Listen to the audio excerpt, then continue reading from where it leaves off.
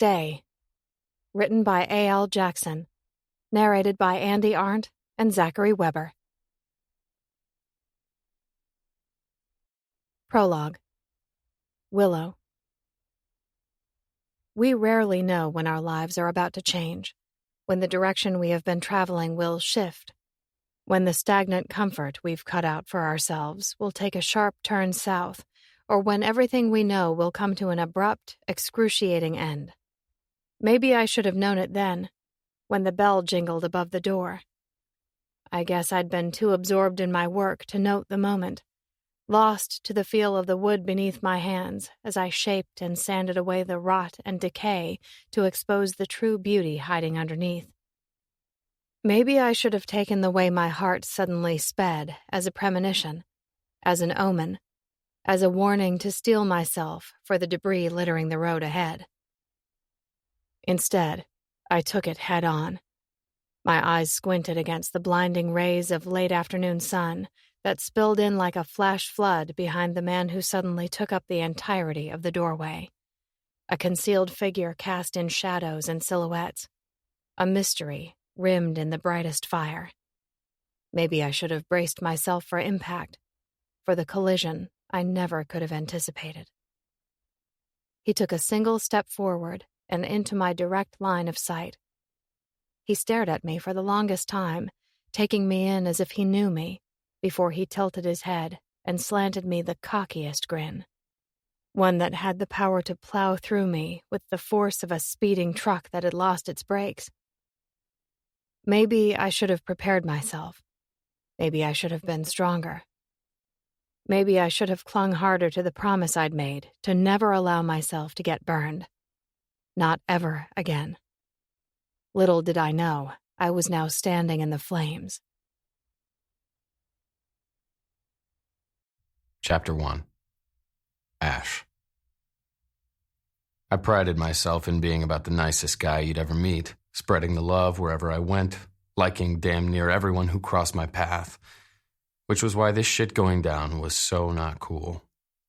Adrenaline pumped hard through my veins and pounded in my ears.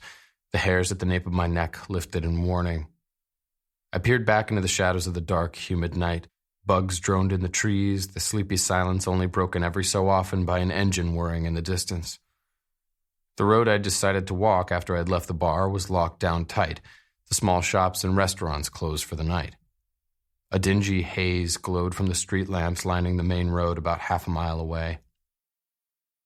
My phone burned in my pocket, but I knew even if I managed to make a call, there was no chance any of my boys would show in time. I lifted my hands in the air in a placating fashion and took a single step backward. "Have no clue what you're talking about," I promised, going for cool and casual. Only I did. I totally remembered the chick he was talking about climbing all over my dick 2 nights ago. Of course, she'd conveniently failed to mention anything about Billy or whatever the fuck this asshole's name was. Normally I could hold my own, scrap it out when fists were warranted. It was no secret I'd been partner to a brawl or two. I was used to coming out on top. Hell, most of the time, one glance at me was all it took for fuckers to bow out and back away. Wasn't so sure that track record would land in my favor tonight. Dude who'd first confronted me back at Charlie's about an hour ago, and I told him to go straight to hell, he'd just rolled up behind me and hopped out of his big-ass truck. And he hadn't come alone. 4 of his friends loomed behind him, good old country boys who'd clearly had a few and were eager for a fight. "You calling me a liar now after you fucked my girl?" he spat. I wanted to do him a solid and tell him he should probably wise up and get himself a new girl if he and I were actually having this conversation. But I was pretty sure that wouldn't be winning me any points. "Hey man, I'm sorry if your girl stepped out on you, but I don't take anyone home if I know they've got someone waiting on them back at theirs. Totally not my thing." At least that little bit was the truth. I pressed a fist into my opposite palm, widening my stance. Figured he'd either get a clue and get on his merry way, or I was going to have to fight this one out. I jutted my chin in the direction of his idling truck. "Now, I'd suggest you get back in your ride and go sort this out with her, because it doesn't have anything to do with me." I spun on my heels, putting my back to them, and started to walk away. They say hindsight is clear. 2020. Actually, I'd say she was a bitch because she just never seemed to be around when I needed her most. Because I'd been playing the streets long enough to know better than this, acting cocky when there wasn't a soul around to take up my back. Do you know another thing they say? They say pride comes before the fall. Seeing as how I wore pride like a brand, it really shouldn't have come as a surprise. A whoosh sliced through the heavy air just as something like dread slicked the surface of my skin. I heard the crack before I registered the actual blow to the back of my head. I roared when an earth-shattering pain cut into my consciousness. Blackness swam through my sight, murky and blinding, sucking me under. I fought it, blinking through the searing torment. I stumbled forward, but I managed to find my feet. I attempted to whirl back around, hands fisted and ready to go flying. Because if I was going down, then I was taking the bastard with me. Second I turned, I caught the gleam of metal right before a rod came crashing down. Agony blazed as it connected with the side of my face. With the impact, my head rocked to the side, body following suit as my knees gave. I flew. Pavement came up fast, the air nothing but a pained wheeze in my lungs when I slammed into pitted asphalt. Blood gushed, cutting a web across my face and dripping to the ground. I struggled to get to my hands and knees, to get up, to fucking do something. A heavy boot connected with my gut. A strangled sound shot from my mouth when I slumped back down, and I knew things weren't going to end well when a clamor of footsteps descended around me. Hands and feet in that metal pipe. Asshole. Another voice gritted. My attention darted toward it, my eyes going wide before his fist connected with my face. That was the last thing I knew before my world went black. Chapter 2. I stepped from the tiny coffee shop. The door drifted shut behind me, and I lifted my face to the sky, which was just breaking with day, that misty hour that cast the world in a woven blanket of grays and purples and blues. Warmth and hope. God knew I was clinging to it, hanging on by a quickly unraveling thread.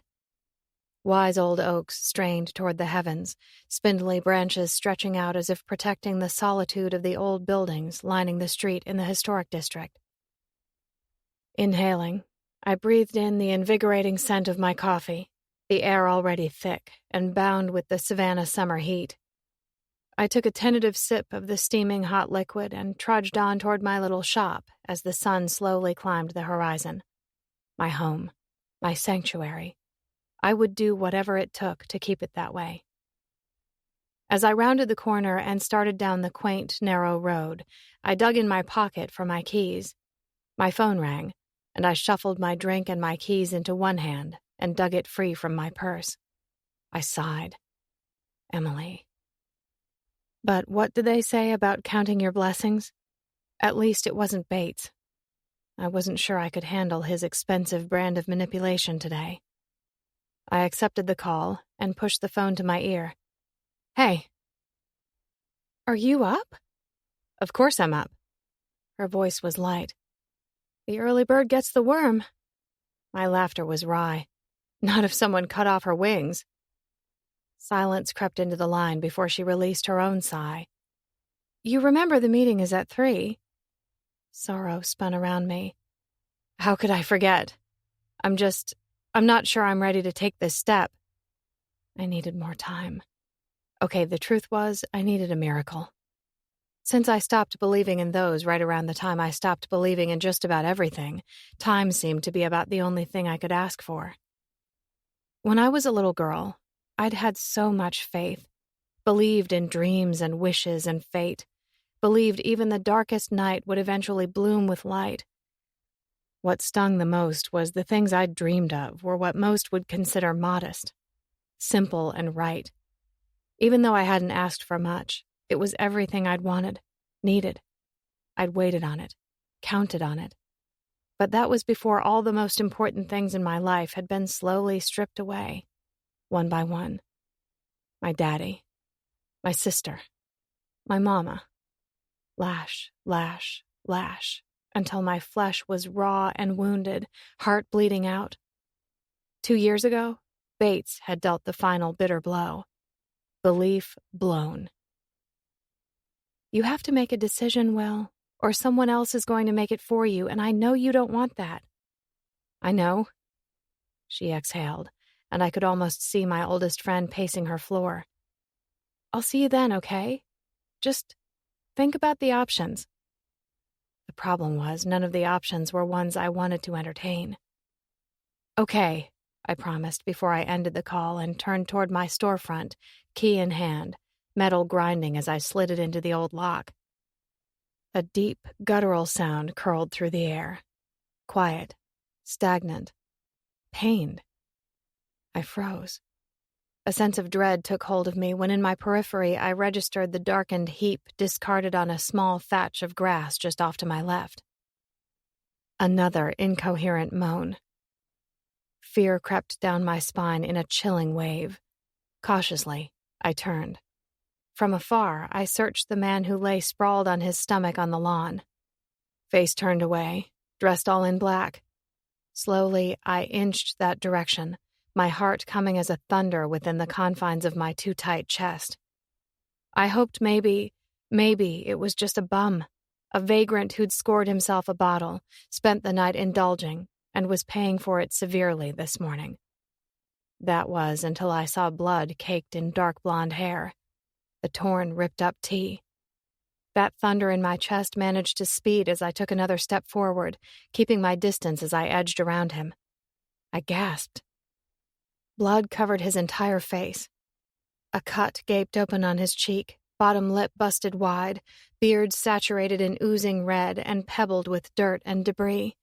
Bruises littered the muscled arms that were covered in tattoos. The man was a shattered picture of mayhem and trouble. God knew it had found him. When he whimpered again, I dropped to my knees beside him. My hands were shaking uncontrollably as I frantically dialed 911 and continuously whispered, "It'll be okay, it'll be okay, I promise it'll be okay." 911, what's your emergency? There's a man in front of my store. He's been beaten, badly. There's blood everywhere. Can you tell me your location? I rattled off the address, my knees scooting forward, my eyes peering down. Okay, we have an ambulance en route. Is he breathing? Yes, I said immediately, even though my trembling fingers were reaching out, pressing to his neck, his pulse thready and sparse. He groaned and his eyes fluttered open, stark against the thick, dark red. Blue. So blue and intense they pierced straight through me, their confusion penetrating that vacant, wary place in my heart. Jesus. Even with the wounds, the terrifying beauty that stared back at me was striking.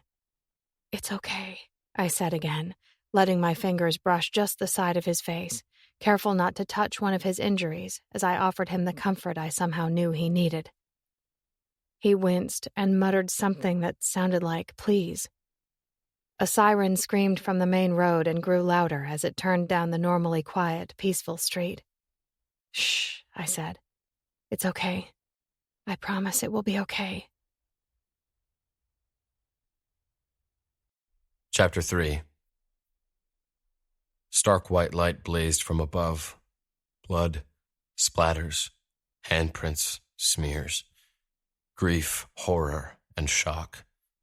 A sob wrenched free and I dropped to my knees, gathered her in my arms, rocked her while I begged and pled. No. Body cold, face ashen.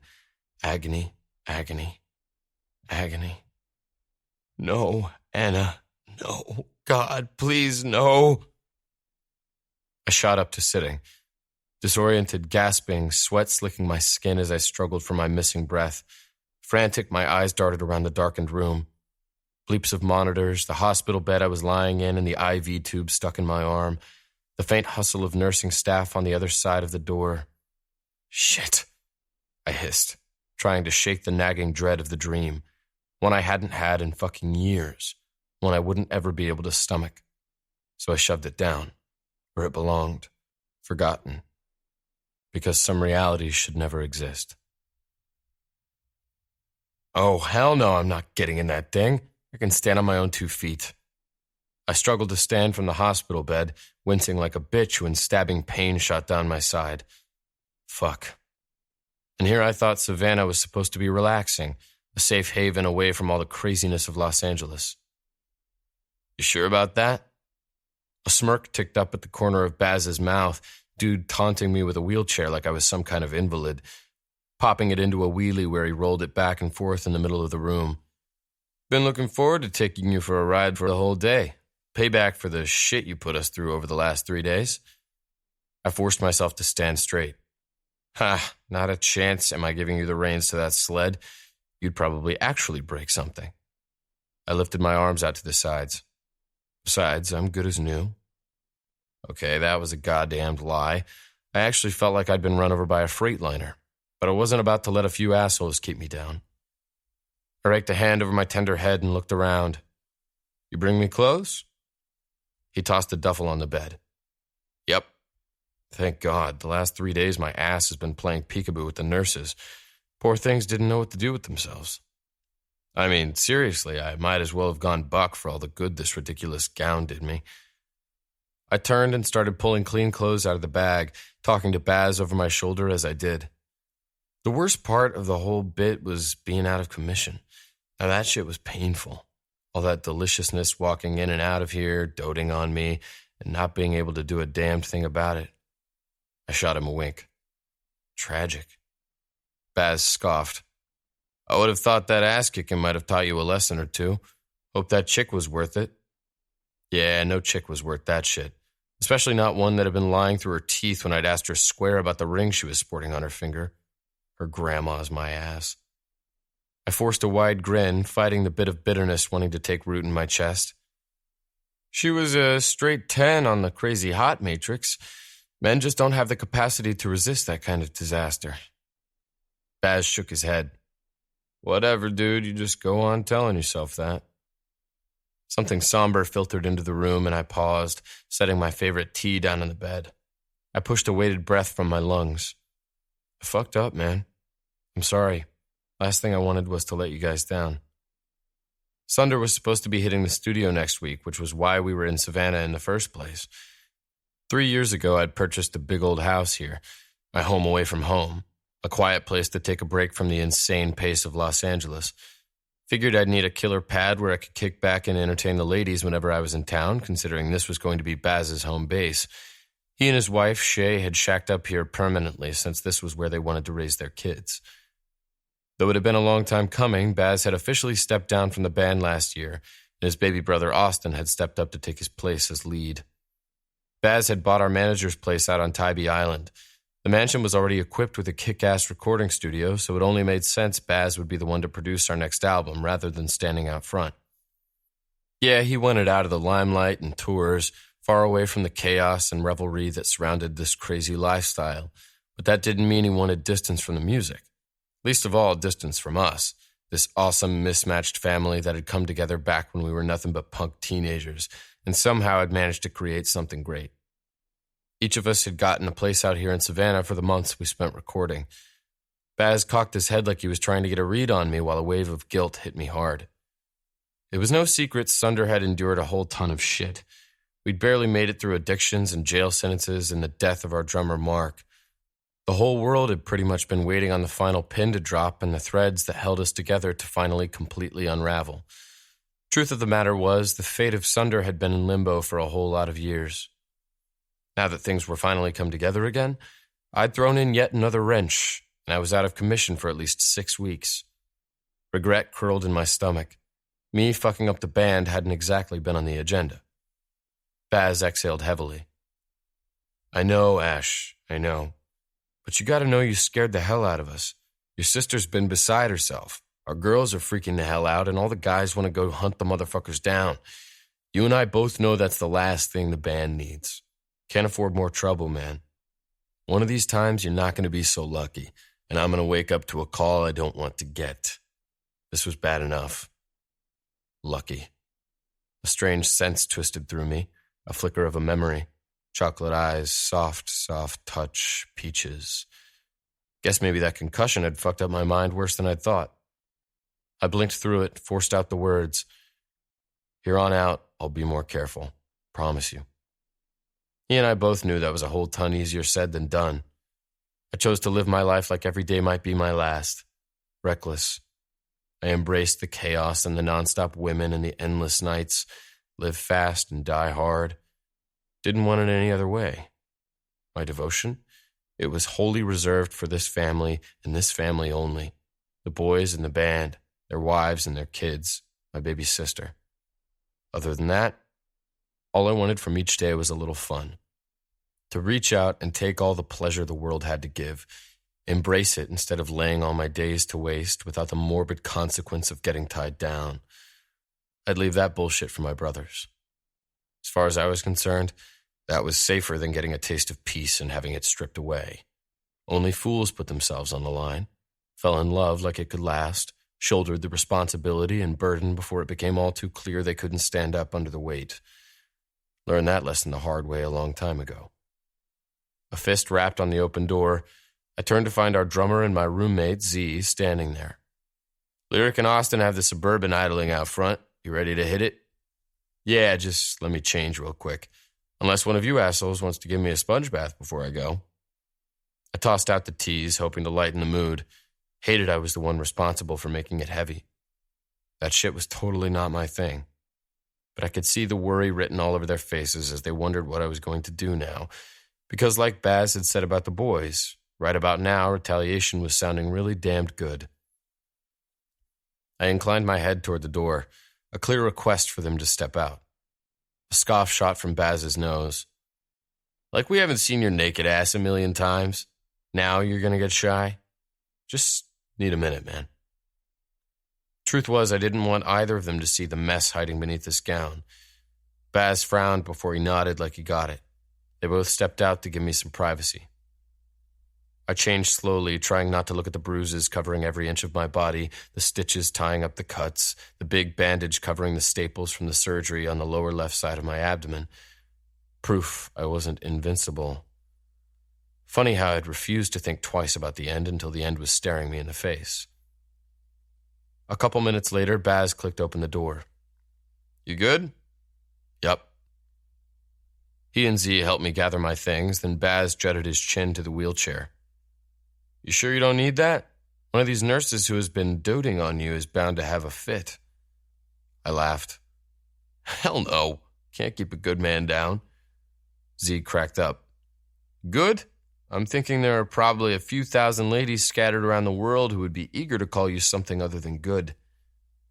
I rocked my hips, the motion not quite as enthusiastic as normal. You're right, man. They would all be claiming I'm the best. He shook his head, muttered under his breath. Always such an asshole.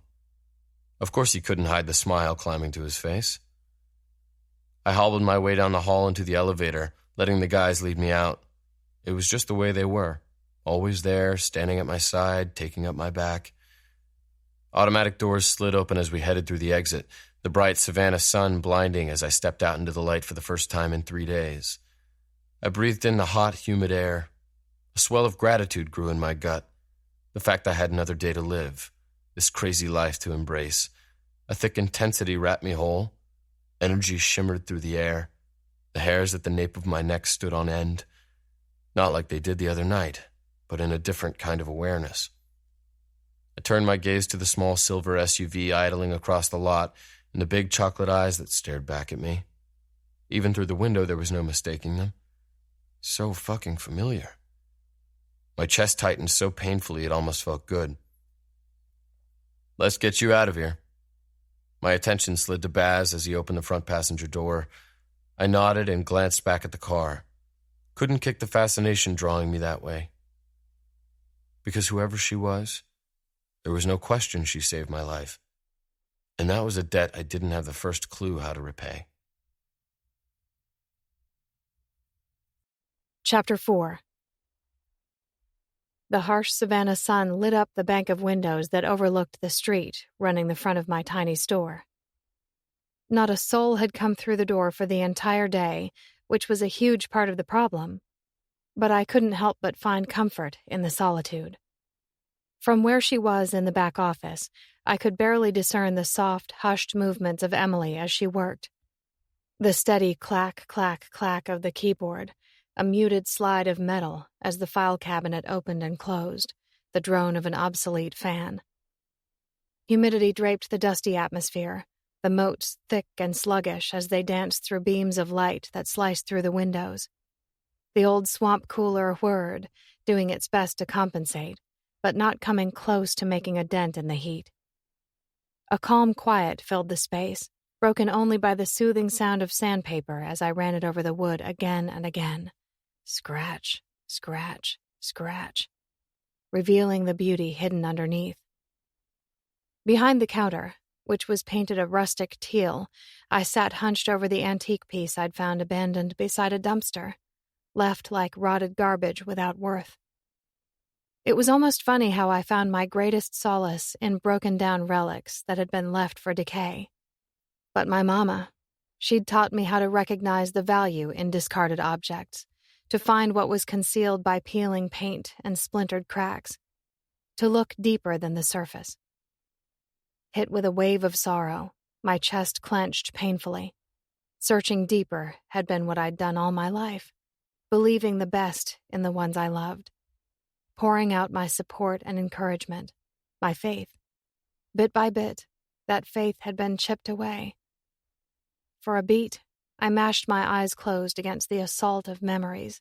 My teeth gritted, and I increased the pressure against the grains of the wood, rubbing the corrupted away to expose the good underneath, finding the beauty I knew, the beauty I trusted. I got lost in it, entranced in my work, so engrossed I gasped when the bell above the door jingled. Startled, my head jerked up and my heart sped, an erratic pound against my ribs. My eyes squinted against the blinding rays of late afternoon sun, which spilled in like a flash flood behind the man who suddenly took up the entirety of my doorway.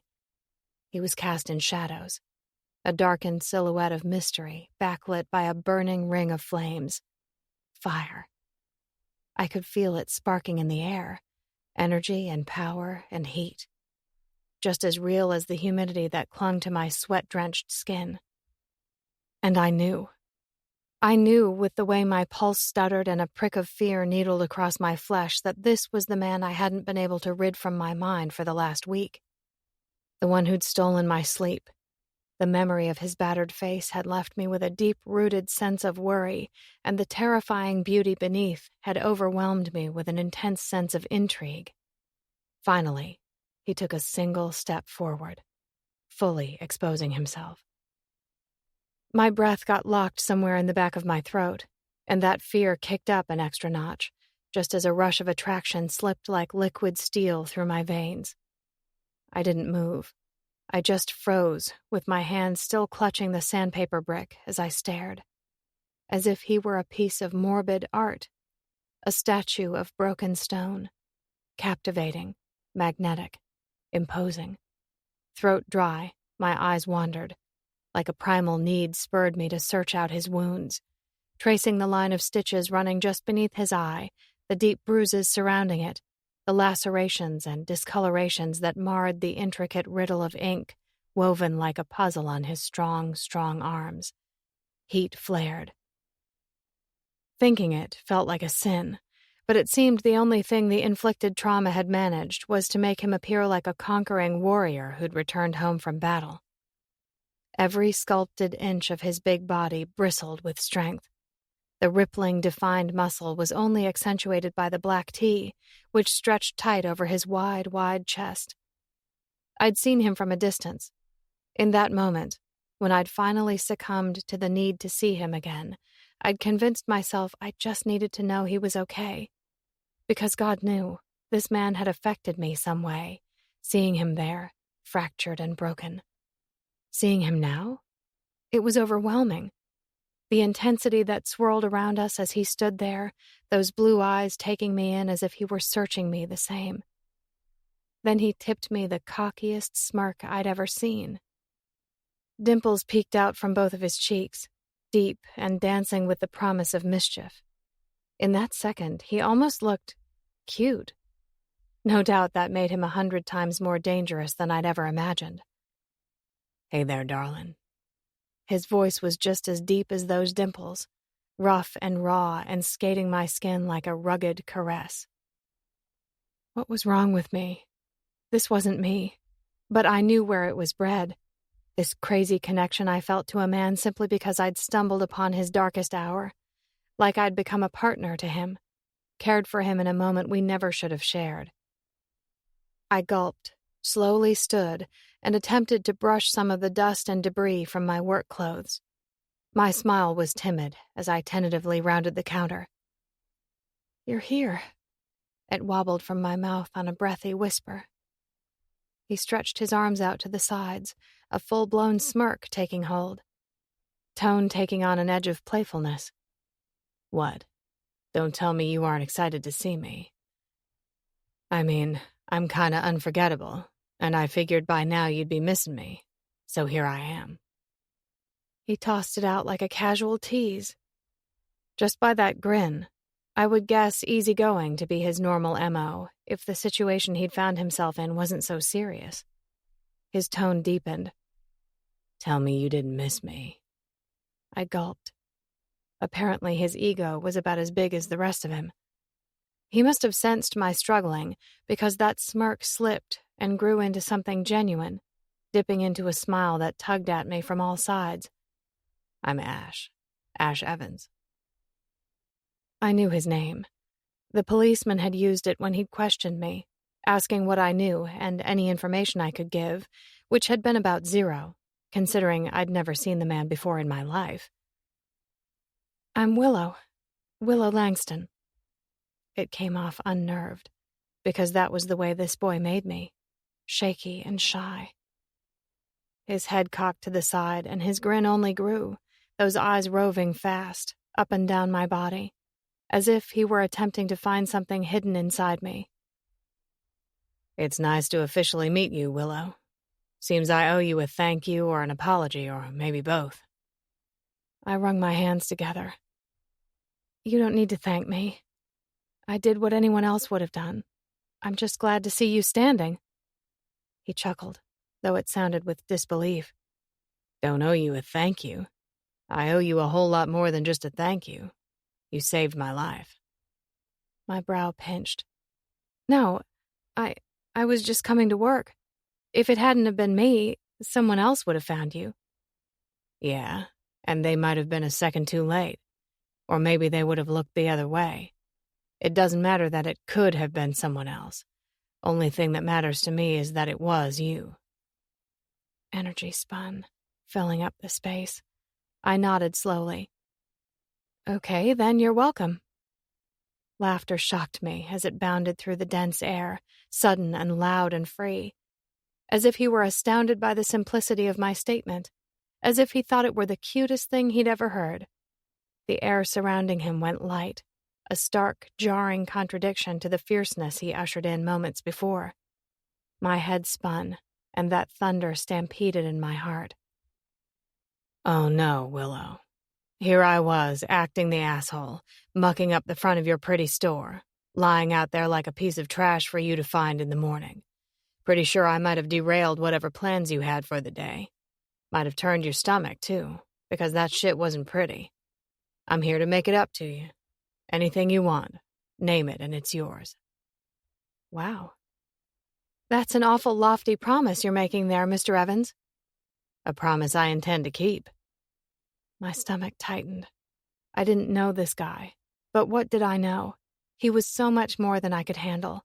Everything already felt fragile and brittle, ready to crack, and here he was, shaking me up more.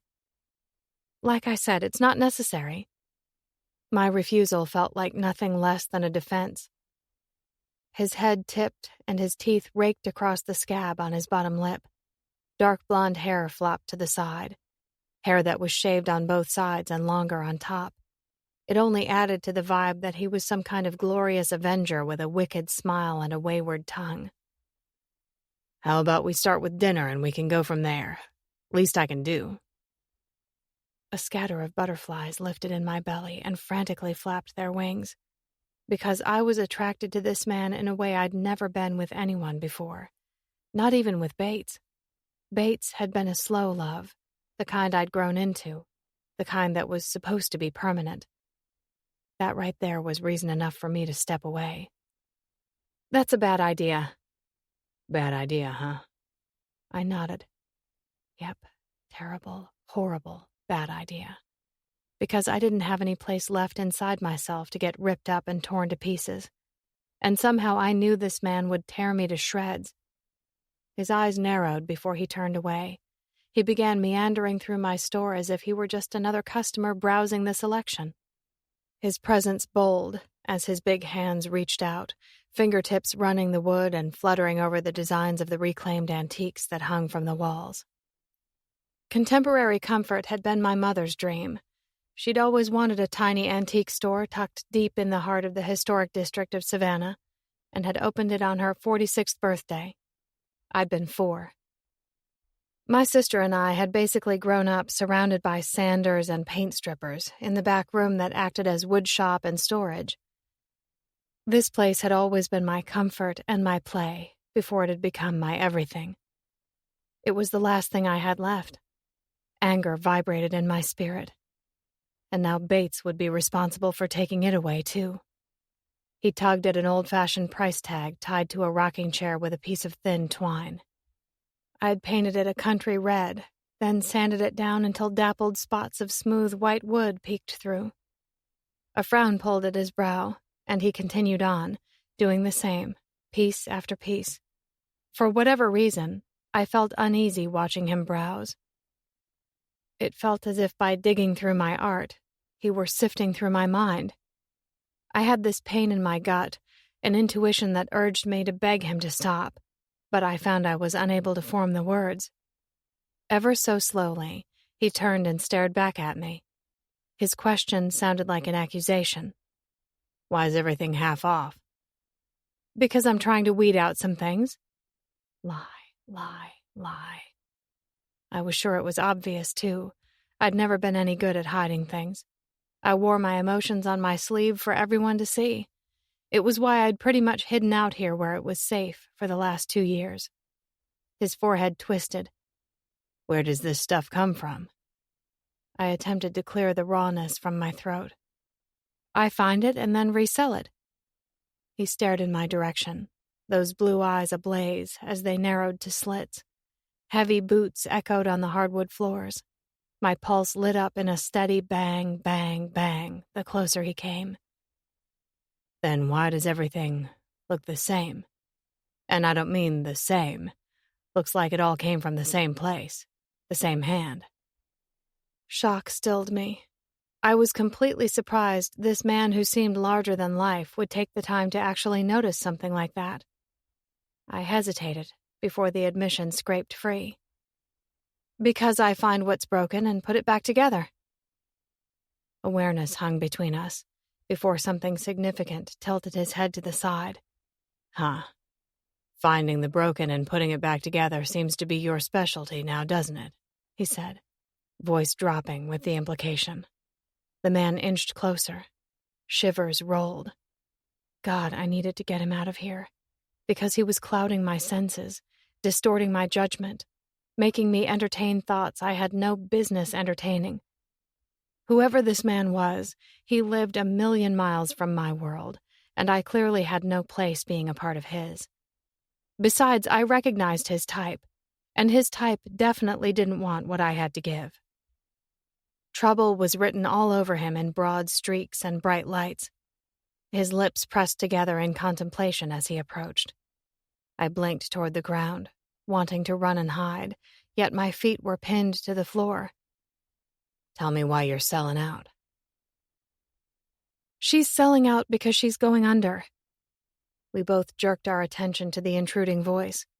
Emily stood in the doorway to the back, tossing out my business as if it were hers to give. My mouth dropped open. Emily, I reprimanded, hard and fast. What? She said, shaking her head as if she were disappointed in me. Her blonde ponytail swished behind her as she stepped out behind the counter. It's nothing but the truth, Willow. Maybe if you stop lying to everyone around you, you might stop lying to yourself.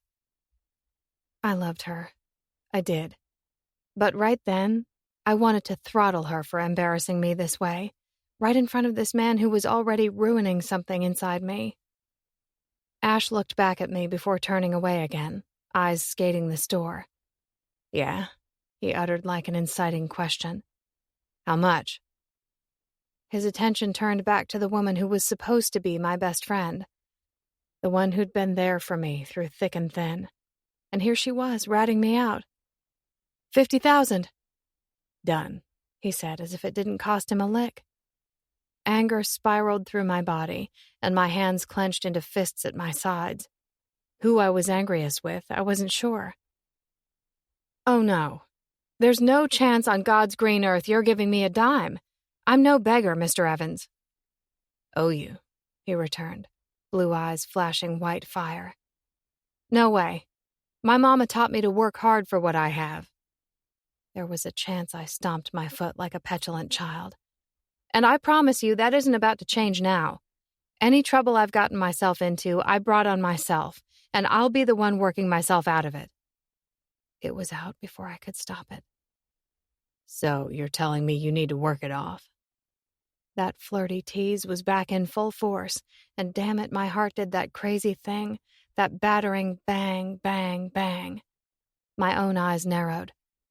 "I'm no one's whore." He laughed so hard he howled. "Oh, darling, make no mistake. Taking you to my bed sounds like about the best idea you've ever had. Looks to me like you might need it, too, and I promise I don't disappoint, but I had something else in mind." Dumbfounded, I just stared, waiting for him to explain. "You see, I have this big old rambling house that just might fit your flair. Most of it has already been renovated, all except for my bedroom that's been waiting on something extra special to come along. Think I might have found it."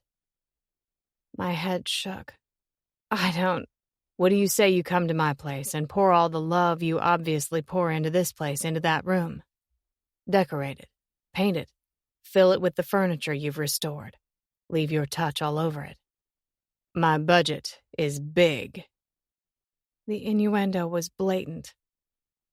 "And believe me, I'll sleep better at night." I sucked in a breath.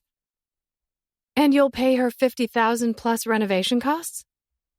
This from my best friend who seemed to have no issue throwing me under the bus. But I knew her intentions. They were good, and she was only trying to help out. But I got the feeling she was only making matters worse. "Gladly," he said. "Up front and in full." "This is a bad idea," I whispered again, but this boy just took one step closer. He was so close that I was breathing his air, all man and sex and danger. He wound a single lock of my hair through his fingers and lifted it to his nose. He inhaled deeply, then exhaled the words as a whisper against my cheek. "Peaches. Just what I thought." He stepped away, grabbed a pen from the counter, and scribbled his address on a scrap of paper. Then he strode out the door, tossing out a casual, "I'll see you Monday, darling," as he went. He left me a gaping, confounded mess in the middle of my store.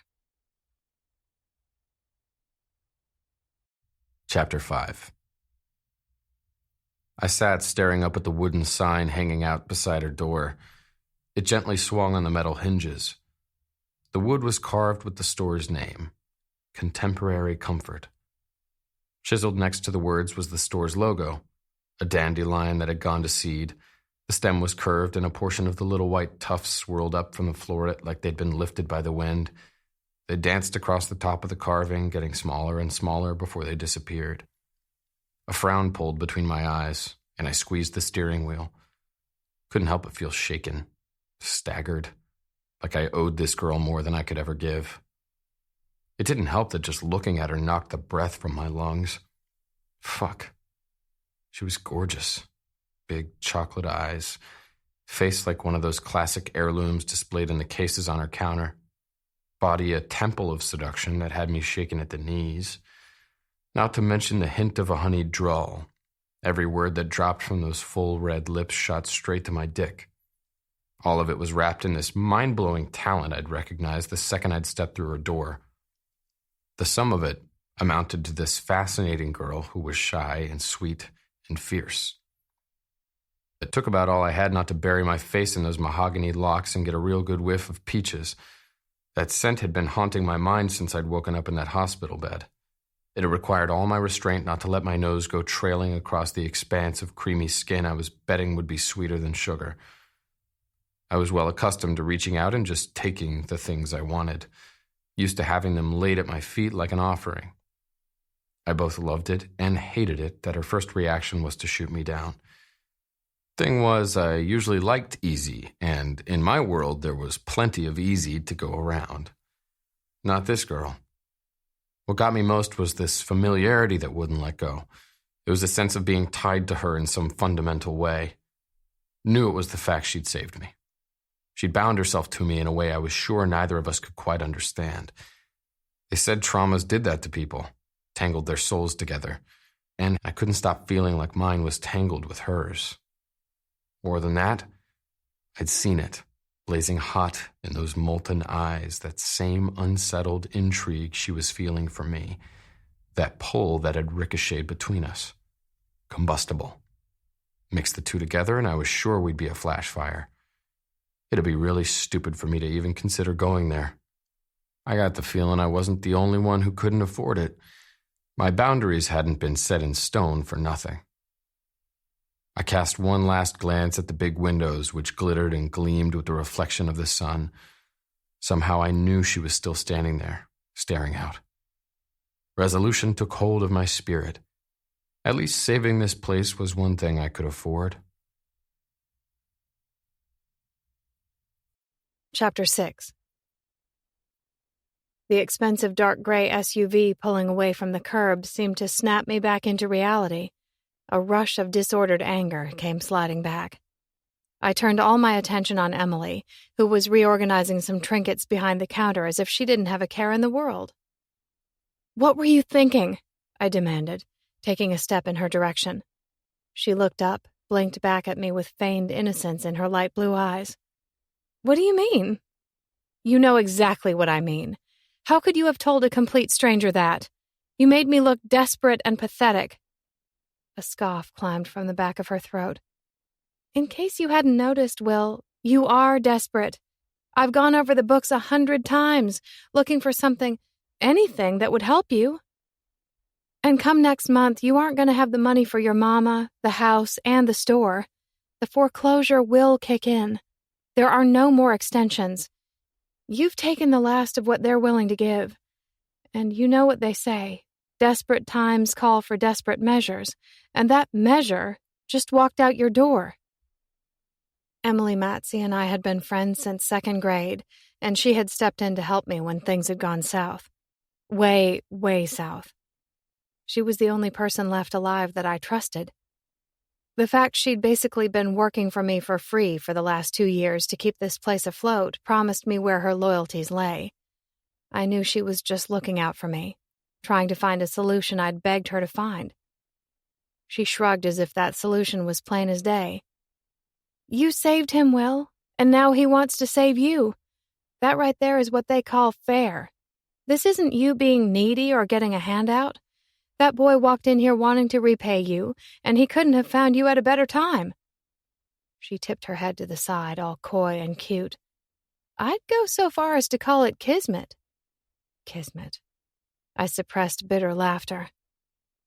Well, I'd already established a long time ago fate wasn't my friend, so her argument wasn't winning her any points. Frustration tugged at my forehead. "That wasn't your choice to make. I'm not even qualified to do a job like he's asking me to do, let alone one he's going to pay me $50,000 for." That in and of itself was insanity. Madness. "What if I mess it up? Disappoint him? Besides that, I don't even know him, and I'm supposed to show up at his house on Monday?" Panic and intrigue, and some of that attraction I didn't want to feel, took turns doing backflips through my belly. I blinked, almost begged the words. "God, Em, who has $50,000 just lying around? I mean, did you see him? He could be a drug dealer or a hitman or maybe one of those bikers, like in that show you forced me into watching." Yes, that had to be it. No man could be that recklessly gorgeous without having some dark skeletons lurking in his closet. Her eyebrows disappeared behind her bangs, the words a disbelieving mutter, all mixed up with an incredulous chuckle. "You really don't get out much, do you, Will?" "What does that have to do with anything?" Laughing quietly, she shook her head. "You honestly don't know who he is? All last week when you were completely distracted and on edge, and don't pretend like you didn't give me a reason to notice. You didn't look him up?" Nervously, I rubbed the pads of my fingertips against my thumb. "Of course not, that's rude." Not that showing up at the hospital because I couldn't stop thinking about him wasn't. Of course, I'd stayed in my car, unable to force myself to get out of it and just go inside. I had sat for almost 20 minutes, debating back and forth over my foolishness, but then he'd come striding out. He'd robbed me of breath when he'd stood there, that hypnotizing gaze searching, as if he felt me. Right then was when I knew I needed to stop entertaining dangerous thoughts about a clearly dangerous man. And then he'd just turned around and come waltzing through my door. On a sigh, Emily turned to the back counter, grabbed her iPad she'd left sitting there, and tapped something into it. She slid it across the counter in my direction. "What is this?" "See for yourself." Tentatively, I took a step forward, then another, eyes peering down, wary to find the secrets revealed on the screen. My stomach twisted, and that fearful allure flamed. Sunder. The man who'd been haunting my days and stalking my nights stood in a group of men on a stage, each of them gorgeous, brilliant and intimidating, bad and bold and confident. But the only one I could see was the man who stood to the right with a bass guitar strapped around his big body, power in his stance, and an arrogant smirk riding his too attractive face. Ash Evans. I was such an idiot. I should have seen it from a mile away. The entirety of Savannah had been abuzz over its new larger-than-life residence that had taken the city by storm 3 years ago. The band from L.A. had rolled into town and ignited an uproar of gossip and speculation. Paparazzi had descended, and all of a sudden things around here had become far more interesting. These boys had been both a blemish and a gain. But never in a million years would I have imagined I'd cross paths with one of them, because I wasn't exactly the type who stepped out and into the places these types of boys frequented. And of course, the one that stepped into my lane had to be the one who made me tremble and question and want. A crash collision. Beautiful chaos. Ash Evans was famous for all the things I despised. That over-the-top, seedy rock star lifestyle. Easy sex and squandered days. I wasn't sure rock star was any safer than any of the other options I'd tossed out. "I don't know if I can do this." It was a whisper. Emily slammed the old-timey register shut. "No, Will? You really think you can't? You want to let your mama's dream go? That dream she instilled in you? Give up and give in when you have a solution staring right back at you? Fine, go ahead. But I promise you're going to regret it for the rest of your life. You're the one who told me you'd be willing to do just about anything to save this store. It meant that much to you." She was right. But this felt different. Terrifying and exhilarating. That seemed a hazardous combination. Blue eyes narrowed as they stared me down. "But before you decide to throw it all away, I think you'd better answer yourself a couple questions. Like why it is you're actually saying no." On the other side of the counter, she took a step my way, her tone pointed and severe. "Because yes, I saw him. And yes, I saw the way he was looking at you, too. And I sure didn't miss the way you were looking at him." That one word was a fumble of my own doubts and reservations. In myself. In this mysterious man that elicited something I didn't want him to. In all the choices I'd made up to this point in my life, and the ones I wanted to make for my future. They spun around me like an approaching storm. She swallowed hard, her attention darting to the wall before she looked back at me. "I know you're scared of stepping out of your bubble, of moving on. But it's time. You've lost so much through these years, and I know it feels like more than you can bear." "Em," I pleaded. She cut me off with a sharp shake of her head. What makes it even worse is Bates trying to weasel his way back into your life after everything he did. But it's been 2 years, Will. 2 years of you barely getting by after he betrayed you. 2 years of you barely breaking the surface. You keep on this way and you're going to drown. I looked to my feet as I absorbed the words she said. She moved toward the back office. She paused in the doorway, hesitating, before she looked back at me. And do you honestly think for 1 second you're not qualified for that job? All those interior design classes you took, those dreams you had? You were so close to finishing well. Bates somehow manipulated you into thinking it wasn't important, that you weren't good enough. Are you going to let all the bullshit lies he fed you matter? Because not a word he's ever said to you matters unless you let them. A rush of air left my lungs as she disappeared into the back, and I pressed my hands to the counter, trying to get my senses, to find a solution. All the lessons my mama ever taught me floated around me, just out of reach. Chase your dreams. Loneliness swamped me, and without another thought, I grabbed my purse and flew out the door. "Hi, Mama," I murmured quietly as I brushed back a lifeless curl of gray hair from her forehead. I pressed a lingering kiss there, breathed her in, filled my lungs as full as they would go with the familiar scent of baby powder and lilacs and a vestige of this awful place. She flinched and blinked up at me in confusion as I interrupted her journey to whatever faraway time and place she'd gone. I sat back, giving her space, while my eyes traced the portrait in front of me. A portrait drawn in a patchwork of wrinkles and lines, her weathered face the story of an age and laughter and years of hard work. She'd always been my rock, my firm foundation, my definition of strength. Maybe that's why seeing her body and mind taken hostage by her disease hurt that much worse. The slow deterioration that had ultimately left her confined to this bed. Her glassy brown eyes lit up in her own recognition, the words barely formed on her dried lips. "Willow? Is that you, sweet one?" Pain wrenched through me like a blade, and I smiled a sad smile, willing my tears away as I brushed my fingertips tenderly down her cheek. "Of course it's me." One side of her mouth tweaked before her eyes grew distant, and she got lost in her mind. I hated seeing her this way. Each day whittled away by the diagnosis she'd gotten right after my sister was born. Growing up, I'd always known my mama had multiple sclerosis. It was a common phrase in our home, something my sister and I fearfully whispered to each other in those times when she'd hug us, and her eyes would seem so sad when she'd whisper, "It's just a bad day. It'll pass." She always got better. Until the day she didn't. Stress makes it worse. That's what the doctor had said. It sure didn't help things when my daddy had up and left us when those bad days came closer and closer together. After we lost Summer, my mama had spiraled fast and she'd never gotten out of bed again. End stage. That's what they called it.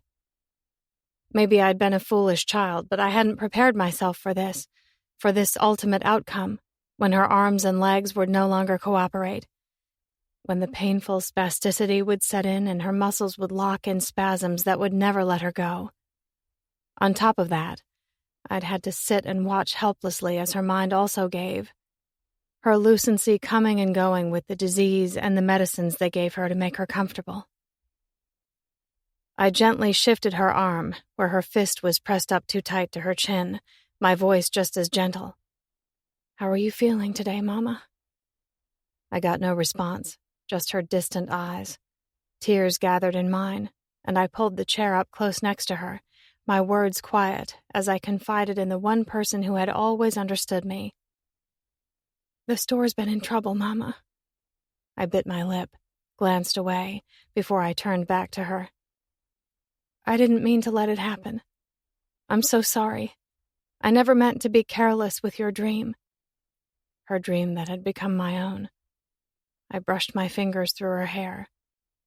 "Sometimes love gets in the way, doesn't it?" She'd always taught me love was the most important of all the things we'd ever be given in our lives.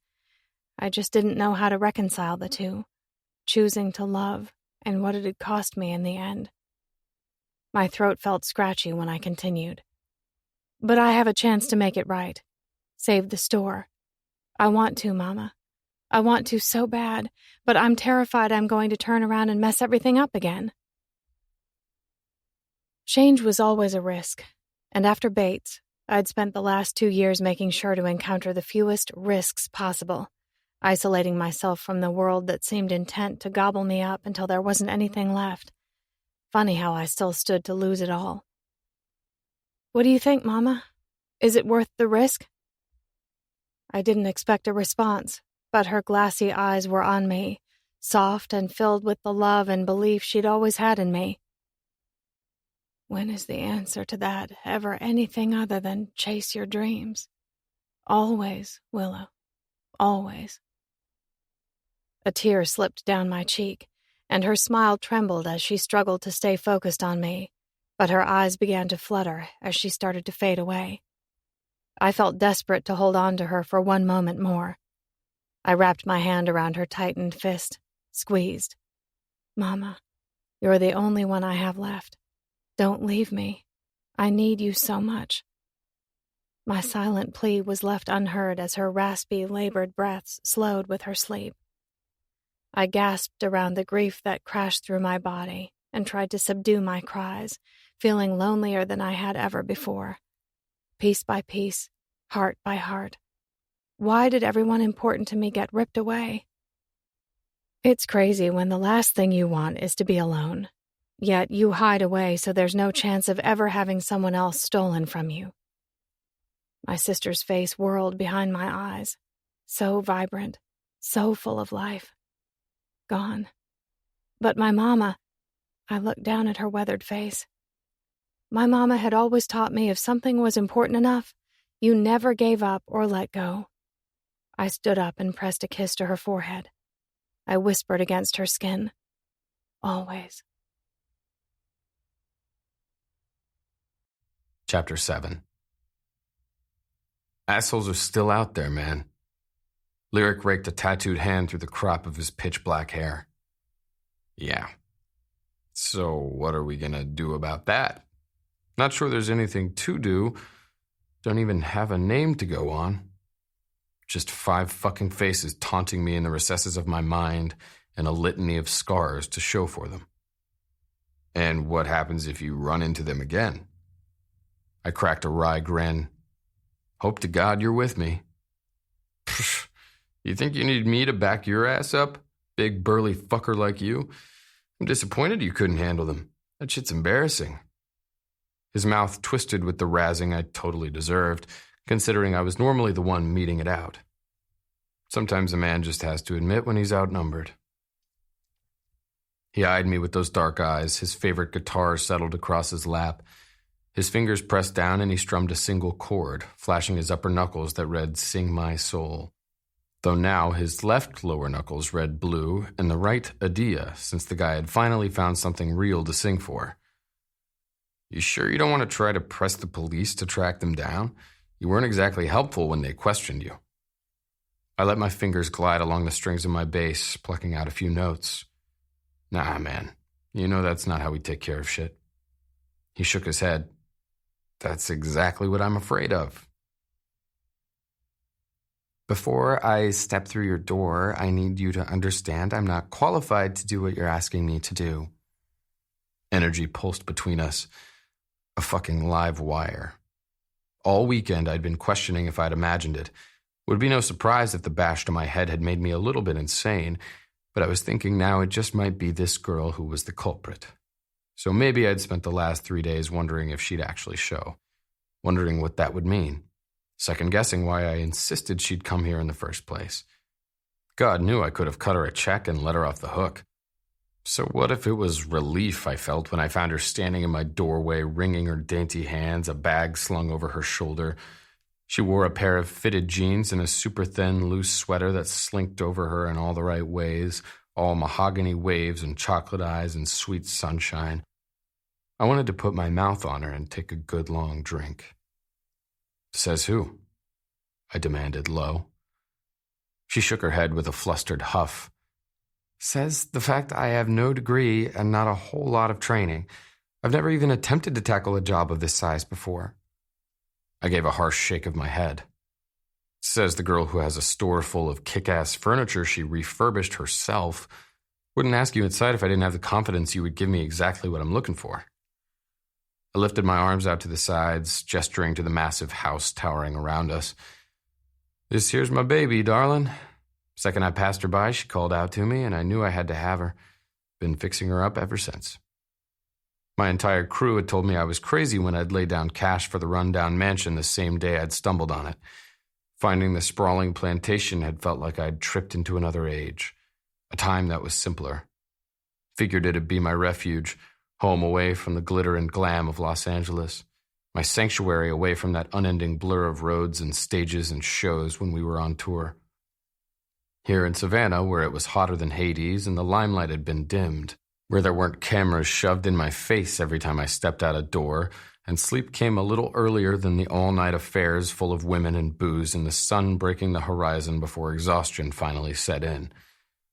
Hell, even I needed a breather from the crazy lifestyle I lived every once in a while. "I'm not saying I don't believe in my work, Mr. Evans. I just need you to tell me you understand I haven't taken on something of this magnitude before. You're paying me a lot of money, and it feels a whole lot like you're doing it out of obligation rather than because of my ability." I lifted a single shoulder, figuring honesty was my best bet. "Maybe, but what I do know is after you gave me back everything, I have something I can offer you, so please don't take that from me. Besides, all that stuff in your store, it blew my mind. You're crazy talented, and I know you know it too." A shy smile tremored around her delicious mouth, and she looked at the wooden planks of the porch. "You're ridiculous." Laughter rolled up my throat. "I've been called far worse things, darling." Those eyes gleamed when they peeked up at me. "Why don't I doubt that?" "I'm guessing because you're a smart girl." I shot her a wink, loving the ease between us that seemed to tumble in with it. I widened the door. "You should come in." Sucking in a breath, she stepped inside. Her gaze bounced all over the foyer. Her eyes traced the grand staircase that curved as it crawled its way to the second floor and bounced over the ceilings that were recessed and edged in thick crown molding. The place was completely kick-ass, if I said so myself. Her voice filled with awe. "Wow, this is incredible. This place could be in a magazine." "You like it?" She slanted me a wry smile. "Only a liar would say they didn't. Probably someone who was jealous and wished they were you, rock star." She mouthed the last as if she were offering up a deep, dark, dirty secret, letting me know she knew exactly who I was when it had been clear as day when I'd stepped in her store 3 days ago she didn't have a clue. I took a step in her direction, then another. That electricity lit up between us. She backed into the wall. "Well, I'm glad to hear you're no liar, country girl."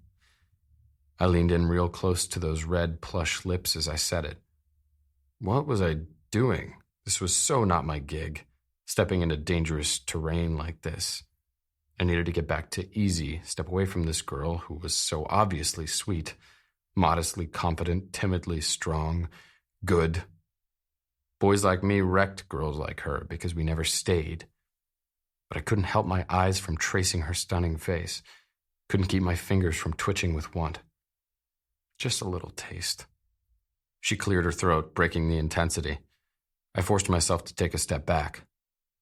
"Shall we head upstairs?" she asked.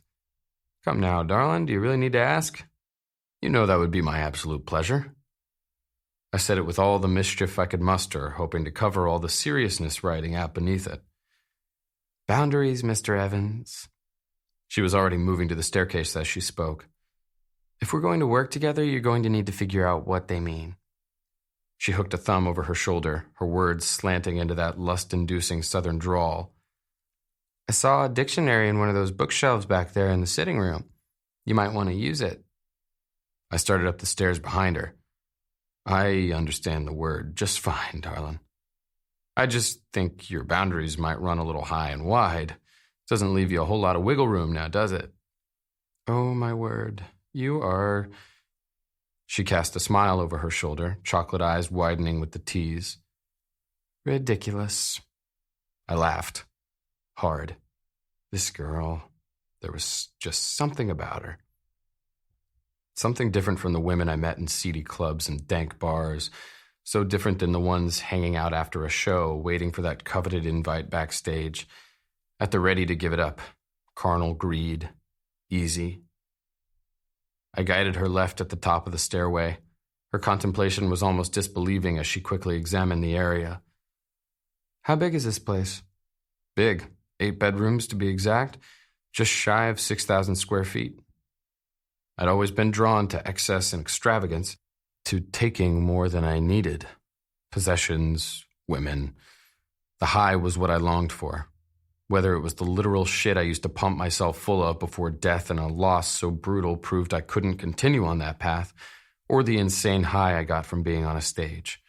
Wild, reckless, more. That was just me. I'd accepted that fact a long damn time ago. Here we are. I stepped around her and pushed the double doors open wide. She seemed cautious as she stepped into the enormous room that took up almost one whole side of the upstairs. The hardwood floors were unpolished and worn. My huge bed sat like an island in the middle of it, a mess of pillows and rumpled sheets and tangled comforter. I scratched at the back of my head. Like I said, this is the one room I haven't had anyone touch. It's just as bad as the day I moved in, except for the layer of dirt I had scrubbed away. It's gorgeous, she whispered as she spun in a slow circle, taking in the aura of the room, like she were allowing the old walls to speak to her. Her striking face held an expression that was serene and soft and awed, so goddamned intriguing. Her roaming gaze traveled to the dramatic view out back. Sometimes it still even got to me. The sweep of windows overlooked the sprawling backyard, out across the expanse of lawn, all the way to the small creek that weaved along the edge of the thicket of trees that grew up like a living wall to enclose the property. She dug a notebook from her bag, settled it in the crook of her right elbow, and grabbed a pencil. Her left hand began to fly furiously across a sheet as she took in her surroundings. Absorbed, almost enchanted. Beautiful, she mumbled, entirely to herself. The flow of her hand and the inspiration pouring from it seemed to whip up her own energy, turning it into something fierce and powerful that glowed in the thickened air. I just watched. Finally, she jerked her head up. Thought maybe she'd just remembered I was still standing there. There's so much to work with here. It's stunning. These floors and the crown molding, the space in general. But what I want to know is what you want this room to say about you. What do you want to see when you come in here at night, and what do you want to feel when you wake in the morning? Could feel the smirk slide to my mouth. Wouldn't mind some sexy pics of you on the walls. Big ones. Problem was I wasn't sure if it was truth or tease. I waved my hand in the direction of the big blank wall that faced my bed opposite the bank of windows.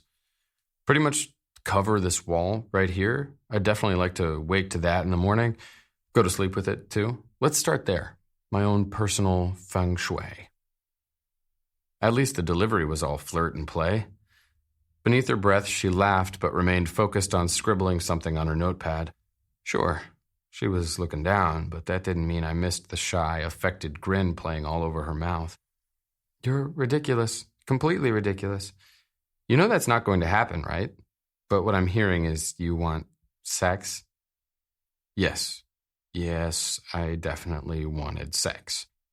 For the room to have a seductive edge? She clarified, arching a single brow my way. Yeah, sexy. A little dark. But I want it fun, too. She frowned. I'm not sure I follow you. I slanted her a grin. No question a bedroom needs to scream peace and comfort and all of that, but you're missing out on an important factor. A bedroom should also be where a person has the most fun. I can only imagine the type of fun you're implying, Mr. Evans. She cleared her throat, trying to hide that sweet little giggle. Oh, don't get me wrong, darling. I'm a real fan of that kind of fun. Like I said, sex it up, but I don't think you're letting your imagination run wild enough for this project. I lifted my arms out to the sides. I'm a guy who's prone to outbursts of fun. I wanted this room to accommodate that. Last thing I want is for it to feel stuffy or like I can't let loose in here if I want to. And what exactly might that entail? Slow and predatory, I closed the distance between us. Maybe I was looking for any excuse to get a hand on her. Who the hell could blame me? Let's say I want to dance. Pulling the notebook and pencil from her hold, I set them aside and took her by the hand. Nerves shimmered around her, awkward and excited. Clearly she wanted to step out and play while that shy strength told her it'd do her wise to run away. Those chocolate eyes warmed, curious and wide, open, like she'd give anything to see inside me, like maybe she wanted to dig through my demons, discover my sins, find out if there was any good to uncover. Again, I got that crazy feeling of familiarity, the bizarre sensation that I knew her in some way, or maybe it was my gut telling me I needed to know her better. All the while, that same gut was warning me to keep her at a distance. Fuck distance. I tugged her hand and made her stumble forward. Our fingers were woven and locked between our chests. My other palm glided down to rest on the small of her back. I pulled her closer. Heat shocked through the air, electricity and fire. I could damn near feel it shivering across my skin. Swaying her gently, I held her close, my voice a gruff mumble against her cheek. Maybe I want to dance slow. I guided her to step back before lifting her hand above her head. Or maybe I want to cut loose and take up the whole room. Quickly, I twirled her around. She squealed in surprise. Her hair fanned around her like a dark halo, a bright, bright smile on her face when I brought her back into the well of my arms. Or maybe I want to get a little wild, do cartwheels across the floor, jump on the bed, whatever feels right. She was laughing free while we danced and swayed, me twirling her and dipping her before I suddenly had her backed against the wall, that sweet body all up close to mine. Urges hit me from every side, an overwhelming compulsion that had me aching to press my nose to the exposed flesh running along the delicate slope of her neck, to inhale her all the way from her tiny ear down to that sexy collarbone. Could almost smell the honey coming from her skin. My mouth watered. Shit. Here I was, just begging for trouble. Our mouths were a breadth apart. That short-lived, easy atmosphere was replaced with the suddenly harsh breaths panted from her mouth. Everything rippled and shook. She stared at me, searching my face, looking at me a little like the way she'd been looking at my house. Like maybe I was one of those broken bits she wanted to sculpt and shape. Like she saw something buried that needed resurrected. But this girl didn't have the first clue there was no chance of fixing me. Tucking her bottom lip between her teeth, she tentatively reached up and let the warmth of her blunted nails go scratching through the beard lining my jaw. Her touch was softer still as she trailed up, barely brushing the brand new scar marking me just below the eye. My dick jumped and my chest squeezed. It felt so damned good. So right and so fucking wrong. Her voice was a rasp. Did you know I worried about you? When they took you away in that ambulance, all I could do was think about the man they'd carried away. I couldn't stop picturing you strapped to that stretcher. A stranger who'd touched me without saying a word. Something foreign shivered through my senses, rising up from that place I'd long ago locked up tight. I wanted to fucking trample it. Instead, I was giving in and brushing my nose across her forehead. I buried it in the fall of her hair. Peaches, I murmured. Did she know it had been exactly the same for me? That hint of a memory stalking me day and night. With shaky, unsure hands, she caressed over my shoulders, tentative and slow. Her breath hitched as she trailed farther down my arms. And those eyes, they were soft and warm and curious as her fingers began to trace over the lines and shades of the tattoos covering the entirety of my arms. I flinched. It wasn't like chicks didn't touch them all the time, but it was never done for any reason other than some girl taking the two things she could get from me. A night of wild, unbridled sex and a name to drop. And shit, I'd always counted that a win. The detachment, skin on skin without a thread of intimacy. Willow's touch almost felt like she was weaving herself into the fibers of my being, like that crazy creativity that poured from her brilliant mind was passing through her fingers and becoming one with the art that covered my skin. I could feel it etching me like a slow burn. I heaved out a shuddered breath. With the sound, her eyes flicked back to mine. Her lips parted and her expression churned in confusion. Lust, need, want, fear. All of them played out across her delicate features. I shouldn't have. I knew I shouldn't, but there was nothing I could do to stop myself. Always in the moment. That was me. I pressed her harder against the wall, my straining cock eager against her jean-clad pussy, desperate for friction, anxious for relief. Everything sparked, and I could have sworn the room spun, the ground shifting below our feet. She gasped out in surprise, eyes so damned wide. Her nails pricked where they dug into the flesh of my shoulders. Hanging on. What was this girl doing to me? I leaned down, my mouth close to her ear. My voice came on a rough murmur. Do you want me? Didn't have to wait long for her answer. Horror suddenly stole her expression. Grief and sorrow and guilt. She jerked free of my hold and turned to face out the windows. Rays of Savannah's sun were shining down around her as she dropped her forehead to the pane, shoulders heaving with each breath she took. I edged up behind her, set both my hands up high above her, caged her in. Peaches, I murmured again, trying to coax her out of the regret she was obviously riddled with now. Her words flowed with fortitude. I don't believe in love at first sight, Mr. Evans. Confusion struck me before a dark growl rumbled in my chest. My chest I was pressing to her back, letting all my hard get mixed up with all her soft. God, I wanted to sink straight inside. Leaning forward, my mouth brushed at the shell of her ear. Who said anything about love, Peaches? This is lust. I dropped a hand from the window, set it against her belly that shivered and shuddered against my touch. Do you feel that? Everything shimmering around us, threatening to boil over. A flame just waiting for a match. That lust stampeded through my veins, gaining speed. I could feel her heart battering her ribs against the thin fabric of her sweater. My voice dropped an octave. Tell me you want me. Tell me you feel this too.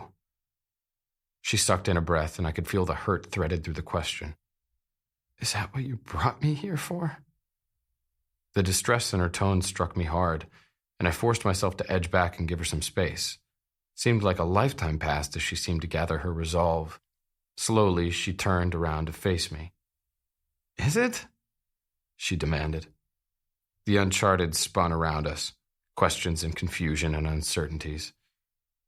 I don't know, I finally admitted. Anger and disappointment twisted her expression. You don't know? You offer me $50,000 to come redecorate a single room in your house, which of course just had to be your bedroom. And you don't know. Tell me, Mr. Evans, did you bring me here to actually do something for you, or did you just want to sleep with me? Maybe you just needed to get a little guilt off your chest, so you decided you might as well get something for yourself in the process. Which is it? Willow, I mumbled, knowing my truth completely contradicted my actions. You've got to know it wasn't my intention to upset you. It wasn't your intention to upset me. Her hands fisted against her chest like a cross of protection. This, what you do? She waved her hand to the spot where I'd just had her pinned against the window. It might not be a big deal to you, but it's a big deal to me. Moisture glistened in her eyes, and I wanted to fucking kick myself for backing her into a corner. She fumbled to quickly gather her things.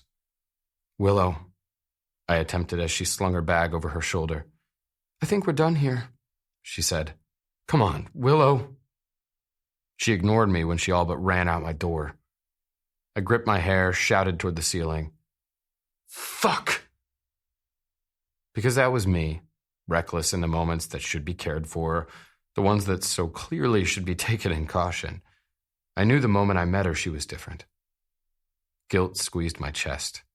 I'd hurt her, and I hated being responsible for it. The scariest part of all was I didn't know why I gave a fuck.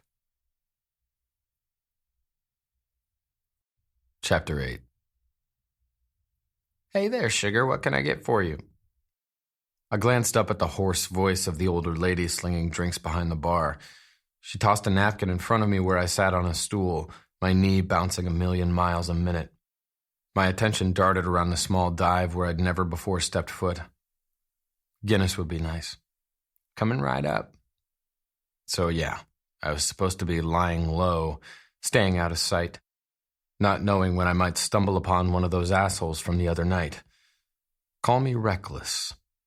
But there was no chance I could sit tight at my place for a second longer.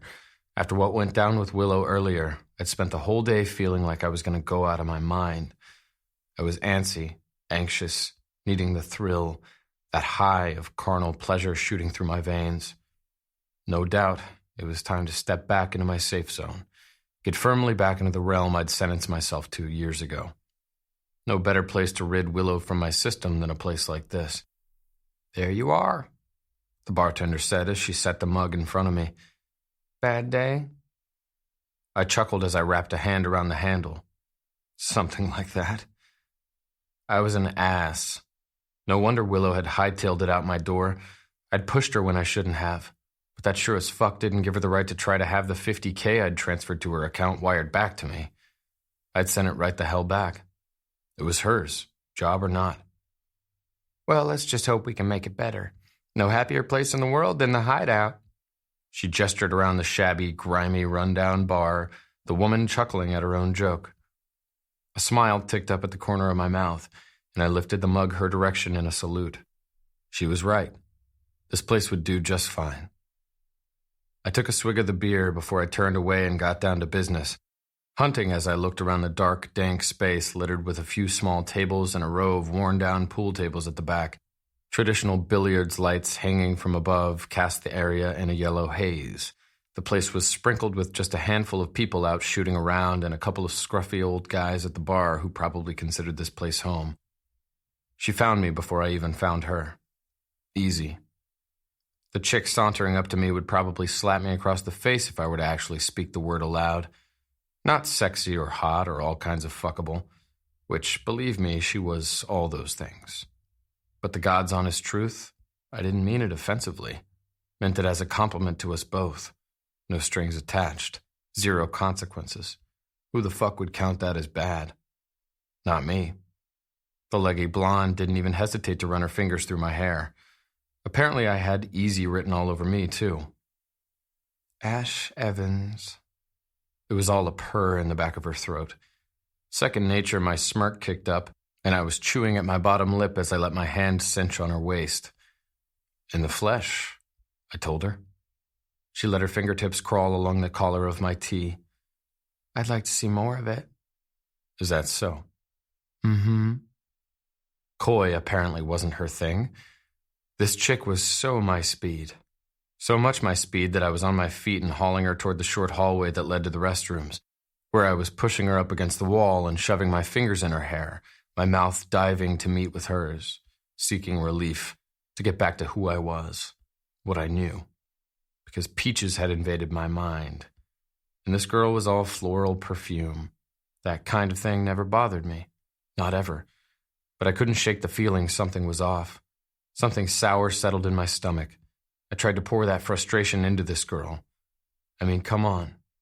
I was the goddamned life of the party, and for this kind of party, I was usually the world's most obliging host. But it wouldn't come. My aggressive kisses turned shallow. Finally, I let my forehead slump against hers as I pushed out an exasperated groan. God, what the hell was wrong with me? The poor girl I had pinned against the wall tilted her head back in confusion. What's the matter? That was a good damned question. It's just been a weird couple weeks. She quirked a brow. Not in the mood for living up to your reputation? Short laughter rocked from me, and regret had me shaking my head as I took a step away. Guess not. I prepared for her to rail on me for being a total dick. Instead, she patted me on the chest like she felt sorry for me. You don't look so good. You should go home. What bothered me most? No doubt she was right. Chapter 9. The doorbell echoed against the old walls of the house, rousing me from sleep. I blinked against the emerging day, considered tossing the covers over my head and ignoring the intrusion, but when it rang again, I hauled myself out of bed, pulled on a pair of jeans, and snagged a tea from the floor. I jogged downstairs, opening the front door as I was pulling the shirt over my head. Then I froze. Bright morning light poured in through the doorway. In the middle of it was Willow, standing there looking totally unsure and somehow confident, too. My chest tightened in that crazy way, in relief and regret, and something I didn't want to contemplate. Willow. Caution filled my tone. Honestly, wasn't sure if I'd ever see her again. She peeked up at me. Can we talk? Of course. I stepped back, giving her space to enter. She didn't say anything. She just went directly for the stairs, climbing them at the same work bag she'd had yesterday bouncing against her hip. I followed her lead, trying to come up with the right kind of apology, wanting to reach out and touch her just the same, hating the fact this girl had me so off kilter I was having a hard time recognizing myself. She headed straight into my room. She rounded on me as soon as she was in the middle. She lifted her chin. Fierceness took hold of her posture, all mixed with distinct apprehension. Confounding. This shy girl who exuded a quiet strength. You returned that money to me, she accused. I sighed. Of course I did. It's yours. Her gaze bounced around my room. But I left. My nod was reluctant. Yeah, you left because I was pushing you a direction you didn't want to go. That's on me. My gaze dropped before I looked up at her, waiting in my own unease because I sure wasn't used to this shit. I'm fucking sorry, okay? I'm really sorry. And I want you to have that money, one way or another. I guess I just thought. I trailed off because I didn't want to say it. She'd been right yesterday. I'd wanted to take a little something for myself. How could I not? She was goddamn stunning, intriguing, different. That familiarity was like a drug. She inhaled deeply and turned to face the window. Those mahogany locks spiraled in soft waves down her back. But her body? It was dripping with hesitation. Her voice was a whisper when she spoke. I'm a private person, Mr. Evans. She looked back at me from over her shoulder, like she wanted to see my reaction. I get that. Do you? I gripped the back of my neck, muscles tight. Maybe not wholly, but we all have secrets, Willow. Things we don't want people to know. Some of us just hide them differently than others. Her eyes narrowed, assessing. Before she seemed to come to a decision she worried might cost her everything. How many women have you slept with? The question hit me out of left field. That was about the last thing I'd expected her to ask. My brow drew tight. What? You heard me. I scrubbed both hands over my face. Is that really what you want to know right now? It is. What does it matter? You and your friends riding into town didn't exactly come without rumors. I want to know if they're true. Exhaling heavily, I shook my head with a shrug. Wasn't about to start spouting lies. Rumors are all true. I am who I am, and that's who I'm always going to be. And the fact of the matter is, I can't honestly answer that question because I have no clue. Stopped keeping track a long damn time ago. Out on the road, belts ran out of notches real fast. All those faces and names and bodies morphed into an obscured image, like an old black and white movie that had been set to fast forward, just blinks and blips in time. Disconnected. The reason... She hesitated before she pressed on. The reason I found you beat up outside my store, it was because of a girl. A shock of that bitterness tightened my chest. That chick made me something I promised myself I'd never be again. A cheater. I nodded. Wouldn't have touched her if I'd known she belonged to someone else. But that didn't matter to the assholes who hunted me down. Willow flinched with the information, and she wrung her hands. And you want me to be another one of them? Another of the girls you touch and it doesn't mean anything? I knew I was traversing uneven ground, towing that line. Caution filled my explanation. The only thing I know is I can't stop thinking about you, wanting you. You don't even know me. Yet, here we are. She stared back at me. Everything about her seemed so apparent in that moment. Innocent, decent, honest. Something that felt a whole lot like grief fisted in my chest, and this sick part of me wanted to wrap her up and steal whatever that emotion was that dimmed her bright eyes. I could feel her warring again, deciding just how far she was willing to step out with me, what she was willing to give. She clasped her hands against her chest. "If I'm going to do this job, I need you to understand something about me, Mr. Evans." She waved a hand at the spot where I'd had her pinned yesterday. "That may be you, casual sex, so many women you can't count them. But it's not me, and it's not ever going to be. I don't do one-night stands or flings, and I don't have a 3-date rule or a 5-date rule or even a 10-date rule." She hesitated before she seemed to gather resolve. "I'm a forever kind of girl. If I share my body with a man, it's because I love him, and he loves me, because I want to share my life with him. I'm not ashamed of it, not at all." Rapidly, she blinked and her teeth caught her lower lip. "But somehow, standing here in front of you, it makes me feel small and foolish." Her throat bobbed. I took a pleading step forward. Peaches. Somehow I got her sharing that with me was huge, that she was trusting me with something I hadn't earned. With a shake of her head, she took a step back. "Let me finish. I've been with one man my whole life. My ex-fiancé. His name was Bates." A jolt of pain seemed to strike her when she uttered the name, grief from every direction. Out of nowhere, anger billowed up in my chest, something protective rising up in the middle of it. My hands fisted at my sides.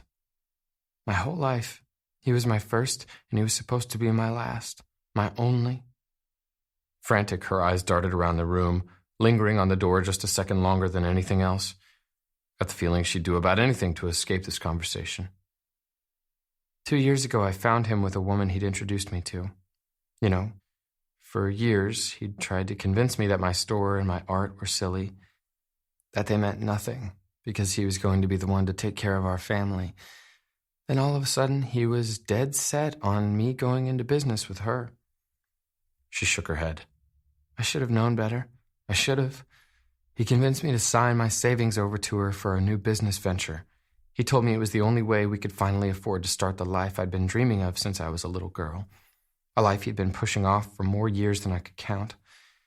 The thing was, I would have given up anything for him." That intensity flamed and lapped between us. It strangled me in a way I didn't quite understand. A sticky, hot feeling coated my skin.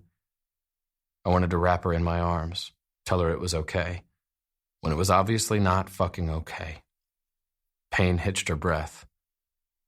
"He betrayed me in the worst way a man could. He stole everything from me, broke me, treated me like a doormat, and I might have fallen for it then, but I won't ever fall for it again. One thing you should never do is mistake broken for weak." Fuck me. This got deep and fast. I was having a hard time deciphering up from down, inside from out, who I was supposed to be and what this was supposed to mean. And hell, I guess I was the one who was weak because I couldn't stay away a second longer. Slowly, I erased the vacant space separating us. She looked at me as I stood towering over her. My voice was grit. "And now you're waiting for the kind of guy this Bates was supposed to be to come along." Surprise flashed in her expression before she offered the slightest nod. Clearly, she hadn't expected me to get it. But with this girl, it was hard to miss. That sweet, soft innocence, the goodness that radiated from her like the goddamned sun. My gaze jumped all over her face. Dude is an idiot. Anyone who could let a good thing like her go was a straight idiot. A selfish motherfucker who needed a good lesson. Wanted to hunt down the little prick and teach him some manners. Which was precisely why I didn't normally get mixed up in this kind of bullshit. Yet here I was, standing there wanting to ask her a million questions, find the solution for every single one of them. I was the one who was the idiot. I hooked her chin with my index finger and forced her to look at me.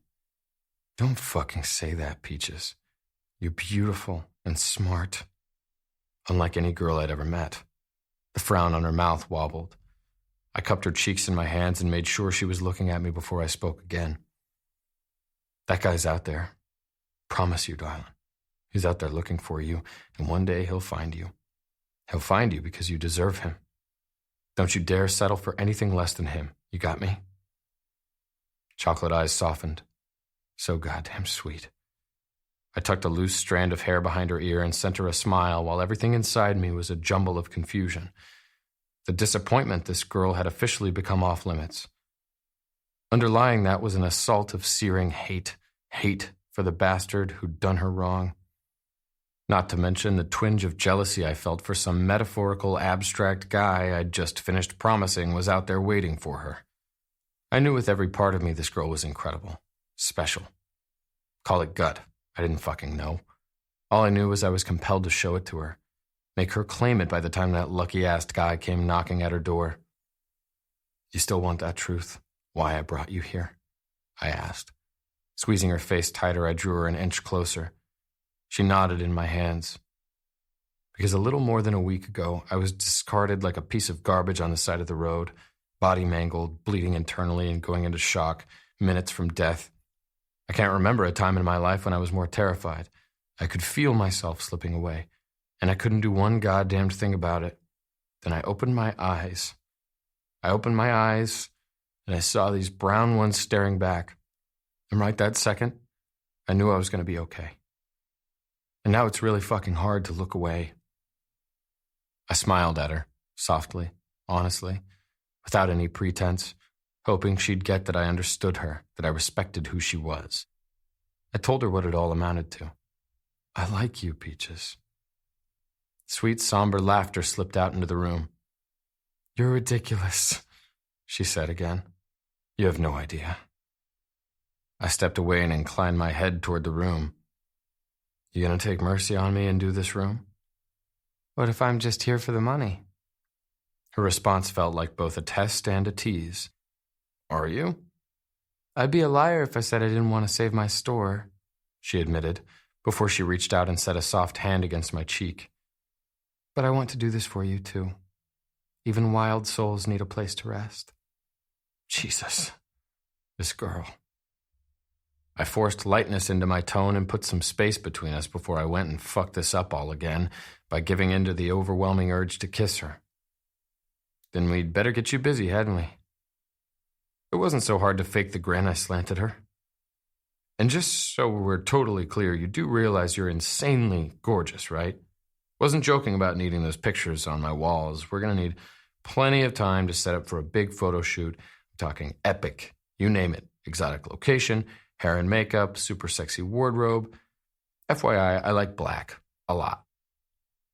That energy still roiled around us, even though it had calmed to a quiet, sated buzz. Oh, and you totally need to drop the whole Mr. Evans thing. It's Ash, baby. Ash. Only if you drop the whole Peaches thing. Not a chance. Ridiculous, she huffed out, and I just grinned. And somehow in that second I liked her a little bit more. I knocked my shoulder into hers. Now, about that shoot, we can't forget the lace. Never, ever forget the lace.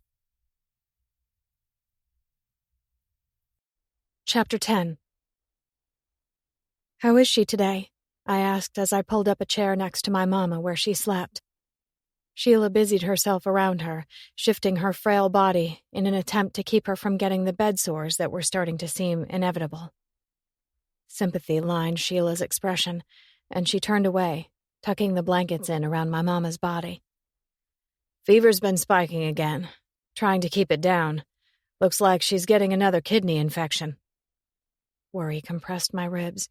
I gave her a tight but appreciative nod. Thank you. Her only response was an encouraging squeeze of my shoulder before she headed from the room and snapped the door shut behind her. I turned to look down on my mama, brushed my fingertips softly over her hand tucked up under her chin that was forever clenched in a fist. I did it, Mama. I stepped out. Took the job that's going to save the store. A smile wobbled at the corner of my mouth as something heated in my belly. Ash Evans. That's his name. He's the man who hired me to renovate his bedroom. You should see it, Mama. His house. You'd absolutely love it. I held her hand a little tighter, chewed at my lip, confided the words. He makes me nervous. because he's not like any man I've ever met. He's not close to being my type, and I'm pretty sure I'm not his either. I suppressed the laughter working in my belly. Hardly. I'd seen a few of the tabloids proclaiming the type of woman Ash Evans liked, and that type of woman came from a different world than the one I knew. But there's something about him, something that has me wanting to be in his space, to know him better. And it had nothing to do with the fact that it felt like my biological clock was ticking fast. It wasn't about snagging a man, because that had never been my thing. Ash was the one who'd nailed it, head on. The fact I was waiting on the man who was my match. One who'd love me the way I'd love him. One who wanted a family and a home, devotion and loyalty. But that didn't change the fact every time I was in the same room with him I felt shaky and needy, wanting something I could never let myself have. My voice tightened. I'm not giving up on those dreams, Mama. I'm not. I promise you. Do you remember them? Do you remember? Above, blue skies stretched on forever. Tufts of pure white clouds floated on the endless breeze. Birds flittered and chirped, passed from tree to tree. Tinkling laughter rippled through the heavens as her big sister, Summer, chased Willow through the field. She tackled her from behind. Both of them squealed, laughing free as they tumbled on the ground. Got you, Summer almost gloated. Willow used both her hands to push back the messy locks of hair that had fallen in her face, grin free and wide. You always catch me. Summer was 7, only a year older than Willow, but she always seemed to be faster. It didn't bother Willow all that much, except she was afraid one day she might not be able to keep up. She didn't ever want to get left behind. Their mama came and settled next to them, watching them in the way she did, so protective and full of love that it made Willow's heart feel like it just might burst. Their mama turned her face toward the sky, returning to their game. Your turn, sweet one. What do you see? Willow peered at the clouds sailing above. A knight. I see a knight who's come to slay the dragon that's hiding right there. Willow pointed her finger at a puffy cloud rimmed in a bright blaze of sunlight. See? He's in his lair. He's stolen the princess's jewels and is guarding them with his life. But he's not bad. He thinks that's what he's supposed to do. And why is that? Because no one took the time to teach him what's right. Affection flittered through her mama's chuckle. That's a sad story, my Willow. Willow didn't think her stories were sad. They always had a happy ending. But her mama told her she was the serious one, the timid one with romantic notions and simple wishes. Her stories were so far removed from the wild, magnificent dreams her sister had just spun. Sometimes she wished she could be like her big sister, braver, prettier, older. They're not sad, Willow disagreed. The knight is going to grant him one wish, and his wish will be that he finds love, the true kind. Light laughter fluttered from her mama, and she looked at Willow adoringly. That's your gift. You see the beauty in the old, the beauty in the bad, the beauty that's hidden in all things. It's always there. We just have to look hard enough for it, don't we? Willow nodded enthusiastically, like she might understand. Who are you gonna be? Her mama asked her. Willow could feel her grin splitting her face. I'm gonna be a mama and work in your store forever and ever. Her mama ruffled a hand through her messy hair. Of course you are. Oh, and I'm always gonna be Summer's best friend. And how about you, my glorious Summer? Their mama asked. Summer lay on her back with her arms and feet stretched out as if she were making a snow angel in the grass. She stared up at the sky, her black hair strewn all around her. I'm going to be a dancer. Maybe move to Paris or maybe New York. Yes, that's it, New York. And I'm going to take Willow with me because she's always going to be my very best friend. Willow stretched out on the ground beside Summer and linked her pinky finger with her big sister's. It was their special sign they'd always be together. Her mama reached down and plucked 2 dandelions with white heads from the expanse of grass where they sat at the creek's edge. She held one out to Willow's sister. That sure is a big one, and I don't doubt it a bit because my girls can be anything they want to be. But just to be safe, I think you might want to wish on it. Summer's face got that dreamy look, and she blew hard. Their mother looked at Willow, the way she always did, breathing all her belief and inspiration. Your turn, sweet one. She held a dandelion out to her. Willow squeezed her eyes shut. I want to be just like my mama. Willow leaned over and blew it into the air. Yearning pressed down all around me, and I swatted at the tears streaking from my eyes. I stood up and pressed a kiss to my mama's forehead, whispered the words, Always, Mama, always. She moaned from somewhere deep, and I could only take comfort in the fact she knew I was there. Chapter 11. That's a really bad idea. Why did people keep telling me that? Baz leaned one hip against the big island that took up a ton of space in my even bigger kitchen. The kitchen area opened up to the cozy entertainment room that overlooked the sprawling backyard. I loved the whole great room vibe, the room's one large space closed off from the rest of the house, giving it an enclosed, secluded feeling. He took a sip of his beer, that stare of his hard, like he was driving home a point. How is this not a good idea? I defended, trying to bite back my laughter. I think this just might be the best idea I've ever had. I think we already established all your ideas are bad. Hey now, that's not very nice. You're really trying to rip me up here, aren't you? And I can't think of a better way to let the world know Ash Evans isn't going anywhere than getting back on a stage. I thought you were supposed to be out for 6 weeks. Austin frowned from across the kitchen as he tossed a bottle cap into the trash.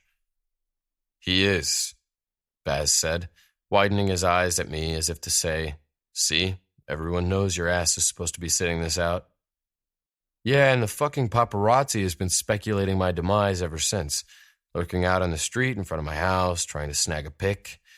Hell, half of them think I'm actually dead and are sitting around waiting on my publicist for the confirmation. One chick wrote some blog post about her life ending because mine had. Not cool, man. Not cool. I need to rectify the situation. Baz pointed at me. You know you aren't supposed to read that shit.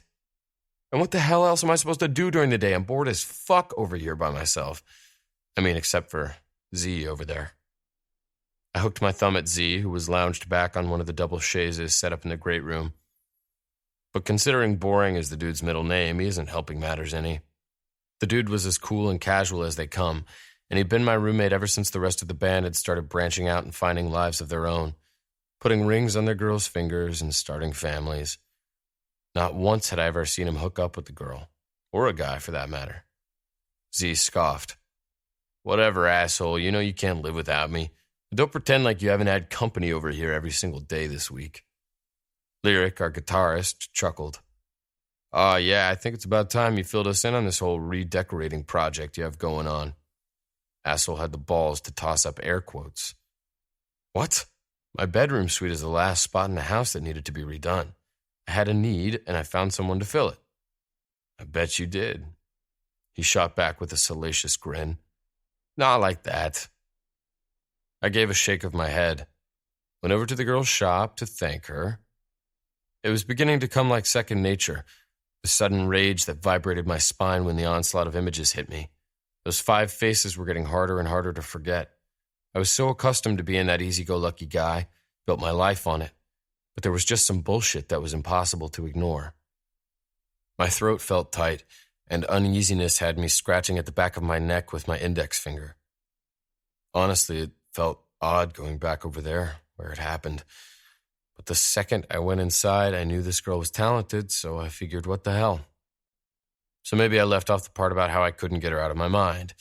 That was ammunition none of these assholes needed.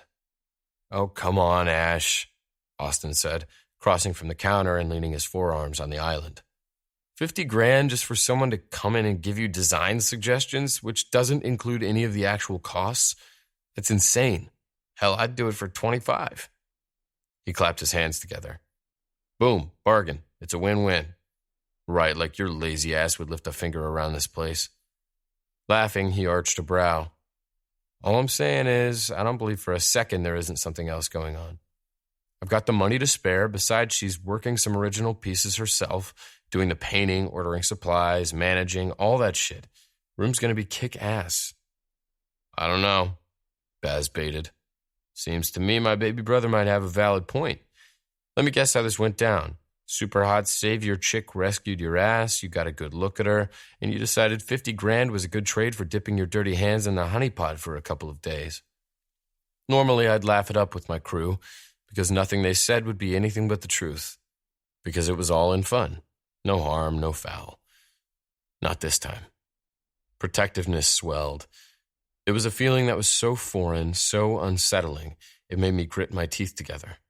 My voice was harsher than I intended.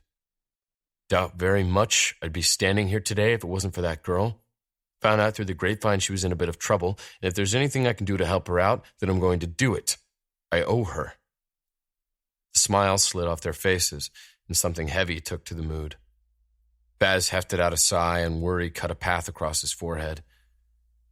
And how are you going to be sure this girl isn't going to take advantage of you? I mean, don't forget where that got you last time. Panic rushed me. What the fuck? Baz knew well that was a topic not to be broached. Considering he hadn't brought it up in all this time, he knew it too. Still, I went for light. Nah, man, it's nothing like that. I promise you she's one of the good ones. The double doors leading to the great room suddenly swung wide open, and Shay strutted in, carrying a bunch of bags. Who's one of the good ones? She asked. The tumble of all the people I loved most in this world followed in behind her. Callie, Shay's daughter, who Baz had adopted, bounded in with a mess of those blonde ringlets flying all around her, and her baby brother Connor struggled to keep up.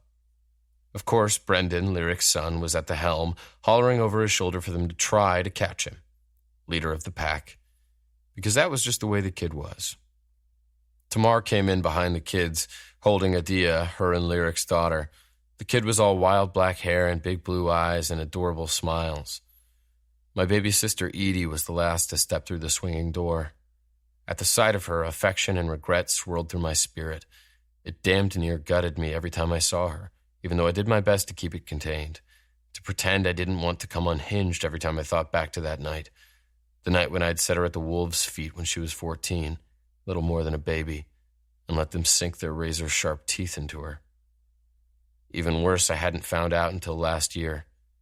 That night 7 years ago, I'd been too wrapped up in my own damned mess.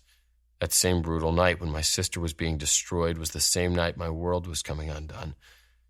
Guilt rose up like a storm. I bit it down, shook off the morbid thoughts, and forced a smile and lightness into my voice. Oh, hell yeah, day is made. All my favorite people are here. I lifted my hand out to the side for Brendan and Connor to give me a high five as they ran through my kitchen. Brendan jumped up, slapped my hand, and shot me one of his badass grins. That was one bound to be a heartbreaker. Connor did his best to keep up, stopping right in front of me and focusing on his jump. Got you, Uncle Ash. Of course, because Shay and Sebastian couldn't keep their damned hands off each other, they'd had Connor about the second they'd gotten hitched. The 3-year-old basically spent his days trying to keep up with the big kids. Heck yes, you did. You got me good. Brendan started running circles around the island, stirring up trouble. So damned much like his dad. The 3 kids took off again. My house may as well have been a playground, but you sure as hell wouldn't hear me complain. How about we take this game outside? Shay's voice held a tinge of reprimand, though her face was easygoing smiles. I moved across the space, dipped down, and pecked a big smacking kiss to her cheek. Hush it up, fun sucker. What do you think this big house is for? Fun and fun. Oh, and more fun. Isn't that right, Callie O'Malley? Yep. She hollered from the other side of the island. Her hand was now all wrapped up in Brendan's. Shay pointed at me. Now, don't go calling me fun sucker, mister. Who is it who came to feed y'all while the rest of you run around? Having fun? I supplied real quick, cutting her off with another kiss to her cheek. Baz chuckled. Watch yourself, man. I see you over there kissing on my wife. I held one hand up. Hey now, I'm just spreading the love around. Shay looked a little lonely when she stepped through the door, so I figured it was on me to step in and make sure she wasn't missing out on the good things in life. He lifted an eyebrow before chuckling low and embracing her from behind. Oh, believe me, she's not missing out on anything. Lyric took a dia from Tamar. He lifted her up high in the air, making the 6-month-old baby girl laugh and flail. With a grin, he pulled her down and set her protectively against his chest. The man was nothing but a sappy puddle of goo when it came to his family. This was the first year he got his son, Brendan, for an entire month during the summer. Thank God he'd manned up and went back and made things right with the kid's mom a few years back. I let my attention slide to where Austin moved toward my baby sister. Finding out they were hooking up was a bit of a shock, but they were perfect for each other. Edie pulled herself out of his arms and moved my direction. Eyes the same color as mine brimmed with worry. How are you feeling? Perfect, she scowled. Come on, Ash, there's no way you feel perfect. Yeah, claiming that shit isn't going to win you any spots on the stage either. Lyric grinned. Asshole. I lifted my hands, palms out. Better, okay? Way better. A soft smile pulled at my sister's mouth. Good. Now I can kick your ass for being so stupid to go and get yourself in a brawl. Not necessary. I plan to do it for you, Edie, Baz added, cocky smile on his face as he stared over at me. I pointed his direction. Watch yourself, man. You know I can take you in a second flat. Besides, I just might need to enlist your help one of these days. Lyric stepped forward with his daughter cuddled in his arms. Which is just another reason to keep you out of Charlie's. Last thing we need is for you to go looking for trouble. God knows you know exactly where to find it. Says the pot to the kettle. I added all the teasing affront I could find. Lyric chuckled. Touché, my friend, touché. There will be no enlisting my man's help in any of that business, Shay said. And don't think you distracted me with all this crazy talk. I want to know who's one of the good ones. Of course she did. Tamar's red lips stretched into one of her signature sexy smirks. I'm going to guess this has something to do with Willow, Ash's guardian angel. Oh, my tam-tam. I said it like a warning with a glare her direction. Tamar hiked a single shoulder. What? Shay rubbed her hands together. Oh, I like this talk of guardian angels. Is she pretty, nice, a cowgirl, or a city girl? Her attention darted to the ceiling. You know all those rooms upstairs are begging to be filled. Still got my $100 on you needing to paint them pink and blue instead of those lavish extra rooms you've got up there. Total waste. Did my best not to let her razzing hit me in the wrong spot. No, not ever. I'd never let myself feel that way again. I kept that smile plastered to my face. Think I might have to up my ante on our bet. Blue and pink bedrooms? All of them? She issued like a threat. Double or nothing. There are these super cute boots I saw in the window of Tom Girls last week. Come to mama. Pretty sure my man here would appreciate them. You do remember you tossed out that bet more than 3 years ago? How long am I going to have to wait for the pay-up? Until I win, of course? A sound of disbelief drifted out with my smile. And just how is that fair? Oh, it's fair. Believe me, it's fair.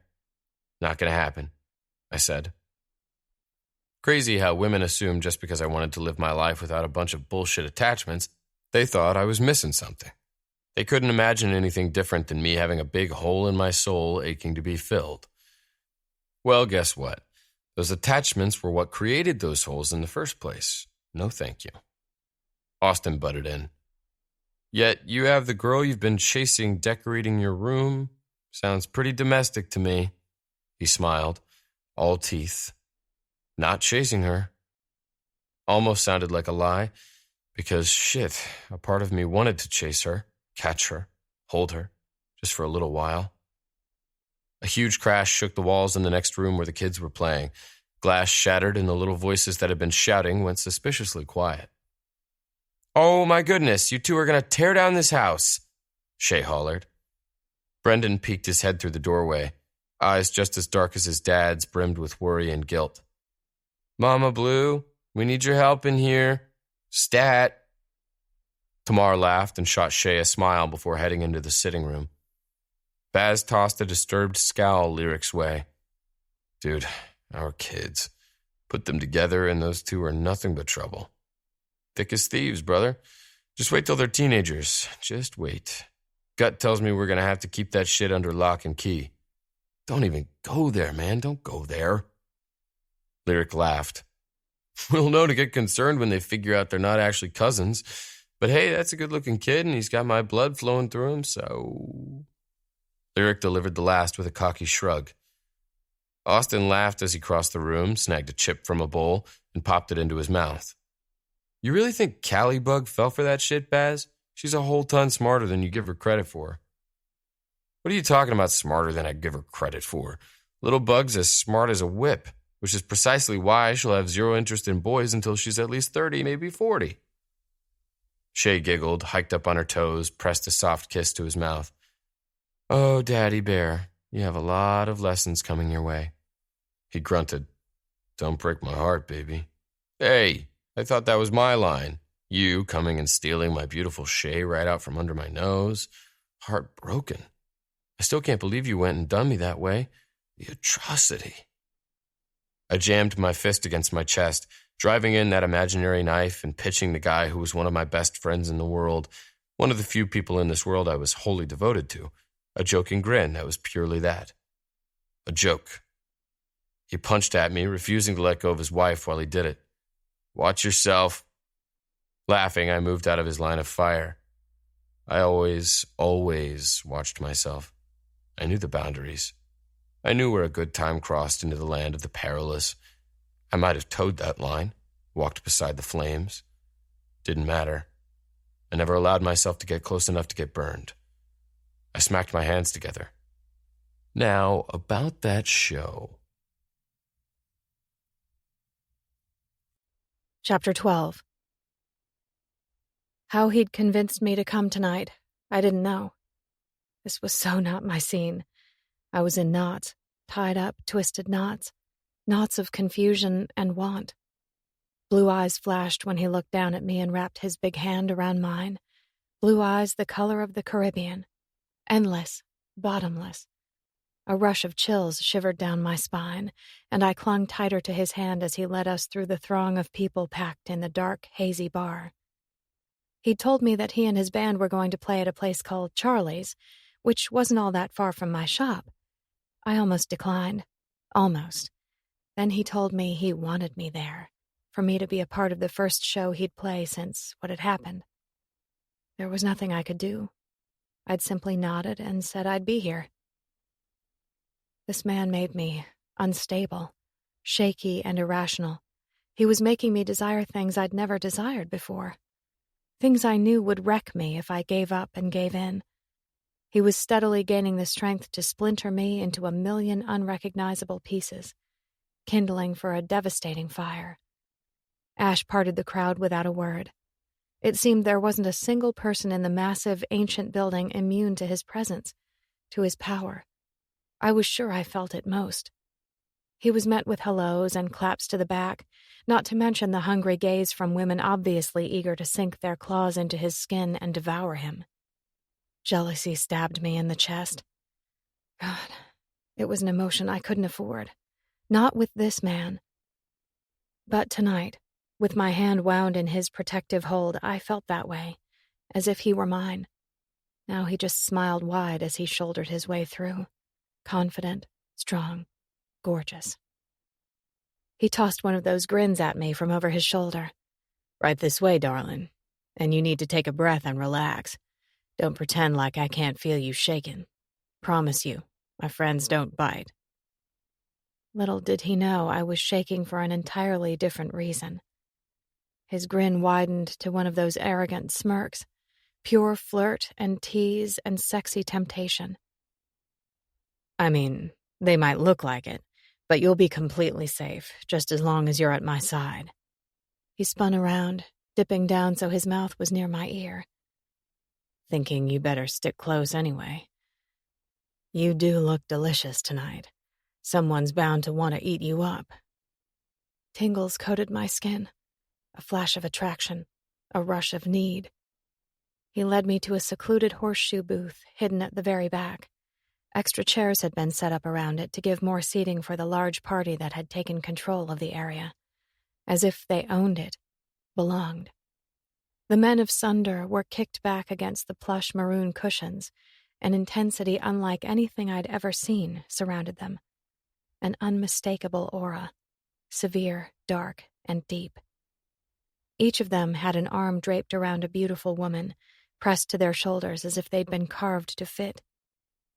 All except for Z, who was the only one I'd previously met. Nerves skittered through my body, and I sucked in that breath Ash had suggested I take. Turned out I needed it after all. What I hadn't anticipated were the smiles and the welcome that moved across their faces, even if there was no missing the curiosity in their eyes when they looked back at me. Ash made quick introductions, helped me into a seat beside him, and ordered us drinks. All the while excitement gleamed from him, getting just a bit brighter as he peered over his shoulder into the throng. Can't wait to get on that stage. His friend Baz took a sip of the amber liquid that swirled in his tumbler, his hand curled around the glass as he pointed his index finger at Ash and spoke to me. Did you know your boy here always gets his way? Baz sent an affectionate look in Ash's direction, and Ash just smiled back. That was all it took for me to be thankful I came. We'd shared a couple of drinks. The mood had grown rowdy, the group of friends having the best of times. I thought I'd feel awkward, out of place, as if I didn't belong. I'd been completely wrong. I tried to hold back the riot of laughter that wanted to burst free as I watched the man who was sinking deeper and deeper into my bones tell a story. Clearly he was buzzed. His grin was messy, and his voice was loud enough for everyone at the table to hear since he was standing beside the booth rather than sitting. And Baz boy here. He just starts running down the alley, bare ass shining in the moonlight, trying to keep his pants from falling down around his knees. Lyric pounded his palm on the table, cracking up. Hey, man, Baz defended, hugging his wife a little tighter. That was totally your fault. You're the asshole who let those chicks on the tour bus in the middle of the night. Ash shrugged. What? I figured you could use a little unwinding. You'd had a really long day. A brow quirked, and Baz took a swig of his beer before he pointed the neck of it in Ash's direction. And I needed 10 chicks to do it? Here I was, fast asleep, and my eyes dart open to a herd of screaming girls jumping on the bed in the back of the bus. Felt like I had 100 hands on me, yanking and tearing at my fly, trying to get my pants down. Woke up to squeals and smeared lipstick and fangirl eyes. Freaked me the fuck out. I went flying down the aisle and out the bus door. He hooked a thumb in Ash's direction. Of course, this punk right here. He's standing right outside the door in the parking lot, laughing his ass off like it was the funniest thing he'd ever seen. It was the funniest thing I'd ever seen. You seriously should have seen your face when all 10 of them came running out after you. Dude, the whole lot of them might have been ghosts with the way you went running. Might have told them you like to play chase. Shay pressed her hands over her ears. Ew, ew, ew, stop right there, Ash.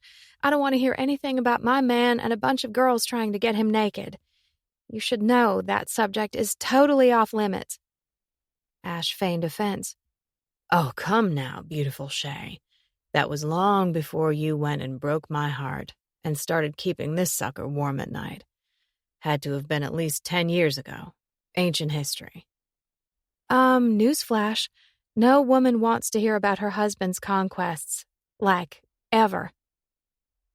Sebastian buried a kiss in the curls on her head. Don't worry, baby. Didn't let any of them touch me. He lifted his brow at Ash.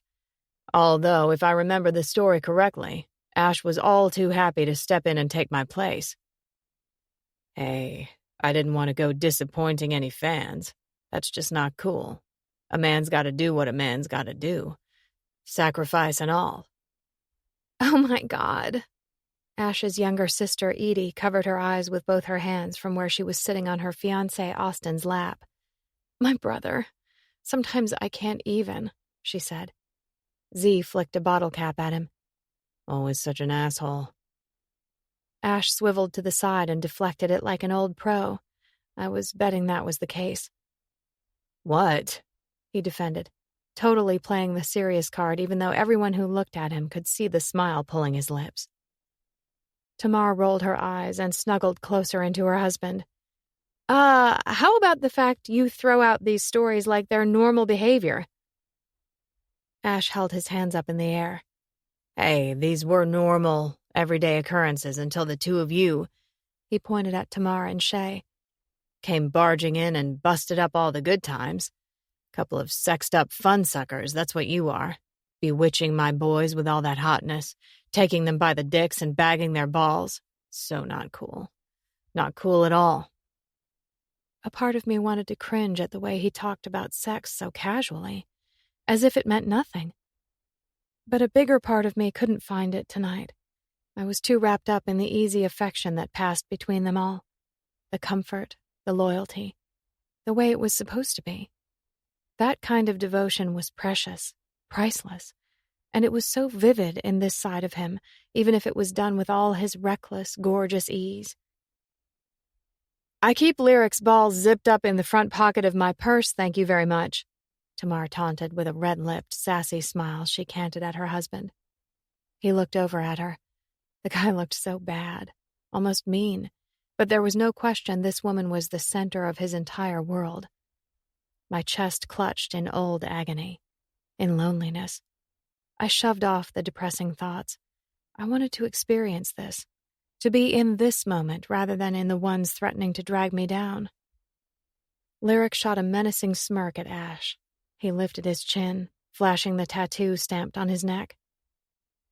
Kinda like my girl's hand on my dick anyway, so don't really have too many problems with her leading me around by it. Baz busted up laughing, spewing beer across the table. Shay leaned around Lyric, hand going up for a high five with Tamar. That's what I'm talking about. Ash smacked his forehead with the heel of his hand. Every last one of you have lost your damned minds. Someone save me from the madness. Now all I have is Z in my corner. And since the guy is some kind of celibate or some shit, he's of absolutely no help. A giggle slipped free. I tried to cover it, but it was there. My teeth raked back and forth on my bottom lip, fighting the smile that wanted to break loose beneath his brilliant light. Because he looked over at me, smiled this smile that cut me to the core, one that was soft, kind, almost adoring. My stomach twisted and flipped, and a lump grew heavy in my throat. Without a doubt, the ground beneath me was getting slippery, perilous. Baz drained his drink and slammed the empty down on the table. All right, if we're actually going to do this, we need to do it. All the guys followed suit and downed their own drinks. Ash smacked his hands together. Hell yeah, it's on. Time to give the paps something to actually talk about. A surprise show. That's what Sunder had planned. This was a band that typically sold out shows around the world, and here they were, taking the stage in front of an unsuspecting bar crowd. All the guys climbed out from behind the booth, adorning the cheeks and foreheads and mouths of their women with tender kisses. I looked down, away, feeling as if I were violating something private. And then he was there. That powerful man stood in front of me, hands stretching out to help me to stand. He palmed my cheek, softly. God, I couldn't breathe. Thank you for being here, darling. Means more to me than you know. I nodded against his touch, fire and light. I fought the well of consuming emotion that threatened to take me hostage, shackle me, chain me, a willing prisoner. Z clapped Ash on the shoulder, breaking up the moment. Let's go, man. You wanted this, and we delivered. Coming. Reluctantly, Ash began to back away before he pointed at me. His expression quickly morphed into something cocky and sure, a contradiction that seemed to be the heart of this confusing, chaotic man. You are in for a treat tonight. Promise you, you won't regret stepping through that door. I could only muster the smallest nod as I watched him disappear into the fray.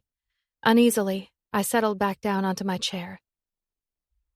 In that moment, I could feel the quiet sanctity of my world crack as I fell into another. It was a world of mayhem and confusion and lawlessness, a world that belonged to Ash Evans. Warily, I peeked over to the 3 women left at the table with me. All 3 stared back as if they'd witnessed a miracle. Edie was the first to break as she shifted forward. "I'm glad we have a minute alone. I want you to know how thankful I am for what you did for my brother." Bright blue eyes, so much the same as her brother's, glistened beneath the lights. I was just doing what any other person would do. "We like to think so, don't we?" She shook her head. "But we know that's not always the case. This world can be so cruel. I think that was evidenced by the ruthless jerks who left him there in the first place." Tamar and Shay grunted their agreement. My eyes narrowed in sincerity. I could never look away from someone who needed my help that way. The memory of his words I couldn't shake pushed into my mind. And now it's really fucking hard to look away. God knew I'd spent more time than prudent trying to decipher what they meant, wondering why I felt the exact same way, how I'd become inexplicably tied to a stranger I felt desperate to know. Shay smiled. "That's why we're all so thankful it was you who found him, that it was you who was there at the right moment. Our lives are an endless string of what-ifs and what-could-have-beens, and the reality is that you saved him." She angled her head, a soft, prodding question. "And now you're here, with him." I fidgeted again, glancing to the riot that had struck up at the foot of the stage. All the guys climbed the 2 stairs to the right of the risers. It ignited a ripple of interest and excitement in the dense, hazy air. "He asked me to." It almost sounded like a defense. Tamar grinned. "He seems to be asking you to do a lot of things lately, doesn't he?" The implication was clear. My brows squeezed together. "It's nothing like that. He went through a lot, and I'd be here for him even if he weren't doing what he's doing for me." The truth of the matter? I'd needed a little saving, too. And somehow in the process, I felt like he was offering me something different than just the cash flow to save my business. It felt like more. Shay smiled a genuine smile. These women were so different than what I'd anticipated when I'd seen their pictures. So different than the tabloids made them out to be. Apparently, it was true what they said. You shouldn't believe everything you read. "That boy's a handful, though, isn't he?" Shay asked, affection in her tone. I stared in the direction of the stage. It seemed impossible to look away. "That he is," I mused, mostly to myself.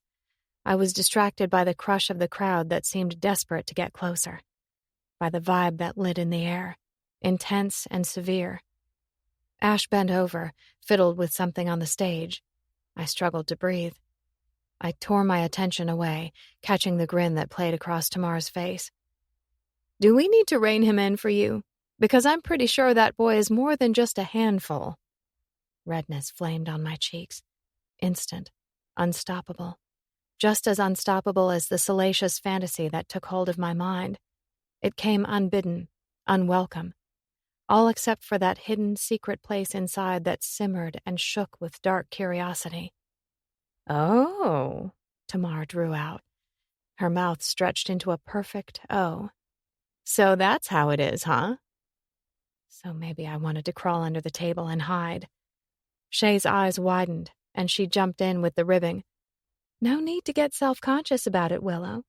The boy does love to brag about it.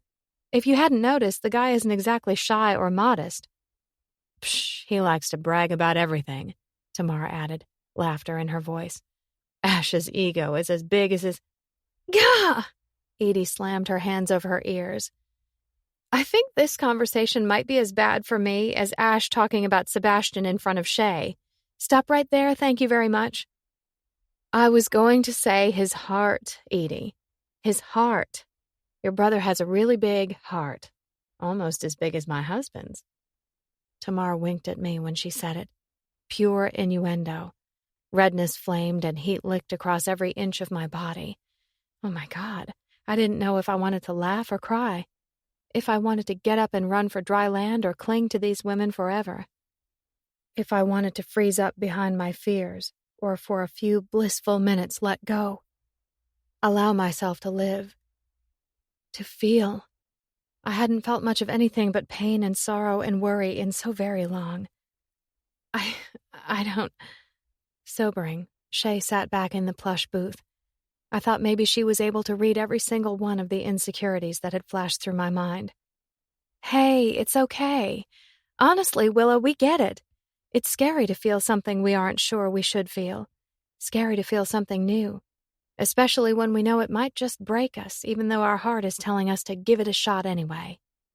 Ash isn't... She cut me off with a sharp shake of her head. Ash picks up women, Willow. He doesn't bring them with him. Not in all the time I've known him. Not once. I struggled to process what she was implying. Her smile was nothing less than a sympathetic frown. And Ash... There's a complicated man underneath all that happy-go-lucky, easy-going guy. He doesn't show it to a lot of people, but I know it's there. Her frown deepened. But the one thing you should know, he does have a huge heart, Willow. Ash just might have the biggest heart of them all, and I think maybe that's what terrifies him most. Her words felt like both a buoy and a warning, encouragement and caution. He might wreck you, but it just might be worth it. A deep voice was cleared in the mic. The crowd thundered and stomped their feet. Whistles and cheers ricocheted from the old wooden walls of the massive building. I expected to see Austin out front. But no. Standing out front and center was the man I couldn't expel from my mind. One I could feel slowly but surely seeping into my skin, soaking into my spirit, where he would take me whole, invade and inundate. I knew if I let him, I wouldn't ever be the same. How's everyone doing tonight? Ash's rough voice tremored over the space, shackling every soul with his words. He pushed a casual hand through the long pieces of his hair, his grin wide. Though something about it held a predatory vibe. Body so big, strength bristling in every bulging muscle. No doubt, it was the warrior who had taken to the stage. "Oh my God," I heard Tamar mutter from behind me, but I was too entranced to look for her reaction. Instead, I watched his gaze skate across the enraptured faces who stared up at him. Seems there have been some rumors about my well-being floating around. So yeah, I might have gone and gotten myself into a bit of trouble after leaving this fine establishment a few weeks ago.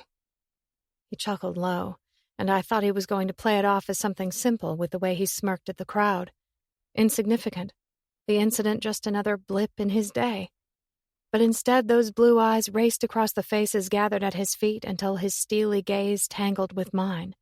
Turbulent, relentless, and sincere. The room spun. Now, I know I'm usually the one standing up here, living life large and without a whole lot of thought about the consequences, but I want to be real for a second. He paused, found my eyes again.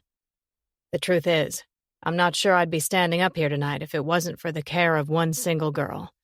All those rumors that have been flying around, well, they wouldn't be rumors, and instead my band would be telling a very different story tonight. Blood hammered through my veins. She saved me, and I don't think she's quite yet grasped what that means to me, but I'm hoping there's a chance she'll realize it tonight.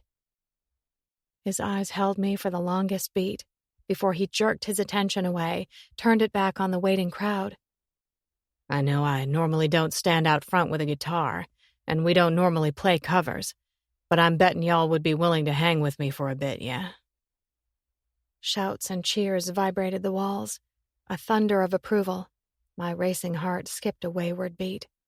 God, I was in so much trouble when he began to play, when he opened his mouth and the most seductive voice came sliding out.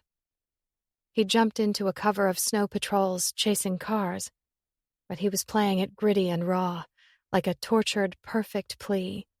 It slammed against me with a direct shock to every single one of my senses. All of it was wrapped up in the man at the center of the stage. A spotlight, a beacon, sensuous and alive. Standing up there, I saw a man consumed by the secrets he held in the recesses of his mind. gone to a depth he'd only barely let me glimpse. But I knew it was there. Hidden beneath his own intimidating, striking exterior was something dark and shadowy and pained, all mixed up with a goodness I thought maybe he didn't even know was there himself. He sang the song as if it might be his last, with everything. By the time he trailed off at the end, my throat was completely locked tight.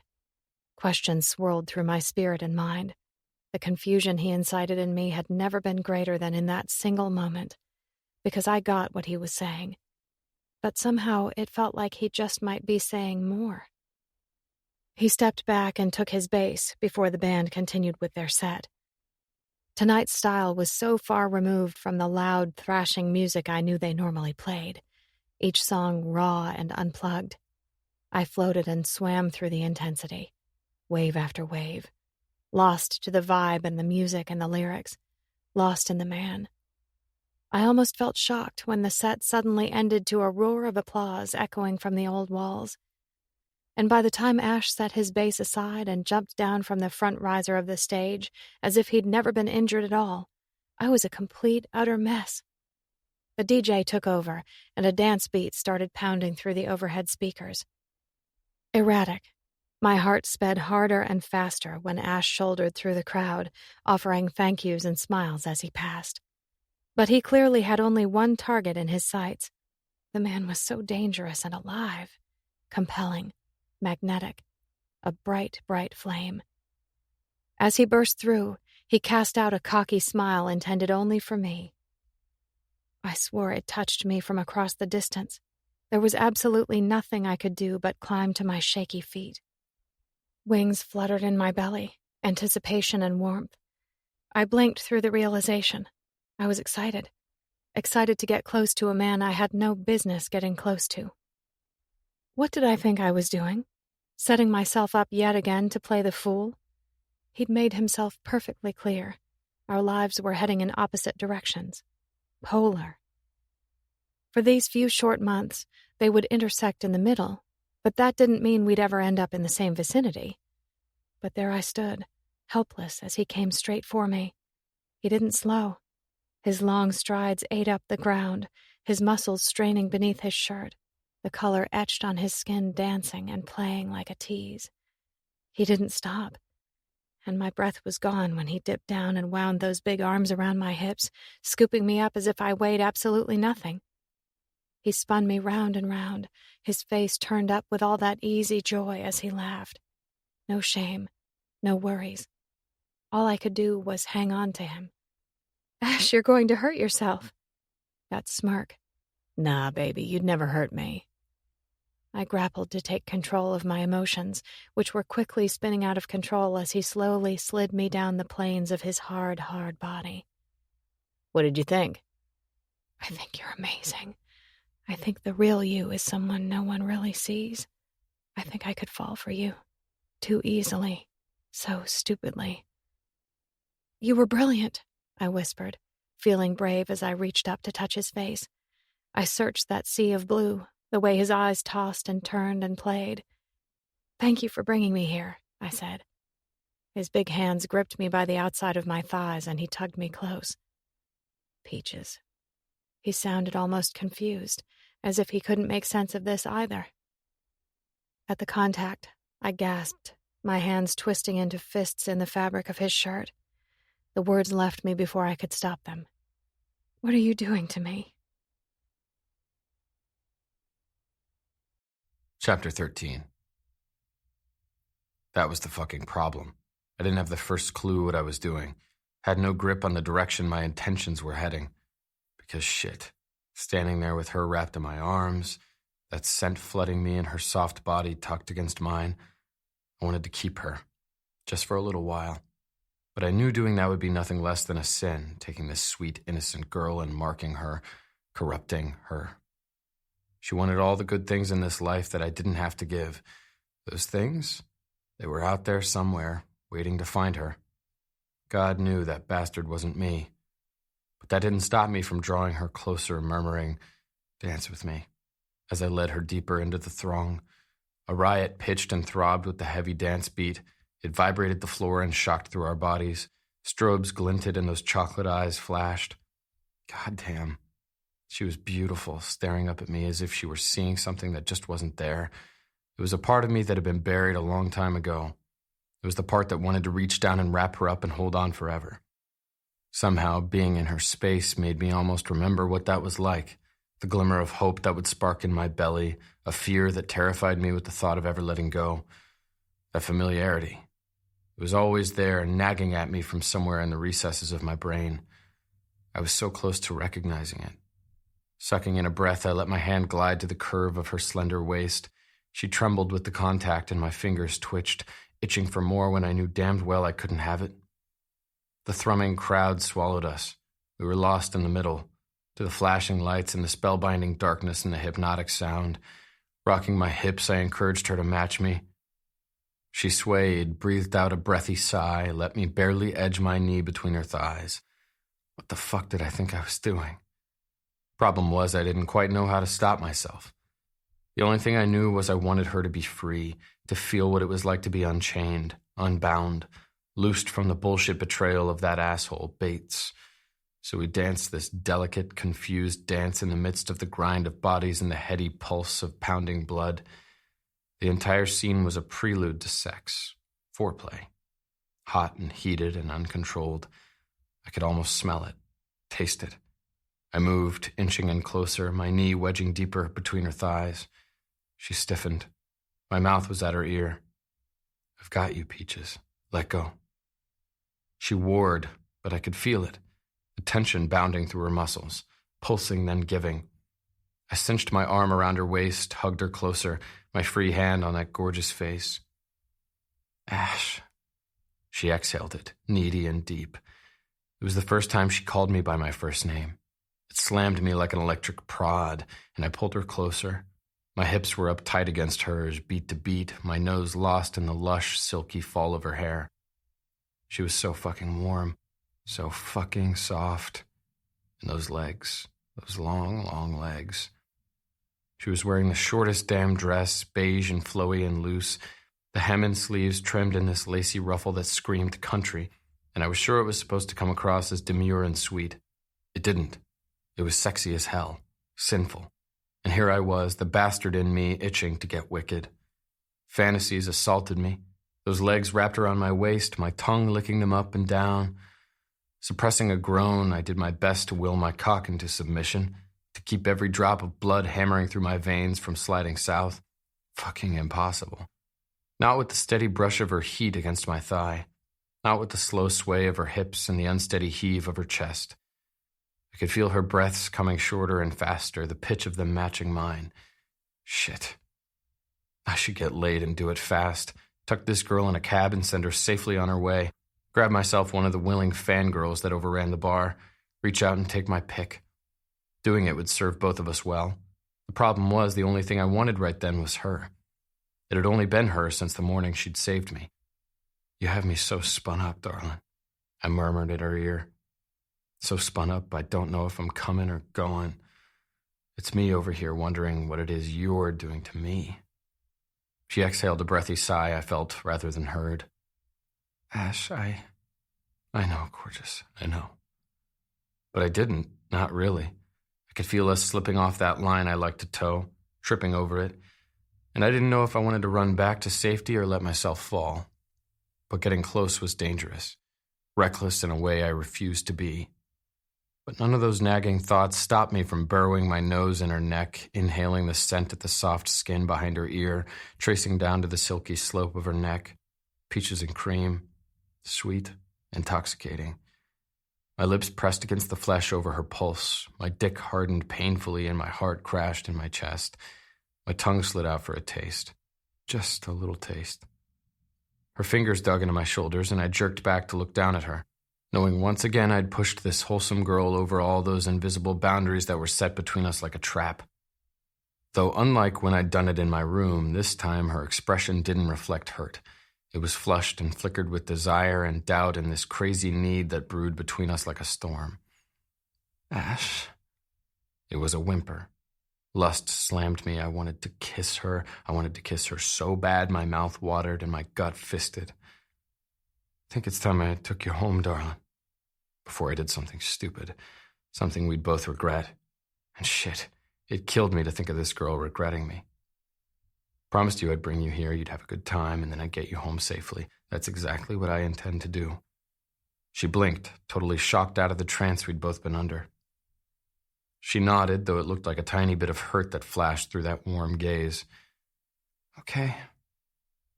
I wound her fingers in mine.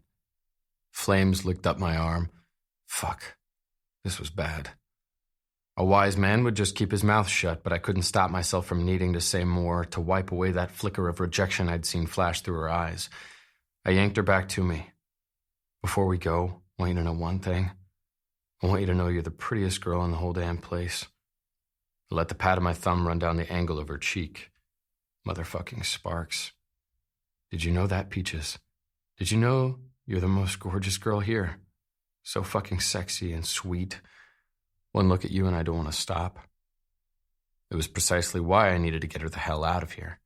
I should have been granted sainthood when I turned and led her back toward the table, because my body was screaming and my mind was shouting all the reasons taking her would be okay, when I knew without a shadow of a doubt there would not be one thing okay about it. It'd be nothing but selfish, vile, and base. By the time we got back to the table, my crew was standing to head out. There you are, asshole. Lyric punched me in the shoulder a little softer than he normally would. Thought we were going to have to come hunt you down because we sure aren't about to let you have any run-ins with any douchebags tonight. Last thing we need is you inciting another rumble. Nah, man, all's good. You don't need to worry about that. At least for another day. You ready to hit it then? Only have the babysitter till 1, and mommy and daddy duty is going to come really fucking early in the morning. Still was so weird hearing those words come out of the dude's mouth. I chuckled. The big bad Lyric West has turned into a straight pussy. A pussy who'd be happy to drop you flat. You wish you could take me, asshole, I said with a playful taunt, just smiling as I squeezed Willow's hand, the girl looking between us as if we were completely crazy. Admittedly, we were. Just a little bit. Let's go, Baz said, leaving a fat stack of large bills in the middle of the table. With the way the guy tipped, you'd think he'd be broke. And I was supposedly the one who was heedless with my dough. We left as a group, a rowdy cluster that weaved back through the thick crowd. We shouted out goodbyes, shouldering through as we received compliments and claps to the back, quick to dodge the hands of chicks who were all too eager to get friendly for the night. Some of these girls, they had no fucking shame. Didn't think twice about doing it right in front of Shay, Tamar, and Edie either, which pissed me right the fuck off. Apparently, a ring on your finger meant absolutely nothing if you were a prisoner to fame. But Baz, Lyric, and Austin, they'd become pros. The only thing they offered were tight-lipped smiles and a glare that screamed, fuck no. Every time someone would try to grab my attention, Willow would steal a cautious glance my way, obviously wondering what I'd do, if I'd bite or abstain, like I'd pull some asshole move and ditch her for a one-night stand, like I could stomach one right then anyway. Outside, the night had cooled. Darkness hung like a smoky drape from above, the endless canvas splattered with a spray of stars. Street lamps jetted up at the edge of the cobblestone walk. They cast spikes of light into the hazy fog that rose up from the Savannah River. There was something haunting about this place at night, comforting in a dark, mysterious way. I reveled in it. I thought maybe I'd feel out of sorts, have some reservations stepping out into the deep, dense night after what had gone down 3 weeks ago. But no, I felt good, right in a way I hadn't in a long, long time. I looked over at Willow, who was walking next to me. Her hand was in mine, her stunning face upturned toward the sky, eyes closed as if she were breathing the beauty in, as if she were a part of it rather than just a gorgeous observer. My chest tightened. Shit. Light laughter echoed off the worn exterior bricks as everyone chatted quietly. The mood had taken a turn into the subdued as we left the noisy bar behind. Couples snuggled into each other as they ended their night away, Z out front ambling along, hands stuffed in his pockets. Peace. Didn't have a lot of it in my life, but right that moment, I floated in it. Good nights were shared, and everyone slipped into their cars. I unlocked my navigator and helped Willow inside, trying to ignore the way my body lit up in awareness when I did. I rounded the front and hopped in, turned over the engine, headed back to the tiny house where I'd picked her up earlier that evening. Silence swam between us, just as complex as the night, quiet and brimming with the unanswered. Finally, I broke it. "Thank you for coming tonight." She slanted me one of those gentle smiles. "Tonight was incredible." She chewed at her lip that threatened to tremble. "Sometimes we get so comfortable behind the protection of our walls, we forget we need to step out from behind them to actually live." I glanced at her. "Is that what you've been doing, Willow? Hiding?" She seemed to contemplate a moment before she spoke. "I don't think it was conscious or any sort of a decision I made, but it seemed like it all came so fast. Seemed like every time I turned around, I lost someone I loved. My daddy, my sister, my mama. Bates. One loss after another until I got to the point where the only thing I was doing was breathing pain. I guess I folded in on myself as the world folded in around me. It was easier to stay there." A million questions whirled through my mind.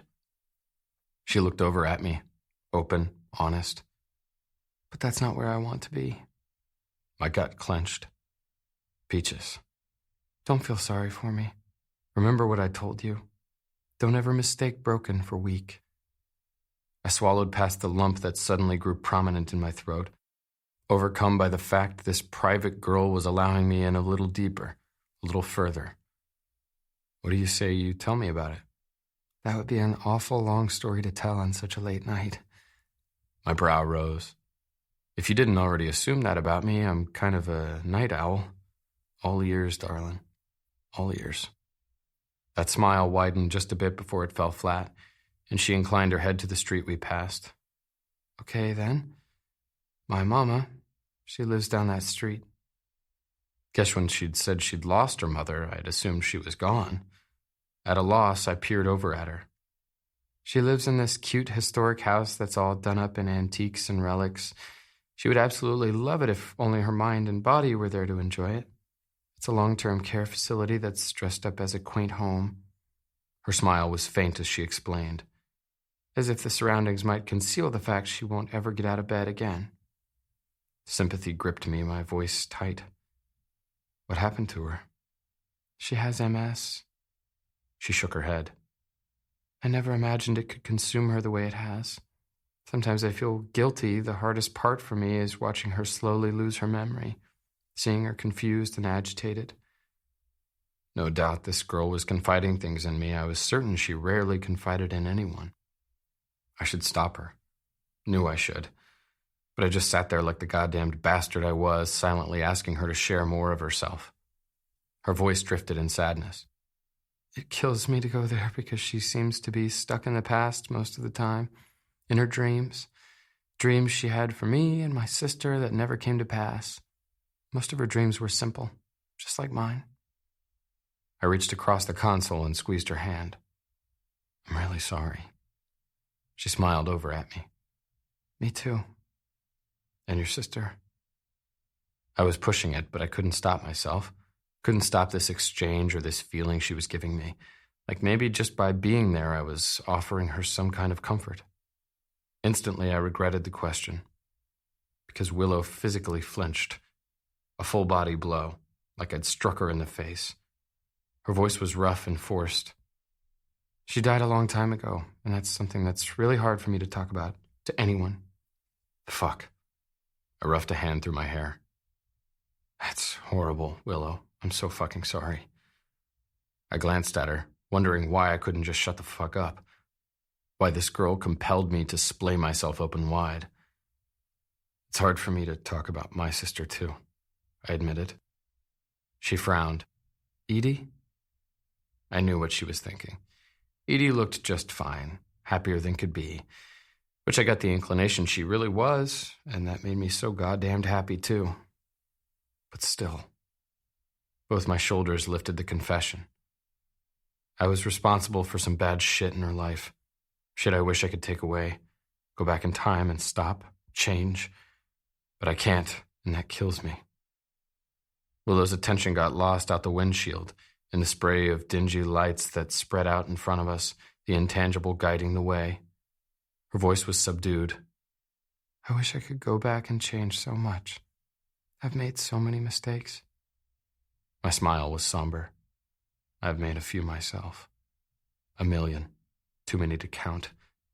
Mistakes I'd spend the rest of my life paying for. Gut told me Willow felt the exact same way. I pulled up at the curb in front of her house, the heavy rumble of the engine, the backdrop behind the silence that descended, darkness encroaching from all sides. That strange connection simmered in it, comfort and peace. After a few seconds, she shyly peeked over at me. Do you want to come in? Shit. I wanted to bang my head on the steering wheel, maybe dunk myself in a bottomless vat of ice cubes and water. What I really wanted was just to give. I think that'd be a bad idea. Who would have thought it'd be me dishing out that kind of wisdom? But if there was ever a high road to take, this was it. Hurt sliced through her delicate features, like I'd just deepened the cuts she already suffered, like she was fumbling, wanting to heal them, willing to hurt herself all over again in the process. Okay, she whispered before she cracked open her door with the intention to escape all that was left unsaid. Without thinking through all the ramifications, I reached out, hand greedy as I weaved it into her hair, deep enough so I could palm the back of her neck. I forced her to look at me. Fuck. She was gorgeous, all wild eyes and sharp breaths and broken spirit. I want to.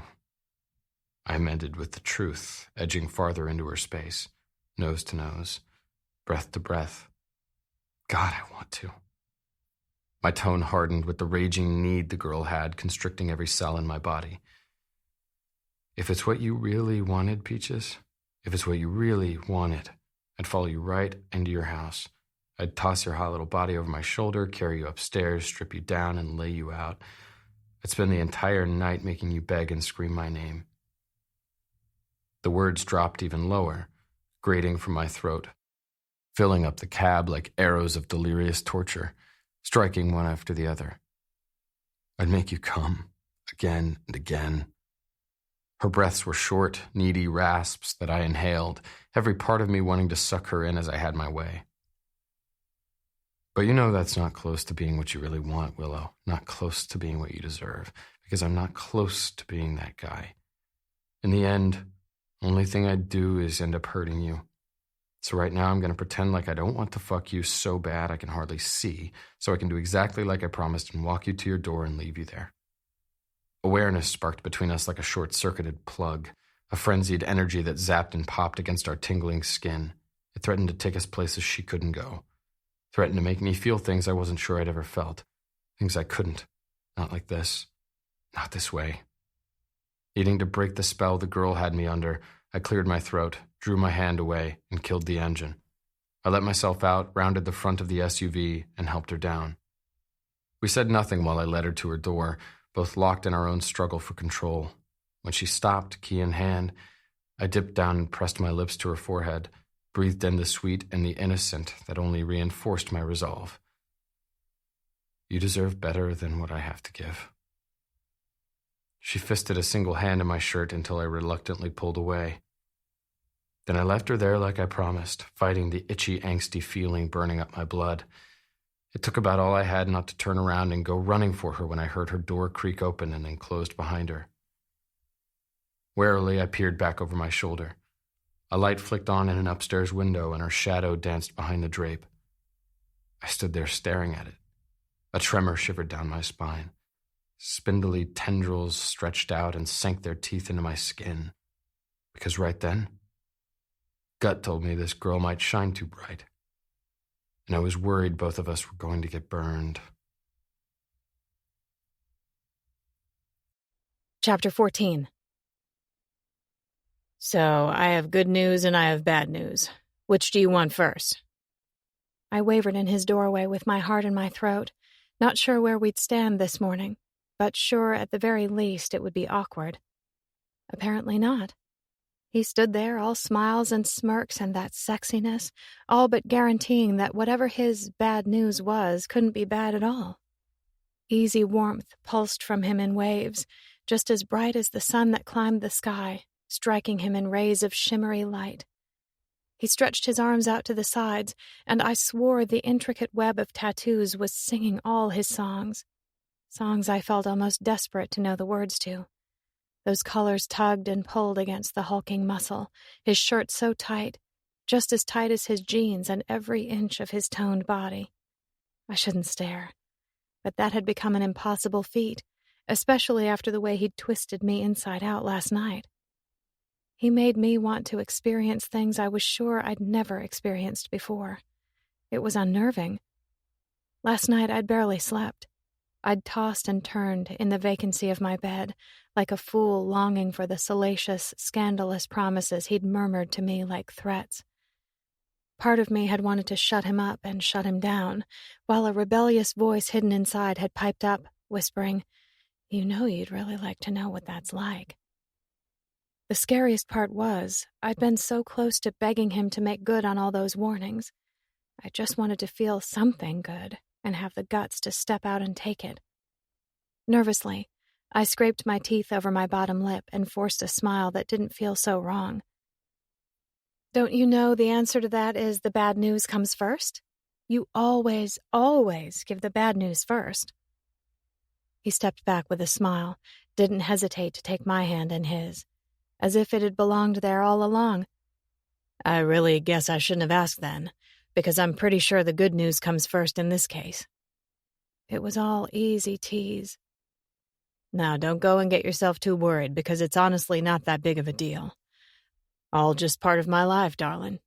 And since you've been hanging out with me, that makes you a part of it, too." Curiosity peeked out from deep inside me as a shot of unease rustled. "Okay," I drew out as I allowed him to lead me into the depths of his stunning house. He hauled me all the way down the expansive hall that cut down the middle of the bottom floor and dipped us through the swinging doors and into the kitchen and great room, which was as big as my entire house. The kitchen was black stainless steel and white marble countertops. The cabinets and wood accents were carved to keep the country flair. A perfect contrast of old and new. He spun in the middle of the kitchen and walked backward as he spoke, clearly wanting me to follow.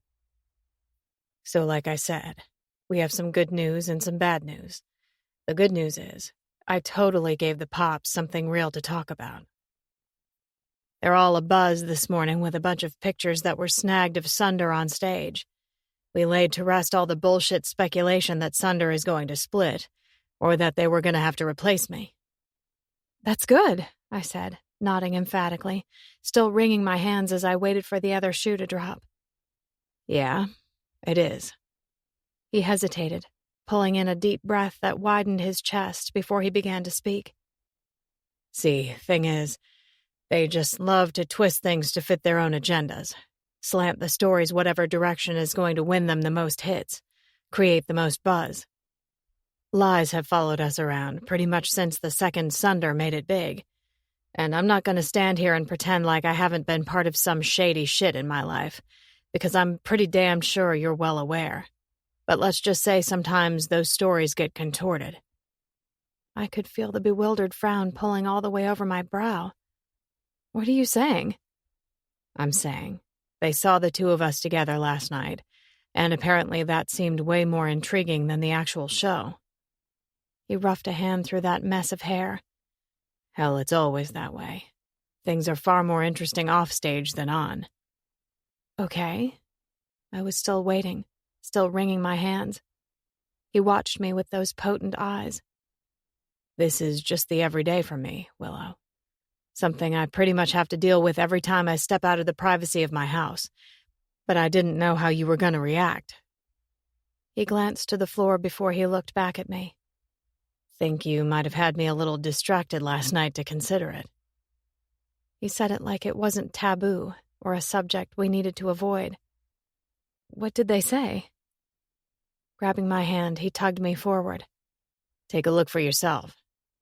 He turned me toward his laptop that was open on the island. My heart rate spiked and stuttered. I couldn't discern if it was because of nerves at what I'd find or because I'd entered Ash's space. Because I'd begun to orbit his atmosphere. That big body moved up close behind me. His breath breezed through the loose strands of my hair and brushed my neck, and he set both his hands on my shoulders, as if he were bracing me, at the ready to support me in whatever I might see. A shiver rolled before a shock of air jolted from my lungs as my eyes focused on the screen. The tab was open to a celebrity site, one that kept voracious fans and insatiable gossips apprised of the dirty deeds of their favorite superstars. There were 2 pictures of the band on stage, but that didn't seem to be where the focus was directed. No. It was aimed at the grainy image filling most of the page. The picture was dark and shadowy, but unmistakable. It was an enlarged picture of Ash and me on the dance floor, and clearly snagged by someone in the crowd nearby. We were chest to chest. His hands were on my hips, and his face was buried in my hair. I didn't know whether to be horrified or to shift on my unsteady feet when I looked at the erotic vision presented for all to see. I was certain I'd never once worn that kind of expression before as I was wearing in this picture. It was as if I'd been lifted to some kind of rapture I'd never felt, to a place where I was free and alive, sexy, wanted. My mouth went dry, and with a shaky hand I reached out and scrolled down. There was another below it that had captured everyone when we'd filed from the bar. Fuzzy halos of light streamed down through the haze, illuminating the group in a yellowy glow. Sunder, looking so big and bad and beautiful in a wealth of power and dark mystery in the deep night. But it was the last that had been zoomed and cropped that hitched my breath. Ash squeezed my shoulders, a gentle reminder that he was there. This picture was blurrier than the rest, and I thought maybe it should seem so much less interesting, dull and boring, because it was so simple, the act mundane. Ash and I were holding hands as we strolled down the cobblestone walk. In the moment, it had felt innocent, natural. Seeing it now, my head was tipped back as I drank in the endless expanse of stars, and I remembered I'd closed my eyes to imprint that perfect moment in my brain. So I'd forever remember the way I'd felt standing there at his side. And Ash Evans, was gazing over at me. Emotion twisted through me like a tornado. Men didn't look at me that way. Bates surely never had. This had to have been captured by chance, interpreted wrong. It wasn't real.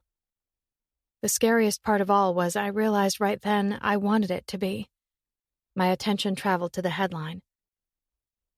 Has the ultimate bad boy been tamed? Sex, drugs, and rock and roll. Ash Evans, of Sunder fame, is no stranger to any of them, so it was no surprise when the notorious rocker recently found himself in more hot water when he was assaulted in the early hours of August 23rd near his vacation home in Savannah, Georgia. The altercation occurred outside Contemporary Comfort, an antique store in the historic district. The owner discovered him badly beaten and alerted the authorities. Rumors the bass player had met his demise were shredded when he joined Sunder for an acoustic set last night at a local bar in downtown Savannah. It's no secret the bad boy has had more than his fair share of women. He recently told Wise, "I love women and women love me. I make no apologies, simple as that." Although what's always remained most apparent is how he loves to leave them. But we'd be hard-pressed to find him looking as cozy as he did after last night's show, with none other than Willow Langston. Yes, the owner of Contemporary Comfort. Is this a classic case of obligation, or has the unapologetic bachelor finally met his match? Sorry, ladies, only time will tell. Silence hovered around us as he let me catch up to what the article implied. Are you mad? He released the mumble of words against the crown of my head. How could I be mad at you over this? We were just dancing, celebrating that you were able to get back on a stage. That's all it was, right? But my tremoring heart thought maybe it recognized the difference. The breath he released was almost pained, and he pressed his fingers deeper into my shoulders, massaging, coaxing, demanding, as if he wanted to dispute the statement I had made. Willow. He uttered my name carefully. Know you're private, darling. And I know I promised this was no big deal. But like you pointed out before, just because something might not bother me doesn't mean it won't bother you. God, he had such a conflicting, confusing heart. So indulgent and nonchalant. So thoughtful and kind. It's just... I struggled to make sense of my own confusion. Someday, I want what those pictures are suggesting. For someone to really look at me that way. Your friends, the way they love each other, the way they talk about their families, their kids. My words dropped to a yearning whisper. To me, there's nothing in this world more beautiful than that. Slowly, he turned me to face him. No doubt he recognized what was in my expression. Longing. That commanding stare chained me, tied me in a way I didn't understand. I felt trapped, exposed, vulnerable, as if every single wish I'd ever ushered into the heavens had just been laid at his feet. Willow. His voice was a raw scratch at the back of his throat. That beautiful body inched closer and closer, stealing what little air was left in the room. His presence swirled through my head, the quiet yearning getting all mixed up with a bold shock of desire. My chest heaved. Tentatively, he reached out, that big hand resting on my cheek, coaxing my eyes to look up at the brilliance of his, this mesmerizing, intoxicating man. Exhaling hard, he edged in a fraction, so close I could feel the hammer of his heart. He brushed his thumb beneath the hollow of my eye. Peaches. This time when he said it, his voice fluttered with some kind of unknown grief. So that's really what you've been waiting for. He said it without a hint of doubt. The family part. Moisture gathered in my eyes. I couldn't stop it. This man saw straight through me, to all those places that were raw and aching. I've been waiting on all of it. Love. A family. It's the only thing I've ever wanted. That dude was such an idiot. Those dimples almost peeked out with his tender smile. I choked out a shot of laughter as I looked up at this man who was doing something to me he shouldn't have the power to do. Bates stole everything from me, Ash. My money, my mama's house, all the things I was saving for. But most of all, what hurt me most? He stole the family we were supposed to share. I angled my head as I studied this man, one who should have been nothing more than a stranger. I was sharing things with him that were intensely private, yet somehow I knew he'd protect that knowledge in his big, capable hands. All I ever wanted was to be a mama. Since I was a little girl, playing and dreaming, conjuring up stories with my sister of who we were going to be. Her dreams were wild, big, adventurous, and mine, they were simple and small. Bringing her into the story almost felt like a dirty confession.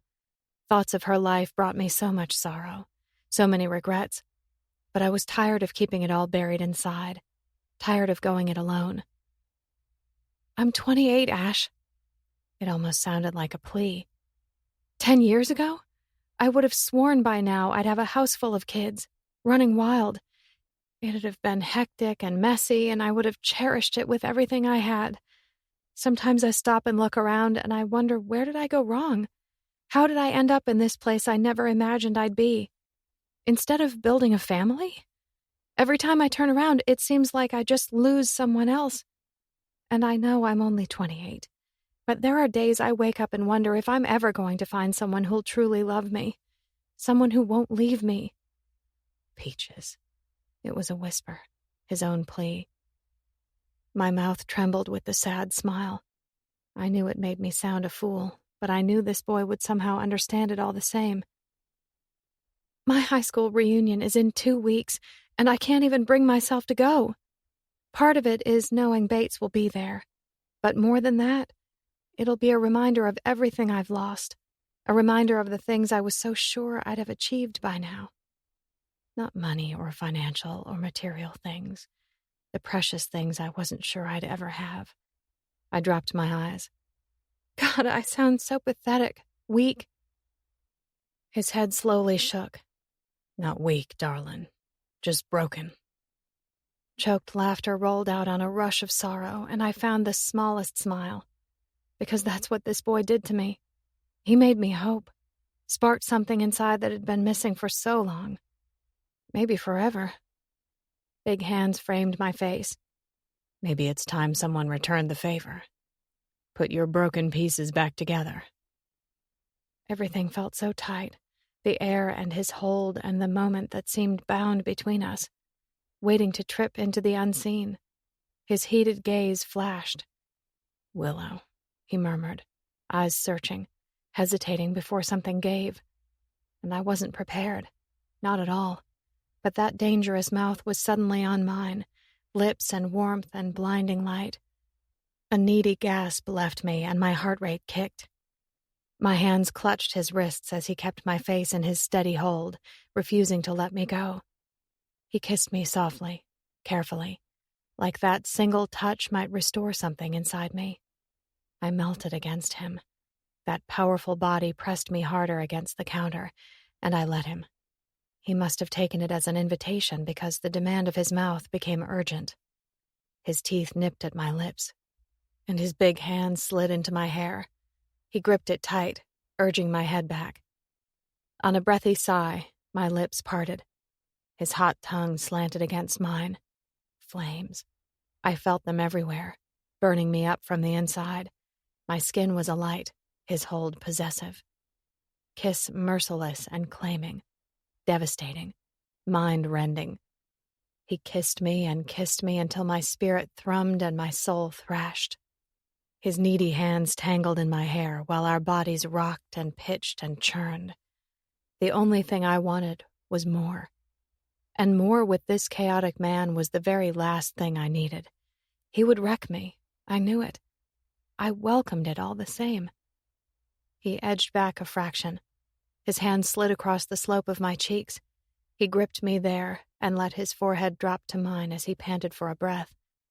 "Pretend with me, Peaches. Pretend with me." Confusion distorted my already clouded judgment, and I clung tighter to his wrists to keep from falling to the floor. "What?" "Pretend with me. Pretend that everything that article said was true. Pretend that you're mine and I'm yours. That you tamed the ultimate bad boy. Let's show up at your reunion and show that bastard exactly what he lost, what he's missing out on. Let him know he's the loser at his own game." He swept his tongue over his swollen lips. "And after 2 months, when you finish this job, when you leave your mark on my house with your amazing talent, you can publicly break up with the world's most notorious rock star. Because you and me both know he doesn't come close to being good enough for you. Let's go. Let's show Bates and that bitch they can both go fuck themselves." He squeezed his eyes closed and nearly begged it. "Pretend with me." What if you hurt me? What if I fall in love with you? What if I want you to stay? All my reservations howled and roared.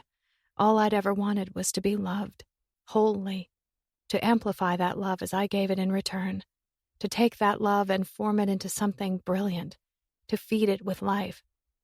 This man was offering me a counterfeit version of that. "That won't change the fact those pictures are a lie." The words were tight when I forced them from between my lips. "So it'll be our lie. Ours. I want to try. Let me try to put some of those broken pieces back together again. Make you remember who you are. Shake you out from that battered shell so you'll be ready when that guy comes looking for you." The last of those reservations screamed. What if I want him to be you? His lips touched mine. Soft, sweet, fire. "Please," he said. "Okay." I gave before my self-preservation could have a say. Because, God, if I were being honest, I wanted a little of what this boy was offering, too. Then he put that mouth back on mine, marked me with the magnitude of his kiss. A spark of hope glowed bright, and I knew no matter how this ended, I would never be the same. Chapter 15. I sat back in the chair and closed the book on my lap. Sheila sent me a caring smile. "She loves when you read to her. The best sleep she ever gets are the nights after you've been here reading to her. She hears you, you know, whether if she's answering you or not." I gazed at my mama, her mouth wrenched open, jaw angled to the side. Grief constricted my heart. "I know." Sheila gave a pat to my shoulder. "You're a good daughter, Willow. Not a whole lot of people take the time to do this. That was something I couldn't fathom, because sitting there, I felt helpless, wishing I could change her world, and there was absolutely nothing I could do. Mama stirred in her shallow sleep, moaned my sister's name. Summer. Every cell in my body clenched. Shh, I murmured as I brushed back her hair, giving her comfort the way Summer and I had always wished we could. Summer rocked Willow in her tiny twin bed. Shh, she said. It was just a bad dream. Willow gulped around her sobs, trying to keep them quiet, knowing her mama would want to come, that she'd worry and fret and try to pretend everything was okay. I don't like it when she's sick. Summer kissed her on the temple, brushed her fingers through Willow's hair. Mama doesn't like it either. She hates it. So that's why we've got to be strong for her, stick together. But you're gone so much. I don't like it here being alone, especially when Mama's sad. Their mama had been sad so much since their daddy had left, since her hands had stopped working the way she needed them to. Even though their mama tried to hide it, Willow still heard her muttering, worrying she didn't know how she was going to keep up with the shop. I'm trying to help every bit as I can, Willow promised. I know you are. You're Mama's angel. You know that? Working in there beside her. She's proud of you. She's proud of you, too. Silence hovered thick in the air. Summer's disagreement held back, yet still apparent. I want to make her proud. I'm just not so sure I know how to do that anymore. Since she'd turned 13, Summer had been gone a lot, leaving Willow alone, more and more. But Willow had always understood everyone's dreams were different.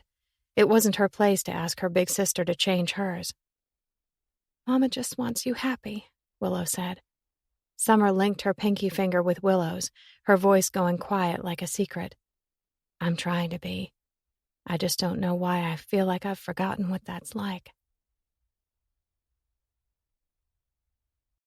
Chapter 16. On all things holy, the woman was a sweet temple of temptation. I held my hand out to help her from the low seat of my car. So yeah, I'd pulled my favorite one out of the garage especially for this occasion, because if we were showing a fucker up, we were showing a fucker up.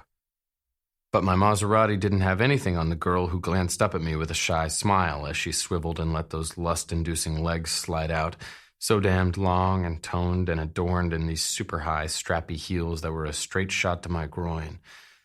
I pulled her the rest of the way to standing with a little more force than necessary. Okay, maybe with just the right amount, because she fumbled a step into me.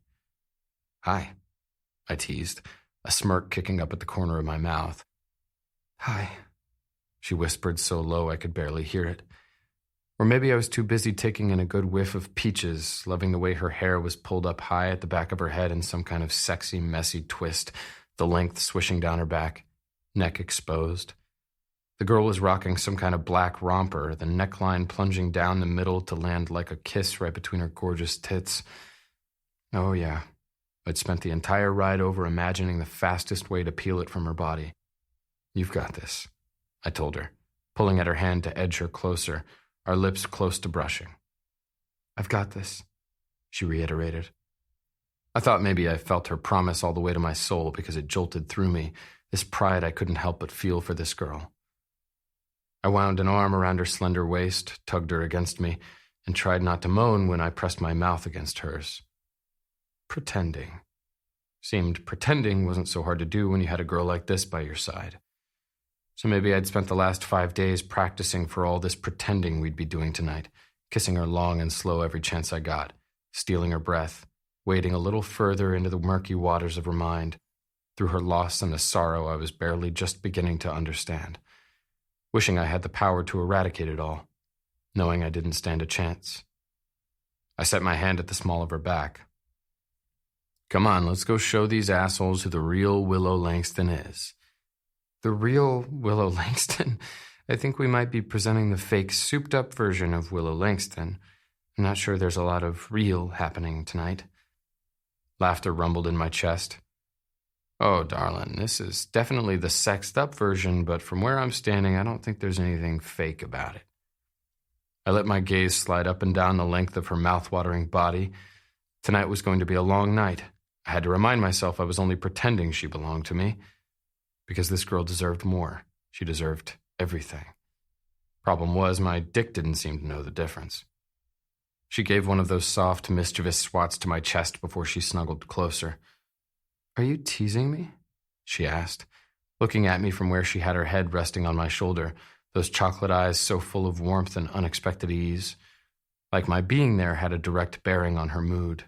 Like maybe I was actually giving her something back, doing something good. That energy blazed. Awareness stretched between us, a tethered, charged high wire, because here I was, towing a dangerous line. But it was that familiarity that spun through my deepest senses, in that place that was dark and quiet and reserved, that incited me to take another step. "I do believe you have the whole teasing thing turned completely around. Did you look at yourself in the mirror before I picked you up? Do you not know you're what fantasies are made of? One look, baby, and you bring me to my knees." Redness touched her cheeks, something sweet and tender and shy, dizzying to my mind and overwhelming to my senses. "You don't look so bad yourself there, rock star." "Yeah? Thought you might like it." I tugged at one of my suspenders. Of course I had dressed up. I dug through my closet and found some kick-ass black slacks, rolled up the sleeves of my white button-up to show off my arms, just in case this asshole needed another reason to be jealous, threw on some suspenders because, let's be honest, I totally owned that shit. Didn't think we had much to worry about with the way this girl looked tonight anyway. Chances were the dude wouldn't even look my direction except to wish he were me. Well, that, and to hope I didn't have a mind to kick his ass. Anger pulsed. God knew I did. Wasn't sure how I was going to control myself tonight. How I would rein in the rage that boiled hot in my blood every time I thought about what the bastard pulled. Betrayal was a bitch. Disgusting. Something I hated, and one of the reasons I chose to play it solo. But the truth of the matter, cheating scum were in no short supply. It was the other shit that made my mind spin. The fact he'd stolen, destroyed, desolated. Would be lying if I denied wanting to take the guy out. Permanently. Couldn't believe he and that bitch had gotten away with that kind of stunt, swindling her out of her savings, scamming her out of her childhood home. Couldn't fathom that kind of inhumanity. Made me want to show him just how brutal this world could be. Willow ran her fingers along the row of buttons on my shirt, toying with the one at the top. God, this girl was going to be the death of me. "I do like it," she murmured, all seductive-like, pulling me from the lethal direction of my thoughts. I pressed her palm flat against my chest. "Good, because you're stuck with me all night." Wishful damned thinking. But hey, a guy could dream. She pulled in a deep breath as we approached the entrance. "Promise?" Nerves rolled down her spine, palpable and real. She looked up at me, pleading with those soulful eyes. "Promise me you won't leave my side, okay?" I ran my nose along her jaw, inhaled, fought the fire that lit in my veins. Surely we had to look like the happiest damned couple on the face of the earth. Right? "Promise, darling. There's no need for you to be nervous. Tonight it's just you and me." See? Pretending was easy, and pretending never hurt a thing. Chapter 17. Do you know when you just know? That's the way it was for Willow and me. Second I opened my eyes and saw her, bam, love at first sight. Never believed in any of that shit before. But sometimes all it takes is one woman to turn your entire world upside down. Isn't that right, darling? Strands of tiny twinkle lights glittered from above, pushing at the cloak of darkness draped across the balmy night.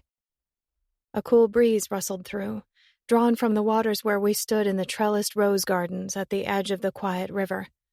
Gas fire pits sparked and blazed from beds of colorful glass, their reflections projecting a glimmering dance along the streams of calming waves. Ash had one of those hulking arms wrapped around my waist like a permanent fixture, his grin so easy, shining full of that blinding light. Magnetic. I swore he had every girl here wrapped around his finger, including me. Like the fool I was, I played along. Standing there beside him felt far too real and way too nice. Leaning in closer, I set my palm right over his heart, loving the comfort of the steady thrum. That's right. I stole a look at him before I glanced back at 5 pairs of starstruck eyes. I patted that strong chest. This one is kind of hard to resist. From across our little circle of old friends and acquaintances, Emily rolled her eyes and buried her knowing smile in her martini glass to keep from slipping up and throwing the game. I'd long since gotten over being angry with her for putting me on the spot that day in the shop. How could I regret it now? Not with him wrapped around me and me wrapped up in him, the night cool and calm. So what if I'd fessed up to her about this charade, confided in her how this man twisted me into a million intricate knots I wasn't sure could ever be undone, how he'd kissed me, then done it again and again, how he made me feel something I hadn't touched on in all my life. I'm so jealous, Maddie almost whined, though it was done with a smile. Your boyfriend is like the hottest guy on earth. This is so not fair. I could feel Ash trying to subdue his laughter. Leave it to Maddie to talk as if he weren't standing right there, as if he weren't made up of flesh and bone and blood, but rather a figment of that glamorous, untouchable world that seemed almost imaginary. I would have to agree, I said, maybe a bit too readily myself. This man was magnificent, a rare creature to be found. His arm tightened around the back of my waist, his fingers gripping my side, voice so smooth. Oh, now that's sweet.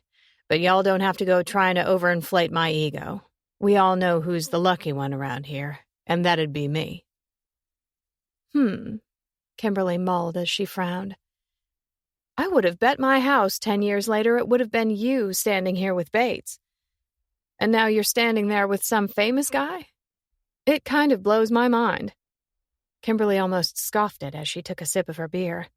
Always so brash. Kayla smacked her in the arm. Kimberly! What? She looked unrepentant. I knew she had no clue it still felt like razors were scraping my skin every time I heard his name. That mention of his name, it automatically had me back on guard, on high alert. The same way as I'd been when we first stepped through the doors. We'd been here for 2 hours. He hadn't shown. In that time, I'd eased into the safety of the night. Maybe I should have taken that as my own warning, a sign to step away, to put some space between us. Instead, I sighed in comfort when Ash gave me a reassuring squeeze, as if he knew I might need my confidence restored. I sank deeper into his hold, a hold that felt as if it might mean something. He pressed a kiss to my neck. Chills scattered, free and fast. No, honestly, it's fine. It seemed crazy how true it sounded. I got over him a long time ago. I was over him. Maybe I wasn't over what he'd done. But I was definitely over him. Ash nuzzled the side of my face, playing his part so damned well I could almost believe it. I hummed, Believe me, I found something much better to take his place. Ash nipped at the sensitive flesh of my ear. Desire. It rushed so real, a thunder pounding through my too tight veins, all too vivid, tugging and pulling at my insides, throbbing between my thighs. God, what was this man doing to me? Ash chuckled. Whatever it was, he knew exactly how to wield it, how to control it. That arrogant boy slanted a smirk at my friends. Y'all are talking about the little cocksucker who thought he could possibly do better than my girl. Kimberly stammered, their eyes wide as they looked at each other as if they had no idea how to answer him. Emily busted up laughing, finally breaking into the conversation. She laughed so hard she buckled at the waist. Oh my God, if Willow ever decides she wants to get rid of you, please, come find me. I think I love you. But it was all soft affection, and there was nothing serious about it except for her gratitude for what he'd done. An unexpected peace took hold of me that I hadn't felt since I was just a little girl. Not since I'd sit with my mama and my sister and dream. Dream big and small and everything in between. Sorry, love, but my heart's already taken. but I'm sure we can set you up with one of these fine country boys. That one over there has been making googly eyes at you all night." He pointed in the direction of Freddie, who was most definitely not making eyes at Em. Ash shot Emily a wink when he did. She just shook her head with an exasperated smile and took another sip of her drink. The night grew deeper, and we all chatted and laughed and sank into the warm comfort. Ash and I wandered the small gathering as if we were one. I caught up with a few people I hadn't spoken to in years. Some I'd lost touch with after I'd lost Summer. Others had faded away with the years. Then there were the ones who I'd shut out when I'd finally shut out the rest of the world. When I'd hidden away, because it had been so much easier than facing the day. And now Ash was making me stand out in his light. He doted on me, filling me with his praise and his words and steady belief. Like he promised, he never left my side. "I have to use the restroom," I whispered in his ear. "Is that an invitation to follow you in, darling? Because if it is, I'm totally game." A smirk took over the whole of that flirty mouth, the boy totally at ease, in his realm. "Don't you wish?" Yes, darling. I definitely do wish." And I was getting confused about the pretending, especially when he guided me inside and started us down the hall, spun, and pressed me against the wall. He kissed me hard. Surprised, I whimpered before I gave, clutched at the collar of his shirt. For the first time, he palmed my ass in one of those big hands. "Peaches," he mumbled so low. He grew hard in his slacks, and that foreign feeling was back, rushing beneath the surface of my skin. Suddenly, he jerked back and sent me a tummy-tilting grin, though he was panting for his own air. He pecked a close-mouthed kiss to my lips. "Go, before I follow you in there, and I know you don't want that." Searching for breath, I peeled myself from the wall and fumbled the rest of the way down the hall on my too high heels, trying to straighten myself out as I went. I shivered, feeling the heat of his gaze eating me up the entire way. I pushed open the door and stepped into the restroom. I met my reflection, swollen red lips, wild brown eyes, and pink, heated cheeks. I saw someone who was bold and brave. I'd forgotten what that girl looked like. The scary thing was, I no longer could remember exactly when she'd gone missing. I used the restroom, washed my hands, applied a coat of sheer gloss. That smile was still firmly on my face when I tucked a stray lock of hair behind my ear, then eagerly stepped back out in the hall. I gasped out a shocked breath as I did, having to brace myself against the wall to keep myself from falling to the floor. Fear and hurt and rage slammed me like a rogue wave. Bates was there, at the end of the hall, backed against the wall. Because Ash had him pinned to it. Chapter 18. I watched her flounder her way down the hall in those heels, those shorts so short and those legs so long I couldn't look away. When the door closed behind her, I dragged a frustrated hand through the top of my hair and blew out a strained breath, choking back a chuckle. I could feel her wanting to peek back, itching to look, to find what my expression would be. Knew if she did, hers would be all wide eyes and confused smiles and affected blushes. God, I liked it. I tucked my hands in my pockets and rocked back on my heels to settle into waiting. That was when I felt it. An awareness that prickled across the back of my neck like nails scraping a chalkboard. My gut churned with the instinct that warned things were about to take a sharp turn south. Slowly, I shifted to look over my shoulder. Every cell in my body froze. I never forgot a face. Except he wasn't looking at me. He was looking at where my peaches had disappeared into the restroom. That was right before his jaw clenched tight and his glare slid to me, like he were adding it up, figuring it out. It hit me so fast I was certain my heart was pumping nothing but pure adrenaline. Crushing rage spun through me like a tornado, catching me up in its mind-rending rotation. Still, everything moved deathly slow. So goddamned slow as I turned the rest of the way around on my heels and faced the bastard. I saw it. The second he recognized me, he blanched and took one shocked step back. My hands clenched into fists at my sides. I did my best to stay cool, to keep calm, because life goes on and all that shit, because I was about 2 seconds from coming completely unhinged, and I doubted this was the best place in the world to enact revenge. I pressed a fist into my opposite palm, exactly like I'd done that night. Unlike before, though, it wasn't 5-1. It was just him and me. He'd been the one to hop out alongside his buddy, the one who'd descended on me with fists and feet and fury, the one who'd delivered that last blow that had knocked me unconscious. Like I said, I never forgot a face. Only tonight he was wearing a suit like the asshole had just come from the office, tie loosened and jacket unbuttoned, all kinds of puffed up ego and unwarranted pride. A gush of air pushed from his lungs before his face twisted in a sneer. That was all it took for my reserve to snap. I flew forward and had him by the collar before he could make sense of it. I slammed him up against the wall. He grunted with the impact. He struggled against my grip, flailing around like a little bitch as he grappled with my wrists. It was pathetic and completely pointless. He wasn't going anywhere. Well, what do you know? It's a small fucking world, isn't it? Remember me, asshole? My words were delivered with bone-chilling calm and laced with the promise of my retribution. Could feel the fear radiating from him just as sure as I saw him trying to keep it under wraps. What the hell are you doing here? He strained, breath short and rasping. What the hell are you doing with Willow, you piece of shit? What are you doing with her?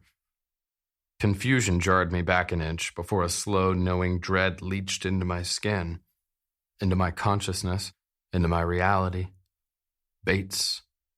This prick was Bates. Of course he was. I really shouldn't have been surprised. Once a scumbag, always a scumbag. And this one actually had the audacity to show up and act like he had a say in her life. I shot the asshole my cockiest grin, only imagining the scene he'd unwittingly walked in on between Willow and me a few seconds ago. All that pretending we were doing right in this very spot. Dude had impeccable timing, that was for sure. What am I doing with Willow? I think the better question would be, what am I not doing with her? Now, wouldn't it? I shrugged like any fool should have known. Mostly living inside that tight, hot body every chance I get. He thrashed all over the place, fighting with all his might to break loose. Pussy didn't even move me back an inch. She's quite the wild one, isn't she? Fucking insatiable. Woke me up 3 times last night because she just couldn't get enough. I frowned, all kinds of feigned, enraptured confusion. Or maybe it was 4? Willow would never touch someone like you.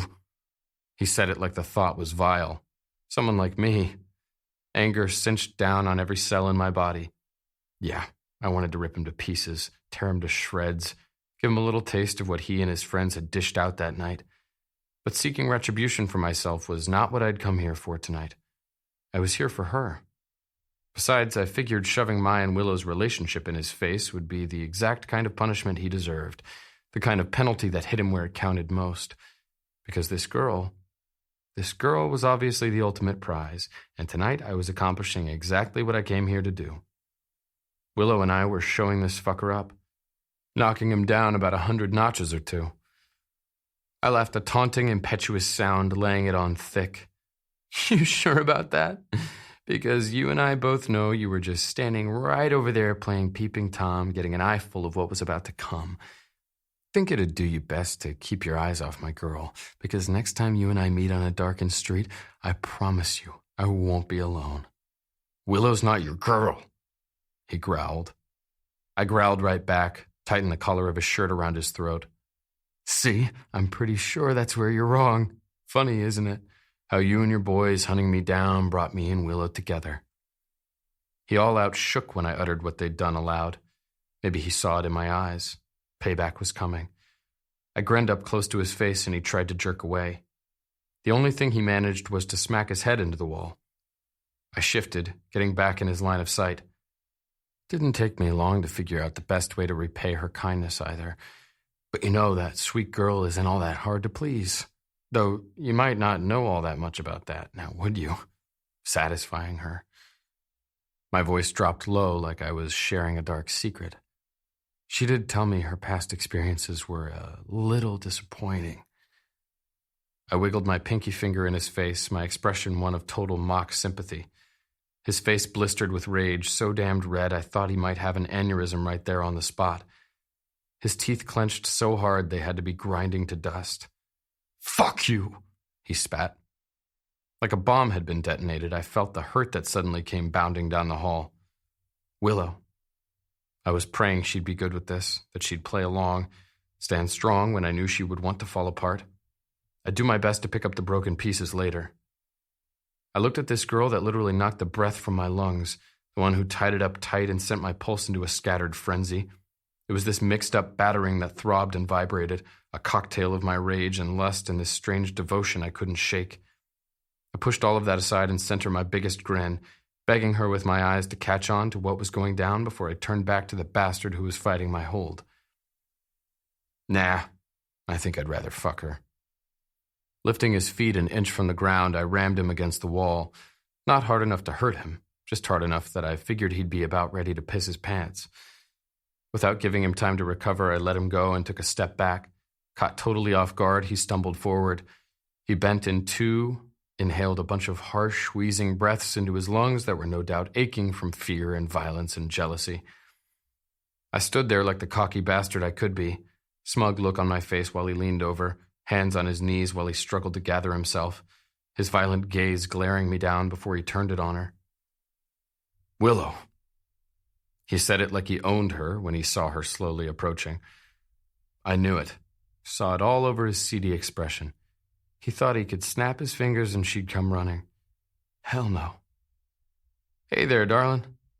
I snagged her around the waist and pulled her into the safety of my side, a silent promise I would hold her up. Looks like the dirtbag ex decided to show up after all. I said it like he wasn't standing right there. She smoothed herself out and lifted that courageous chin. "Well, I guess it's perfect timing since we were just leaving." I shot the asshole the biggest gloating smirk I could find. "See you around, Bates. My girl and I have some business to attend to, don't we, baby?" He stood there raging as I began to lead her out. Second we turned our backs on him, his low, grating voice pelted us from behind. "I came here to talk to you, Willow. I've been trying to get in touch with you." She stopped but didn't turn to him right away. She glanced at me for strength before she slowly turned to look at him over her shoulder. "Well, that's too bad, Bates, because I have no interest in talking to you. Everything that needed said was said a long time ago. Believe me, I got your message, loud and clear, signed and stamped, set in stone, so you can drop the texts and messages because I don't have anything to say." This fucker had been messaging her? A fresh round of possessiveness ricocheted through the boundaries of my chest. "That was years ago," he spat. Bitter laughter ripped from her throat. "And you think that changes a thing, because it's been years since you took everything from me. You're truly a fool if you think it does." She glanced around. Resentment and old hurt trembled around her mouth. Her voice hardened with the accusation. "Where's Chastity, anyway? Did you leave her at home to wait for you?" "We aren't together anymore." She laughed a scoff, her head shaking as she struggled to stand her ground. "Isn't that a tragedy?" Her entire body quivered her own suppressed rage. "Things make so much more sense now." I stepped closer to her and lowered my mouth to her ear. "Come on, darling, let's get you out of here."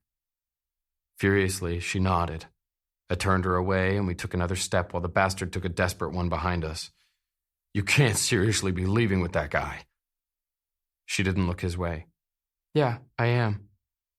He scrambled behind us. Took about all the strength I had not to turn around and lay this guy flat out in front of the audience steadily gathering around us. "Do you even know who he is?" She ignored him. "He's dangerous, Willow." I scoffed. Damn right I was, and I was getting more dangerous with every offensive word that fell from his corrupt mouth. We kept right on moving. I had to get us out of there before I lost it. Snapped. I could feel my control splintering beneath the pressure. And this was not the place. "Did you know he fucked Billy's girl? Did you know they broke up over it? Wedding's off?" Like it was my fault that bitch lied when I asked her straight up. She inhaled a sharp breath and stumbled on her feet as she came to a stop. I tried to urge her to keep moving, but her heels dug in. She didn't understand how close I was to losing it on this asshole in the middle of this reunion. She blinked what seemed a million times before gritting out 4 clipped words. "What did you say?" Slowly, she turned around to face him. Emily was suddenly there. "Willow," she said, her voice damned near as protective as I felt. Her attention darted between each of us, worry and angst plastered all over her face.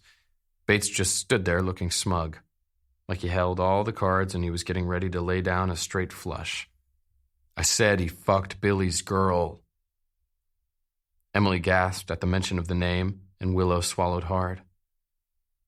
"Billy? Your best friend, Billy?" "Yeah," he said. She started nodding, but it was shaky all over, sliding through her shoulders and heaving her chest. "You were a part of it." Her statement punched the air like a gavel strike. He paled. Obviously, he was expecting a total different reaction from her than the one he got. Her eyes moved to me. Horror filled her own recognition. Sorrow, regret, empathy. All of it this twisted protectiveness over me. Slowly, her focus moved back to the rat bastard still standing there like he had something to prove. "You did this? You and those worthless jerks you call friends? You attacked him? Left him in front of my store to die? How could you?" It was all an appalled accusation. "He had it coming." "Oh my God," Emily wheezed, both hands pressed to her mouth. Shock rippled through the gaping crowd. Rage curled through my muscles, and I bounced on my toes, giving it my all to restrain myself, because if anyone had it coming, it was him. Instead, it was Willow I was restraining as she moved to get in his face. From behind, I hooked my arm around her waist and started hauling her back. Her voice shifted to a whisper. "I can't believe I ever loved a man like you. You disgust me." She turned into my hold, and I started striding toward the door when the bastard reached out and grabbed her by the arm. She yelped. In a flash, I had him by the throat. It was instant. The violence that skimmed across my flesh, my teeth gritted and strain pulsed through every muscle. A rustle of anxious energy billowed through the room. People closed around us, eyes wide in morbid curiosity. I only saw him, my narrowed sight tinged in red and violence and hate. "Don't touch her. Not ever again." I tightened my fingers and yanked him close. "If you do, I'm going to make sure that meeting in a dark alley happens, and I promise next time you aren't going to like the outcome. Do you understand what I'm telling you?" Not giving one flying fuck if he understood, I tossed him from my hold, making him fumble back. He landed hard on his ass, sliding across the slick marble floor. Fury raced through me on a circuit of destruction I felt desperate for. I wanted it. Whether I wanted it more for me or for her, I couldn't tell. But it was there, burning hot. I grabbed her, hid her face in my shoulder to protect her from the mess playing out in front of us. I hauled us out of there before things got uglier than they already were. My gaze remained vigilant, watching over my shoulder while we waited for the valet to retrieve my car. Willow kept breathing all her breaths into my neck, filling up my lungs with peaches and sweet and honey every time I panted for that elusive cool. The valet pulled up. I helped Willow inside and was quick to round the front and get into the driver's seat. I gunned it, taking to the street with a peal of tires, getting us out of there before I did something that couldn't be undone. I jammed my finger at the sunroof button, needing air. It slid open to the night and ripping wind and glimmering stars.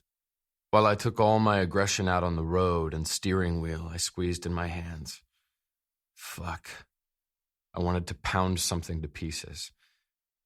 Taking in a stealing breath, I chanced a glance at the girl I could feel staring at me from the other side, knowing I probably looked like a madman. Vicious, savage.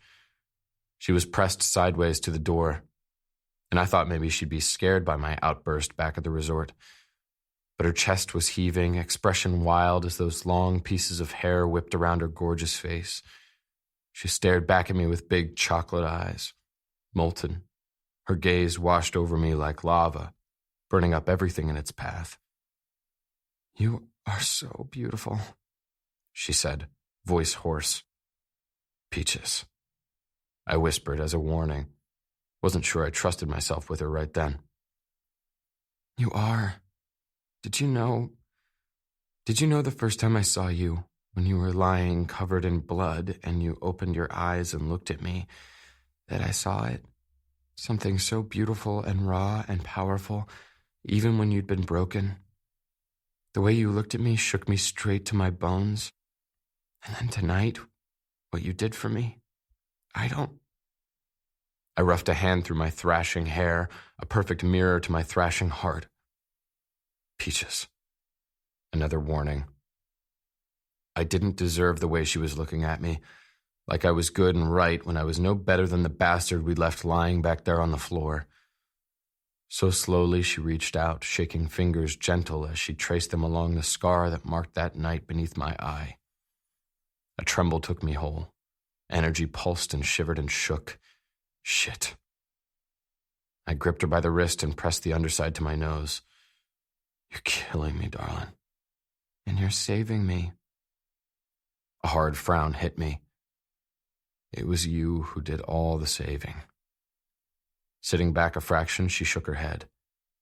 If it weren't for you, I'd be home tonight hiding in the dark. Her tongue darted out to sweep across her lips. I never would have been brave enough to go there or to stand up to him, to say those things. But that's where I think you're wrong, darling. This time it was my turn to reach out and touch her. I cupped the side of her face, glancing between her and the road. I think you're so much braver than you've been giving yourself credit for. I see it there, feel it every time I look at you. You're incredible, Willow. Every time you walk through my door, I know it. So good that I know I shouldn't be doing whatever the fuck it is I think I'm doing with you. She was still panting those breathy pants, and she leaned into my touch. She attempted before she looked down, averted her gaze. Even with her head downturned, there was no missing the blush creeping to her cheeks. She hesitated before she spoke. When you kiss me, it doesn't feel like pretending. It feels like the best thing I've ever felt.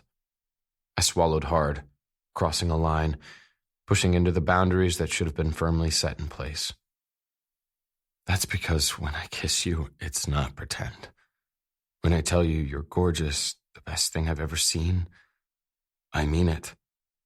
And when I look at you, I touch the center of my chest, feeling ripped open wide, exposed.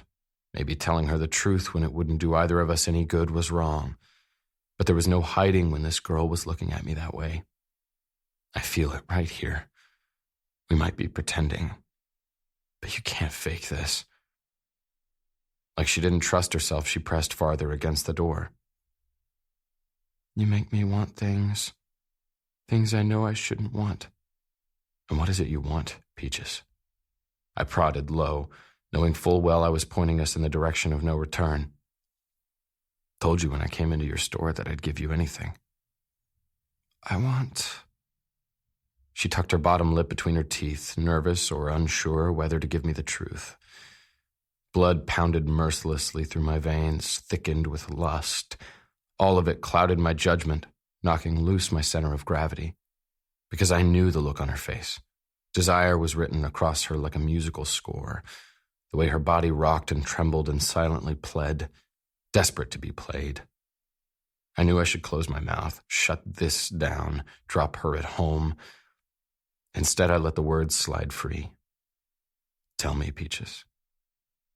The needy rasp fell from between her lips, quietly, honestly. I want you to touch me. I don't know what it's like. That blush was back full force, eyes wide and telling. Shit. I hissed it almost silently while a shot of lust kicked me in the gut, realizing what she was saying, what she was implying. You want me to make you come? Her mouth dropped open and she nodded slow. I've never... I rubbed a hand over my face, hoping it might help me see straight. All the resolutions I'd ever made gurgled to the surface, vying for me to take note, and that tiny speck that was left of my conscience was screaming at me to see reason.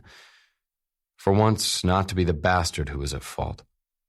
This This girl was good, pure, waiting on what was right, and right was most definitely not me. But none of that seemed to matter to my subconscious that had already jumped into action. Before I even realized it, my car had changed direction and was blaring down the sleeping, desolate road headed toward my house. I struggled to find a balance, looking for boundaries, maybe asking for a wider line because towing this one was becoming impossible. Never, I asked. She just shook her head. Just how far are we taking this pretending, Peaches? Because I can't go messing you up. Refuse to. You and I both know you deserve more than that. I know you want more than what I can give you. Just let me feel something different, something better, something good. She twisted her fingers so tight I was sure she was cutting off blood flow. I'm not very good at these things, she quietly confessed. Motherfuck. Idiot. I gritted it out into the torrent of air that ripped between us. I couldn't begin to imagine the bullshit that asshole had fed her for all those years. If she were even capable of thinking it was her who was lacking, Bates must have done a bang-up job fucking with her head. I took a sharp right into my driveway, a little faster than necessary. The tires kicked up a storm of dust as we barreled up toward my house. I jammed on the brakes as I slid into the garage, threw it in park, and killed the engine. Half a second later, I was holding that gorgeous face in the palms of my hands, forcing her to focus on my words. Listen to me, and listen good. He's nothing but an idiot, Willow. That bastard didn't have the first clue how to take care of you, how to touch you right, how to make you feel good. Only a selfish prick would turn that blame on you. Her eyes fluttered in doubt and want, and I pressed a soft kiss to her mouth. Come on, let's go show that fucker up. She giggled the softest giggle, so sweet, so perfect and light. It managed to weave its way in to take hold of that dark, dark space. That space that was hidden deep inside. One that for years I'd tried to forget. One I hardly recognized anymore. Yet, somehow, it recognized her. My chest tightened. All that shame I'd stuffed so deep, the regret and remorse begged me to take heed, to watch what I was doing, to check my intentions. This wasn't some groupie looking for a one-night stand. You're shaking her from that shell, showing her that she's beautiful, reminding her of all she has to offer. So when that lucky bastard out there finally finds her, she'll be ready to demand it in return. That seemed to be enough of a reason to have me climbing out of my car and rushing around to her side. Helping her out, I took her by the hand, hauled her inside and up the stairs, and flung the door open to my room. Instantly, I could feel her nerves ratchet high, the way her urgent steps slowed as she followed me in. I needed to slow the fuck down, keep my cool when all night it had been slipping away. I released her hand, thinking maybe she'd choose to bolt, knowing it'd be for the best. Instead, she moved over to the line of windows, staring out at the night. That energy pulsed around us. You sure this is what you want? I asked from where I stood by the doors. She slowly turned around to face me. Moonlight filtered in behind her, illuminating her in shimmering shadows and soft, milky light. She was fucking stunning. So stunning I couldn't stop the lump from forming at the base of my throat, or the heaviness that suddenly weighed down on the center of my chest. I shouldn't, but I do. I started for her, my footsteps measured as I approached. I slid the suspenders from my shoulders, the words rumbling from my mouth. I'm going to make you feel good, Peaches. Give you what that asshole was too selfish to give. Then it's going to end right there. If you feel uncomfortable for even a second, you say it. You say it. She dropped her gaze to the floor. I touched her chin, gave it the gentlest nudge, urging her to look at me. Chocolate eyes stared back. They swam with trust and desire and lingering fear. Anger fisted my spirit. I wanted to slaughter that bastard. I got the feeling he'd never lifted a hand against her. His abuse was all the words he'd clearly spewed that cut her down, insults that had made her question. I set my palm on her cheek, tilted my head, made sure my voice was sincere so she would know I meant every single one of the words that I let roll from my tongue. This is for you, Peaches, because you want it, and you chose it. I let my hand slide down the slender, delicate slope of her neck. My skin burned against her pulse point that ran wild beneath my touch. So beautiful, I said, filling her with the truth. So kind, so good. Did you know those are all the things I see when I look at you? I ran my hand around to the back of her neck and pushed my fingers into her hair where it was twisted into a tie. I freed it from its hold, letting that beautiful mess rain down around her. She exhaled a needy breath. I inhaled it, like it might draw her closer to me. I was such a fool, wanting more of what she had to give, but knowing I had so little to offer in return, praying the whole time that this might be enough. I edged her back toward my bed. "And this body," I murmured as I was undoing the knot of material at her waist that acted as a belt. Every time you walk through my door, my mind heads straight into the obscene, wondering what you look like underneath all those clothes, knowing it's spectacular and only my fantasies to vouch for it. She shivered. I backed her up another step. Now I'm going to know firsthand. Chills skated across her flesh, palpable. My stomach twisted in a whirl of heated knots. Shit. I had no fucking clue how I was going to make it through this in one piece. I was dying to get messy with this girl, filthy, touch her everywhere, fuck her every way. If we were pretending, I was going to be all her fantasies. I steeled myself as I set my palm against her flat belly, told myself to go slow, to take it easy. The only finish line being crossed tonight was hers. I ran my nose along her cheek to her ear as I rounded her to the back, murmuring the whole way, "Tonight belongs to you. I'm going to touch you until you're dancing somewhere with the stars, and then I'm going to catch you when you come back down. Then I'm going to send you flying again." She whimpered and pressed her thighs together, and I knew I already had her where I wanted her, shivering and wet and ready. Needing this so damned bad her nerves wouldn't get in her way, the girl so worshipped by my words that Bates would be deleted one by one. I brushed the mass of her hair aside. It uncovered the long zipper that held her outfit together. My fingers fluttered along the top of it at her nape. My touch lifted a rash of goosebumps across her exposed flesh. Do you feel that, Peaches? I'm barely touching you and you're already shaking. Ash, she whispered. Tell me, darling. She wet her lips. I don't... Please? A dark chuckle slipped free because this girl was just too good, too innocent and sweet. Never had I been with a woman like her, not in all my life. Slowly I slid down the zipper. The sound of it ripping free echoed like a promise against the barren walls. Gorgeous, I whispered across her skin. I set both of my hands on her shoulders, massaging light. I pressed a lingering kiss to the back of her neck before I moved to her side, kissing her under her jaw as I glided around to the front. Standing in front of her, I watched her expression as I slipped both hands beneath the material on each side. A sigh parted her lips and she stared up at me, trusting me to take care of her. Carefully, I began to peel the black fabric away, my hands flat on her silky skin as I guided it down.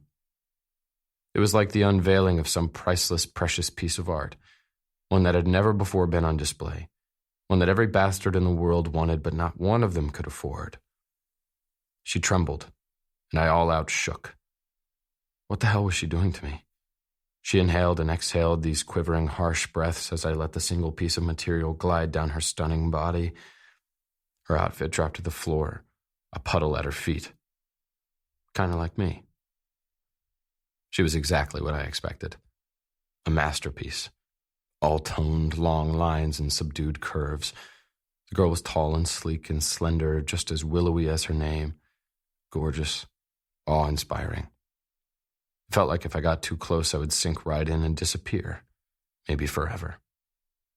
Her tits were all pressed up, swelling over the sexiest black bra I'd ever seen, purely lace with a few flimsy straps, underwear to match. I let my fingertip trail across a strap. I like this a lot. Self-consciously, she chewed at that lip. You said you like black. She trailed off with the severity that lit up between us. Energy spiked and pulsed. Every cell in my body was set to high alert as she and I moved through the dense intensity that swallowed every drop of air, barely touching. Yet, I felt closer to her than I had to anyone in so many years. My dick strained, begging at the sight set out in front of me. Obviously, he'd be getting none of the action tonight. And it was so messed up, so at odds with who I was, that I could be okay with that.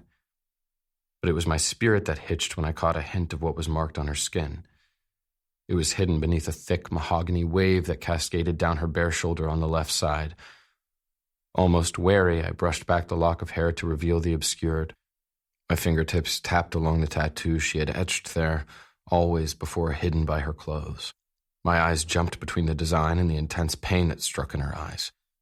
It was a dandelion, an exact replica of the logo hanging on the sign over her store. She trembled, her voice abraded with something brutally sad. My mama, she loved them. She believed they guided the paths of our dreams. We just had to have the courage to chase them. Peaches. My murmur struck the weighted air, and she smiled this wistful smile that cut me to the core. How was it possible this girl could touch me this way? But she was, and I just stood there while she got that expression on her face, the expression like she wanted to know me, the real me, the parts that were nothing but skeletons and bones hidden at the very back of a padlocked closet. My insides were shaking by the time she found the hem of my shirt and started working through the buttons. A needy sound came from the back of her throat as she took her turn to reveal me, inch by inch. Her throat bobbed as she swallowed. It scares me, the way you make me feel. Hot hands landed on my stomach, and I suppressed a moan, couldn't stop myself from letting it go when she began to slide them up the planes of my abdomen that jumped and ticked at her touch. She pushed the material over my shoulders, and I shrugged the rest of the way out of it. And I wondered what the fuck she would think when she saw the tattoo hidden on my side. But it was like she already knew it was there. Her attention went straight to it, though she seemed almost leery to caress across the dandelion I had imprinted there so long ago. Though mine was warped, rotted. The flower head was completely barren of seed. It looked like a limbless, lifeless stick figure where it was marked deep in a chaotic rush of colors and whirls and despair. Inscribed like a home for the deranged and broken. A place I'd reserved for those who'd never make it back. All the things Willow wanted most, I'd plundered them away. Too much a coward to face the obstacles head on, so I'd let them crash. Obliterated, gone. The words were grit where they scraped from my throat. Funny, because I always thought they were your dreams floating away, escaping you, leaving you standing there to watch them drift out of reach. Her face pinched in sorrow. Or maybe they're just out there waiting for us to find them. The smile that hit me was the furthest from feigned, almost sad and flashing with that bit of old grief I never showed. But this girl managed to pull it from me. I touched her trusting face. Yours are, darling. They're out there, waiting for you to catch up to them. Think you're closer. You just have to step up and let it go. How do I do that when I have so much holding me back? I say we start right here. Right now, you start taking back all the things you lost. Some are lost forever. Disquiet spun, and I forced it down, pushed forward an inch, erasing all the distance that separated us, skin to skin, chest to chest. Her heart beat so wild, a stampede that had raced out of control, beating a mile out ahead of her. I pressed my hand there. A sizzle lit in the air. I explored just a little, my fingers brushing the lacy fabric of her bra, tracing across the swell of her perfect tit before I was cupping the weight of it in my hand. She gasped out like she'd never been touched that way before, fingers sinking into my shoulders. My mouth pressed to hers softly at first, reminding myself to take it slow, to handle her with care, treat her the way I knew I'd never treated a single girl before. Not even her. That dark place ached with the thought, and I shut it down, closed it off, focused on the velvet of this girl's lips, the soft pants that were escaping between them. My tongue flicked out to get a tiny taste before I was licking into her delicious mouth. "You taste so good." It rumbled free as I kissed her deeper, harder, fighting the frenzy that steadily built inside of me, begging for the chance to get a little closer to the kind of beauty I'd never experienced before, to brush up against it, take some of it with me after she went. She whimpered, and I completely lit. Everything sped, her heart and my mind, and the world that started spinning out of time. Her tongue stroked and explored and begged, while mine danced and promised and provoked. My cock throbbed so fucking hard, dying to dive into all that silky flesh, to get lost in the sensation that was winning me over. I moved her back another step, wrapped an arm around her waist. "Hold tight." She locked her arms around my neck, and I crawled with her onto my bed until we were in the middle. I kissed her mad, just as mad as she was driving me. I rose up on my hands and knees, arms caging her in, my head dipping down as I delved into the well of her hot, hot mouth. Her tongue was chaos, her touch insanity, and I thought right then that I had surely lost my mind. Every rational, logical part of me screamed to stop, but I couldn't. I was barreling ahead into that dangerous territory where I couldn't afford to be, feeling a flicker of something other than lust when I rocked my pant-covered cock against the lacy seduction that rested between her thighs. She lifted up, begging, searching for friction. "Oh my God," she whimpered. Her head swished back and forth like she could feel the world slipping out from under her, and she was trying to take hold, like she'd never felt anything so good. And I was just getting started. I knew it wouldn't take more than a brush, and this girl was going to go off. That thought was really all it took for me to let my hand go sliding down, caressing over the crop of her underwear that was soaking wet, her body keening for release. "This, darling, is this the way you were wanting me to touch you?" I voiced it like a question when I slid the scrap of lace aside, fingertips slicking into her lips and kissing across her clit. Her hips jerked from the bed. "This, please," she nearly begged. I shifted so I was entirely on my knees. I watched down to catch her expression as I pressed 2 fingers into her pussy, the girl so snug and right. Her mouth parted, and her eyes sparked. I groaned. "Shit, baby. You are indescribable." And that was all I could take before I was leaning back on my knees and peeling her panties free. Masterpiece. I wasn't lying. Pink and pretty and tight. I wound my arms under her legs and gripped her by the thighs and dove right the hell in. My tongue plunged into all her heat. She bucked, fighting the sensations, but I tucked her closer. I licked her up and down before I set to lapping at her clit, and my fingers returned to sliding deep. "Ash!" It was all a surprised gasp when her hands flew into my hair like she needed something to hang on to. I focused all my effort on showing this girl exactly the way she was supposed to feel when a man touched her. Tension wound her up fast. Pleas panted from her mouth, growing thicker, needier, deeper. Willow rode an edge she'd never ridden. I could feel it influencing every cell in her body, tightening, ringing, shimmering bright. I swirled my tongue and tipped her over. She arched from the bed, begging my name like it was a song. I fucking loved that she wasn't reserved or shy about it, that she kept chanting my name in mumbled whispers as she squeezed her thighs around my head. I continued to eat her up, milking every last drop of pleasure I could find from her body. Her walls pulsed around my fingers, and I slowed my assault, easing and easing until she stopped throbbing and the tremors took over. I kissed her gently on the inside of her thigh, and she lay there, gasping as she stared at the ceiling. I smirked her way. "Yeah? Was it wrong that I felt a little smug?"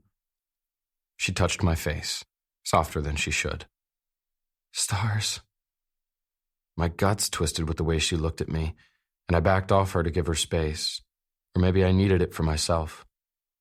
She sat up, her hand on my chest, chocolate eyes blazed, a liquid mixture of curiosity, fear, and want. "I want to feel you." The words scraped across the dense air. I shook my head while my dick screamed, "Yes, please." "Told you tonight wasn't about me." She climbed off my bed and stood before me, covered in nothing but her lacy bra, body insane and still shaking with the afterglow. She took my hand, so brave and confident where she was looking down on me. But what if this is for me? I looked up at her. My mind and heart and spirit at war. Problem was, none of them knew what they were fighting for. She pulled me to stand, and I didn't resist. And I didn't stop her when she dropped to her knees. Her shyness was back, all the questions and uncertainty returning. I caressed her cheek. Peaches, you don't need to do this. You've got nothing to prove. She traced her fingertips over the scar on my side, her eyes so sincere when she gazed up at me. I can't believe he was a part of this, that he did this to you. Fuck him, I said. Her lips danced with the faintest smile. That blush struck up on her face when she let the words fall from her pretty mouth. You definitely know how to show a man up, don't you? The two of you. You don't even live in the same stratosphere. I thought maybe it was that second that I fell a little bit for her. The moment when a dead piece lit. Because I swore I could feel my spirit climb into my chest when she started fumbling with the button of my fly, her nerves rippling free like they had wings when she pulled my zipper down. My cock twitched, way more eager than he should be. Neither of us should be getting this involved in the first place. Especially when a gush of shocked air rushed from her mouth when she pulled me free. Those eyes were wide and so damned wild as she stared at me. Her fingertips came up to barely brush along the swollen, sensitive skin. You are indescribable. She barely managed to murmur back my praise as she peeked up at me before testing me in her hand, unsteady and apprehensive. Willow, I said, half warning, half plea, because here was this girl trying to figure out how to get her hand around my dick while I could feel her sinking into every inch of me. She finally lifted the other, gripping me right in the middle in both hands, lightly, like she didn't know if she would hurt me. Then she closed her eyes, sat up on her knees, and leaned forward. She set the gentlest kiss against the very tip. So damned sweet. Fuck me. And I knew with her eyes squeezed tight she was looking for courage. She was somewhere in her head trying to unearth the boldness I saw so plainly inside her. She must have found it because between one breath and the next, she was using her hands to test me against her lips. They parted and pulled me inside. I moaned, twisted my fingers through that mass of mahogany, the girl just as intricate and complex as the pieces of wood she brought to life. She began to suck me, gaining a shaky confidence as she took me deeper with each stroke. Somewhere in the back of my mind, I knew I'd had better head in my life, that this was a little fumbly and awkward because this girl was so timid and unsure. But not one of those faceless girls stood out. And I knew without a shadow of a doubt that I'd never experienced anything better in all of my pathetic life. And that right there scared the fuck out of me. Chapter 19. Did you let him kiss you? Summer knocked her shoulder into Willow's. Willow couldn't help but drop her head to try to hide the hot flush that climbed her cheeks. Her fingers played through the high grasses where they sat. Warmth filled the savannah air, the sky so blue and bright above, the trees waving with the gentle winds and dropping their leaves, the sound of the stream trickling through. No. Summer laughed her carefree laugh. Oh my, Willow, what am I going to do with you? Don't you know that's what boyfriends are for? Kissing, her sister teased. I'm not like you, Willow admitted. Summer feigned offense with a gasp, and her hand slammed over her heart. Willow's eyes went wide. Oh my goodness, you know that's not what I meant, Summer. She meant she wasn't bold and daring like her sister. Her mama told her it was her thoughts and ideas that were bold. It was the way she looked at the world that would leave her mark. Laughter filtered through with the breeze again. I know, Willow. You'd never say a negative word about me, even if they might be true. Don't say that, Willow urged. Summer just shook her head and looked toward the sky. Some things are just what they are, baby sister, even if I never meant for them to be. Her sister's tone turned that sad way it had so much lately. That's why I can't wait to get out of this small town with even smaller minds. I can't wait until I'm free of it all, to live my life the way I want to. Dread curled through Willow. The thought of her sister leaving her, too. Just like their daddy had not a year before. Not with their mama getting sicker and sicker. Being alone was her greatest fear. What would I do without you? I hate the thought of you not being here. Sadness filled her sister's sigh. I hate the thought of leaving you, too. Of leaving Mama. But I don't know if I can stay, Willow. I don't belong here. I don't fit in. Don't you see that? She turned and faced Willow, expression pleading for her to understand. You and me, we're different.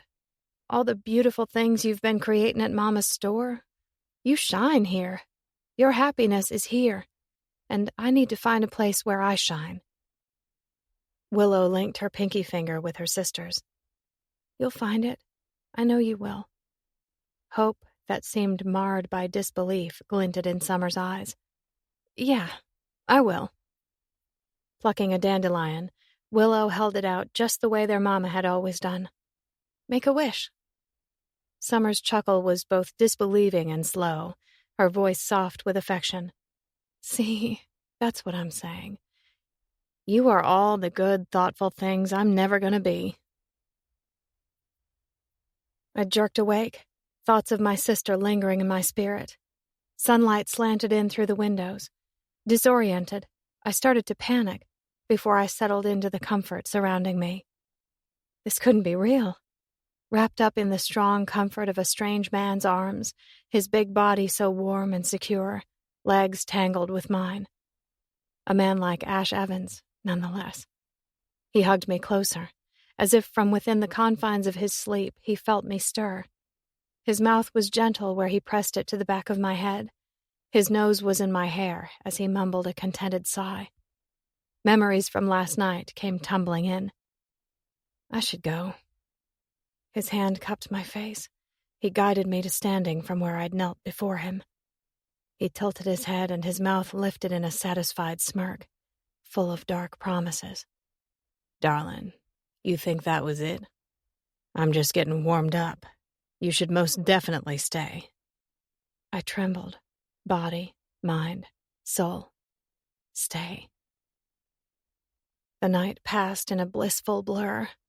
His touch and his tongue and his body pressed to mine, time and again, pushing boundaries without ever breaking through. My body spent and wrung out, he carried me to his bed, big hands so tender as he worked his t-shirt over my head, before pulling the covers over us and whispering, "Sleep." I could almost feel the blush light on my face. How was it possible to feel both embarrassed and bold, naive and beautiful? Careful not to wake him, I unwound myself from his hold and slid from his bed. My feet landed on the warmth of the worn wood below me, at this place he'd entrusted to my hands. It looked so much different in the light of the day. So much like him. I glanced down at his hard, hard beauty, that broken, perfect statue cut of precious stone that rolled to lay on his stomach.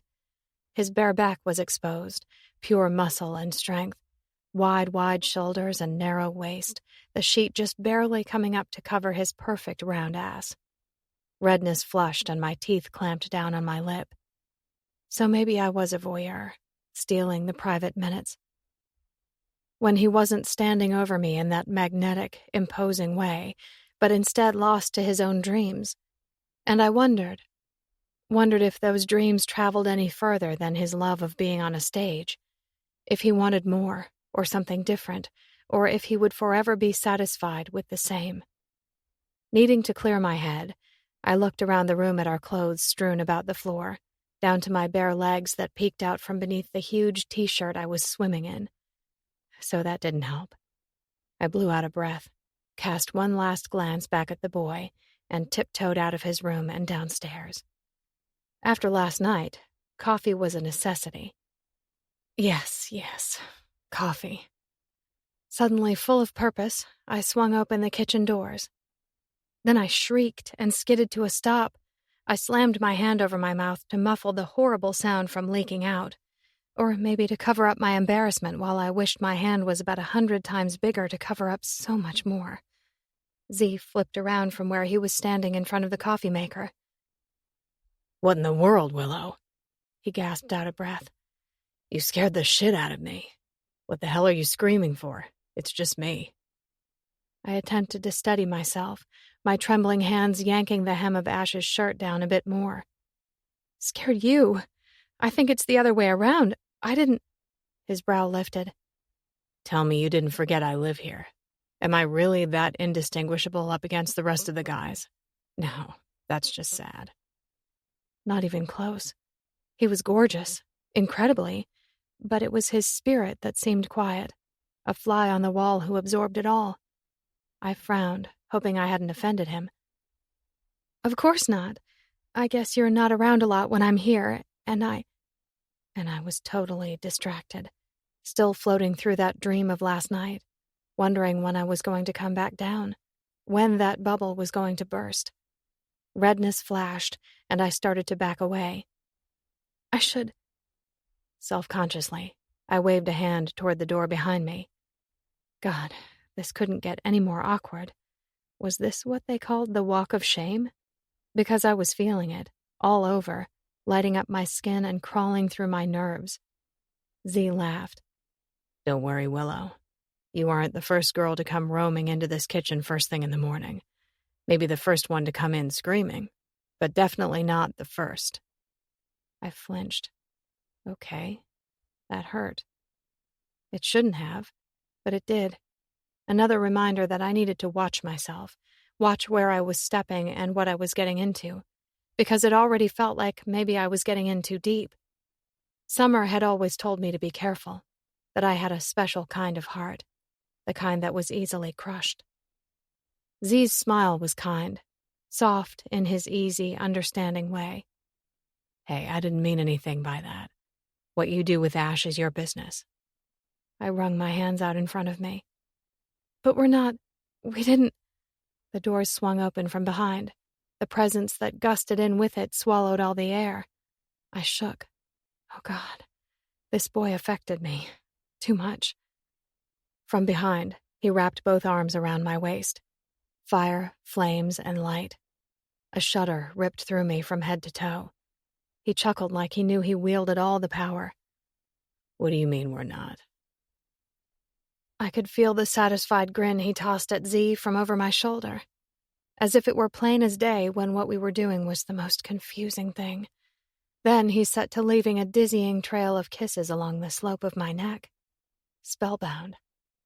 That could have been the only reason I melted against his hold in the middle of his kitchen in front of his friend. Z laughed quietly. He had to be accustomed to humoring his over-the-top friend. "Looks like that's my cue to leave you two to whatever it is you are, or aren't, doing." Goosebumps blazed. "Thanks, man," Ash mumbled. "No problem. Coffee's done." Z grabbed his cup and started across the kitchen. I got an almost sympathetic smile as he approached. The one he leveled on Ash was hard, almost a warning, as he disappeared out the swinging door. "What was that?" I asked. It came out breathier than I intended with those lips against my skin. "It means he likes you." Ash kept kissing along my neck, nose going deeper into what had to be a rat's nest of hair. "Basically, he told me he'd be all too happy to kick my ass if I hurt you, all without saying a word." He swung me around, and my heart stuttered before it took off at a sprint. The longer pieces of his hair fell forward across his forehead, his face defined angles, his jaw wide, and his nose sharp. A perfect, broken statue. My glorious avenger lit up in the night. A secret part of me thrilled. That part that was going to get itself trampled to pieces by being so foolish to do what I was doing now, because I'd told him no lie. I only shared my body with a man if I loved him, and bit by bit, Ash kept taking pieces of me for himself. My heart and my spirit and my body. If I wasn't careful, it was all going to belong to him. He would wreck me. Something severe flashed through his expression, pained and promised, delivered rough as he took a menacing step toward me. stealing air and sanity. But there's no risk in that, seeing as how we're just pretending, right, darling? I got the unnerved feeling he might be saying it for his own benefit, that maybe there was a chance this felt different for him, too. You can't hurt what you don't hold, I told him, maybe my own warning to take a step back. He gripped my hips in both his hands. I yelped, then gave, welcomed the hard heat as his body connected with mine. His voice was both raw and smooth. Even if I wanted to hold you, keep you, it's all wrong, baby. It's all wrong because I'm wrong. I'm ugly in all those places people can't see.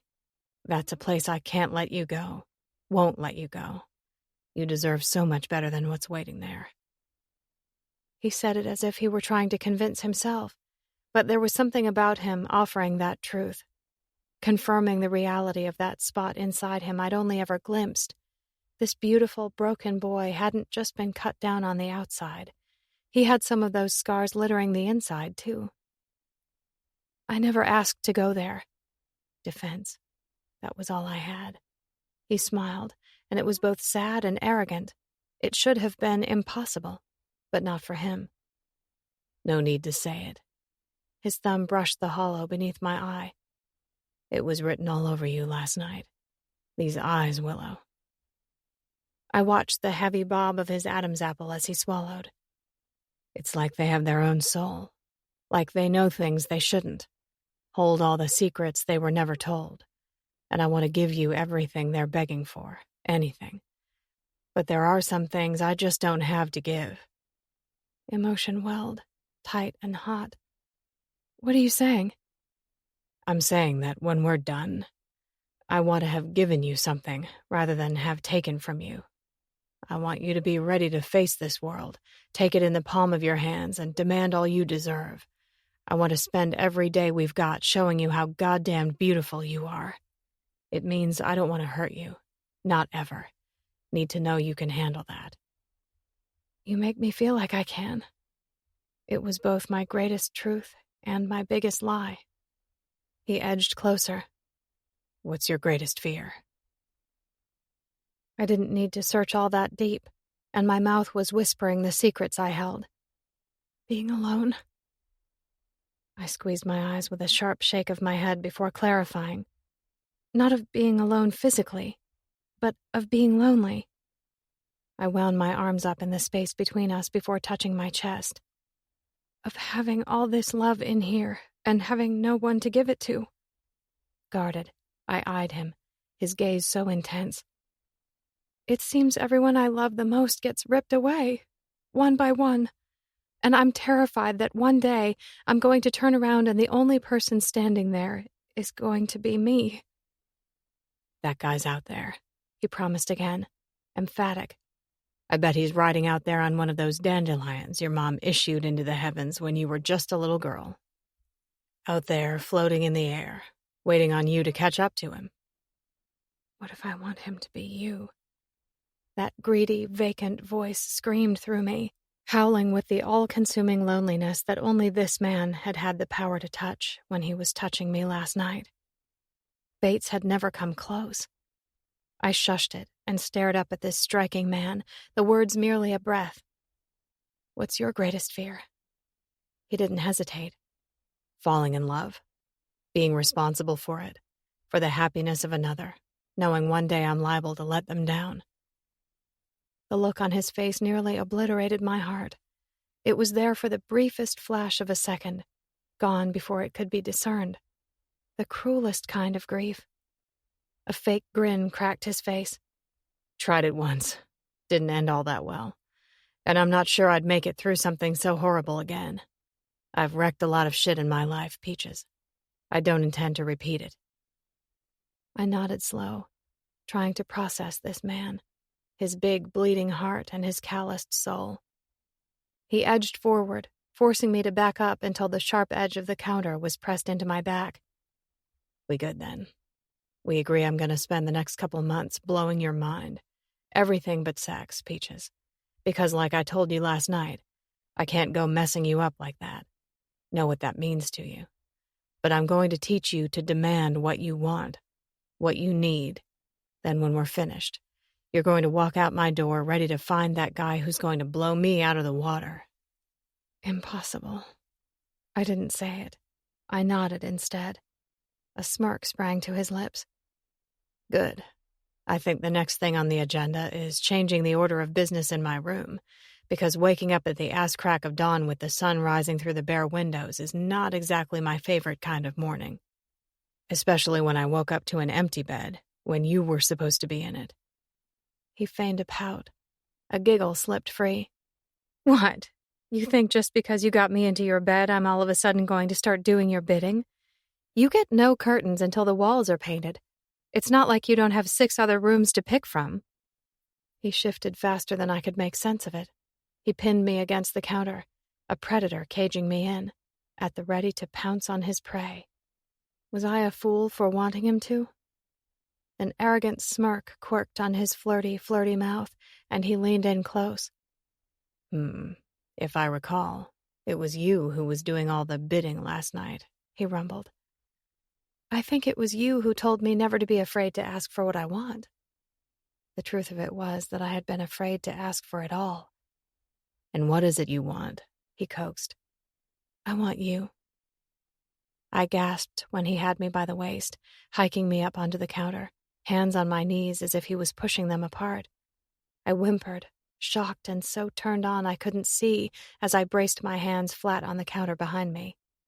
This was what I'd been waiting for, the feeling I'd been desperate for, what I knew had been missing. His grin was devious, and his tongue darted out to wet his lips. A single finger teased through my wetness. The entire world turned electric, every atom a synapsis of need. "Still bare?" I swallowed around the lump in my throat. "Yes." He groaned, barely touching along my sensitive, swollen skin, still tingling from last night. My stomach tightened, and those places throbbed with a want I'd never known. His words abraded across my skin, like the sandpaper I raked across wood, exposing what was underneath. "What was your favorite part?" He circled the tip of his finger around that spot I wanted him most. Sparks. I couldn't breathe, couldn't think. He added a finger, teasing and exploring me from front to back, touching places I'd never been touched. I gasped. "Ash."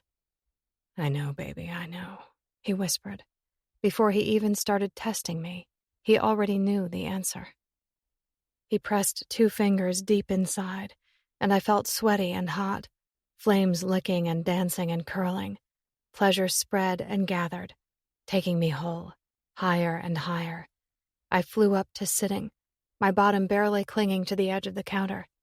I kissed him hard. The seconds our lips met, he devoured me. Mouth, tongue, body, soul.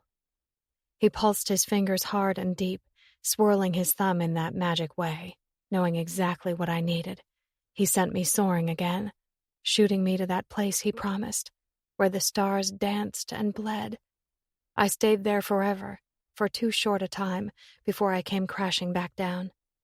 And like he promised, he was there to catch me in his arms. Without a thought, I slid from the counter and dropped to my knees. This was my favorite. After what he had just done, it should have been a lie, but this was what had chased me in my dreams, exploring and experiencing this magnificent man, a fantasy, my own flawless delusion. He groaned from somewhere deep in his throat, his features twisted in a mess of confusion and shock and lust. Touching you, tasting you. And maybe it really was all the orgasms that made me crazy. Because the shy, shrinking girl would have thought this was demeaning, probably because Bates had told me I was horrible at it. He made me question every touch, every need and want I had. But sinking to my knees in front of Ash Evans made me feel as if I held all the power. Seeing the intimidating man stand above me, the bulge of his biceps and pecs, the flat, rippled planes of his ripped stomach, jaw clenched so tight. The warrior. But I could feel him shaking, brimming with need, something I'd created in him. I peeled down his briefs, exposing him the way he'd exposed me. The man was huge. I had the wayward thought that Tamar had been right. It had to be just as big as his heart. "What are you down there smirking about?" he asked with one of those grins. "I think you might have been hanging out with me too much. Seems I'm rubbing off on you." Boldly, I took him in my hand, because Ash Evans rubbing off on me was exactly the point. Chapter 20. Downstairs, the doorbell rang. Excitement shivered down my spine. I took one last glance at myself in the mirror, smoothed out the cute beige dress that I'd coupled with a pair of sandals. I gave myself a reassuring smile and turned away to grab my little bag and head downstairs. A date? Apparently, Ash Evans was taking all this pretending seriously. And God, I loved it. Chose to cherish every second of it until the moment it was gone. I hit the landing of my small house and went straight for the door. I swung it open. Caught off guard, I stumbled backward, my insides feeling as if they might twist me in two when I found who was waiting on the other side. Bates. Anger gathered like a storm. "What are you doing here?" "Oh, now is that any way to welcome the love of your life?" He said it with every ounce of the condescending sneer he'd always happily reserved for me. Resentment rippled and roiled. "That's because I don't have any welcome left to give. You used it up, which means you aren't welcome here, so you need to go." "I'm worried about you," he said, the contempt suddenly missing from his tone. That was Bates, cunning and sly, always using words to get his way. My laughter was nothing less than a scoff. "You're worried about me? That's rich." "That head of yours will always be full of fairy tales, Willow. I can't help but feel responsible to step in when I see you letting yourself get carried away by one of them." Outrage bristled through my nerves. "That's funny, considering you're the one who showed me firsthand not to believe in them." "I've changed." Scorn wove into the words. "You've changed?" "Yeah." My gaze traveled over his shoulder to the street where a truck was parked at my curb. I barely made out the silhouette of the man sitting in the driver's seat. It didn't matter. I recognized him. A quiet wrath saturated every cell in my body, this hatred I couldn't quite fathom that built in my spirit. "You have the nerve to show up at my door, with Billy nonetheless, after what the two of you did?" "I told you before, he had it coming. The last thing I'm going to do is sit aside and watch you get tangled up with a man like that." Sickness clawed at my belly. "A man like that? Are you really that clueless, Bates? You really think that after what you did to me, you have a say in who I see or what I do?" "I love you. I made some mistakes, but I'm here to make up for them. Can't you see that?" Mistakes? He ruined my life. His words soured on my ears. I hated them. Because maybe it was that moment when I realized I hated him. Wholly. There were no parts left inside that secretly wished we'd found a different outcome. "My love died for you a long time ago. Now you and Billy need to be on your way. I have plans." His eyes traced my body, the dress I wore. His nostrils flared. "I'm not giving up on you, Willow. I promise you that." I shook my head. "Well, that's too bad, because you're wasting your time." Chapter 21. I turned onto Willow Street, anxious, eager, which was probably about the damned most ridiculous emotion to be experiencing, but none of that seemed to matter, because there it was, growing stronger the closer I got to her place. That grin slid off my face when I saw the big-ass truck pulling from her curb. A surge of something fierce and lethal slicked like ice through my veins. Every nerve in my body fired with a hatred so thick I was sure I would choke on it when I made eye contact with the bastard at the wheel. Fists, feet, and that rod. My glare coasted to the fucker sitting in the passenger seat. My hands tightened on the wheel and my teeth grated in unspent fury, the anger on my chest crushing so tight I was at a loss for air. Rage spun my head. Both our vehicles slowed as we passed, glares locked down in a silent, impending war. Maybe Lyric had been right. Maybe I should have pressed the cops, taken care of this bullshit the way rational, normal people would, because the reckoning I was itching for now had disaster written all over it. The second he passed, that asshole Billy gunned the engine, and I was left with this protectiveness that swelled up to consume my spirit when my gaze traveled to the girl standing in her door. God damn it. Why'd she have to affect me this way? Make me feel crazy and different and better and worse. But I couldn't stop it. Couldn't stop the desperate need to get to her when I flew into her drive, threw my SUV in park, and cut the engine. I jumped out like some kind of deranged madman, stalking toward her and doing my all to control the anger seething in my muscles as I climbed the 2 steps to where she stood. Peaches. My hands landed on either side of her neck. Relief. You okay?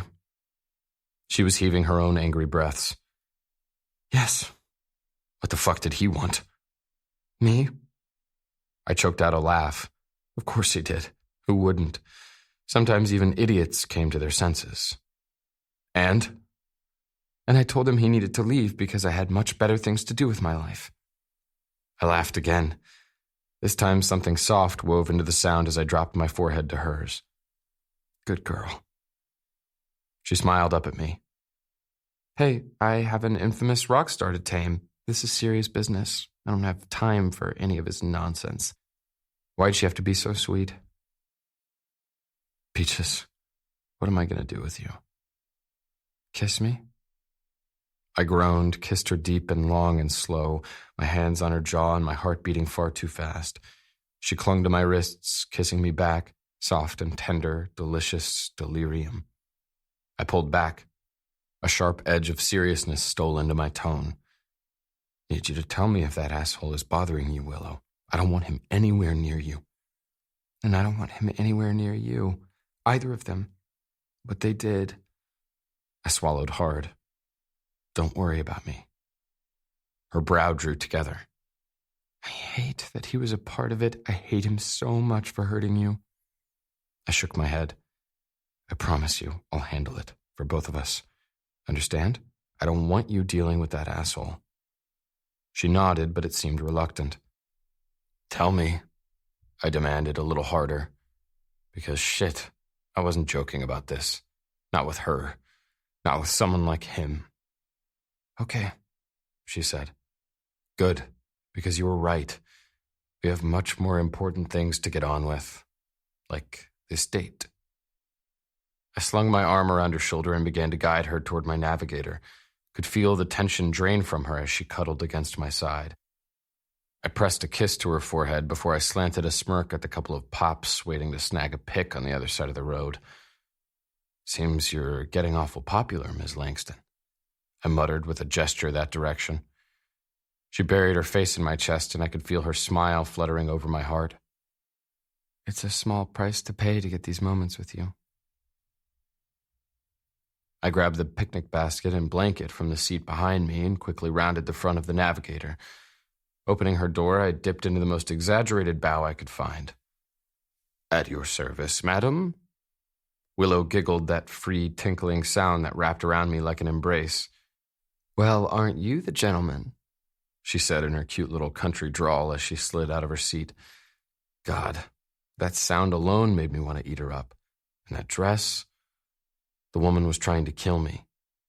I quirked a brow. And whatever gave you the impression I'm not a gentleman? This time she laughed. Hello, Mr. Spread the Love Everywhere You Go. That in itself should be proof enough. I threaded her fingers with mine. How in the world could spreading the love ever be considered rude? Sounds pretty nice to me. I leaned down, whispered at her ear. And I always say please and thank you. See? Gentlemen, through and through. She rolled those pretty eyes. You just keep telling yourself that, rock star. Chuckling, I tugged her a little closer as I led her up a bank of small dunes. Sparse, high grasses grew up from the sand, swaying in the breeze that moved with the mellow waves that tumbled and crashed on the shore of Tybee Island. How's this? Locks of mahogany whipped around her as she took in the display.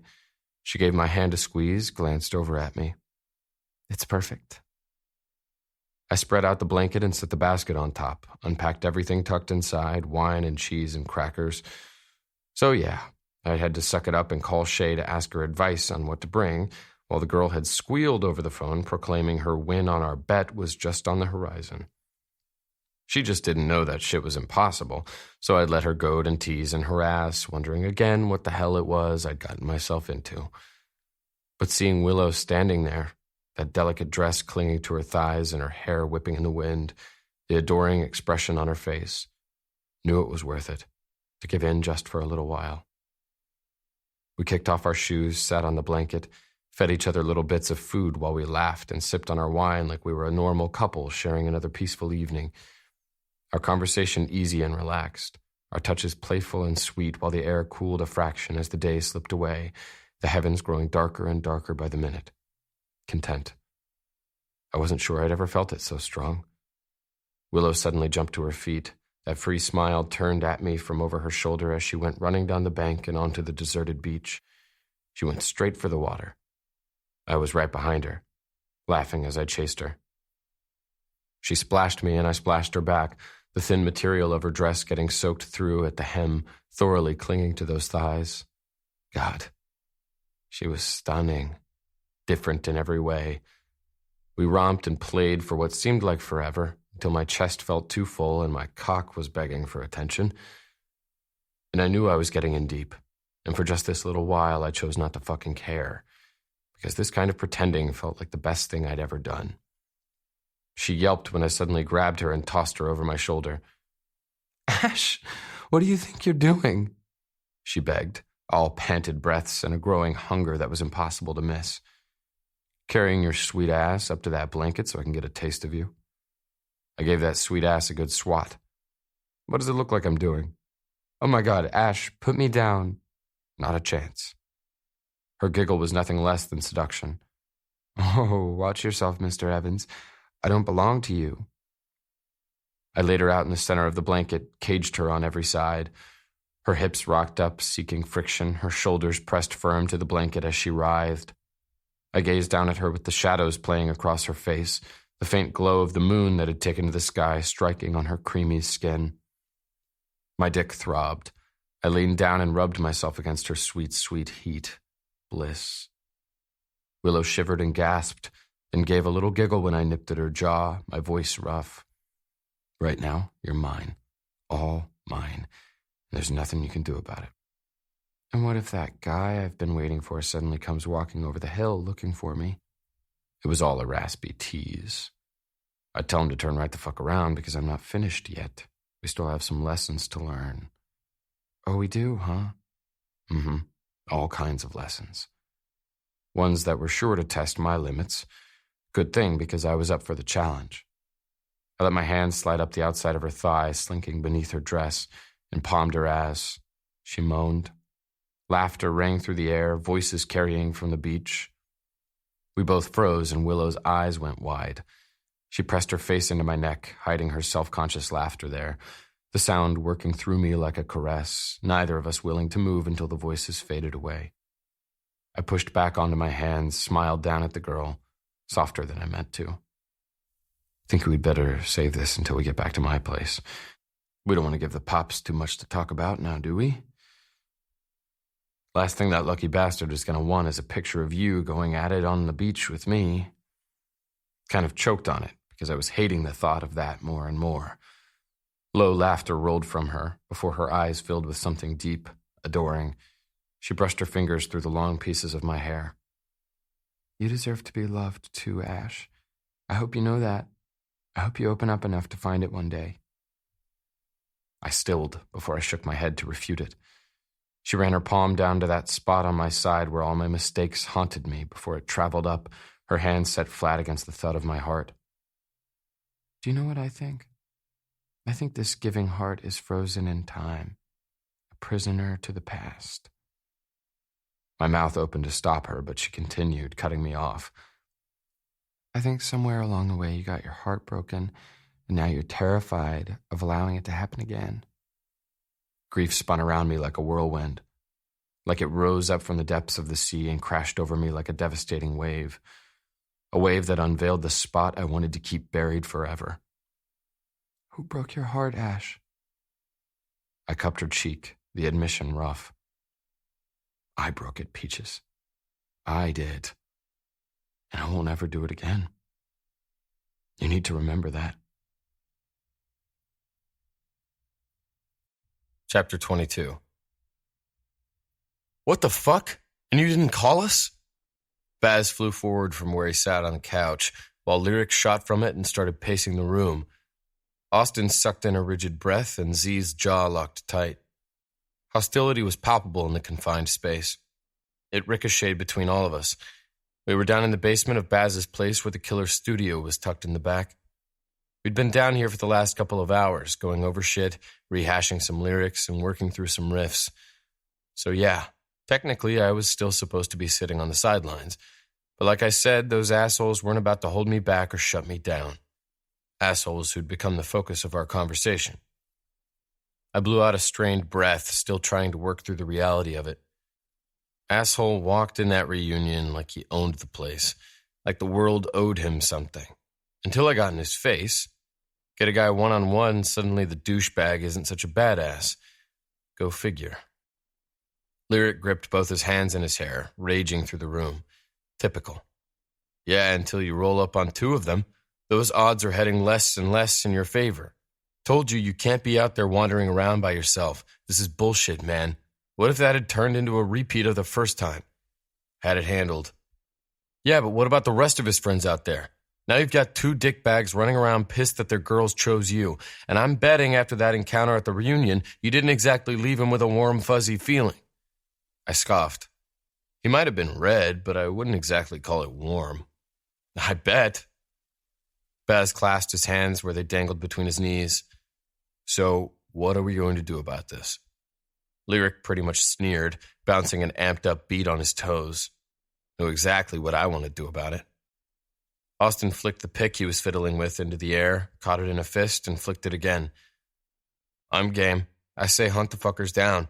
End this now before you get yourself in a situation you can't get out of.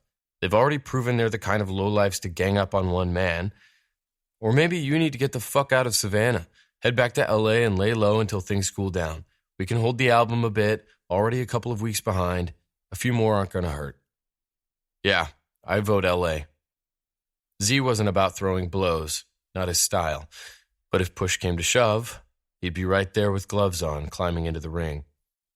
I gave a harsh shake of my head. Hell no, I'm not tucking tail. And seriously, lay low in LA? That's some kind of twisted oxymoron. This right here is where I'm supposed to come to relax. And Peaches was here.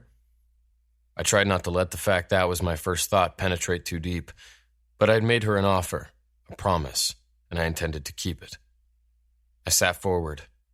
Anger kept ripping at my chest, trying to chain me down. I looked toward the ground, raking back the long pieces of my hair that were falling forward. I don't know what the fuck to do. Fact is, Willow's ex, A ball of rage clotted off my words. Fuck. I wanted to erase him in so many ways. I blinked. It complicates things. Lyric frowned. This isn't about her. I flinched and his words dropped to a hiss. Shit, it is about her. I flopped back in my chair.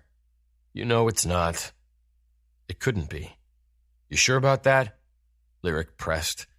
Don't even start with that kind of bullshit. You know I don't get tangled up like that. I shot him a warning glance. He knew better. He was heading into that dangerous territory where he knew he wasn't allowed. Yeah, and why was it when I was all twisted up over Tamar, thinking I couldn't have her, you were right there to pull my head out of my ass, forcing me to face what was right in front of me? I tried to keep my voice light. That's because you thought you didn't deserve her, man. I made a choice to live the way I do. Chose to go it alone, and I don't need any one of you telling me that choice was wrong. You were a miserable fuck, and I'm as happy as can be. Big difference. I wondered when that started to be a lie. We've all got histories, man. He prodded, voice dropping lower because he knew he was skating thin ice. When are you going to learn you don't have to be a prisoner to yours? The vision slammed me before I could stop it. Blood, handprints, smeared, cold. Agony clawed at my chest and my hands fisted on top of my thighs. Don't. Baz started pushing too. You do know you've been feeding us your own brand of bullshit since we were like 9? I smell it from a mile away, and from where I'm sitting, it smells real bad. What went down was a long damned time ago. A long time ago when time fucking stopped. Like any amount of days or years could erase it, change what I'd done. Z laughed, totally unaware to the insinuations Baz and Lyric were dropping. Seriously, I'm used to waking up every morning to this asshole sending a different girl stumbling out the door. Damn near trips me up when Willow comes slinking in the kitchen for a cup of coffee at the ass crack of dawn every morning, all mussed up and red-faced and shy. Think it's time to fess it up, brother, because she's not even close to being your flavor, and it seems to me you can't get enough. I mean, not that I can blame you. If I had a girl like that, I'd want to keep her too. Keep her. That unseen place inside me tugged. I forced out an uneasy chuckle. Whatever, assholes. Nothing like that. Except it felt everything like that. I liked her being there, staying, falling asleep in my arms and waking up in them in the morning. Guilt spun, hard and fast. Shouldn't even be entertaining those thoughts. Refused to shoulder that kind of burden, to take on that weight, the joy of someone else. Still doesn't solve anything. Lyric stood in the middle of the room with his fingers threaded at the back of his head, trying to hold it together. We need to either push the cops on this or take care of it ourselves. You know where I land, but it's not that simple anymore. There's a ton more for all of us riding on the line. Families, kids. Baz grunted his agreement. Wouldn't ask that of any of you. Austin sat forward. But that doesn't mean we wouldn't be there either, because that's right where you've always been, taking up our backs. Next time, I promise you I'll be there to take up yours. Baz exhaled heavily. Just lie low, okay? Don't be heading out on the town or putting yourself on the line the way you like to do. We'll figure this shit out. Chances are it'll just blow over. Problem is, I'm not sure I want it to. We get that, man. We get that. You've just got to decide if going after them will be worth it in the end. You decide yes, you know where we'll stand. Baz glanced around at everyone seeking agreement. Each of them nodded their allegiance, the way it always was.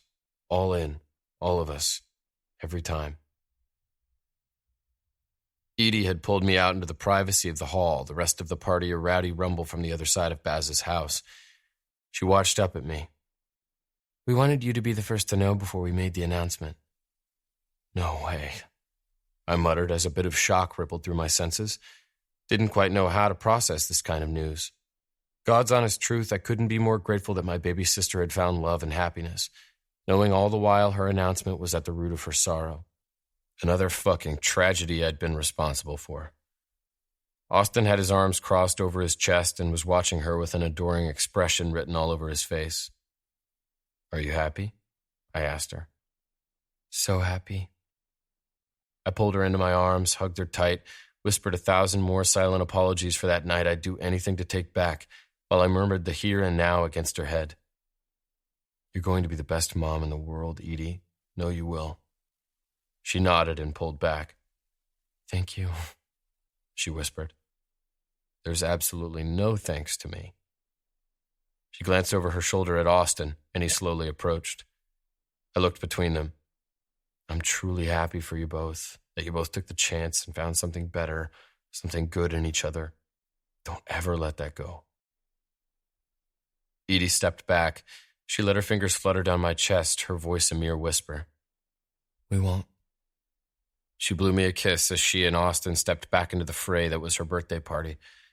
I followed them, but kept a dozen steps behind. Willow was at the island, laughing free at something Tamar had to say, the sound coming from her mouth like the breeze through the trees, rustling through, touching me to my bones. Her eyes found mine when I walked in, like she felt me there looking at her. That crazy familiarity lit me up, that recognition growing stronger every day. Edie clinked a fork against a wine glass. All right, everyone, bring it in. We have an announcement to make. I eased up behind Willow, wrapped her body in my arms, and hooked my chin on her shoulder. I threaded our fingers together, clasping her in the front, somehow knowing I needed to be there to hold her tight when my sister uttered her joy into the world. Everyone clapped and cheered. Willow stilled for the flash of a second, her entire body going rigid. I knew she didn't want to. This bright, brilliant girl was the furthest from unkind. But when someone else was favored with what you wanted most, news like that would always just hurt. An hour later, I was sitting in Baz's recliner nursing at a beer when she walked in. As natural as breathing, I opened my arms, and Willow climbed onto my lap, weaving her soft fingers through my hair. My chest fisted and my blood took off at the simple touch. "You okay?" I asked. She peered back into the main room where the rest of my family was hanging out, laughing and talking and loving on their kids. Tamara was snapping what had to be a gazillion pictures as she aimed her camera at all the smiling faces scattered about the room. "Yeah," Willow murmured quietly. She turned back to me, her voice low and reverent. "Sometimes the best thing we can do is find joy in other people's happiness. And I'm so happy for her." She brushed her fingers through my hair, expression sincere and soft. "Happy for you." God, this girl was so damned sweet. "Come here." I tugged her against me and she curled up on my lap, resting her head on my shoulder. She fit there perfectly. My life always moved at the speed of light, blips of faces and endless nights. I was always hungry for the excess to fill me up, for those few erratic moments to give me some semblance of being whole. Right then, my chaotic world felt set to pause. This girl a reprieve. I kissed her on the top of the head and brushed my fingers through her hair. She sighed. Had anything ever felt so good? I glanced up, almost startled when I saw Tamara in the archway, camera poised. Click. Chapter 23. The sun was bright and high. Spikes of glittering light streaked in like arrows and struck across the floor where I sat in Ash's room. I was sitting on a burlap tarp, which was spread out to protect the worn wooden planks as I worked on a battered, neglected dresser that rested on top. Stretching my legs around it, I leaned in and ran the sandpaper brick over the coarse, gritted wood. Slowly, carefully, gingerly revealing the beauty that waited underneath. I knew it would be there. The second I'd seen it, I knew this shoddy piece of forgotten furniture had been made for Ash's room. Masculine and robust, colossal, substantial. I knew as I poured my love into it, it'd turn around and give another 100 years of love in return. I drifted through the quiet solitude, immersed in my work, and elevated to a type of peace I only ever attained when my focus was tuned solely into my art. A shock tremored through the tranquility. I fumbled for a deep breath and held it in my lungs. Energy stirred through the dust-laden air, and I looked up from my work. He stood in the doorway, watching me. No longer was I entranced. I was intoxicated. Both his arms were stretched out, pressed to each side of the jamb. He wore nothing but a faded pair of jeans that rode low on his slim waist, the grooves and divots and defined cut of his flat stomach making me shake. Chest stretched with that intimidating strength. His presence potent, a drug. Slowly, he walked into the room. He dragged that intensity in with him like a destructive storm that built in the distance. Clouds and thunder, fire and ice. He looked at me from over the top of the dresser as he ran his index finger along the top of the smoothed wood. A small smile worked his face as he came the rest of the way around and settled himself on the floor behind me. He stretched out his legs wide and slid up to envelop me in his warmth. I shivered. His breath blew through the tiny strands at my nape that had escaped my ponytail. "What are you working on?" "A dresser." I think I like it," he mused. The antique was a long, short piece, 3 drawers high and 3 drawers wide. Unlike anything you would walk in a regular store and find today. Perfect for this indescribable, unconventional man. "What color are you staining it?" Even his most mundane words sounded like seduction. "Dark gray, almost black." That would be the motif. Dark, dark floors and dark, dark furniture. White and black and gray. Bold pieces on the walls. The monotones broken by a splash of red. Sex and comfort, he muttered what had become the room's mantra against my neck. That spot quivered between my thighs. Sex and comfort. It was becoming harder and harder not to seek the sex part from him. I could feel the boundaries between us becoming flimsy and frail. He kissed a greedy path up my neck. An avalanche of sensation tumbled through me. I gulped for a breath and tried to focus, to keep grating against the wood. Stop! I almost giggled like some kind of giddy girl. Can't you see I'm trying to work? I'm never going to get this project done if you keep interrupting me every 5 seconds. He mumbled the words in the crook of my shoulder. What if I don't want you to finish? Hope. It sparked to life right along with the desire that rode in with a simple brush of his hand. Then I'd say this is a really expensive job to just leave incomplete. Sex and comfort. He said it like a deliberation. Sounds to me like a work in progress. I huffed a laugh. I guess you could call it that. I kept grinding at the wood. The sound wound between us, the steady build that promised a crescendo. He set his hand over mine and began to grind the wood with me, his other arm wrapped just below my breasts. A quiver pitched through my body. He pressed his cheek to mine. His voice floated out around me, touching me like a caress. So, tell me when it is we're setting up that photo shoot. I'm most definitely looking forward to that. My eyes flicked his direction. You're ridiculous. You wouldn't love me any other way. And I wanted to grasp around it, to hold it, to both rejoice in it and deny it. Instead, I froze, then completely gave when he shifted us. He slowly lowered me to my back. He climbed over me, caging me against the hard floor, his hands planted on either side of my head where he held himself up above. The sun shone down around him, a fiery halo for a dangerous man. You're so beautiful. His voice was rough, as if he weren't immune to all the things I was feeling. And your work, it's just as beautiful, incredible. You know that, don't you? Sometimes it feels like the only thing I have. Magic, he said. I touched his face. My fingertips ran through the rough coarseness of his beard, gliding across his full lips. He nipped at my fingers before he pressed his nose to the sensitive skin of my neck. Desire keened on a tightly strung bow. A fever. Fire. I moaned a tiny moan. Magic, I whispered up at him, returning his praise. He groaned in the back of his throat. The sound vibrated down my throat, picking up a path and trembling through my veins. Sweet arrogance surged to his smirk. I make magic, baby, and you've barely even felt me. Emotion pummeled me from all sides, roiling, unsettled waves, lust and longing and a disintegrating sense of fear. I was overcome by the wonder of what it might feel like, how it would feel to have this man pushing into me, taking me whole, filling me full in every way, body, spirit, and soul. He was fast stealing it all, taking me piece by piece. He'd touched me places I'd never been touched, showed me it was okay to demand what I wanted when I'd never had the first clue I'd needed it.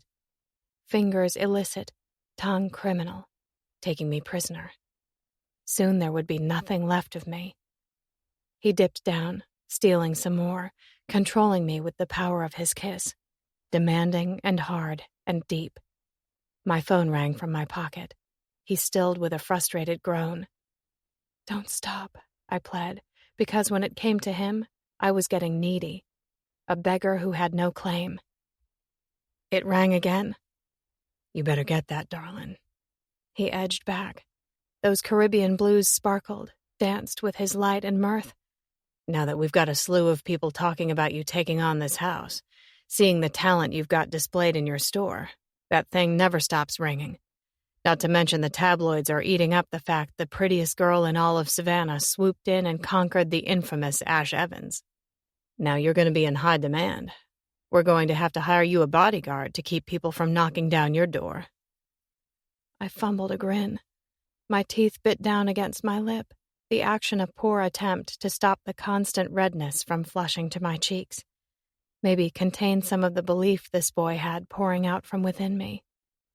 I dug my phone out while he was still braced above me. I glanced at the number illuminated on the screen. Panic slammed into my spirit, and I pushed on Ash's chest so I could sit up. I rushed to answer the call. Hello?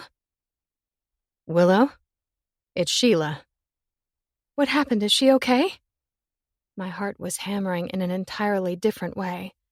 Fear, grief, sorrow. Ash settled back on his heels, worry thick over his expression.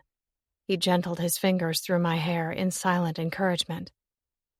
It's just been a bad day, Sheila explained. She's been crying, calling for both of you. Think it might be best if you come over and put her at ease. You know how seeing you settles her down. Agony twisted through my racing heart. Okay, I'll be right there. I ended the call, attention cast low as I fiddled with an errant strand of my hair, dragging myself from the clouds and down into reality. Hey, what was that? Are you okay? His words were pure concern, soft affection. This hard, intimidating man with the most merciful heart. My mama, she needs me. I need to go. I'm sorry. I'll finish this up tomorrow. Ash climbed to stand and held out his hand. Well, we'd better get going then. Chapter 24. Willow rushed into the room ahead of me. Warily, I hung back in the doorway. I roughed a hand down my face, wondering what the fuck I was thinking coming here. But that was the problem when I was with Willow. I stopped thinking. Dread curled my stomach as I slowly made my way into the room. Hushed voices echoed against the walls as Willow received an update from a woman named Sheila. But I couldn't focus on them. My attention was chained to the frail woman lying on a hospital bed, her arms tweaked at an odd angle, fists clenched tight, her mouth drooping open as she groaned incoherently. Fuck. I only had the information Willow had given me. I wasn't prepared for this. Thank you, Willow told Sheila, and the woman gave her a nod before she slanted a parting glance at me as she passed by and silently clicked the door shut behind her. Sorrow wound through the room. Willow's grief, my sympathy, her mother's torment. Willow edged around to the side of the bed and pulled a chair up close to her mother. Hey, Mama, it's me. I'm right here. Summer. Her mother whimpered low, hardly decipherable, but there. Willow winced, leaned closer, brushed her fingers through her mother's hair. Shh, I know. Mama, I know. It's okay. Her mother cried it again. Willow wrapped her hand around her mother's tightened fist. You want me to tell you a story, Mama? Tell you about Summer? Willow was so damned tender when she brushed back the white hair from her forehead, struggling not to cry when she looked at her. That right there was why I was here, why I couldn't just up and let her go when I'd seen the anguish fill up her soulful eyes. I'd wanted to... I just wanted to be there for her, support her in the ways I knew I shouldn't, show her she wasn't alone. Willow's voice dropped to close to a whisper, something so intensely sad and adoring fueling her words that it made me want to fucking weep. Do you remember, Mama? Do you remember it was your birthday? It was beautiful out. The sun was warm but not hot. You, me, and Summer, we packed up a lunch and headed out to your favorite spot. Her eyes pinched together. That meadow off of Staley, hidden by the trees. Do you remember all the dandelions? We danced in them all afternoon, casting our dreams in the air. One side of her mother's mouth tweaked, a semblance of a smile, a memory, recognition. Sorrow whipped through Willow, a dark, battering storm that rained hope. Do you remember Summers, Mama? She said she wanted to be free. She's free now. You don't have to be sad. But it was sadness that glistened in Willow's eyes as this selfless girl poured all her love into her mother, giving and giving and giving. I wanted to stand up, stand behind her, press my hands to her shoulder like some kind of silent advocate, give something back. But how the fuck was that my place? It wouldn't ever be. Attachments always felt good in the beginning. That feeling you got that you might just belong, fit, until you figured out all the wrong pieces were trying to come together and they started working at odds, just vicious teeth in a cog snapping at the other. Yet here I was, following her here like a fool, acting like I was some kind of goddamned knight in shining armor when I knew with all of me I was nothing but the dragon, the destroyer. She sat there, living up to her name, a strong, stoic Willow, graceful and elegant while she waded through the turmoil. Her mother's smile widened a fraction, her scratchy voice laden with affection. "Sweet one." A tear streaked free from the corner of Willow's eye, and she swatted it away with her free hand. "You make me feel that way, Mama. Sweet one, still chasing yours." Willow blinked like she was trying to gather herself, keep it together. Finally, she glanced at me, almost pleading, before she looked back to her mother. "I want you to meet someone, Mama. Someone who's really important to me.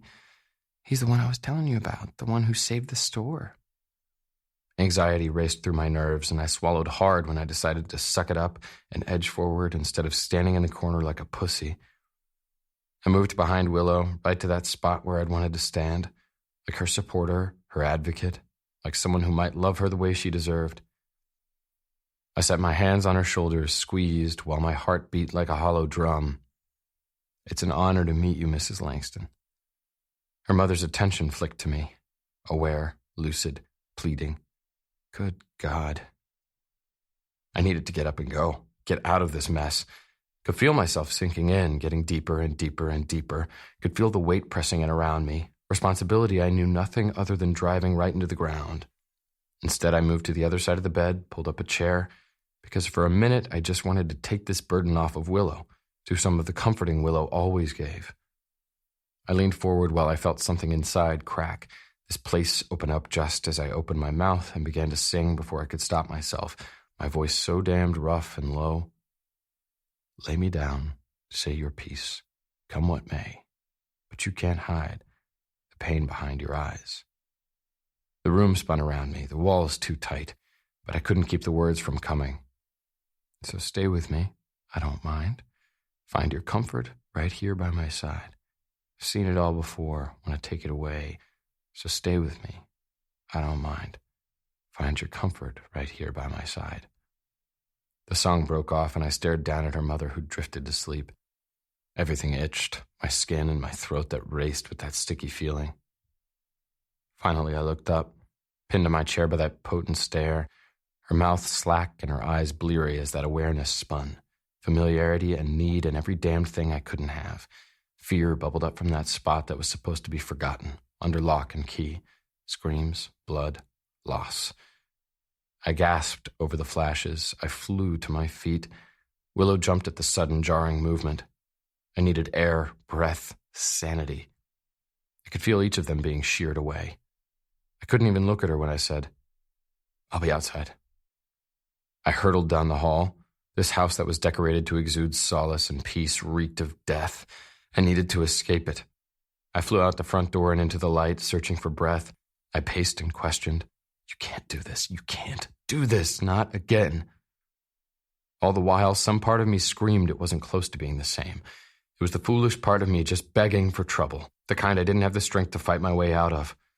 I felt like such a prick when Willow finally stumbled out 5 minutes later. She wrung her hands, trying to look into me the way she did, deeper than I wanted. "I'm sorry I brought you here, that it was too much." And there she was, apologizing when it was me. Always fucking me. Still, I couldn't say a thing when I turned and started across the street to where I'd parked. I ignored the single fucking pop hiding out behind a bush, one of those creepy stalker kinds who'd been trailing us for days, waiting to snag a little dirt. No doubt I was kicking plenty of it up as I tore across the lot. Willow climbed into the passenger seat, the silence dense and dark as I drove her home. I could feel her hesitation when I pulled to her curb, the things she wanted to say that I couldn't afford to hear. So I left her there like a total prick with little more than a mumbled, "See you later." Because I couldn't stay in her space for a second longer, couldn't get myself any deeper, not when this girl kept pulling me closer with the promise of all the good I could never have. Without looking back, I gunned my navigator and did my damnedest to ignore the way my insides trembled like a bitch the whole ride home. Chapter 25. I watched him drive away, feeling as if he were breaking off some piece of me as he went. I knew better. But knowing better never helped anything when it already was done. They say the danger in pretending is it becoming real, and this afternoon it had become far too real, too close and too hard and too good for the both of us. It was obvious the second he sat forward and did more of that pretending with my mama. This terrifying, intimidating man who was so wickedly kind. I'd saw him sitting there, desperate for a way to take away some of the constant fear, anxiety, and confusion that haunted what was left of my mama's troubled life. But offering her that tiny semblance of peace had somehow stolen his. I saw it. In the twitching in his muscles and held in his rigid jaw as we'd driven the short distance in silence. Then he'd just left me at my house rather than taking me to his, where I'd left my car. It was as if he couldn't handle being in my presence for a second more, and he was looking for the fastest route of escape. He'd been riddled with his own questions he couldn't answer. So he'd pushed me away. And Ash pushing me away right now was the one thing in this messed-up world I wasn't sure I could handle. Instead of heading inside, I rounded to the back to my little shop, where I sometimes worked at night when I couldn't sleep, where the feel of the wood would soothe and relieve, quiet my racing soul. This evening it wanted to scream and shout and plea. In the far distance, thunder rolled, deep and melodic, the Savannah summer still thick with the waning day. The smell of rain held fast to the air, stirred by the short gusts of wind that whipped at the trees. Wrenching open the lock on the double sliding doors, I pushed them aside and flipped on the little swinging light above my workbench. Unfinished pieces were stacked against the walls and littered the dusty floor, tools scattered wide. The place was an utter mess, but somehow it provided me with the greatest peace. I pulled my stool in front of the vintage apothecary cabinet I'd been working on for years, the one my sister had started with me on one of her whims and had never finished, one I'd never had the heart to finish myself. I squeezed my eyes closed and began to sand, slowly, methodically. It was like welcoming an old friend and the loneliness at the same time, prying open old wounds and covering them with balm. I got lost in it, and at some point, the day faded away and twilight took hold. The storm grew and gathered strength. A few fat droplets tapped at the roof, steadily increasing until rain began its free fall to the earth. The intensifying rumbles approaching in the distance only added to the peace. A shiver of awareness prickled across my skin. With him, it was always the same. Turmoil and mayhem, chaotic comfort, disordered relief. Guarded, I slowly turned, fearful there would be nothing left of me if I did. My breath hitched in my throat, and my rebellious heart thrummed a wayward beat. He stood at the opening of the sliding doors, rain pouring down around him, his hulking arms stretched out on either side of him and clinging to the doors. His big body was drenched, clothes clinging to every inch. He stayed that way, fighting for air. Finally, he lifted his face an inch and stared at me from beneath the shadows of his strong brow. Staggered. This man. He staggered me. That terrifying beauty I'd witnessed that first day was there, potent blue eyes ablaze. The conquering warrior. His expression was fierce, carved in stone, chiseled with the same doubts and uncertainties he'd left me with this afternoon, as if the man had built up his own walls, barriers of protection. I felt the desperate need to know why they were there, to get over them and beneath them and within them, to know this man the way every part of me ached to know him, wholly. Ash, my own confused whisper. Rain ran in rivulets down his cheeks and through his beard, droplets clinging to his full, full lips. A gust of wind whipped through, stirring the rain. Shivers raced across my flesh, and it was desire that soaked me through. I watched the thick bob of his throat as he swallowed. "What have you done to me?" He stared across at me, tone demanding. "Tell me, Willow. Tell me you want me. Tell me I'm not going crazy. Tell me this isn't all just on me. Tell me that every time I touch you, it feels like something more." A wheeze pushed from between my lips, my breaths coming harder and faster. I swiveled fully on the stool and slowly climbed to my trembling legs. My heart stampeded a path out in front of me and cut down all the obstacles in my path, plowing through them as if they meant nothing, as if they posed no harm. Is the lamb innocent if it knows it's being led to the slaughter? A willing volunteer? Because here I was, signing up for the position. I lifted my chin. I've never wanted anything the way I want you. Whatever thread of control had been holding him back snapped. He erased the space between us in the flash of a second, hands fisting in my hair at the same second his mouth slanted over mine. Possessive, powerful. His wet lips demanded as they nipped and sucked, pushed and gave. He tugged at my hair, angled my head, controlling our movements. Peaches. He mumbled it as he edged back for a frantic breath before he dove back in, deeper this time, seeking a way inside. He slid one hand down my spine and twisted the other hand up tighter in my hair. His fingers sank into the flesh of my bottom, and he yanked me against him. Against his wet clothes and the heat that burned from beneath, his cock so hard and big where it pressed against his jeans, begging for friction against my belly, my body begging for it in return. I gasped, and my fingers latched onto his shoulders. Ash, please. He spun us, knocked me back into the piece I'd been working on. I hit it with a grunt. His or mine, I couldn't tell. We were a frenzied tangle of moans and hands and desperate bodies. Tools tumbled and metal clattered, and the storm gained intensity. Wind ripped at the thin walls, rain pelted the roof, and I couldn't find it in myself to care. The doors were still open. The only thing I registered was this. His hands gripped me by the waist, and he set me on top of the cabinet, my legs locked around his waist. Instinct. It was there from the moment he first touched me, though I'd grown bolder in it, demanding what he gave and giving it in return. I kissed him hard, and he kissed me harder. Wild, raging. What have you done? What have you done? He rumbled as he rocked his length against me. Warmth spread like a flood. Lust and greed and the tight emotion that welled up to take hold of my chest. I angled back from the force of his attack, his hand holding my head to keep me upright, the other palming my breast. My nipple hardened, and his hands were gone, mine braced on the edge to hold me up as he ripped the buttons of my shirt. I whimpered as he exposed me, my chest heaving with every lust-filled pant. Fuck. It scraped from his throat, the word just as raw as the hunger in his gaze when he stared down at me. He rushed to get my shirt free of my arms, and his hands were back to my lace-covered breasts. He pressed them together, his hot, hot mouth closing over one. Fire rocketed to my core, streaked through my nerves, flying fast, lighting me up. Everywhere, every inch.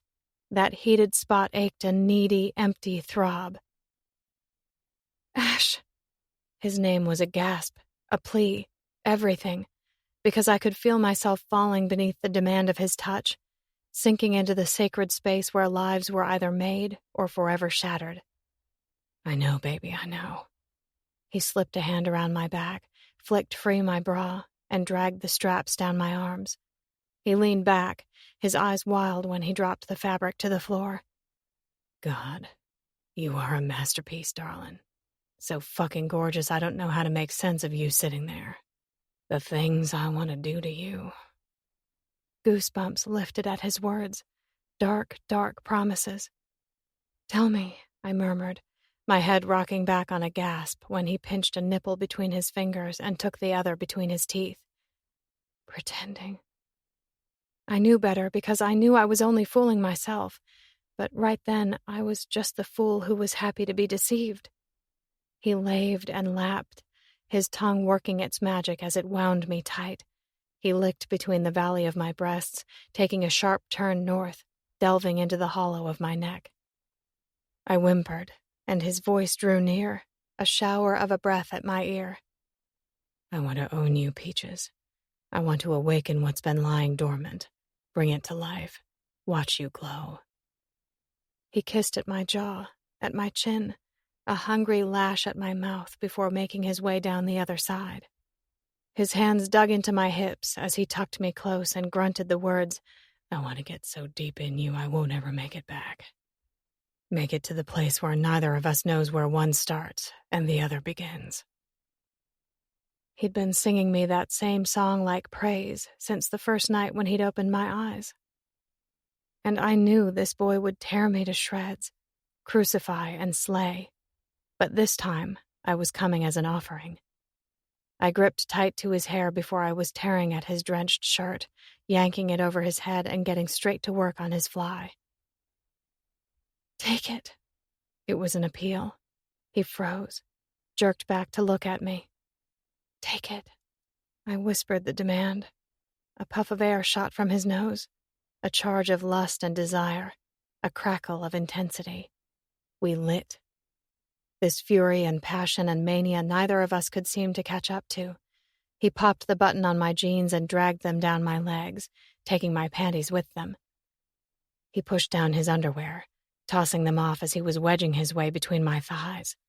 His hands ran up and down the outside, trembling and trembling with his penis that was far too big nestled between us. My mouth parted and desire spun. Ash swore between his clenched teeth and pressed his thumb into my mouth. I sucked it the way he seemed to want me to, my tongue playing across the pad as I fisted him in my hand. He shuddered, and his taut stomach flexed as I pumped him up and down, my mind a blurred whirl of colors and lights emitted by this man. I needed him, so bad, and I was mumbling it aloud as his thumb brushed across my bottom lip. "I need you, Ash. I need you, want you, more than I've ever wanted anything." I scooted to the very edge of the cabinet, the man still in my hand, and somehow I was in control, delirious, mad with the need. Or maybe it was him, because I was guiding him to my center, the head of him pushing into my folds. And I didn't care that I was crossing a line I swore I'd never cross, giving myself to a man when he wasn't really mine. But that didn't matter, because I wanted to weep with the feel of him, barely there, so big that when he took me by the hips and surged forward, I screamed against the full intrusion, my rejection nothing but a soft cry. Yes! Consumed, incinerated. Fuck, Peaches. You're the best thing I've ever felt. He burned inside me. Too big, too much, not enough, because I wanted more, for him to fill me up and take me and never let me go. He started to rock, snapping his hips, slamming into me again and again. Each of his breaths came on a throaty grunt, the warrior in his eye as he stared me down. He fucked me like he promised, owned me, possessed me. Ash! He brushed his thumb over my bottom lip once more, dipped it into my mouth before he pressed it against my clit, stroking and circling, his touch building and inciting and ruining, because I would never be the same. Our bond might sever, but mine would never break. Our movements were frantic, desperate, and consumed. I clawed at his chest while he annihilated me, laid me to waste. I had no chance, no reserves. Pleasure sparked in my nerves, gathering fast to the tiny pinpoint of bliss, where the man sent me soaring, floating with the stars, lost in darkness, blinded by light. I shuddered and shook as he did the same, the man gone with me as he jerked and twitched inside me. He gasped out a strained breath, mouth open at my chest. His arms slid around my waist, and he hugged me tight. He'd walked into my store and told me he'd give me anything, to name it, and it was done. And the only thing I wanted him to stay. Chapter 26. I pressed my face to the bare skin of her stomach that was slick and wet, just as slick and wet as the skin between her thighs. I gasped for breath, for some kind of goddamned clarity when it was nowhere to be found. Peaches, I mumbled, squeezing her tighter as the girl I was wound around began to shake, draining of adrenaline and filling right up with regret.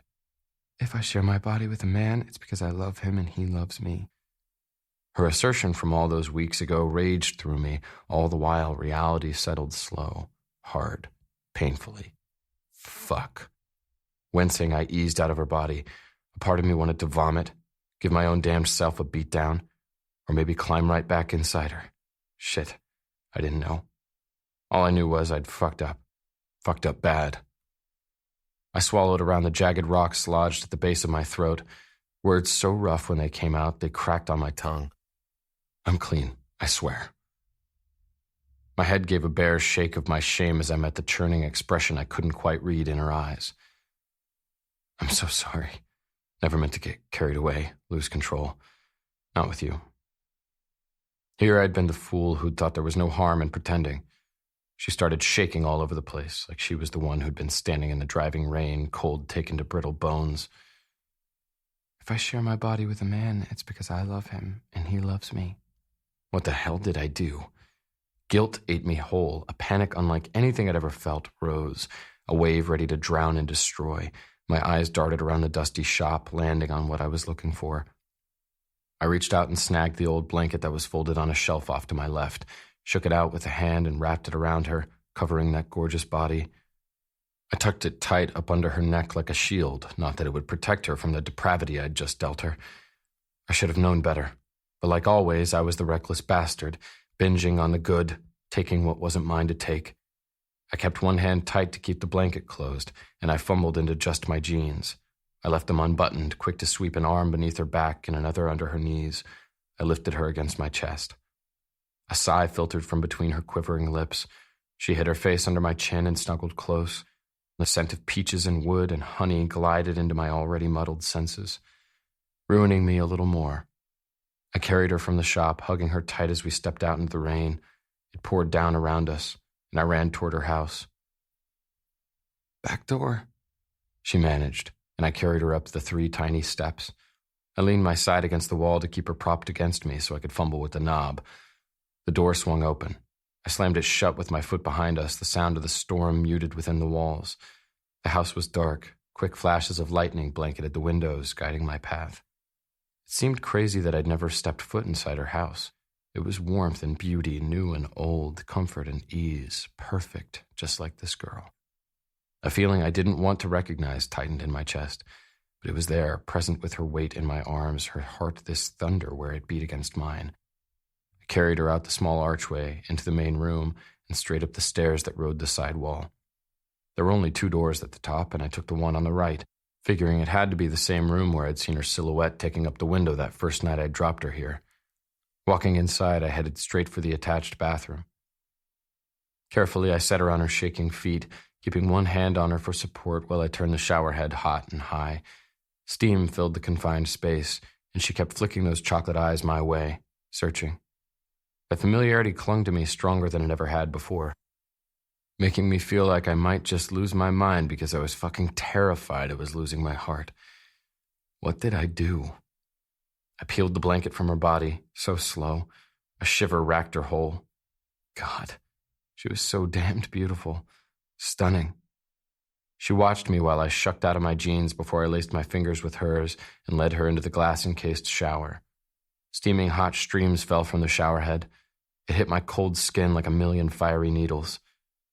I breathed out when I began to get used to it, and I wound my arms around her, pulling her to my chest, turning us both so the shower fall was mostly on her. I nudged her head back, getting that mass of waves wet, kissed her forehead because how the fuck could I not? Once the sharp prickles of heat turned to a relaxing thrum, I grabbed a sponge and squirted it with soap. I massaged it over her body, starting at her shoulders and neck, down her sides and belly. I sucked in a stealing breath when I leaned down and pressed it between her thighs, like maybe I could rub myself off her. She shivered, clutching my shoulders for support. I glanced up at her. You're not on a pill, are you? The unreadable expression flashed tighter, harder, and she slowly shook her head. I'm so sorry. I'm so sorry. I was mumbling again. My mind was racing for an easy fix, but this girl was the furthest thing from easy, and I couldn't even begin to form the words. Instead, I was soaping up her body, gently, and she was doing the same to me.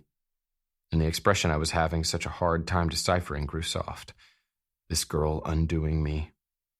I made sure we were both rinsed and then shut off the water. The old pipes screeched, and I reached outside the shower for a dry towel on the rack. She stood still as I wrapped it around her, only moving so she could hold it closed. Then I grabbed one for myself, twisted it around my hips, and picked her back up. Ash? She said my name like confusion, the girl staring up at me as I carried her to her bed. I pulled down the blankets and lay her in the middle. When I backed away, she stretched out her hand. Stay. And God, a wise man would go, stop this bullshit right then. But there I was, dropping my towel and sliding in behind her, tucking her against my body. Why did she feel so good? She sighed. I'm sorry, I said again. What are you sorry for? She reached up and threaded her fingers through mine that rested just above her head. I told you what I wanted. I told you I wanted you. She murmured it out into the stillness of her room. I snuggled closer and kissed the back of her head. See, that's what I don't get. I'm no good for you, darling. Can't give you all those things you really want, what you really deserve, things I want you to have. But in the back of my mind, I'm getting stingy. I want to keep you for myself. Then I go and... fuck. I wasn't thinking about anything but getting inside you. She squeezed my hand. It's okay. It's not. Silence spun around us.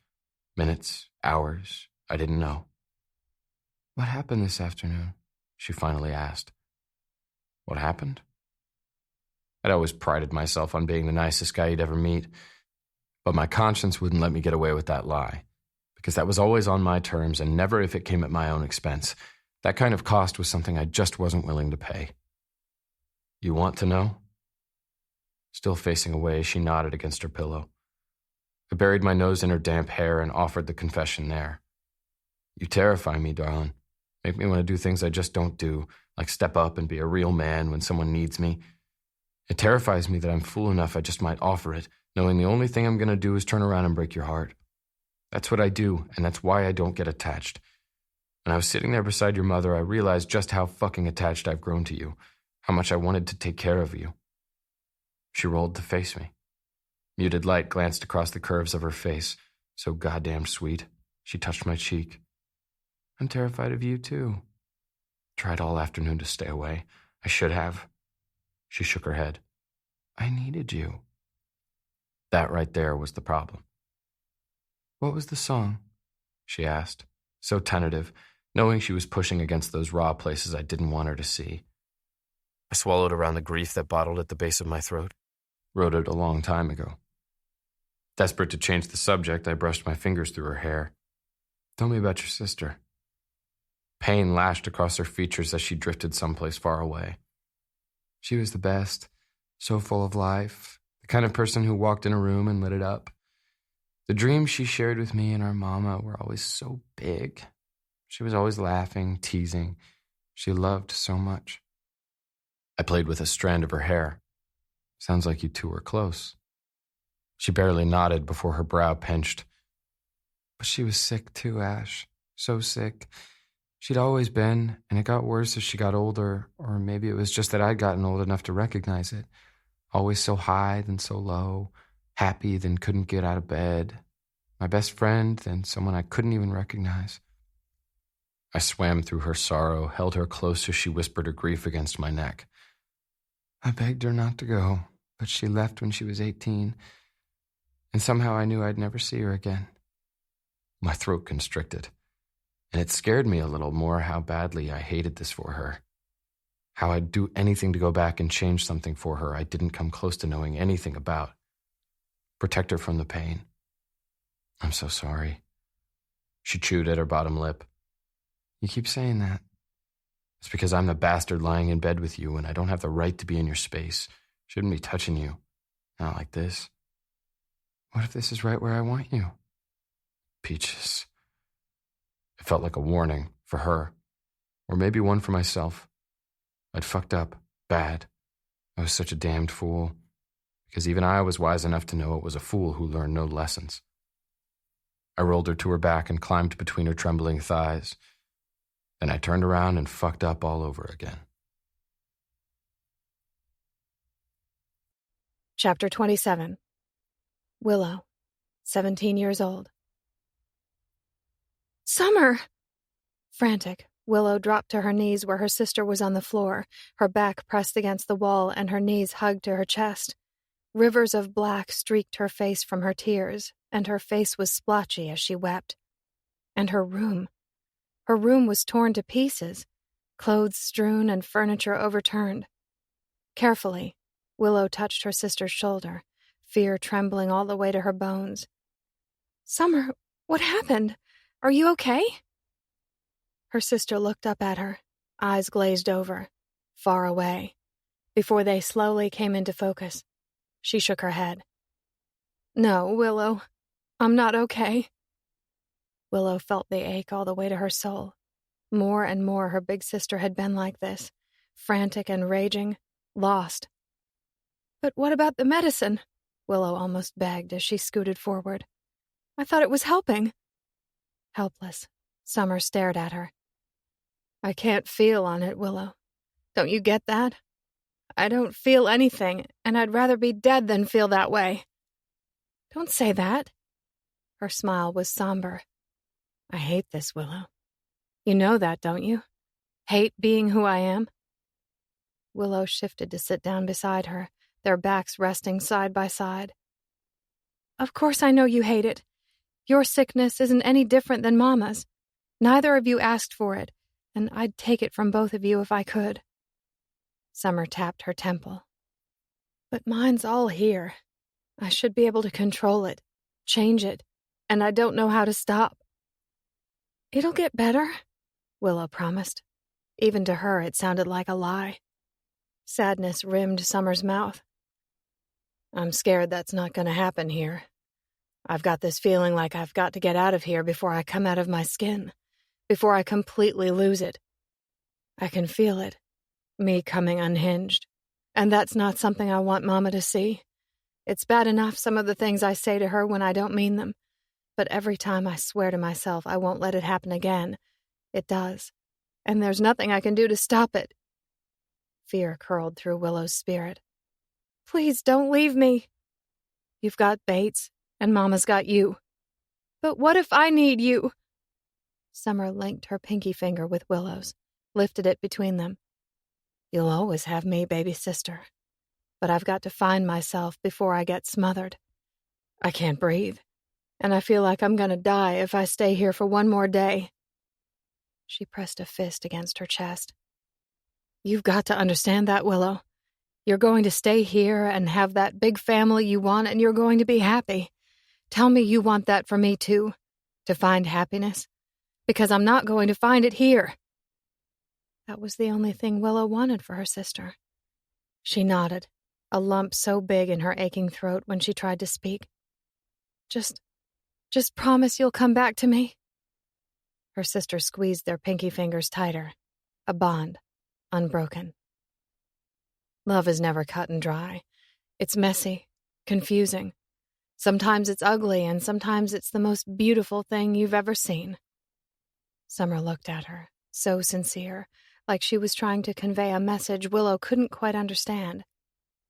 But no matter how much it might hurt, it can never change the fact it's real, that it's worth fighting for, and the real kind of love will always come back to you. Chapter 28. What the hell were you thinking? Emily hissed her horror and shock as she scrambled along at my side. We had just left our favorite coffee shop, which wasn't that far from the store, and we were strolling down the sidewalk. That was the problem. Neither of us had been thinking. I ducked to miss a low-hanging branch. I don't know what the hell I was thinking. God, Willow, this isn't like you. You've been waiting and waiting for a guy who would step up and be the kind of man you want, and then you go and jump in bed with a rock star? Without a condom? That man is likely to give you some kind of disease. I cringed with the brash assumption. He told me he was tested. Of course, that was completely after the fact, after I'd already gone and done all the things I couldn't take back. Convenient, Emily scoffed, before she huffed through a sigh and slowed her pace. I mean, she blew out a breath that made her cheeks puff. I don't even know what I mean. I like the guy, Willow. I promise I do. You were the one who pushed me his way. You told me I had to take the job or I'd regret it forever. She blinked. I was talking about the job, Will. It was time for you to step out of your comfort zone, to get back on your feet, see a great opportunity when it was offered to you. And yeah, I saw the attraction, and I thought maybe that would be good for you. For a man to flirt with you and make you remember what it felt like to be beautiful and wanted. She wet her lips. I just never thought it'd go this far, or that you'd be so reckless about it. And I hate saying it, Willow. I hate it. But you know he's not the type of guy who's going to stick around. And you know as well as I do it's going to wreck you. You're standing there, and I see that expression on your face. I see what you're feeling.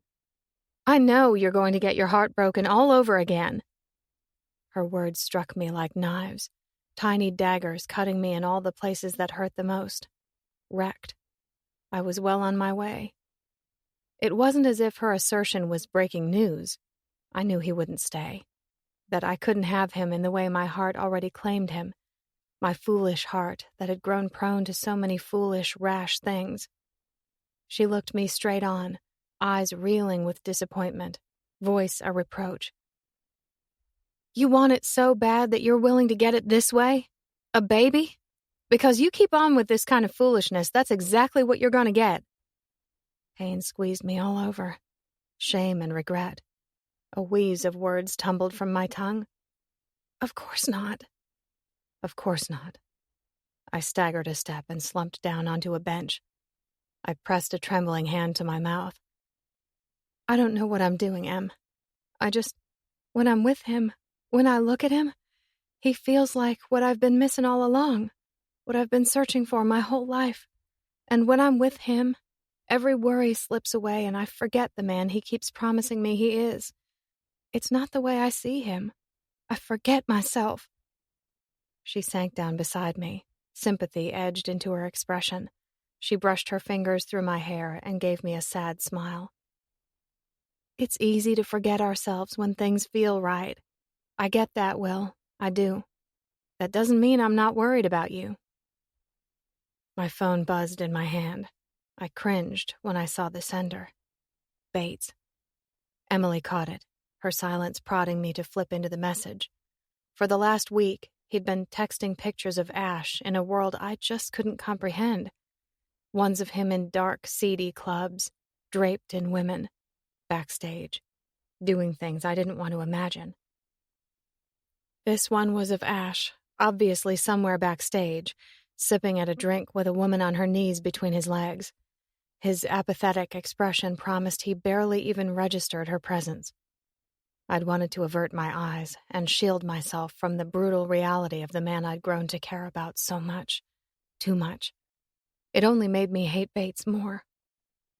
This was him not giving up on me, taunting me, as if showing off those pictures could ever forgive what he'd done. Never. Emily looked at me with something akin to pity. It hurts, Em, I admitted, chewing at my trembling lip. Is this what they call dumb love? She wound her arm around my shoulder, and I slumped into her hold. You might be acting dumb, she said with the hint of a tease before her tone went serious. But no, love isn't for the dumb, Willow. Love is always, always for the brave. Chapter 29. Where are we going? I rested my cheek on his bicep, because why wouldn't I if I could? He had our fingers threaded together and was guiding us through the crowd that leisurely strolled the quaint Savannah street. Sunlight streamed through the leaves on the big shade trees. Families were out and about exploring, and the tourists checking out the sights seemed to be subdued. Being with him made me feel that way, too. Like there was nothing in the world better than this, being at his side. He slanted me a cocksure grin, arrogant and sexy and the hottest thing I'd ever seen. Just that look was enough to make me flush. God, the things this man had done to me. What? Don't you trust me, darling? I snuggled closer to his side. Trust you? That's an awful lot to ask of me, Rockstar. You do kind of have a bad reputation." He laughed, so loud and free that people turned and stared. How could they not? The man was a magnet, a force, one that had completely knocked me off my feet. He leaned down close to my face, voice dropping low. "I thought it was my reputation that you liked best." Pure insinuation. More heat. This time in my belly and spreading lower. "I do kind of like that reputation." He hiked a brow. "Kind of. You start talking like that, and I'm going to have to double my efforts." Shivers. "Yes, please." Why do I get the feeling that's not just a threat but a promise? "Because you're smart." I laughed, lightly smacked his strong, strong chest, and snuggled even closer, letting myself get swept away in the freedom that came with confidence. Something I'd almost forgotten. So grateful to this man who'd taken the time to show it to me. Honestly, I'd been terrified to return to his house that morning 2 weeks ago, after the night he'd taken me. I thought maybe he'd shut himself down. I was completely taken by surprise when he'd met me halfway across his yard with a searing kiss, one that had weakened my knees and caused me to fall a little further. I'd been falling ever since. He pressed his mouth to the top of my head. "What am I going to do with you, Peaches?" "Stay." We rounded the corner. I gasped a tiny breath that wasn't really shocked at all, my grin so wide when I stepped out ahead of him and turned to face him as we walked, our fingers still bound. "You brought me to a flea market?" Feigned offense parted his flirty lips. "A flea market? Don't break my heart, darling. That's just a straight insult. This here is the finest antique show to ever grace the East Coast. Treasures galore. Vintage heirlooms. It's a good thing your man has a few extra bucks in the bank. You know, so he can take you on all these lavish, extravagant dates." My man. God, that was all I wanted him to be. Mine. Still, I smiled at the amusement swimming in his eyes, floating in that calm, mesmerizing sea. I couldn't imagine a better place to be.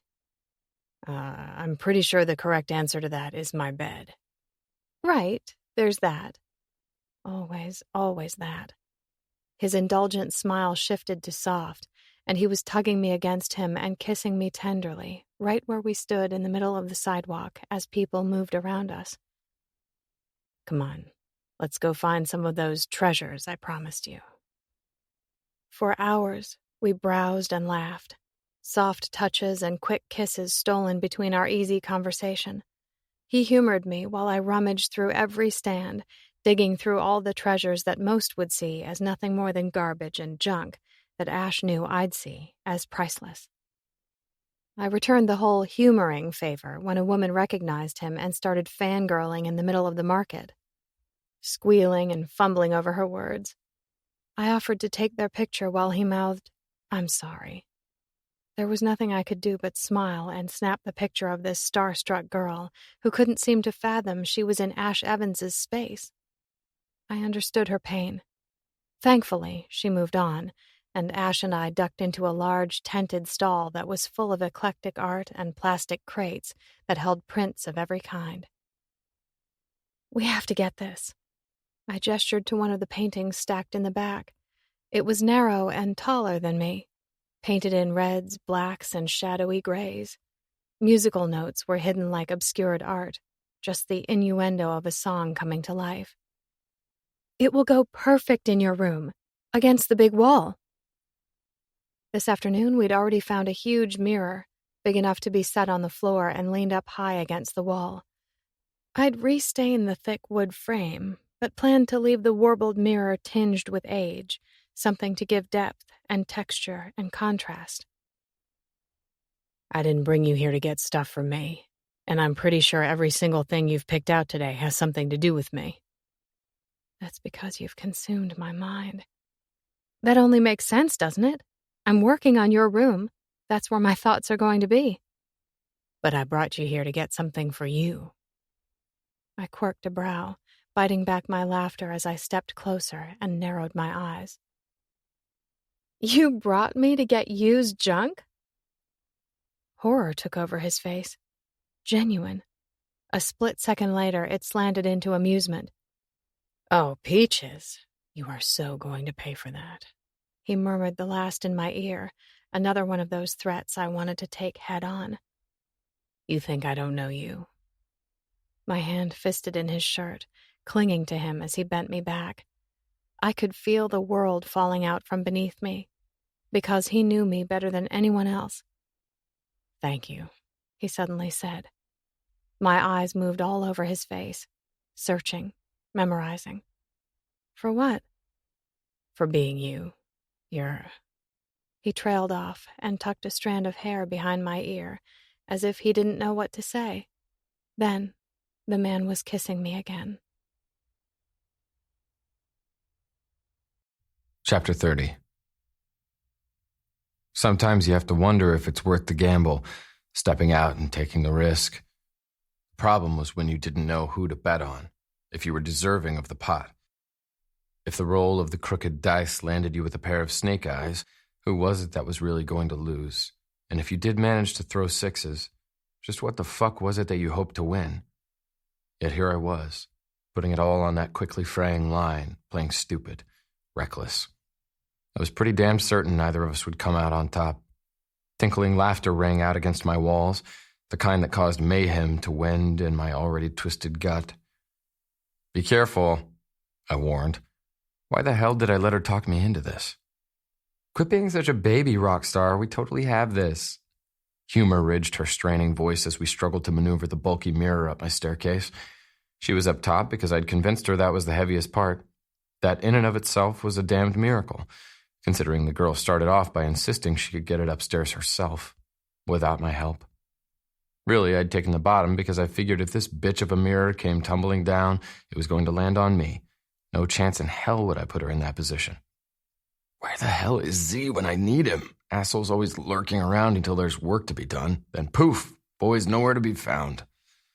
Light, lilting laughter rang from between those pretty lips again as she sent me one of those smiles that knocked the breath right out of me. "If I were him, I'd be running the other direction, too. I bet you had no idea what you were getting yourself into the day you walked into my store."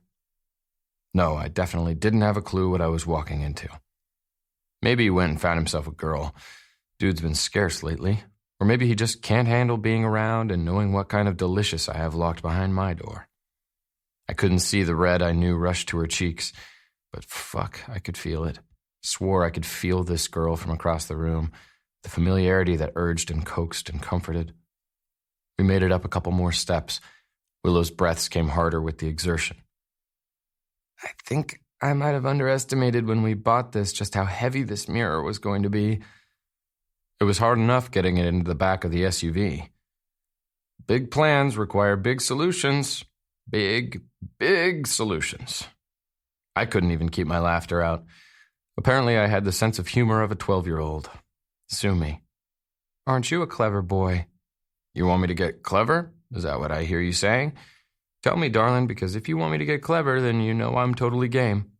"Oh, I bet you are." A chuckle rolled free. Yes, and please. I was all for showing her just how talented I could be.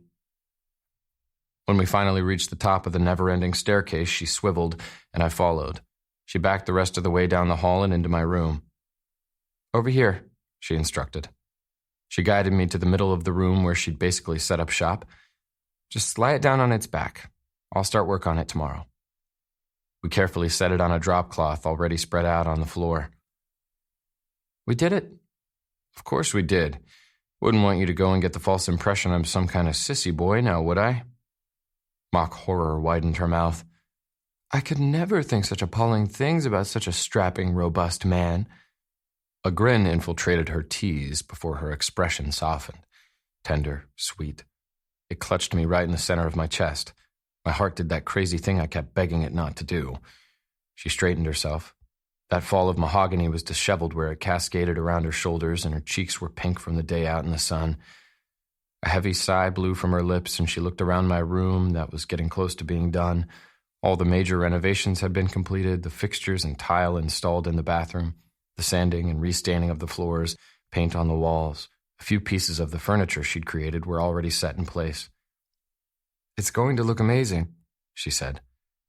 It seemed more to herself than to me, the girl caught up in her work the way she always was, like she saw it as something alive, constantly in transition, as a flow of time and years and memories. This girl was leaving her mark on the moment that belonged to her.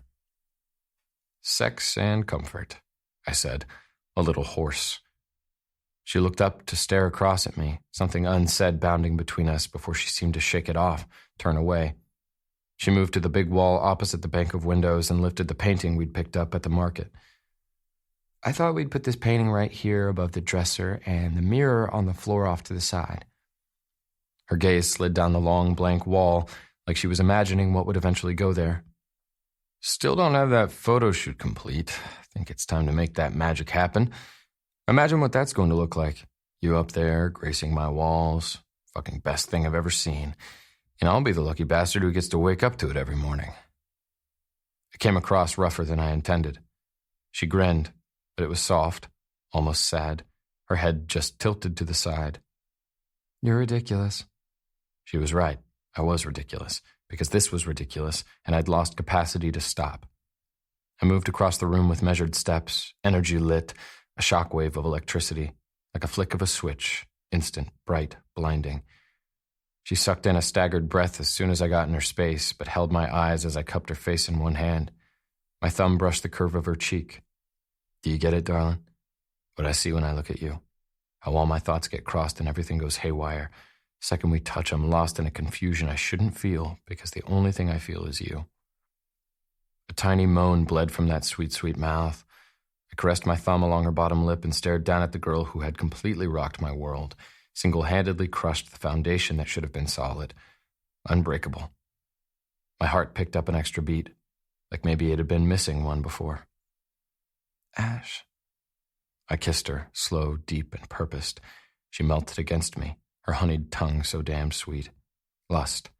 It burst in my blood like the breaking of a dam, taking me under, eating me alive. Overwhelming need crushed me. The need to get in this girl, to devour every inch. She kissed me like she would let me. Give it all, even if it destroyed her in the end. I edged back, still kissing her while I worked through the buttons on her blouse. I pushed it free of her shoulders, revealing black lace and all that creamy skin. A groan rumbled free. "Darling, you are killing me. Every fucking time I touch you, I'm losing breath." Sanity. Didn't even fucking know who I was anymore. If all her light was covering up my dark, if maybe she was exposing someone new, or maybe bringing to life the old, or maybe it was all just a twisted, sick illusion, one cast by the hand of an enchanting girl who made me see things I shouldn't see. Hot hands pressed under my shirt, greedy. Her palms were flat as she raked the material up. She didn't hesitate when she tore it over my head. She rocked back, chocolate eyes doing a little of that devouring I was dying to do. "You are everything." It was a rasp. Fingertips traced across the lines of my abdomen, up over my chest, touching along the ink tattooed on my skin, memorizing, etching, marking. The girl ruined me a little more with each trembling caress. "When I'm with you, everything feels right." Painfully, my chest squeezed. She was wrong. Sick part? I wanted to be. Right? Good for this girl when I knew, without a doubt, I'd only fuck it up in the end. Either that thought didn't come through clear, or I was just a selfish bastard because it wasn't enough to curb my actions. Not enough to stop me from reaching around to flick the snap on her bra. My hands glided back over the caps of her shoulders and down the length of her arms. Goosebumps trailed in my wake. One touch and this girl was shaking in my hands. I dropped it to the floor. Air hit her flesh and I watched as her nipples pebbled under my stare, pink and puckered tight, so damned pretty.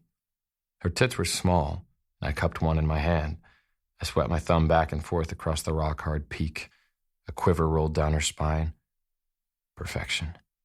It was a murmur, praise. I edged her back, urging her to climb onto the center of my bed. She complied, no questions or reservations, just that sweet shyness that kissed across every exquisite inch of her body. I removed her socks and shoes, dropped them with a thud to the floor. A smirk ticked up at the corner of my mouth, and I bit my bottom lip when I popped the button of her jeans. Let me show you just how damned much, how fucking sexy you are. Way I can't control myself the second you step in the room. She trembled. Ash, you own me. I murmured low, hating the confession but knowing it was true. I was so far out of my element. Easy had taken a nasty fall out the window right along with my senses. Because I had none. All except for the ones that lit up under her touch, under her stare, beneath that tender heart that was slowly undoing me, cutting right through my reserves and getting to all those places I didn't want her to be. Because then she'd see what I'd done, see just how fucking vile I was. Blood, smears, freezing cold. Anna. I squeezed my eyes against the foul images and I sucked in a breath and focused on this girl as I dragged her jeans down her legs. It left her in nothing but the scrap of black lace covering her heat as she leaned back on her hands. That mess of hair flowed around her shoulders and brushed at my bed, and she had a single leg bent and slowly rocked it back and forth as her chest heaved with desire. Fuck. Idiot. Any asshole who'd let someone like you go. No doubt, I'd be just another bearer of that unfortunate title. Talk you down, make you feel like you're any less than you are. Not when you're the best thing that's ever walked into my world. Shaken it up and shattered it. Did you know, Willow? Do you get it yet? You are the sexiest girl I've ever seen. My words were grit, both hard and soft, because this girl made me confused like that. Did you know you walk in a room and every goddamned head turns your way? She frowned, teeth yanking at that lip. That's because they're looking at you. I shook my head. Not even close. That's what you're missing, baby, just how gorgeous you are, inside and out, in the places we can and can't see. And there's this part of me that wants to tear every single one of those guys dying to get an eyeful of you to shreds, lash out, tell them you're mine when I know I can't keep you. She shivered. Do you trust me? A hard swallow, a resolute nod. I snagged her blouse from the floor. Setting a knee on the bed, I leaned around her and slid her arms back into the sleeves. Questions fluttered across her face. Trust me, I murmured deep right at her ear. I left the shirt open the barest fraction. Just a lust-inducing inch of her skin was exposed right down the middle. Fuck. This girl. And after everything, this is what that goddamned pretending was all about. I wanted to show her. This was what I wanted her to see. This is just for me. Just for you. You understand? I asked when I edged back from the bed and dug my phone from my pocket. No one else is going to see this. Not ever. A pant parted her lips. Surprise, want, and curiosity. That dauntless spirit up against a sliver of timidity. Muted light filtered in through the windows. The room spilled over with dancing shadows and bouncing light. Right in the middle of it, the girl sat on display, art in motion, a masterpiece. I thumbed into my camera app. Ash, She dropped her head. Shh. I ran my knuckles down the side of her face and hooked my finger under her chin. Look at me. She turned her gaze my direction, watched me with molten, trusting eyes. I snagged a close-up of her face. You stagger me. It was burned on my screen, her confused, eager expression. I glanced the pad of my thumb across her plush lip. She moaned while I snapped another. Click, click, click. Lie back a little. She didn't hesitate. She just settled back on her elbows with a needy sigh. I set to tracing my fingertips down her throat, and I tapped out a trail across her chest where her heart hammered and thrashed. No question, mine was doing the same as I took picture after picture of this stunning girl, capturing her raw, vulnerable, and brave. I nudged the shirt aside, just a fraction. And maybe that was sexier than anything, just a mind-altering tease of the swell of her breast. A shiver rippled beneath the surface of her skin, and I splayed my hand across the full expanse of her flat belly. It tremored beneath my touch.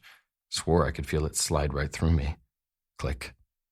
I edged back to get a better view. The girl writhed, coming alive in the center of my bed. Do you feel it, Willow? How beautiful you are. All that life overflowing in you, from you. That's real beauty. The kind that can't be contained no matter how hard someone tries to keep it tamed. Click. Touch yourself. Feel what I feel when I'm touching you. The demand slid out low. A whimper, and her head rocked back. She barely ran her fingertips across the swell of her exposed breast. She caressed her neck, her legs, barely grazed between her thighs. Sweet fucking torture. I couldn't help it. I angled my camera in to catch the expression on her face. Her body twitched and my name caught in her throat. Ash. She dipped a finger under her underwear and my world tipped. There was only so much a man could take. Any willpower I had left buckled, restraint stripped. I tossed my phone to the bed and shucked out of my jeans and underwear. I placed a knee on the bed and set to tearing that shirt right back off her tight, tight body. It yanked her arms back behind her when I did, wrists held hostage. Her bare chest jutted into mine and she gulped at the position, her tits pressed and bunched between us and her hands tied behind her back. Motherfuck. Control's a bitch to lose when you don't have a whole lot of it to begin with. The last of mine snapped. Severed. Gone. Gone to this girl. I kissed her hard, demanded her tongue and her breaths and her heart that thundered against her ribs. I climbed all the way up and straddled her body. I rose up high on my knees, towering over her as my mouth devoured and my cock rubbed at her belly, her arms still tied behind her back. Oh, God. Ash. Her body bowed, trying to meet mine. I ripped her wrists free of the bind of the shirt. I backed off just enough to get those panties down her long, inspiring legs, because if this girl wanted me to get clever, I would gladly oblige. I didn't miss a beat, and my hands were on her knees, pushing them wide. Beautiful, I growled, because it was damned true, her perfect slit that I parted with my tongue. A needy breath shot from her lungs, and those delicate hands fisted not so delicately in my hair. A growl that originated somewhere in my stomach scraped up my throat. God, I love the way you taste. Hot, wet, throbbing with want. No wonder I'd been dying to get a taste. Could spend my life right here, buried between your legs. I sucked and nipped at her folds, teasing and torturing, winding her up, while she squirmed and tried to get her sweet cunt closer to my face. A litany of urgent pleas whimpered from her mouth. I chuckled and backed off, loving that I had the power to affect her that way. I nearly lost my footing when I looked up and met with the sincerity in her liquid gaze. If I share my body with a man, it's because I love him and he loves me. That feeling washed over me, one devastating wave, the kind that took out cities. It took me under where I knew I would drown. I ran the tip of a finger between her lips. What was that, darling? Please. What is it you want, love? You want a little of this? I pushed that finger deeper, dipping just into the tight well of her body. Yes, more, please. Don't tease me, please. I need you, want you. You're all I want, everything I want. It fell as an incoherent jumble from her mouth, each word finding its mark like a punch of clarity. I dove back in, this time delving deep. I spread her with my thumbs, fucked her with my tongue, moved up to circle her clit, and trailed back down again, touching her everywhere just like she was touching me. It was only fair. She bucked. I laved and lapped. I moved all the way back to her ass. She moaned in the back of her throat, loving it but not sure she should. Her fingers were trembling and needy in my hair, as if she didn't know if she wanted to pull me closer or push me away. Please. I flipped her onto her hands and knees. Good. I said it almost like a warning. Hands fisted in my sheets. Yes. I jerked open the nightstand that had been crafted by this girl's brilliant hand and grabbed a condom. In all this fuckery, at least I'd progressed to getting at least one thing right. I covered my dick, grabbed her by the hips, and took her in one solid thrust, filling her so full my body bowed with the impact. She nearly screamed, but it bled into a moan as her body adjusted to me. God, she was so tight. Her walls held me in a needy, throbbing clutch. No girl should feel this good. Do you feel that? Do I come close to feeling how good you feel to me? Is it even possible? Nothing. No one. Never. Ash, it's you. I set a rigid, punishing pace, yanking her back by the hips to meet my thrusts. Her hair was all over the place, her gorgeous skin blanketed in a light sheen of sweat, my name a constant petition falling from her lips. My fingers kneaded deep. Her lush, round bottom fit perfectly in the clench of my hands. Confessions tumbled from her mouth. Ash, God, what are you doing to me? I need you more than anything I've ever needed. That right there should throw up a stop sign. I should cover this girl back up, send her home with a chaste kiss, and pray I hadn't already done too much damage. Instead, all my attention turned to my cock disappearing into the tight clutch of her body as I slid in and out of her. Tingles raced my skin, and I knew I was nothing but a sinner and a liar. I'd chased this body and this unnerving feeling I couldn't shake, the needy feeling that tracked my spine and tightened my balls. "You want me?" I demanded. "Yes." I gently circled her ass with my thumb, not so gently pushed it in. A whine escaped her panting mouth, her body clenched all around me. I fucked her faster and harder. She met me thrust for thrust, demanding all I could give her. Right then it felt like everything and nothing at all. I wound my other arm around her waist and barely flicked her clit. She went off like a bomb. Her hands fisted in the sheets and she cried out my name. She was making all these sounds that slipped beneath my skin and sank into my spirit, her creamy skin lighting up in flashes of red as pleasure streaked through her body, incinerated, burned. I knew it was me who'd be reduced to ashes. I rocked into her hard, 2 erratic thrusts before bliss stole every cell in my body. So goddamned good, so unbearably wrong. I went back to squeezing her hips, holding her against me while I buried myself as deep as I could get while the world flickered and tremored around me, taunted me with what if. Willow collapsed below me, gasping into the sheets as she slowly came back down. I bent closer, peppering her spine, shoulders, and neck with kisses as I struggled to regain my own composure. "I'll be right back." All I got was a spent, sated nod. Climbing from bed, I headed into the bathroom, shucked the condom, and washed my hands. I stopped at the doorway, just looking at the girl laid out on my bed, lit up in moonlight against the silvery gray sheets. A bed she'd fashioned from hand, a bold piece she'd reclaimed. She looked perfect lying in it, like she'd been carved in with the rest. I couldn't even begin to picture what it might be like without her there. I roughed a hand through my hair. What was I doing? But whatever it was unstoppable, and it had me crossing the room, crawling onto that bed, and rolling her a bit so I could get in behind her. She sighed and scooted closer, seeking sanctuary. A home? I brushed back her mussed, tangled hair and kissed the crown of her head before fumbling for my phone. I thumbed across the faceplate. The bright screen came to life. Through the images, I watched her expression flicker through uncertainty to wonder. "This is you." I whispered my praise, my belief. Silence swam around us for the longest time as she looked at the pictures, my body half inclined to take note and go for another round. For once, I kept the insane need I felt for this girl reined. "This is what you really see when you look at me?" Her question was quiet, almost timid. "The first time I saw you." A wistful smile cracked my face, and I hugged her closer. "You nearly knocked me from my feet. Yeah, you're gorgeous. Don't think there's any question about that. But it was more than that. I liked that you were different than all the girls that run in my circle. A little shy, but confident. Convictions and principles clear. Right from the start, it made me want to look closer and see what was really hiding inside." She turned enough that she could look down at me. "What did you find?" "Found someone who makes me wish I was someone else." "What if you're him?" she urged, and I could feel it starting to bleed through. The desperation neither of us knew how to handle. That feeling like the two of us belonged when I knew that was nothing but a cruel delusion. "I'm not." Could feel that emotion gathering on my face, winding out as the softest smile as I stared at the girl. Any guy would be the luckiest bastard to get to be him. But I'm not, Peaches. It seemed the more I told her, the less either of us believed it. Shadows danced across her face, questions in contradiction. "Because of the life you lead, the band and the traveling?"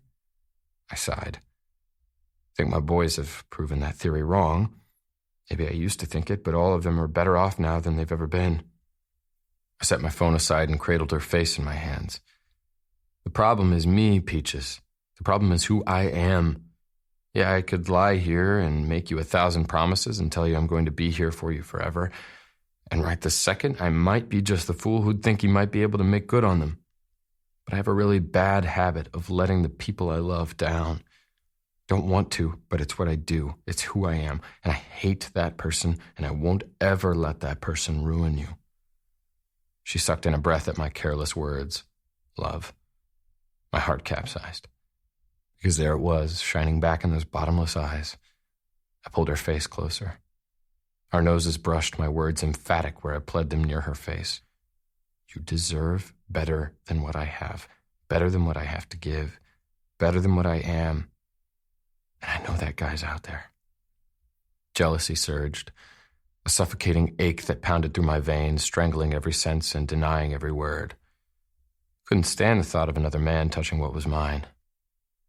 You just have to find him, I promised her, the words thick and sour on my tongue.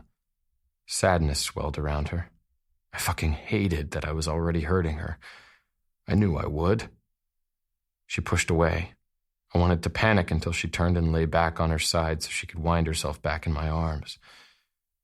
She grabbed my phone again, and I blinked in uncertainty when she suddenly held it out in front of her, the camera lens angled to capture the scene. Click. And fuck. My expression was carved in stone. Hard. But my eyes, they splayed me wide open. Cut me down until all the promises waiting inside were exposed. This picture, it illustrated a girl looking at a man like he might be her world. Like she held the faith he would stand by her side, hold her up. The man in that picture was looking down at her, ready to give up his life to protect the goodness in her. Move mountains to find her. Walk through hell to save her. Her voice was a whisper.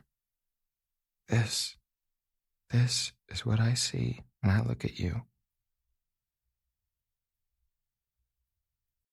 Chapter 31. There are moments in your life you wish you could set to pause. Press a button to delay the passage of time. Maybe have the ability to play them again and again so you could hold on to them forever. Because you know without a doubt they're some of the best you'll ever experience in all your life. Even when you know they're fleeting, that time is spinning around you, sucking away the blissful days and the rapturous nights. This was one of them. Chandeliers sprinkled a hue of shimmery silver light over the long table nestled in an alcove of the posh restaurant. Smiling faces sat all around me, their chatter and easy laughter echoing in the air. The ambiance one of hope and belief and the kind of love as a little girl I'd always believed I'd find. Under the table, a big hand squeezed my knee. Ash grinned at me. So free, so easy. It was as if he were promising me this was exactly where I belonged. He returned his attention to his patchwork family that stitched together so perfectly. Everyone was there to celebrate finally heading back into the studio tomorrow. I had the inkling they were old pros at finding any excuse to get together and let loose. The 3 bottles of wine the table had gone through seemed evidence enough. You wish, man. That story is all kinds of backward. If memory serves, it was you who incited that fight, just begging for it, walking in that bar like you owned the place. Smug, Sebastian, who had switched from wine to a tumbler of amber liquid, tipped the glass he was holding in Ash's direction and pointed an accusatory finger at him. Ash scoffed, his voice lifted in that over-the-top, imprudent way. What in the world are you talking about? Tonight, the cocky, arrogant boy had come out to play. He'd been that way since the second he'd picked me up at my house. Flirty smirk already firmly set in place, ease in each powerful step. He gestured to himself with both hands. This boy right here, he's a lover, not a fighter. With as much zeal as Ash poured into the argument, I might have believed him. Apparently, his friends knew better. Lyric sputtered on his wine. Not a fighter. I think between our crew we could probably come up with about, I don't know, 1,000 or 2 instances that would tell an entirely different story. Lyric ticked his chin at me. Besides, I think your girl here would attest to the fact you are most definitely a fighter. Your girl. God. Was it wrong how much I wanted it? Palms up, Ash held out his hands. Hey now. Get backed into a corner and a man's gotta do what a man's gotta do. Only thing I'm concerned about is getting the fact clear that I enjoy the lovin' part so much more than the fightin'. Let's just say it's so much more satisfying. Thinking my Willow here could attest to that too. Some of us are just endowed with certain gifts. Isn't that right, Willow? He cocked his head at me, just as cocky as his grin. Shivers. Heat.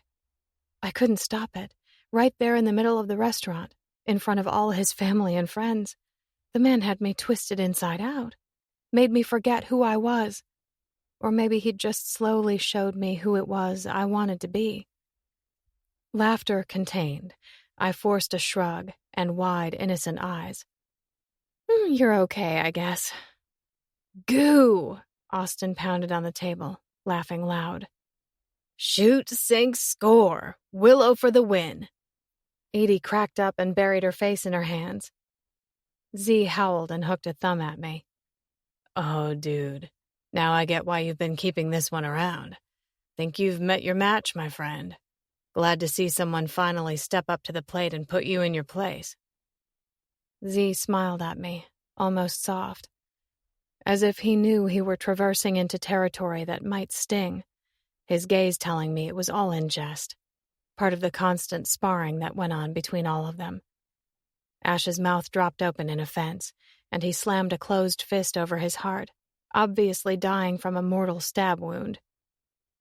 Oh, darling, you just really know how to break a man's heart, don't you? And here I thought I was blowing your mind every single night. A time or two, or maybe 4. Guess I'm just going to have to throw in the towel. Give it up. Don't think my fragile ego can take it.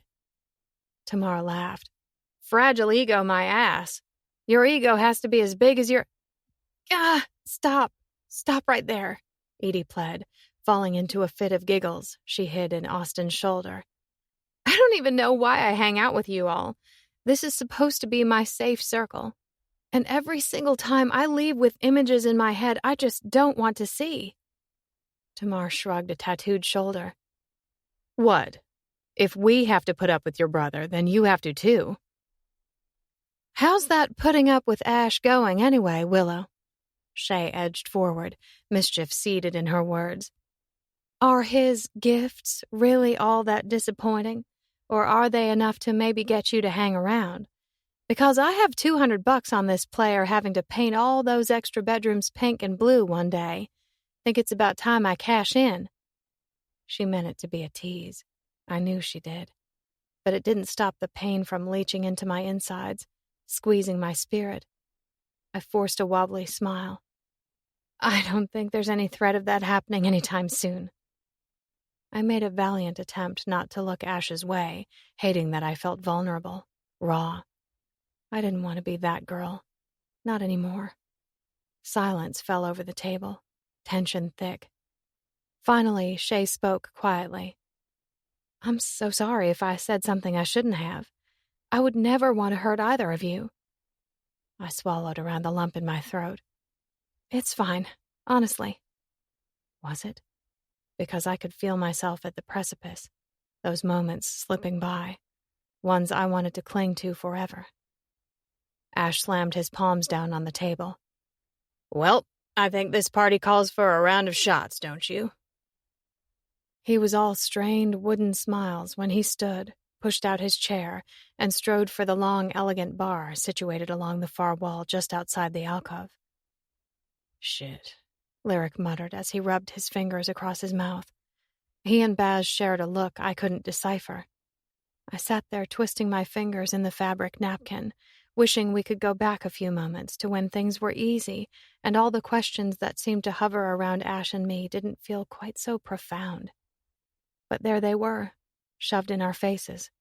No question all this pretending was catching up to us. Neither of us seemed to know what was real anymore, what we wanted, or how far we could go. Excuse me, I said, deciding to stand. To make a claim or a statement, I didn't know. Maybe my only aim was to soothe the man I could tell was set on edge. Tell him I was truly okay.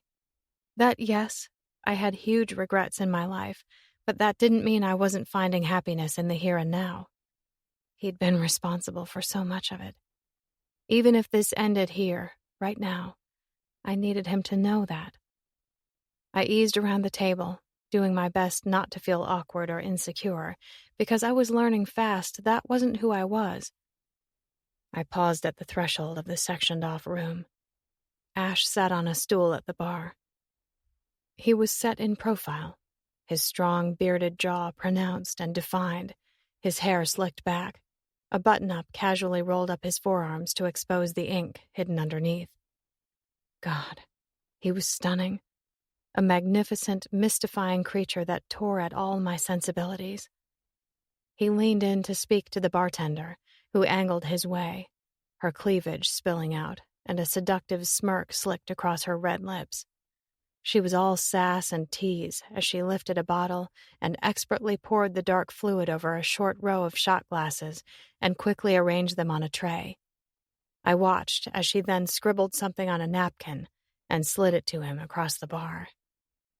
He glanced down at it, and from the side I couldn't read his eyes, couldn't tell what they would say, before she said something else to him and turned to begin making another drink. Hurt clenched me in all those raw spots before resolve rushed in to take its place. I moved across the floor and came up behind him. I could see the tension ripple through his body, the apprehension that lifted his shoulders as I approached. That sensation grew thick, the feeling that I knew him in a way I couldn't possibly know another man. A tether tied, our spirits bound. With each step, it just kept cinching tighter and tighter. He slowly looked at me from over his shoulder. That sea of blue washed over me. Soft and warm and cautious, I edged closer. He reached out and snagged me around the waist, shifting just a fraction to pull me between his parted legs. A surprised breath rushed from my lungs. He searched my face. "You okay?" I nodded slowly, a smile merging with my frown. Never mistake broken for weak. Pride simmered in his gaze, and he set a warm palm on my neck. Peaches. I set my phone on the bar, fully turned to him, and fiddled with the collar of his shirt, stalling for just an extra second before I looked back up to meet the intensity in his eyes. I'm fine, Ash. Honestly. I think I've been holding on to a lot of regrets for so much of my life. For too long. It's time for me to start letting them go and realize I can't go back and change it. I need to accept that no matter how badly I want them, there are some things in my life I might not ever have. It's time to find joy in the amazing things that I do. Pain lanced across his face. Willow. I shook my head. Come on. Tonight we're supposed to be celebrating with your family. The last thing I want is to be the spoilsport who ruined your party. That's not the kind of reputation I want to have. He chuckled. Darling, are you speaking in innuendos? I do believe I've been rubbing off on you. My eyes widened. Oh, I think you've been doing plenty of rubbing, in all the right ways. Ah, so now her tune changes. He gripped my hips. Thinking I'd do you a whole lot better than just okay. I'd say you do. The bartender was suddenly there, pushing back into his space, eyes full of greed as she looked at my man like she wanted to swoop in and sink in her claws. I grabbed the napkin she'd scribbled her number on and tossed it her way. He won't be needing that. Sudden laughter ripped from his throat. He tried to contain it in the bare skin exposed above the neckline of my dress, his lips pressing to the flesh when he rumbled the words. You are. What am I going to do with you? He pulled back and placed the chastest kiss he'd ever given me on my lips. You make me happy. Emotion thickened my throat. It spread, sliding slow until it occupied everything. My heart, my thoughts, my spirit. You make me happy too. So happy. I don't want to let it go. Please don't let me go. He leaned in and kissed me deeply, softly, different than he ever had, as if he were desperate to cherish these fleeting moments too. He held me by both sides of my face in those big hands, hands I'd come to trust in every way. My pulse rate spiked, thrummed, and churned. I swore I could feel the man beating through my veins and dripping into my bones. He pulled back and gazed at me. Something tender moved through his eyes.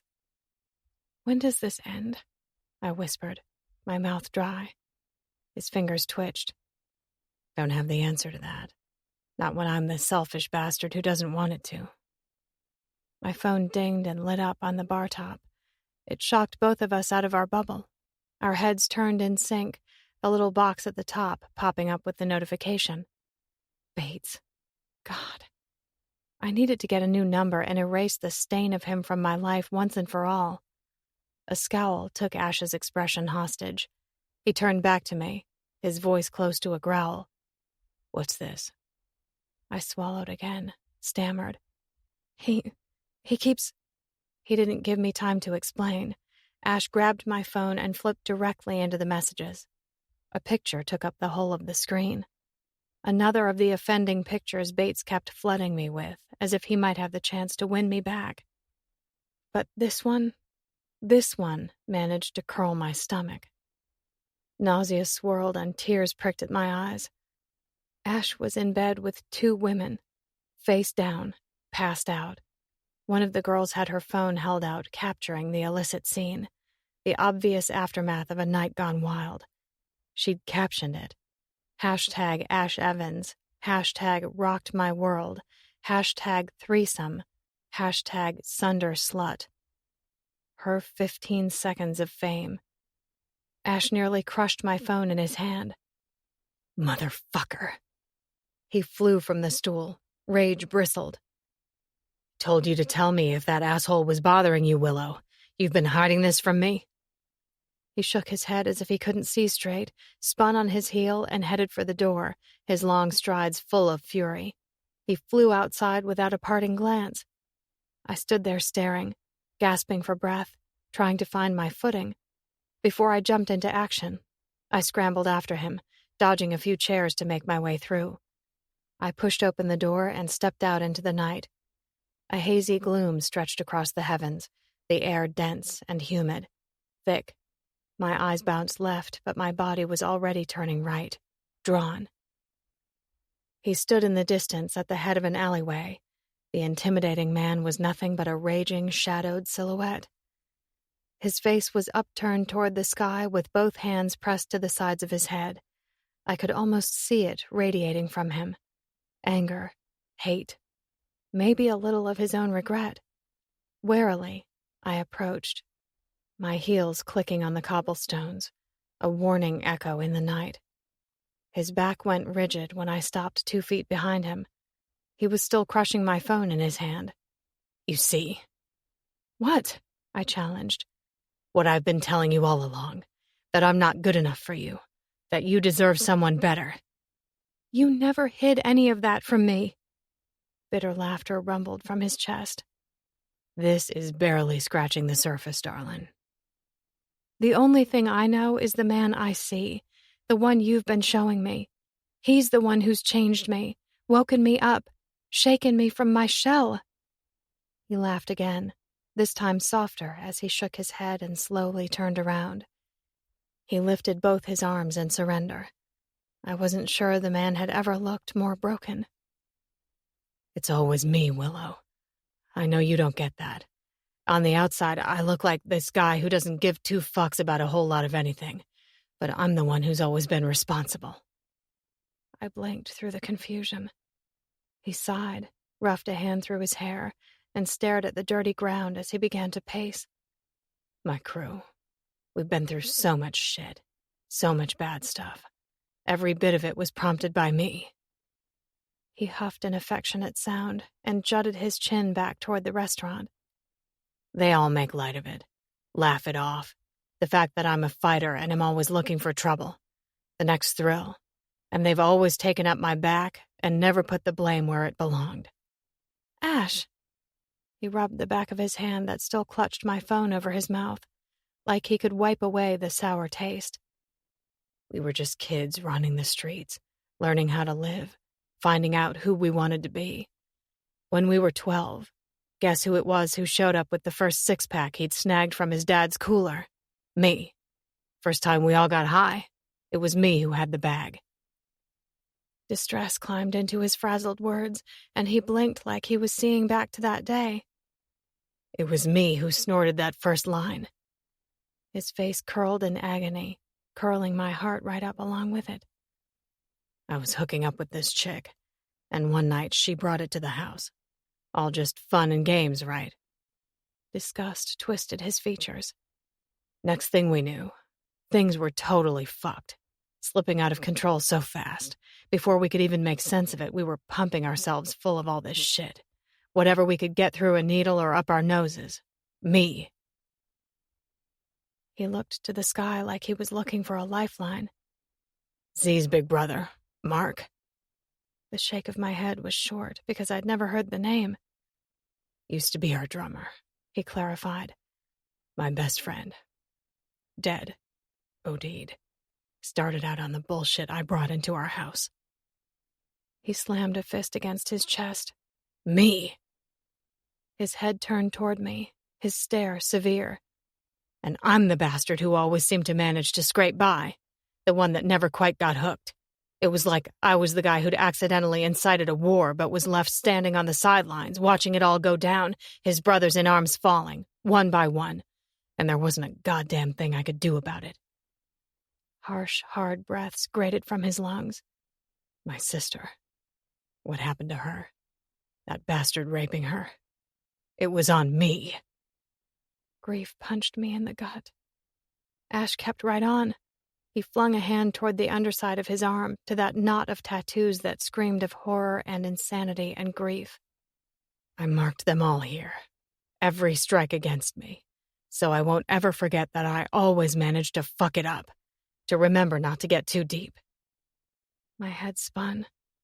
All I wanted was to wrap him in my arms and tell him I'd bear some of his burden too. Promise him he was so much more than all of that. I saw it. The goodness and the kindness. Neither of us deserved to be prisoners to regret. He ground his teeth so hard I could hear them creaking, and he turned away, his hands going to the back of his head as he tried to draw in a breath. Did you know I was going to be a dad? I collided with a wall of pain. His, mine. My entire being went rigid with the force of the shock. My legs shook and my stomach twisted. He turned back to look at me. His face was written in agony. Me. Ash. Torment poured from him, and I took a tentative step forward. The shake of his head was harsh. And after all of that, Willow, after all of that, I want to hunt this fucker down. He lifted the phone a fraction, squeezing it in his hand. I want to hunt him down and take him out. And not for what happened that night in front of your store, but because of you. Because I'm just that selfish of an asshole that I want to claim you. Tell him you're mine. Tell him he can't ever have you back because I'm not ever letting you go. He waved the phone. And this right here is just another reminder of why I can't. Everything spun. His words and my spirit and his heart. I could feel both of us teetering at the edge, ready to go tumbling over. My phone rang. A crazed shout ripped from him, incredulous and enraged. He answered it like he was going to do that very thing he promised he wanted to do. Listen, motherfucker. He froze, completely, his breaths and his body and his words. A chill slid down my spine, fear and dread. Yes, I'm so sorry. Please forgive me. Hang on 1 second. He blinked hard, but his eyes went achingly sad. Slowly, he held out the phone. You need to take this. Mama! I clung to her lifeless body, begging it again and again. Mama! No! Don't leave me! Don't leave me! I'm not ready! I'm not ready. Anguish burned through me like white-hot fire, ripping and rending, cutting me in two. Wails bounced off the walls, the sorrow I expelled having no place to land, no place to go. Mama! I cried, hugging her closer, never wanting to let her go. My rock, my foundation, my strength, gone. I couldn't breathe. The loneliness cried out, the vacancy too much to bear. Hands pressed to my shoulders, as if they sought to pour new strength into me, gathering me closer, a breath in my hair, lips to my head. Shh, I've got you. I've got you. A sob tore free from my spirit, just another missing piece of me. I clung tighter to the woman who'd always made me believe, grief gushing from my plea. Why, Ash? Why does everyone leave me? Why? He gathered me closer, and I gave, collapsed into his arms. We slid to the floor, and he pulled me onto his lap. He rocked me. Shh. Agonizing comfort. Tears saturated his shirt. Why? My soul wept. Mama. The words tumbled from my tongue, incoherent and desperate. Don't leave me, please. Don't leave me. I need you. Ash, I need you. I need you. He pressed his mouth to my forehead. Shh. I'm right here. I'm right here. I'm not going anywhere. Chapter 32. I spent 3 full days with her. I held her for hours, first on the hospital floor, then once I'd convinced her she needed to get out of there, back at her house. I wrapped myself around her from behind, both of us still fully clothed where we lay on top of the quilt on her bed. I sat with her while she made funeral plans, and I helped her pick out a casket, one that would match her sister's. Her mother was being buried beside her in the next plot. Today I stood beside her at the gravesite while she bowed her head and cried. I didn't think she'd stop crying. Not once. It fucking slayed me. I kept an arm wrapped around her waist while her mother's old friends and acquaintances showed up to offer their condolences.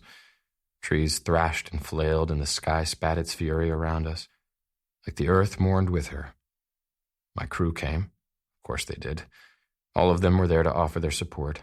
The girls stepped up with tears shining in their kind eyes and offers that they'd be there for whatever she needed. The guys stood nearby with all that staunch, silent loyalty. Never once did I leave her side. And I couldn't pinpoint it. When it happened, when my world tilted and every vain promise I'd ever made became a lie, and everything became her. Because somewhere in those 3 days, somewhere along the way, I made a silent vow I never would. You need to eat something, Emily fretted. She wrung her hands and paced in front of Willow. Willow was snuggled under a blanket in an old rocking chair in her living room. It wasn't cold. Knew well enough sometimes cold didn't go just skin deep. Sometimes it was bred from within, a chill that originated in your spirit and spun out in a frosty web, wrapping your bones and numbing your blood, before it slowly but surely seeped to the surface. She shook her head. I'm not hungry. Emily exhaled heavily. Fine. She turned and went back into the kitchen where she could do more of the fretting she'd been doing. Willow sat there with that huge mess of hair piled on top of her head, expression ridden with sorrow. And all I felt was her peace, the peace she'd given me, the peace I wanted to give her in return. And I wanted to drop to my knees and tell her I loved her, that I was terrified that I did, terrified I might turn around and fuck it all up again, but that I was done running. Because like she told me once, even wild hearts needed a place to rest, and she'd become mine. But I didn't want that confession coming at a time like this. Didn't ever want her to think I was saying it just because I wanted to pull her from her grief, because God knew she deserved some time to feel it.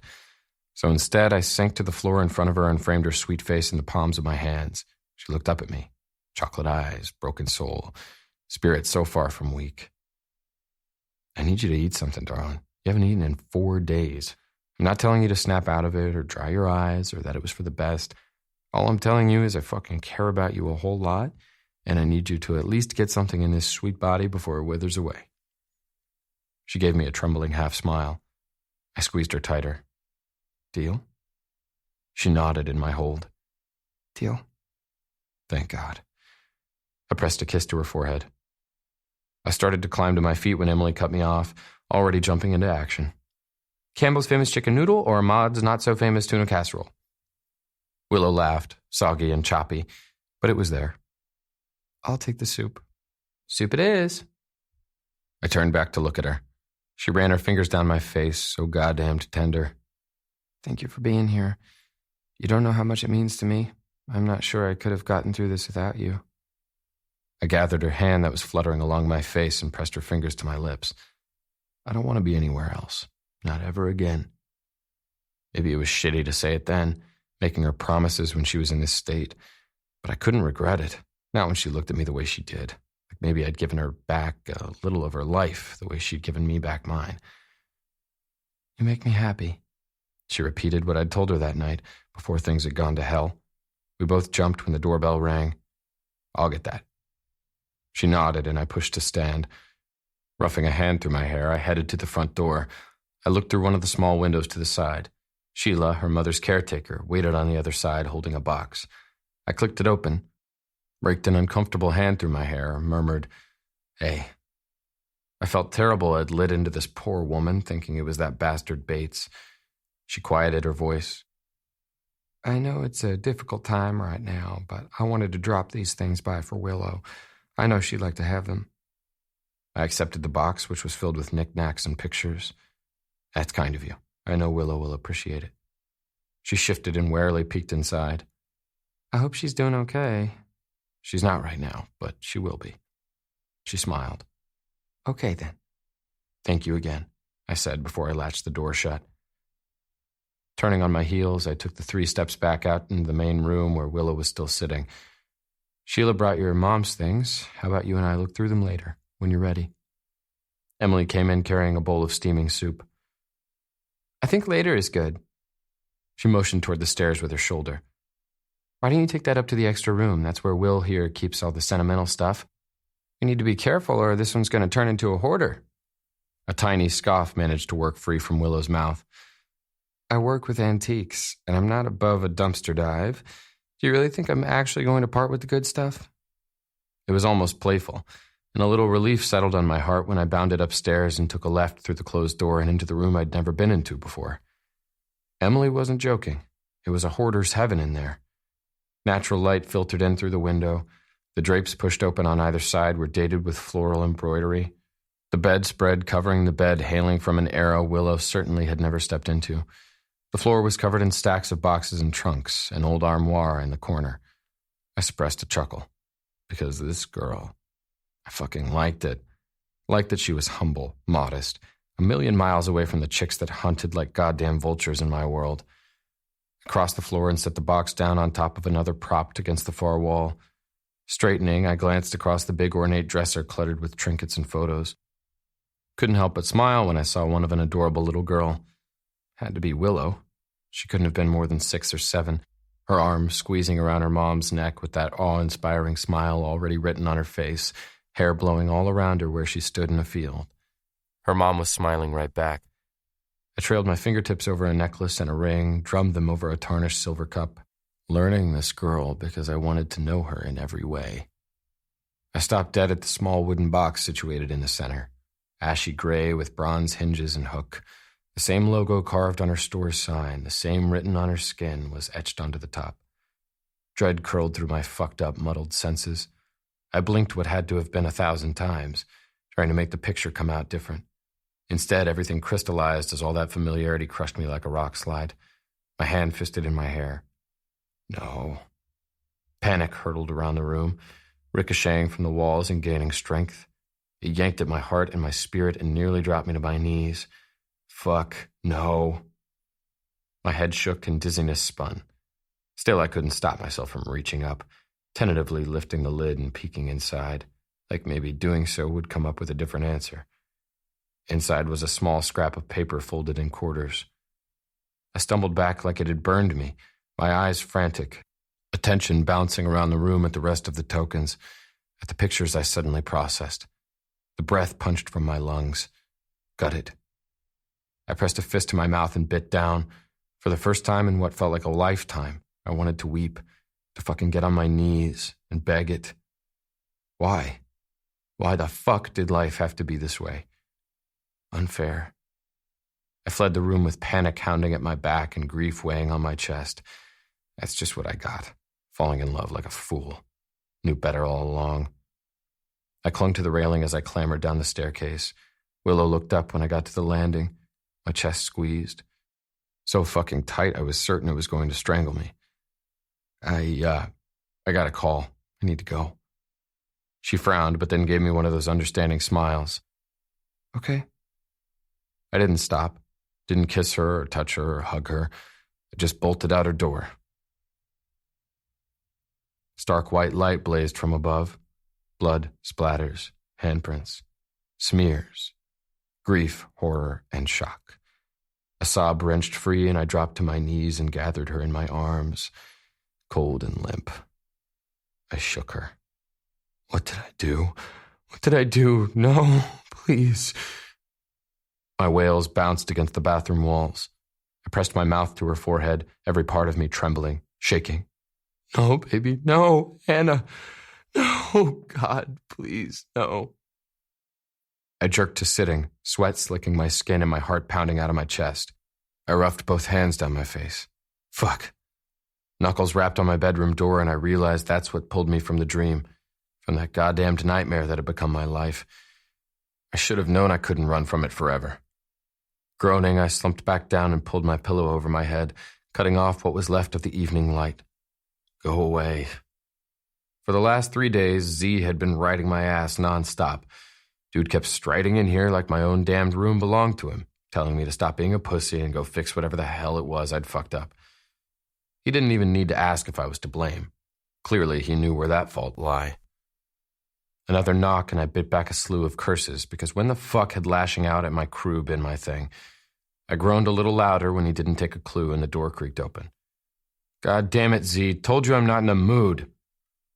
My rant broke off just as that crazy energy depleted all the air from the room. It lit with that suffocating familiarity, peace and mayhem, soft and fierce, my perfect demise. On a harsh exhale, I jerked up to sitting. Willow. On all things holy, I tried to contain the surge of relief at the sight of finding her standing in my bedroom doorway. I did. But shit, she looked so damned good, like the breath I hadn't been able to catch for the last 3 days. Chocolate eyes blinked at me from across the space. The girl clung to the door handle like she needed the support to continue to stand.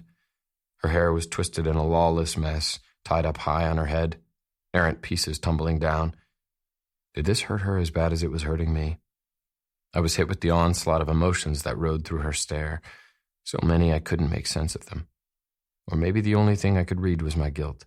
Guilt for doing this to her. Guilt for leaving without a word or an explanation. But that explanation, it would only hurt her more. So instead of manning up and cutting things off, I'd hidden away in my room. This goddamned room where she was everywhere and nowhere at the same time. Twilight tumbled in through the windows, a duel between night and day, a clash of shadows and streaming brilliant light. She was caught in one of them, the girl lit up in glittering fire. God, she was gorgeous. So damned gorgeous my bones rattled and my chest heaved. How the fuck was I supposed to make it through this? She lifted her trembling chin. It exposed the delicate column of her neck. My vision shifted course, and there I was, the asshole who was imagining burying my face in silky flesh, taking a teasing taste before I dipped in and took a good long drink. My fingers twitched. The girl was wearing this short, flimsy dress, the kind that drove me straight out of my mind, and those long, slender legs were bare. But the thing that got me, she was wrapped in a sweater, hugging it to her tight, sweet body like she still couldn't shake the cold. My mouth went dry and my heart started at a gallop I couldn't contain. Peaches. I wanted to claim it.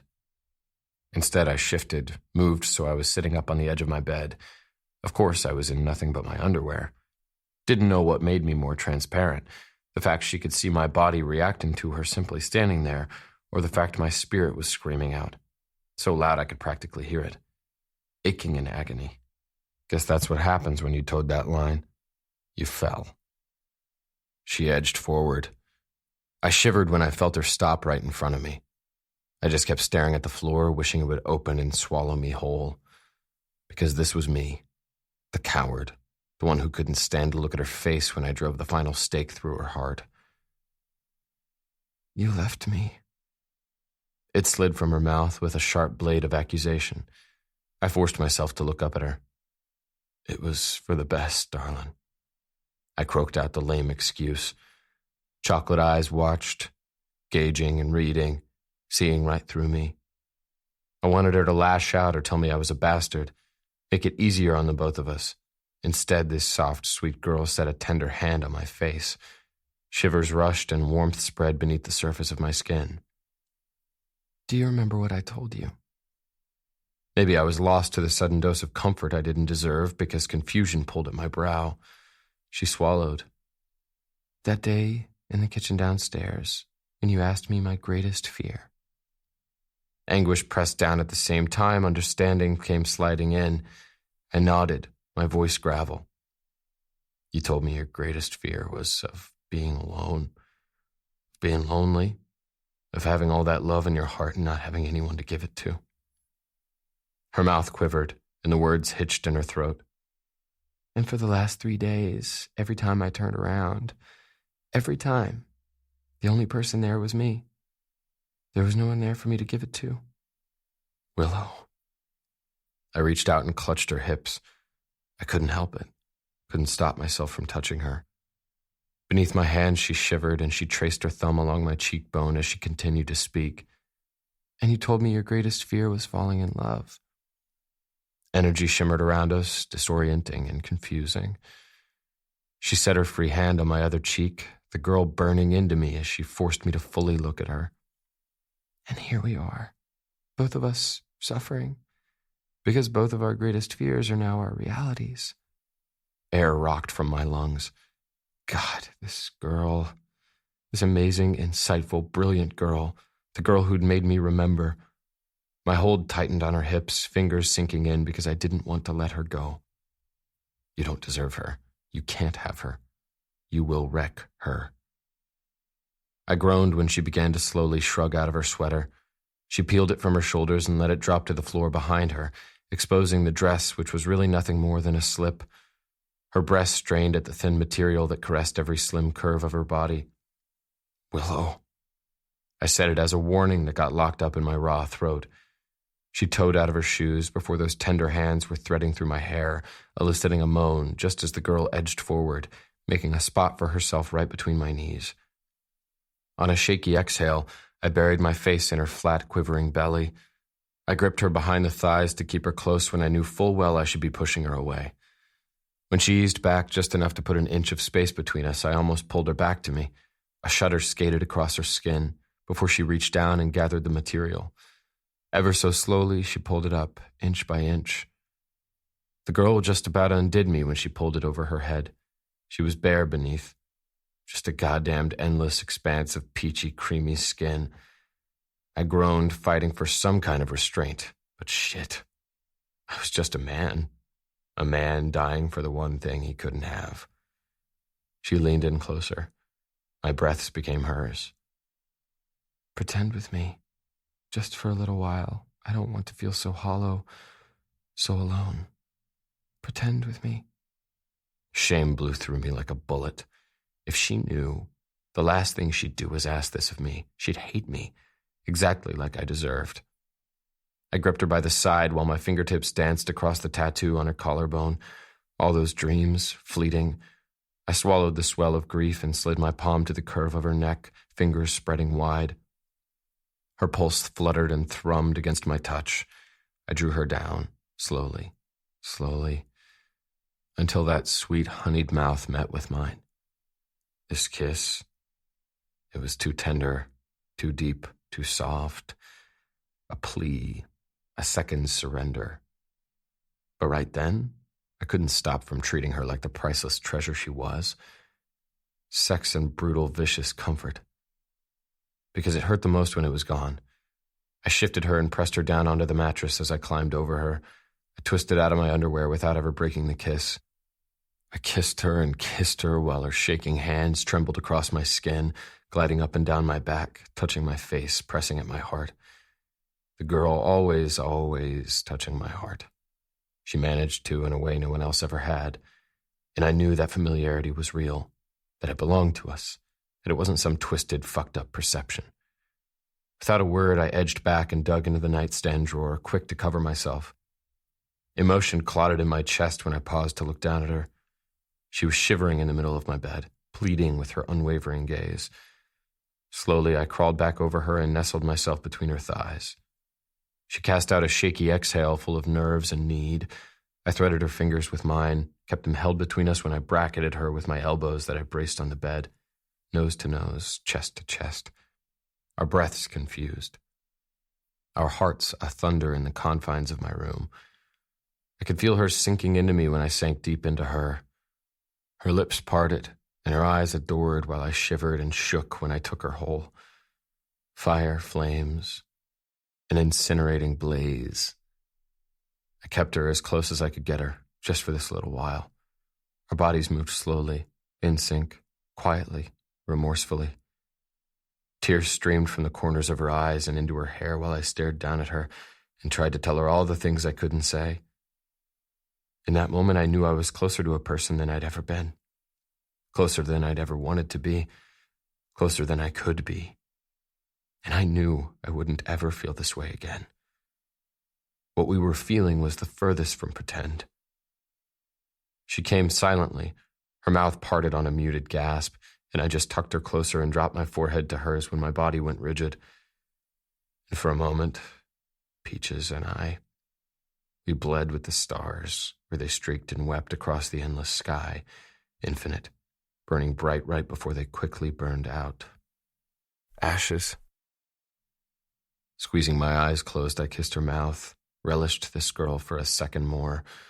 Before I wordlessly climbed from bed, I snatched my underwear from the floor and headed straight for the attached bathroom. Everything pounded and roared while I shucked the condom and pulled on my underwear. A vicious war between my head and my heart that wanted to hold on to her forever, and a fleck of courage that demanded I grow a backbone. On a strained sigh, I leaned both hands against the counter and dropped my head.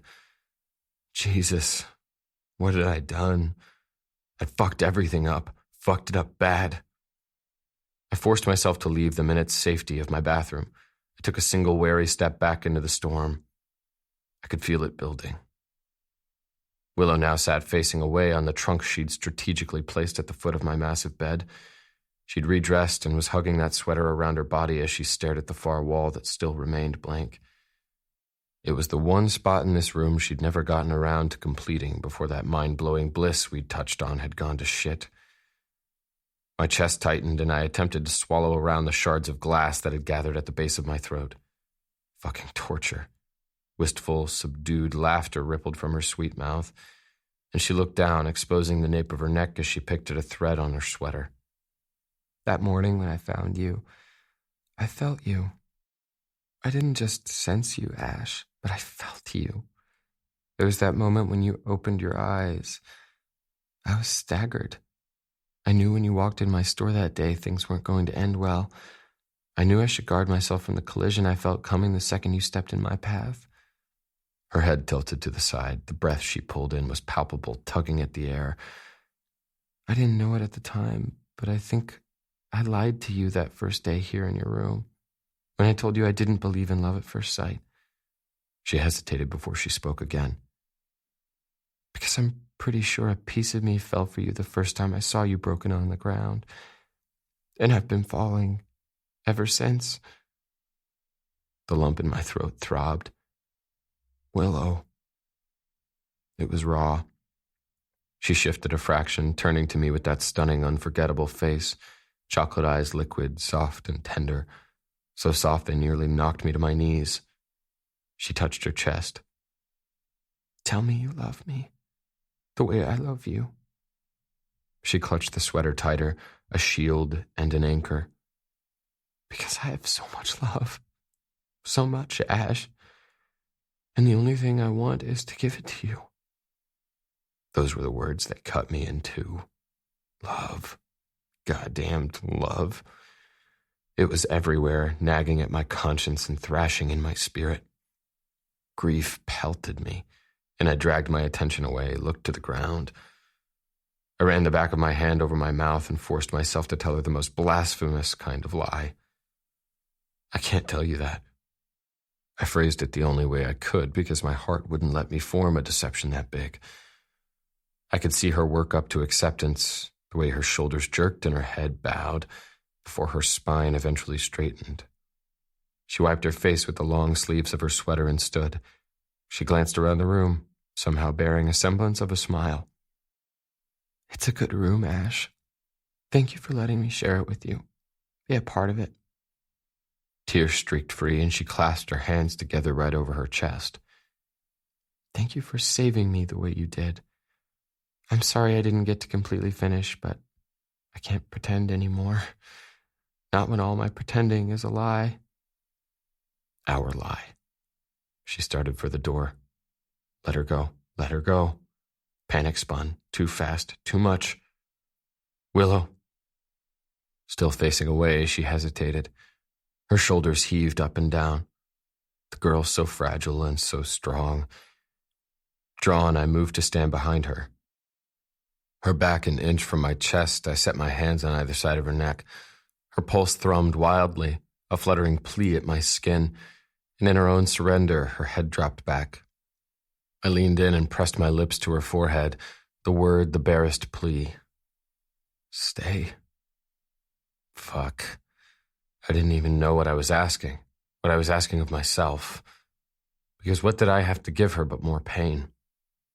Sadness danced with the shadows. Slowly she shifted to face me. Her words were soft but filled with resolve, with belief. This broken girl who was the farthest from weak. You told me that guy's out there looking for me, that one day he'd find me because I deserve him. You made me promise not to settle for anything else. I want him to be you. So badly I'm dying inside. But I won't settle, Ash. I won't settle for anything less than the match to my heart. She lifted her arms out and turned her face to the ceiling, like she were looking for a promise somewhere beyond the room we were in, lost in the night sky she couldn't see. Maybe he's out there, floating on those wishes my mama had me casting into the air. Maybe I just haven't caught up to him yet. Tears streaming down her face, she aimed her attention back on me. She smiled that dizzying smile that did that crazy thing to my heart. It trembled with sorrow and brimmed with hope. My guts clenched with agony and regret. I love you. I'd die for you. I'd live for you. But the one thing I can't do is take this away. I couldn't make any of it form on my tongue. I love you, Ash Evans. I hope you know you were worth the risk. One last time she brushed her fingertips over my mouth and down my beard. So goddamn sweet. Then she turned and walked out my door. Chapter 33. I pressed my hand to my mouth as I ran out his front door and flew down the porch steps. I just needed to keep it together for 1 second more. I jumped into my car and slammed the door, hands fumbling to get the key into the ignition. I gasped out a relieved breath when I finally turned the ignition over and threw it in drive. I had to get out of there. Away. Tears streamed down my face, my eyes bleary as I strained to focus out the windshield as I took to the street. I swept the back of my hand beneath my eye, struggling to keep in the sob bottled in my throat. It erupted, broke free. Just like I could feel everything splintering inside of me. Loss, grief, heartbreak. They churned with the power of a hurricane in the confines of the cab. How much could I take? I choked around a cry that climbed my throat. Ash, my beautiful, bold, brilliant Ash. So full of life, yet so terrified of living.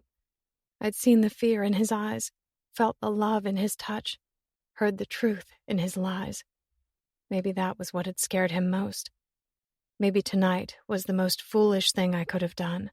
I had stepped out on that limb and put myself in the line of fire. But I couldn't go on without knowing. Couldn't spend one more day waiting for him to return. Couldn't stand to sit alone, praying he'd show up and confess whatever had sent him running. I'd known it when I'd chased him outside the restaurant that night. This man, all cocky arrogance and flirty tease, kept a well of secrets and pain. I'd felt him so close to giving them to me. I'd felt his surrender in the days he'd stood at my side, when the man had supported me through one of the most difficult times I'd ever endured. I just couldn't comprehend what had sent him running 3 days ago, when he'd gone from a man promising not to leave my side to one fumbling out my door. So I'd stepped out, taken the risk, landed right in the middle of a failure I didn't want to find. Loneliness. I swore it was a living, thriving being. Gasping over a sob, I swiped the sleeve of my sweater across my face and tried to focus on the road as night descended. Ominous. Overwhelming. I could feel it pressing down on me, taking me over. My mama taught me all along I was stronger than this. My world was mine to hold, even if it were in pieces. But tonight, those pieces were scattered so far I wasn't sure they could ever be gathered. Everyone was gone. I turned onto my street, home, vacant, empty. I could feel the last pieces of me shearing apart when I saw the truck parked in front of my house. Anger and hate compounded with the misery that lined my body. Why was he doing this to me? I was trembling when I turned into my drive, every inch of me shaking when I put my SUV in park and killed the engine. I fumbled out, at my end. "You need to get off my property!" The words grated from my throat. Bates pushed off from where he was leaned against Billy's truck, Billy still sitting in the cab. "I came here to talk to you." I turned my back on him, headed for my door, could barely get my hands to cooperate as I attempted to unlock it. "I told you before, I don't have anything to say." "Oh, I think you just might have something to say about this." I scoffed, tried to hold back the tears fighting for release. The last thing I wanted to do was cry in front of him. I just couldn't process it, the fact he was here, continuing to do this to me after I'd lost my mama. There was no question he knew, the grapevine in this small city surely crawling its way back to him. The door swung open in front of me. "Please just leave me alone. I can't do this with you, Bates." He grabbed my arm. A shocked breath shot from me, and I tried to shake him off. His jaw clenched as he gripped me tighter, fingers digging into my skin. He sneered. "That guy, the one you've gone and slutted yourself off to, acting the whore." "Whore?" My mouth twisted with fury. "You don't have the right to accuse me of anything. I don't belong to you, not anymore. What I do and who I see is none of your business. Now go, before I call the cops." He laughed as if I was ridiculous, as if he held all the control, the way he always had.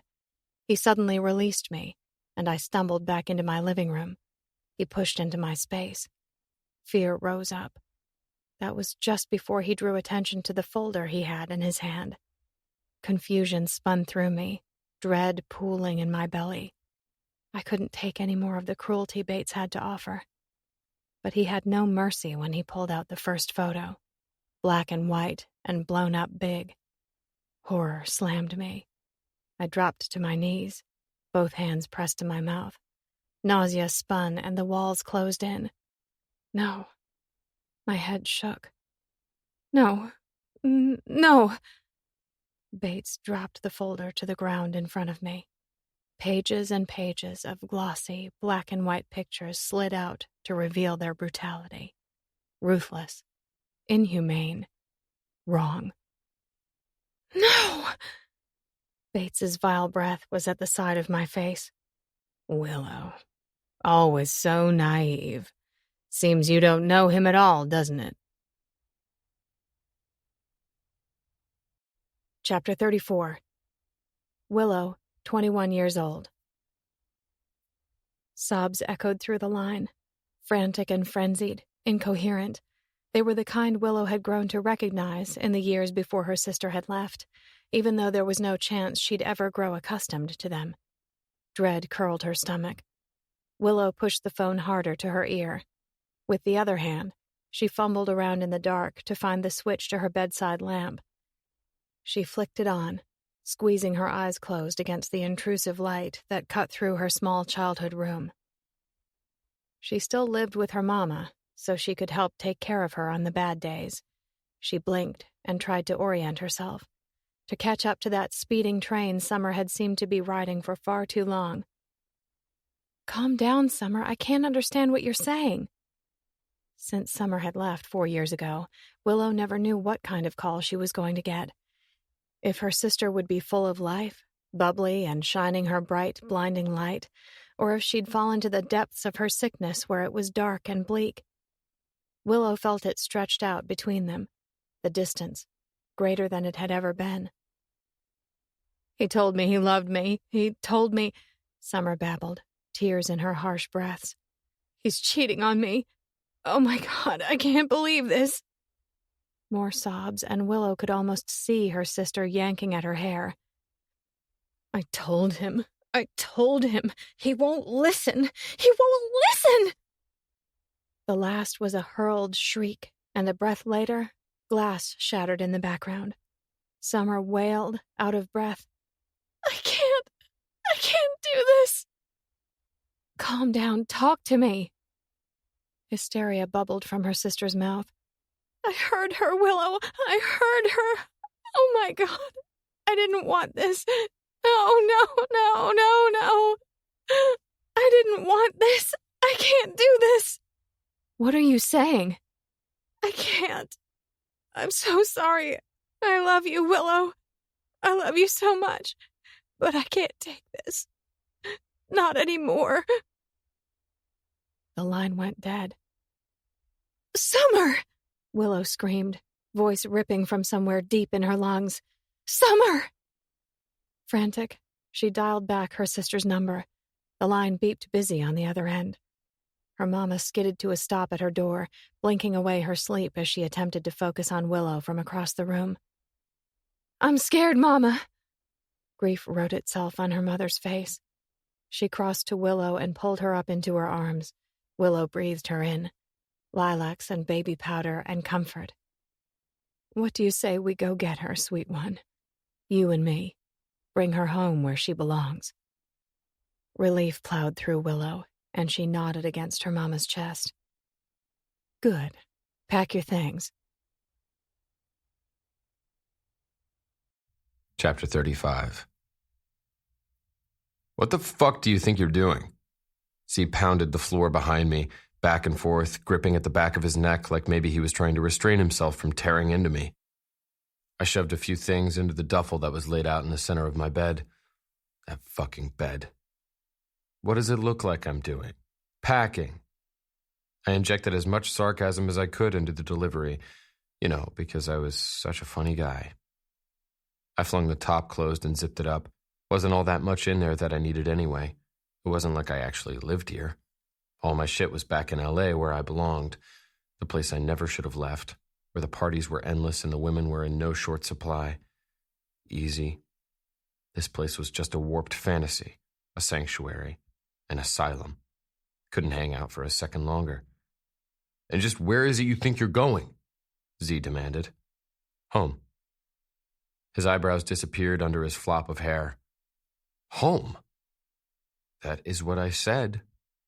He scoffed. "You do realize your ass already has the album 8 weeks behind in production?" I shrugged like it didn't matter while a fresh round of regret went skidding through my system. "Yeah, well, maybe we've been going at this for too long. Everyone's got their families. Baz and Lyric have kids. Austin and my sister have one on the way. Seems to me we're just stringing this along for no reason anyway." Incredulous, he shook his head. "And you get to make that call? Seriously? You're just going to toss off everything the guys have put into this band because one day you up and decide it's time to call it quits? What I'd like to know is when the Ash Evans turned into such a pussy. Because you and I both know this doesn't have a thing to do with the guys or their families or Sunder having run its course. It has everything to do with that girl who just went running out your door. Whatever the reason, I'm gone. Can't stay here." I slung the bag over my shoulder and grabbed my keys. I strode out my bedroom door. Z was hot on my heels as I took to the stairs. "And what is it I'm supposed to tell the guys? You know we can't go on without you." Refusing to look behind me, I hit the landing. "I'm talking to you," he said as he reached out and grabbed me by the shoulder. Spinning on him, I took a step forward and got in his face. "We've been spouting those same damned words for what feels like a million years. The band can't go on. And here we've been, desperate to patch it together every time something goes south. I'm tired of it all. Tired of worrying about all this shit, trying to keep everyone together when everyone's drifting apart." Stunned, he rocked back on his heels. "Is that what you really think? That this family is weak? Because from where I'm standing, it hasn't ever been stronger. We all know where we stand, what we want. We still have all the drive and the talent without the bullshit rock star antics that kept us back for years. I dropped my eyes to the ground. Yeah, well, I'm not sure what it is I want anymore. Lie, motherfucking lie. I wanted her. I met his eye. Maybe I'm the weak link. Air jutted from his nose. Or maybe you're just a pussy, a coward who won't stand up for what you really want because that means you're going to have to drop all the bullshit games. Quit playing. Because I know you want her, and I know you're better with her. And then you go and get cold feet and fuck it all away. Is that what you want? To go back to all those chicks who don't give two fucks about anything but what they can get from you? Because then you can turn around and not give two fucks about them? Convenient, isn't it? Anger radiated from him. Clearly the asshole was eager for a fight. He should have known better than pumping me full of rage. I'd fight back. My teeth gritted. You don't know anything, so back the fuck off before one of us does something we regret. Yeah, like letting that sweet girl who, for whatever insane reason, adores you, who just lost her mom, mind you, walk out that door with her heart shattered all over the floor? Or did you mean letting your band down? Your family? Because I'm not quite sure what we're talking about here. Why don't you fill me in? I was on him in a flash, my fist wound up in his shirt. He cocked some kind of smirk I wasn't sure I'd ever seen him wear. Touchy, aren't we? The words were grit. Warning you, Z. Yeah, well, I'm warning you. Something that looked like pity flashed on his face. I've been watching you for years, man. Since the day I stepped up and took my brother's place in the band. Do you know what that's like? Coming in 7 years late, trying to fill up the void of my brother's death, the guy I loved more than this world and looked up to most. My hold loosened, and I attempted to swallow around the unbearable rock that lodged itself in my throat. I gave up everything for you guys. Everything. You, Baz, Lyric, you were all so tight. Had been through so much together. Couldn't help but feel like an outsider, wanting to be good enough to be a part of this brotherhood that meant something more than just the music we played. There you were, this easy-go-lucky guy who was always the life of the party, the center of attention. You made me feel at home, took me under your wing, showed me I belonged even when I didn't feel it. Shame had me releasing my hold on his shirt. Being that easy-go-lucky guy was the only way I survived. He took a step back, brows pinched together in emphasis. Through it all, you think I didn't see it, man? All this time, no clue what the fuck it is you're running from, but I see it. And Willow, she's the first thing that has ever made you stop running that crazy race. The first time you ever slowed down. The first time you've ever been at peace. And here you go, running again. Just what is it you're running from? I lifted my chin. Don't you see it? I don't get peace. Running is a whole ton better than falling to my knees. My phone rang in my pocket. I pulled it out, sent it straight to voicemail when I saw it was our manager, Anthony. I'd deal with him later. My phone rang again, and again I sent it to voicemail. I went to shove it back in my pocket when a text lit up the screen. I wasn't surprised it was from Anthony, but it was the image that popped up on the link he'd attached that blew through me. This just hit the gossip sites. You need to call me. I choked on the stagnant air, my vision blurred by the sight of the picture in the headline of the article. Fuck. I barely breathed, trying to make sense of how the hell this got out, what it meant, the damage it was going to do. I stumbled back a step, panic and pain soaking me all the way through. What's wrong, man? Z asked, all his anger shifting to concern. I blinked, dropped my bag to the floor, rushed an agitated hand through my hair. I've got to get to her. I raced out the door like a demon was on my heels, one intent to suck me straight back into the pits of hell. I turned over my navigator, gunned the engine, flew like a madman down the Savannah streets, desperate to get to her, to explain the unexplainable. But at least I needed to try before someone else got to her, before she saw the vile printed on paper. She deserved to hear this from me, even though I knew she wasn't ever going to want to see me again. Wheels skidding, I took the last turn to her house, my stomach knit in 1,000 knots, my chest threatening to bust open wide. Time stood still when I saw the truck parked in front of her house. Panic, fear. Those feelings were obliterated by the surge of protectiveness that rose up inside of me. I careened across the road, slamming on my brakes as my SUV bounced onto the curb, coming to a stop at an odd angle halfway on the sidewalk. My attention barely skated the face of the man sitting in the cab of the truck I'd just cut in front of. Rage surged, the need to annihilate. But all of it was focused on the house, on the girl. I ran. Fucking ran as fast as I could across her lawn, didn't even pause when I threw open her door. It all transpired in less than a second. The scene in front of me. The girl on her hands and knees, weeping, betrayed. The pictures spread out in front of her on the floor. The bastard leering over her shoulder, smug, surely the bearer of the images spread out like a disease. Old sorrow wrenched through my spirit, slicing new wounds, taking new victims. I had no clue how he'd even gotten a hold of them. Willow sobbed and buried her precious face in her hands. She shouldn't have found out like this. 1 second later, I could feel myself splintering, cracking, my control stripped away. Bates looked up, and the second I lunged, my shoulder connected with his stomach. I rammed him back, the action knocking him from his feet, because my only intent was to get him away from the girl. The girl. The girl who suddenly screamed when I straddled him at the waist, cocked back my arm, let loose a fist. It cracked against the side of his face. Hatred poured free. "You think this is a game? Hurting her this way? You bastard! You bastard!" He spit in my face. "Me? Hurting her? I think that's all on you." I fisted his shirt in both hands, lifted him up, and slammed him back down. "Where did you get those pictures?" Thoughts raced through my head. This asshole had been texting all those pictures to Willow. A sinking realization spread through me. That single pop who'd been following me everywhere probably wasn't a pop at all.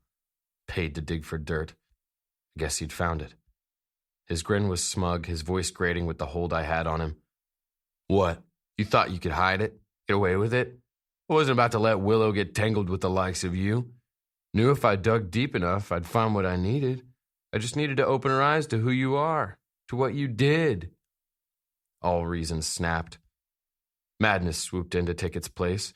My fists flew, fury, mayhem. Flesh split beneath my fists. I couldn't tell if I was angrier with this asshole or with myself. Both of us an obstacle, both of us unworthy. Neither of us could come close to being good enough for this girl. Bates struggled to fight back.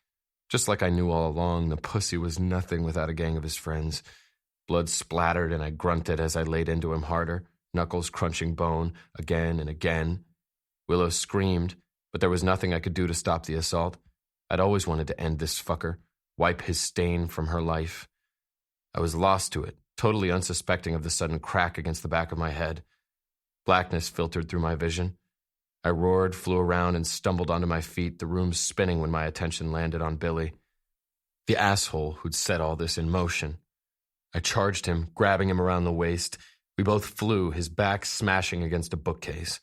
Books and pictures rained down, glass shattering on the floor, the two of us landing in the middle of it. We struggled for control. I landed 3 jabs to his side as he landed 1 to my jaw. Pain radiated through my face, my head still throbbing from the original blow. Screams ricocheted from the walls. "Willow, Willow, Willow." It only made me fight harder for her, because I didn't want to let her go, didn't want her to hurt. I wanted to take it away. I flipped him onto his back, my fists nothing but fury and violence and disorder as I pummeled into him again. A foot connected with my gut. The breath shot from my lungs just as Bates jumped on my back. "Stop!" Willow begged. Motherfucker. Apparently neither of these assholes could fight their own fight. I rammed an elbow into Bates' ribs, going in for another blow to Billy's face. Willow's voice filtered into my consciousness again, breaking into the disorder. Get up now." They both stiffened, Bates slowly backing off just as Billy slumped down below me. I turned to face her, the girl's arms shaking like crazy as she held a gun in our direction. Her words trembled as she spoke, but I was pretty sure she wasn't faking her threat. "Get up, Bates. Get up and get out. Both of you. Don't ever come back, and make sure you don't ever cross paths with either me or Ash, or I promise I'll find a way to prove you were responsible, that it was the two of you who were responsible for the attack outside my store, that you stole from me." She swallowed hard, resolute. "I'll find a way." Bates eased himself to sitting. He wiped the back of his hand across his mouth, his lip busted wide, his eyes swelling, eyebrows split. He shot me a look that promised I was going to pay. I didn't give a fuck unless this girl was the cost. "Willow," he demanded. She looked at him. "Never again, Bates. I don't want to see you. Not ever again." Don't ever confuse broken for weak. Billy stood, eyes wide as he looked at her, pointing the barrel his way. "Let's get the fuck out of here. They're not worth it. Neither of them." Bates blinked, still staring at Willow like he wanted to argue, before he harshly shook his head. "You'll regret this, Willow. You'll regret this." Yeah, I was fucking certain she would. But I doubted a whole lot of that regret would have anything to do with him. Tears streaked down her face when the door slammed behind the two of them. "Willow," I whispered, warily, hating it had gone down like this, wishing I'd just manned up and told her the truth. Maybe I'd been trying to protect her, but she deserved honesty. But the truth of the matter was I was terrified. Terrified of her looking at me the way she was looking at me now. Her arm shook and shook as she slowly lowered the gun, and I edged forward, carefully unwound it from her fingers, and gathered her in my arms. "Willow." A cry ripped up her throat. "How could you?" She fisted both her hands in my shirt. "How could you do this to me? Was it just a game? Was all of this just a sick, cruel game?" The words locked on my tongue. "Tell me!" she screamed. I gathered her closer. "I didn't know, Willow. I promise you I didn't know. Not until the day I found her box upstairs." Willow sagged against me, knees going weak. I sank to the floor with her in my arms. I whispered in her hair. "I didn't know. How?" she begged. My insides trembled. "I met her in L.A. Sunder had just gotten a label, and we found out they were sponsoring a tour. We were out celebrating." Coffee eyes locked on me as the waitress I couldn't take my eyes off of set a shot the color of licorice in front of me. "My name's Anna. Let me know if there's anything else I can get for you." "Your number?" I said. She rolled her eyes. "Does that always work?" "Yeah, most of the time it does." I grated over the words as every regret I ever had rose to the surface. I hounded her until she gave in. Willow shivered in my arms, and I hugged her closer as I continued the story I knew she didn't want to hear, but the one I knew she needed. The truth she deserved all along. She warned me right off that I didn't want to date her. I honestly didn't know why, because from where I was sitting, she seemed perfect, beautiful, huge smile, confident. Willow choked over a sob, and I swallowed around that pain crushing my chest, the words rough as I forced them out. I fell in love with her, Willow. For the first time in my life, I felt something different about a girl. It scared me because things with the band were happening so fast, but I wanted it. I did. Her hair was splayed out across my pillow, and she brushed her fingertips over my lips. "Tell me your dreams," she almost whispered. Affection pulled at my insides, in a place I hadn't even known existed. You know, it's crazy because I feel like I've already achieved everything I've ever wanted. The band finally getting the label, tour getting ready to start. Didn't really think I needed anything else, wanted anything more. Not until I met you. A soft smile fluttered on her mouth. "That's what dreams are for. There's always a million of them out there floating around us, just out of reach, waiting for us to catch them. A million more ready to take their place when we find the others." I gathered her against me, her body so warm, my nose nuzzled in her neck. "Who gave you that soft heart, Anna?" "It's not soft." I chuckled. "You're a liar." Redness flushed her face. "Tell me yours," I prodded. Her answer came like a confession. "I just want to be happy." I shifted to my knees, grinned down at her as I crawled between her thighs. "Think maybe I can help with a little of that happy part? She giggled, then moaned, and I got the sudden sense I was happier than I'd ever been, because that's the way falling in love should always be. A quick slide straight into bliss. Willow's words were tortured where she released them against my shirt as she forced them out between her tears. That's the only thing she ever wanted, to be happy. I brushed my fingers through her hair. I know. I didn't understand it then, when I first met her, the desperation behind it. I should have, Willow. I should have seen the warnings. A crazed energy spun through my bedroom. A circuit tripped. Chaos ricocheted from the walls, bounding fast, gaining speed. The sheets were stripped from the bed, and the lamp on my side had been knocked from the nightstand.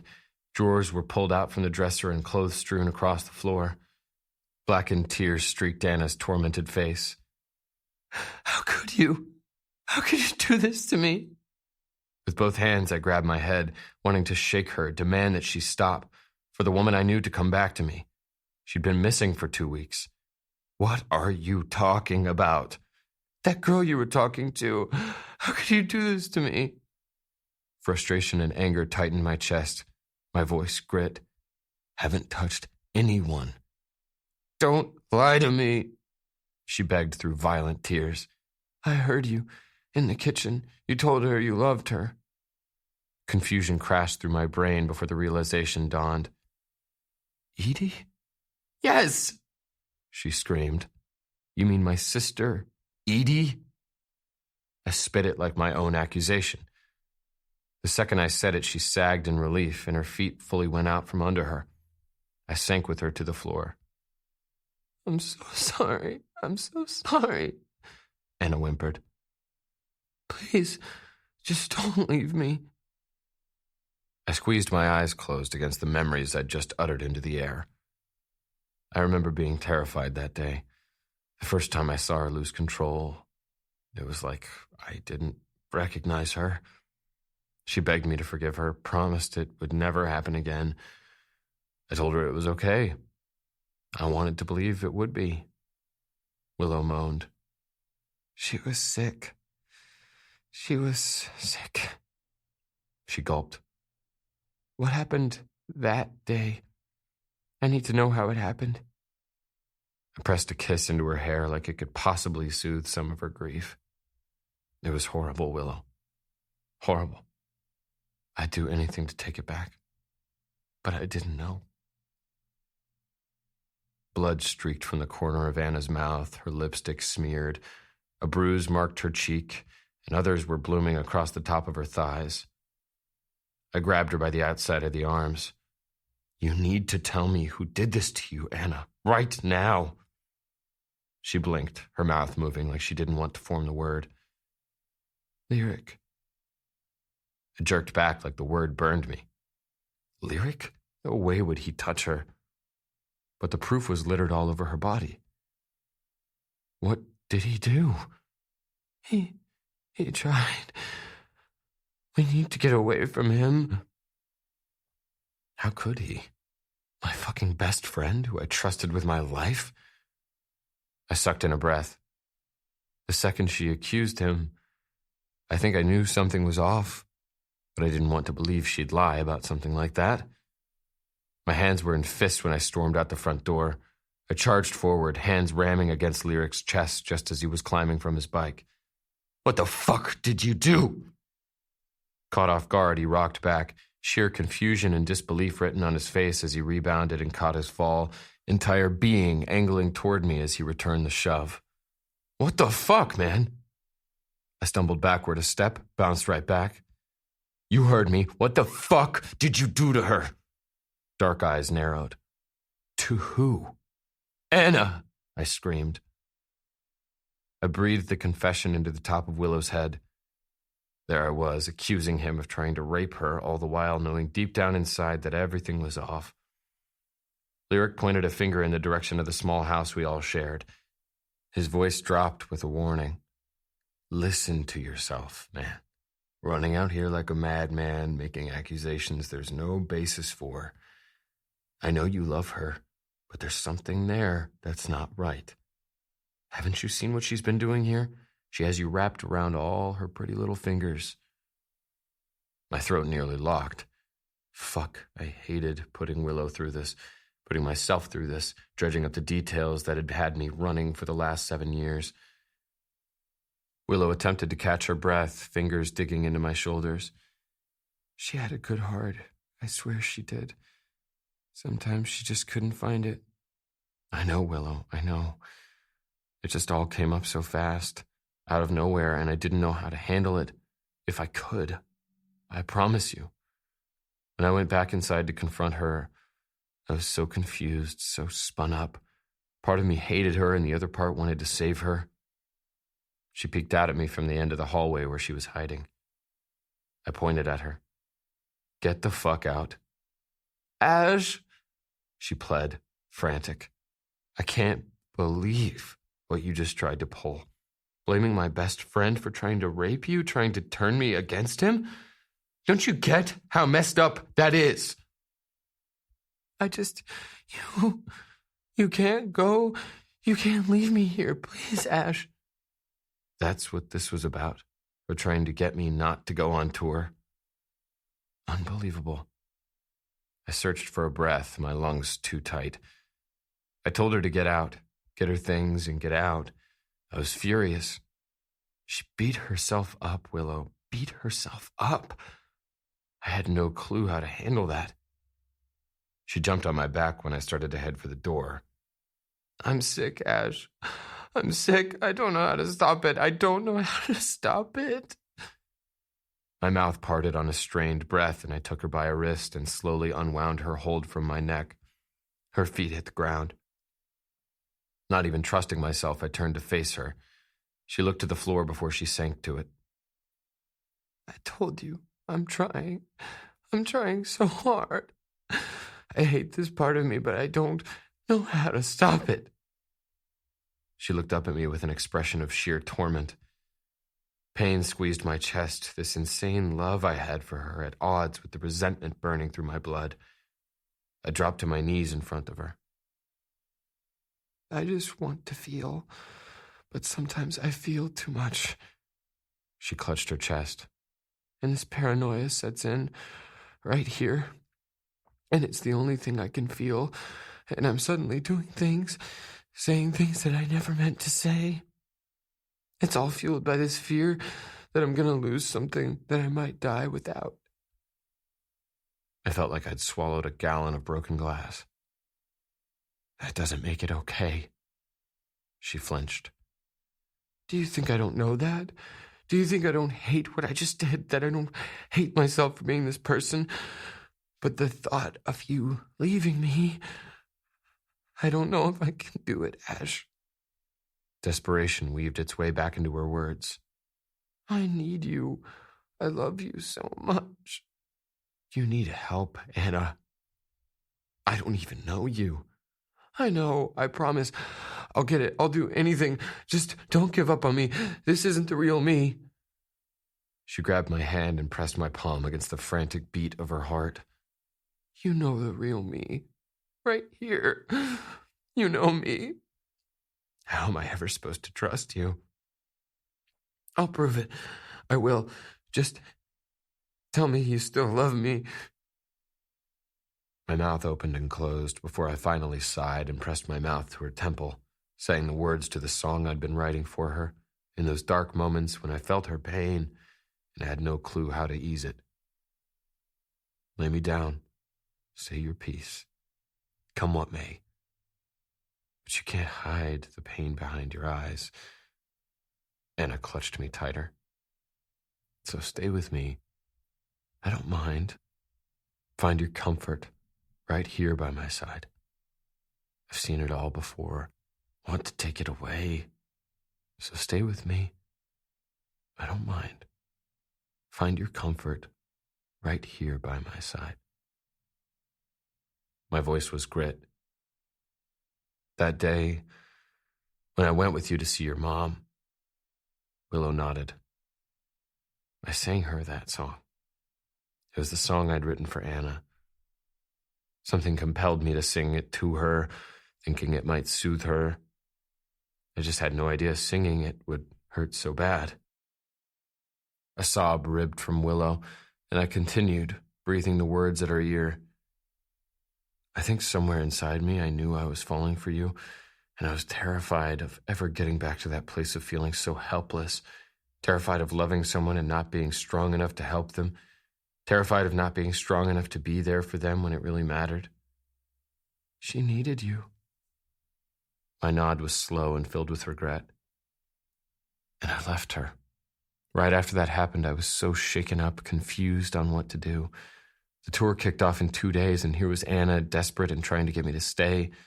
I went to my parents' place because I felt like I needed a breath, to step away and get some clarity. I squeezed her tighter, pain clenching down as I forced out the admission. It was the worst night of my life, Willow. I'd gone to my mom and dad's, and I get this text to head over to this guy's house. Fury lashed as I thought back to the memory. Somehow, Edie had talked me into letting her go with me to this party. No. Willow whimpered, adding it all up, piecing it together. The night that had destroyed us both. Music thrummed from within the thin walls. As soon as I knocked, the door flew open to Paul, dude already lit. I made quick introductions, cringed when he gave my sister a beer. But fuck, a red Solo cup was a far cry from the shit I'd already been testing out by the time I was 14. Still, she was different, innocent. She didn't come close to fitting into this sleazy world. Normally, I'd step into a place like this and instantly glom onto the vibe, revel in it, live it up. Not tonight. Even though she'd promised she'd keep it together, Anna hadn't stopped texting me since I left. My phone kept going off like a bomb, constant, incessant. Part of me got it, that she was scared I was putting distance between us. The other part was pissed that this was the very reason I wanted the distance. Truth was, I missed her, that girl who'd become my best friend. I just didn't know how to handle the dichotomy, the Anna I adored and the one that terrified me. My sister was laughing and having a good time, so I did my best to relax. I threw back a few drinks, let the world blur and bend and veer. My phone vibrated in my pocket again. Reluctantly, I dug it out, figuring I couldn't go on ignoring her. Not when I told her I would support her. Taking off like a pussy and not facing what was going down wasn't exactly earning me any gold stars. I pushed to my feet and moved down the hall where it was quieter, dipped into a vacant bedroom and accepted the call. "Hey," I said. She was crying softly. It twisted through me like a dull blade. I hated she was hurting. "I need to talk to you, Ash. Please come back home." I sank down on the edge of the bed, rubbed my weary eyes with my thumb and forefinger. "I thought you were going to your apartment. I needed to see you when you got home, talk to you." "I'm not up for talking tonight, Anna. I'll go over to your place tomorrow. We'll talk it out. Decide how we're going to handle this, okay?" I tried to keep my voice even, let her know I cared, but that I wasn't caving. A sob broke across the line. "I need to talk to you. Please, Ash, come home." I sighed. "I'm not doing this shit, Anna. I'm pregnant," she suddenly begged. Everything went silent and the world stopped, tipped from its axis, slammed into high gear. Finally, I caught up. "You're really gonna pull this right now, Anna?" I gritted my teeth, sympathy blown. "You're going to sit over there trying to trap me, saying I've got a kid on the way, after what you pulled with Lyric this morning?" I wheezed for a breath. "I'm not a fucking toy, and I won't allow you to use me like one. I am done. When I get home, you need to be gone." "I am." It was a whimper. "Just stop, Anna. I can't take any more lies." I killed the call and pressed my fist to my mouth, wanting to scream, to fucking tear something apart. This was killing Willow. I could feel it, the anguish that jarred through her body. I wanted to stop, to shield her from the truth, but I kept right on, the words cracking as I offered her my sins. I didn't believe her, Willow. I didn't fucking believe her. And I just wanted to forget everything, get back to who I was before I met her. The bedroom door creaked open, letting in a sliver of light. Casey clicked it shut behind her. She moved across the room, and I let her push me to the bed, let her crawl on top of me, because I didn't want to feel anything. Not the sting of Anna's lies, not the loss aching inside of me, the regret, the guilt. But the guilt was there when Casey kissed me, when her hands were on my chest. I squeezed my eyes shut, tried to block it all out, to just focus on the feel of skin on skin. It's what I'd done for all my life. It didn't have to be different now. It didn't. But it was. My phone lit up again, and the guilt bloomed and amplified. I pushed Casey off, the girl smirking at me from where she was twisted sideways on the bed. Confused, I accepted the call, pushed it to my ear. Anna? I wanted to apologize, to tell her we'd make it through this, that we'd figure it out, that I did know her. On the other end, I heard her crying softly. I love you, Ash. I need you to know that. God, I love you too, so much. Casey was suddenly on her knees beside me, voice saccharine sweet. Aw, isn't that cute? Ash Evans professing his undying love when he just had his tongue down my throat. Who was that? Anna demanded. No one. Who was that? She demanded louder. Even from across the miles, I could feel it. The snap, the trigger. Anna started to hyperventilate on the other end of the line.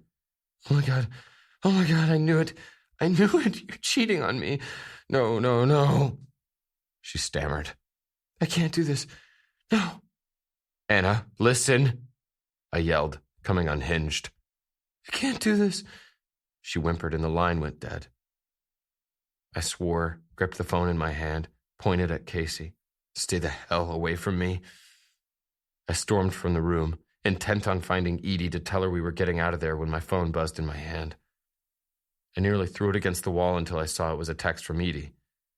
Headed home. Don't worry about me. Part of me wanted to call her and lay into her for just taking off, that shit wasn't safe. The other half was just relieved she'd gone, that she wasn't a part of this mess.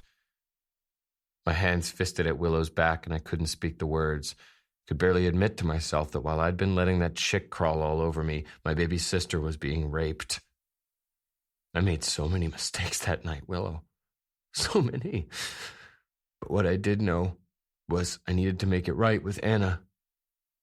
Deep down, I knew it wasn't her fault, that she was sick.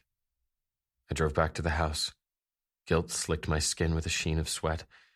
Couldn't believe I'd let that bitch kiss me, that I'd kissed her back, touched her.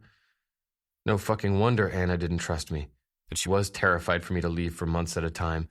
Being loyal to her seemed so simple until the second it wasn't. Did I really have it in me to change? Did Anna have it in her to do the same? Only thing I knew was I wanted to, that I couldn't bear the thought of leaving this city with things the way they were between us. Main thing, I knew she was sick. I was certain that was no lie. Even if we didn't end up together, at least I could help her through that, help her find that happiness she'd been so desperate to find. I blew out a breath, cracked open my door, and headed for the quieted house. The windows were still blackened with night, the front door locked. I slipped in my key and opened the door. Profound silence echoed back. I took a tentative step inside. Anna? I called, quieter than intended. Nothing. I inched down the hall, leaned in, and flicked on the light in my bedroom.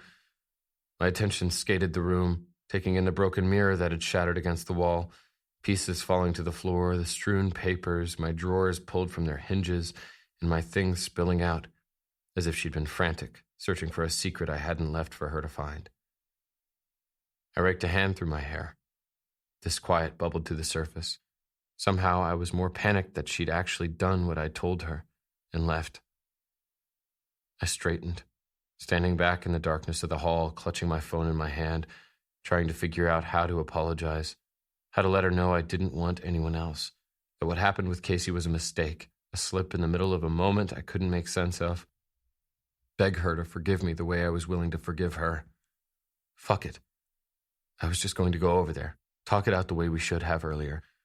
I spun and took one step back down the hall before I froze. Something cold skated down my spine, caught up by nothing but the feeling I got when I saw the burn of lights gleaming from the gap at the bottom of the bathroom door. Breath short, I inched forward. I stilled before I slowly turned the knob and pushed open the door. Stark white light blazed from above. My heart stopped, and my stomach turned. Blood, splatters, handprints, smears. Grief, horror, and shock. Her body was twisted at an odd angle, cuts lashed open in every direction on her wrists. An empty bottle of pills tipped over on its side next to her bloodied hand. No. A bottled sob worked its way out, and I slowly dropped to my knees beside her. No, Anna, no, I whispered before it wound its way into a wail. I gathered her in my arms, rocked her while I begged and pled. No! Body cold, face ashen. No, Anna, no! God, please, no! Willow wept, struggling to get away. I fought to hold her closer. How could you? She needed you. Oh my God. She needed you. She was sick. She was sick. I'm so fucking sorry. If you knew how sorry I was. She was sick. Willow begged again, slumping back down. Grief pressed down around us. Fuck. I wanted to end it all, but I opened my mouth and gave her the last of her sister's story. I sat in the hard plastic chair in the waiting room, fingers trembling as I continuously folded and unfolded the note Anna had scribbled and left on the floor, as if by doing so the confession pressed into the blood-stained paper might change. I'm so sorry. I never wanted to be this person, but I can't stop her, and I'm too scared to do this alone. What if I passed it on? That thought, that possibility. It hurts too much. Please forgive me. I need to be free. The words coiled with my being like a foul, incurable disease, the possibility taunting me from every angle. She hadn't been lying. I'd known it in that fleeting second I'd found her lying on the floor and pulled her into my arms. I'd tasted her fear, felt her sorrow. It was like I could almost reach out and touch the loss. Mr. Evans? A woman asked. I looked up with a nod. She sat down beside me. I'm Dr. Kirkland. I could barely swallow, because what she was getting ready to tell me was already written in her eyes. She's gone. Grief, saying it was utter fucking grief. I'm sorry, she went into cardiac arrest. Between the overdose and the blood loss, we couldn't get her back. We did everything we could. It didn't matter that I already knew. Sorrow plowed through me. Blades and ice and fire. Destroyed. The baby. I could barely croak it out. She touched my forearm. The pregnancy was positive. I blinked, completely numb and in agony at the same time. I'd been going to be a dad. Fuck. I'd been going to be a dad. Something I'd never even wanted until the possibility was taken away. I rammed the heels of my hands into my eyes. Me. All of it was on me. They told me her name was different on her insurance card. I realized then she'd come to L.A. and changed her name, desperate to become someone else, thinking she was chasing her dreams and she might find them there. I didn't want to know Willow. I didn't want to know who she was other than that girl I'd fallen in love with. I wanted to erase the rest. So like a coward, I tucked the letter she'd written back into her box and left it. Then I ran. I'd been running ever since. Frantic, I jabbed at the elevator button, desperate to run because there wasn't anything here left for me. The heavy metal doors closed and the emptiness swelled.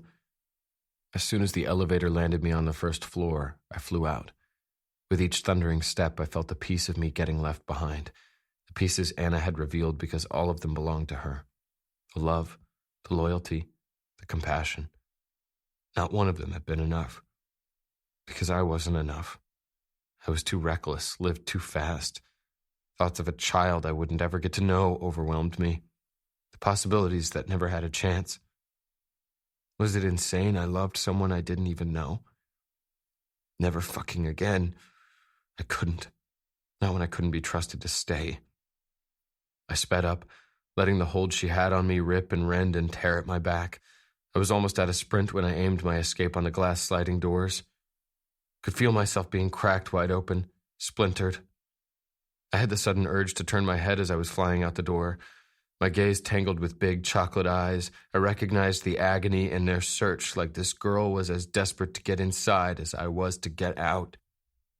I jerked my attention away, not wanting to process anyone else's pain, because I'd never again hold a fragile heart in my hands. Not when the only thing I would do was crush it in my grip. The familiarity, it was her. My peaches. Willow was completely slack in my hold, gutted. Shame howled through my spirit as I finished the story I'd been too much of a coward to tell.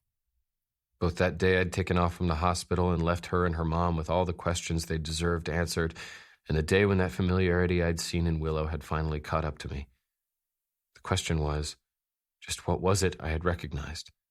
Because the second I'd left that hospital, for the next 7 years, I'd chosen the easy route, refusing to ever get too close, living for the kind of joy I could find, until I'd collided with Willow Langston, heart first. She was sick, Ash. She was sick. I swear to you, I didn't know the extent of it, not until it was too late. I murmured at the top of her head, I can't. She unwound herself from my arms, climbed to her feet, and I did the same, wanting to wrap her back up and knowing I didn't have the right. She turned away like she couldn't bear to look at me. That right there. That was why I'd done what I'd done. Hidden it, pretended some more, pretended like I didn't love her when I knew in my gut I could never really have her. I could feel the quiver that rolled through her body, the pain that laced the accusation. You knew when you slept with me today. My tone was quiet and pleading. Willow. Her lips trembled. You know, somehow I already knew when I got to the hospital she was gone. My mom and I, we'd already been on our way, going there to bring her back because we knew she was spiraling. Every cell in my body constricted with grief. Grief for her, grief for Anna, for Willow's summer. She turned her attention to the ceiling. They took us in this room, sat us down, and told us, and gave us the box, and said the man who'd come in with her had left it. She looked back at me. I hated that man. The words turned into a hushed whisper. I hated the man who'd gotten her pregnant, then left her. The one who hadn't taken care of her. The one who was too much a coward to even wait for us to get there to tell us what happened. Her body quaked. Did you know she was terrified of being a mom? Terrified she'd pass her sickness on? She told me she'd leave that for me. The messy part she'd tease because she knew she couldn't take the risk. But she promised she'd be the greatest auntie in the world. Me? I told her. Just like I'd told her that night. I was responsible. All of it. It was on me. She wiped her palm over her wet face. I need you to go. Panic seized my heart. Willow. She squeezed her eyes closed. Please, just go. I dropped my head, nodded slow as I accepted this cruel, sick fate before I crossed back to the door. I hesitated there before I gathered the courage to look back, wishing I'd had it all along. I smiled at her, softly, sadly. It wasn't pretend, Peaches. I touched my chest. You can't fake this. No, but I can't live in my sister's shadow. I wanted to argue it, but I wondered if she and I had been living in her sister's shadow all along. Chapter 36. The door quietly clicked shut behind him. I collapsed to the floor. Grief consumed me, agony spreading like a slow, splintering crack as I gathered the pictures to my chest. I hugged them, a bitter, beautiful treasure I could hardly bear. Summer smiled back from the stolen moments. Joy and inhibition. Her vibrancy spilled from the glossy sheets, as if she still held the power to command the room, the way she always had. Wrapped around her was the man I loved, with all of me, heart, body, soul, Forever. I slumped forward and wept, crushed by grief, swallowed by sorrow, weak. Silence hung like a shroud in the extra room upstairs. I sat in an antique rocker staring out the window. It was the room where I kept all the memories I couldn't endure seeing each day, so I'd steal in here when I wanted to get close to everything I'd lost. A late summer rain poured its fury on my backyard. Entranced, I watched as it pelted the roof of the small workshop where I'd fully fallen. Because falling with Ash Evans had been worth the risk. Days had passed in a blur as I struggled through a heartbreak more intense than I'd ever experienced. The loss of Ash, the anguish of summer. The problem was I couldn't tell if they were one and the same. Memories of my sister swam through my mind. Ring around the rosy, a pocket full of posies, ashes, ashes, we all fall down. Willow and Summer toppled in a pile to the ground, their giggles mounting toward the sky. Summer linked her pinky with Willow's. Her sister smiled. Willow and Summer forever. Willow grinned. Forever and ever. Sorrow clawed through my being. For years I'd wanted to track down the man who I'd believed abandoned her, accuse and demand. But somewhere inside, after listening to his story, after hearing his regret, I knew his love for her had been just as helpless as mine, that the picture I'd conjured in my mind had been all wrong. Even after I'd done everything I could, it still wasn't enough to save her from herself. And I had to believe that same truth applied to Ash. Pain intensified, gripping me everywhere, because that hurt too. So much. His love for her. Did that make me a horrible person? Summer ran through the tall grasses, wild locks of black hair flying around her smiling face as she turned to look over her shoulder. Willow followed her sister's lead, the way she always did, running down the embankment toward the deep, swollen creek hidden in the bank of trees. Summer jumped in with all her clothes, sinking under, 2 seconds later shooting up through the water. Her laughter danced through the warm air. She flung her arms above her head. It feels amazing, Will. Don't hold back. Don't ever forget what Mama said. The world's waiting for you. Willow hesitated, wishing she were more like her sister, before she squeezed her eyes closed and jumped in. But that was the thing about Summer and me. I'd always watched the world with caution while she'd taken it head on, until that world she'd wanted to embrace had slowly tumbled down around her, when the fear had set in. Willow brushed the tears from beneath her sister's eyes, and Summer clung to her, sobbing at her chest. It's not supposed to be like this, Will. It's not. I'm supposed to take care of you, not the other way around. I hate this. I hate it so much. Shh, it's okay. I'll always, always take care of you. I swiped at the tears running down my face. I'd tried. God, I'd tried. The hardest part was I couldn't make sense of how we'd ended up here, Ash and I. Why I'd been dealt such a cruel twist of fate. Because I had no clue what was right, and if loving Ash was wrong. He'd been calling me, leaving me messages, begging me to return them. Maybe it was my turn to be the coward. But I didn't know how to face him, how to look at the man I loved wholly and wonder if there was any possibility of him ever loving me. Twice I'd caught him sitting in his SUV across the street, the presence of that mesmerizing, intoxicating man stretching out to touch me where I wasted away in the loneliness of my house. As I questioned and ached and pleaded for the answers neither of us had.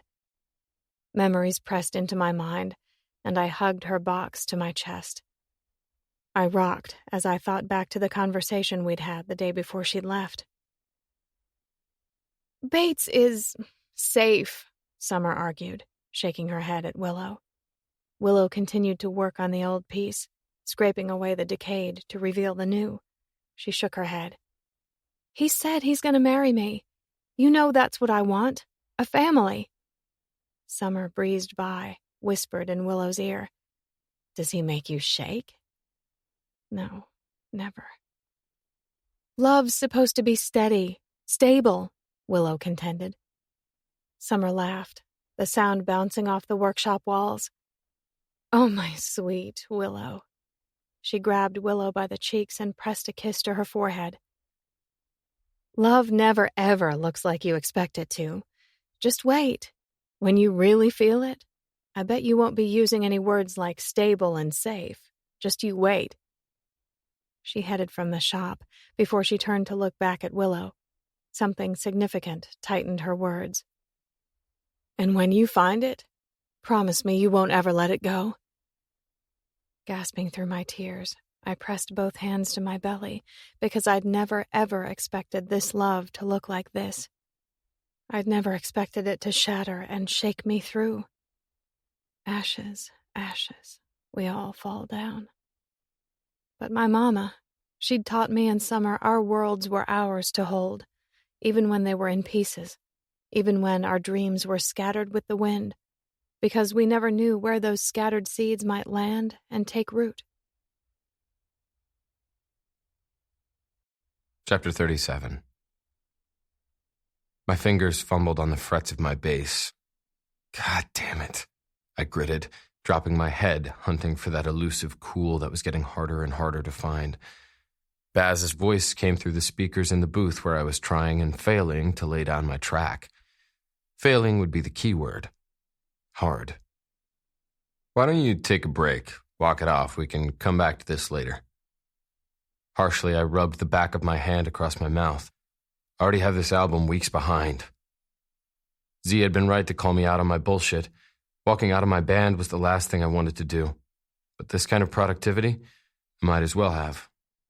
Take a breather, Baz said. This time it wasn't a suggestion. I set my favorite bass aside, hands clenching and unclenching in vicious fists, like the action might burn off the aggression and desperation threatening to boil the blood in my veins. I tore out of the booth, tossing a glare at Baz where he sat at the console, like any part of this was his fault. Better? It was all kinds of sarcasm and spite. He was right behind me as I stormed out, where I landed myself in the lounge outside the studio. Z and Austin were in the far corner, having some kind of hushed private conversation that probably had everything to do with me.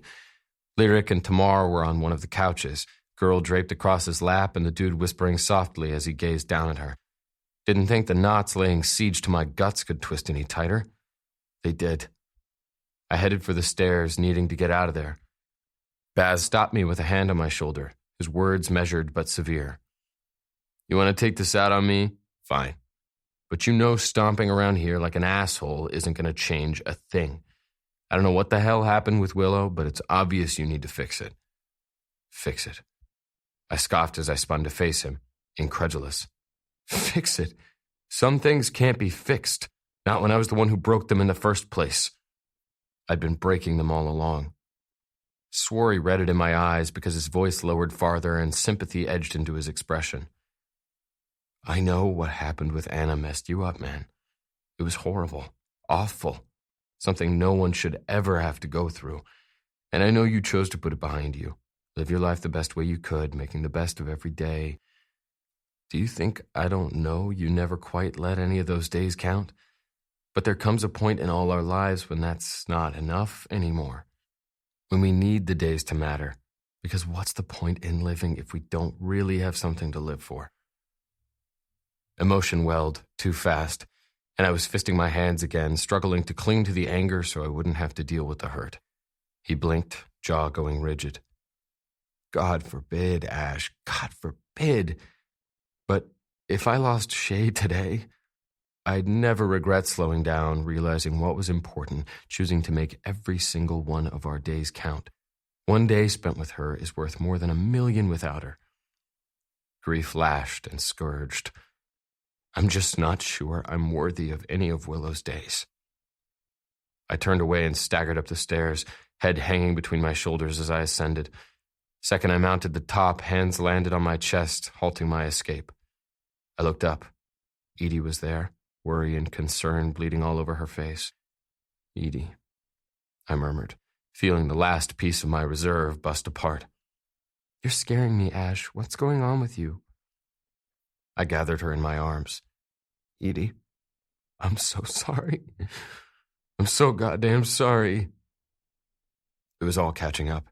I'd felt it catching up all along, ever since that moment a year ago when I'd found out about what I'd let happen to her. She shook her head against my chest. I don't understand. I fucked up. I fucked up so bad. She peeled herself away, sympathy on her face as she wrapped her hand in mine and led me over to the living room on the main floor of Bowes & Shay's house. She sat me down on a chair and climbed to her knees in front of me. I scrubbed both hands over my face. I need to tell you something. She touched my knee. You can tell me anything, anything. That night, what happened to you? I couldn't even form the words. She nodded. There was so much going on behind the scenes. This girl... I gathered up my courage and told my baby sister the same story I'd told Willow 2 weeks ago. I backed up, started from the beginning, from the first night I'd met Anna all the way up to the night when it had all ended in destruction. For Edie, for Anna, for Willow. I was responsible for it, Edie, for what happened to you. I was so wrapped up in what was going on with my life that night, I didn't take care of you the way I should have. Me. It had always been on me. Tears streaked down Edie's face. How can you say that? Paul was responsible, Ash. Paul, not you. You're wrong. She shook her head. I'm not. I spent too many years blaming myself, and I refuse to let you do the same. Her mouth trembled. It makes me sick to know what happened to you that night, to her. It's horrible and wrong. I can't tell you how sorry I am. I wish I would have known. My elbows propped on my knees, I threaded my fingers together and lifted my head to peer at my sister. It kills me I didn't know what was happening to you, Edie.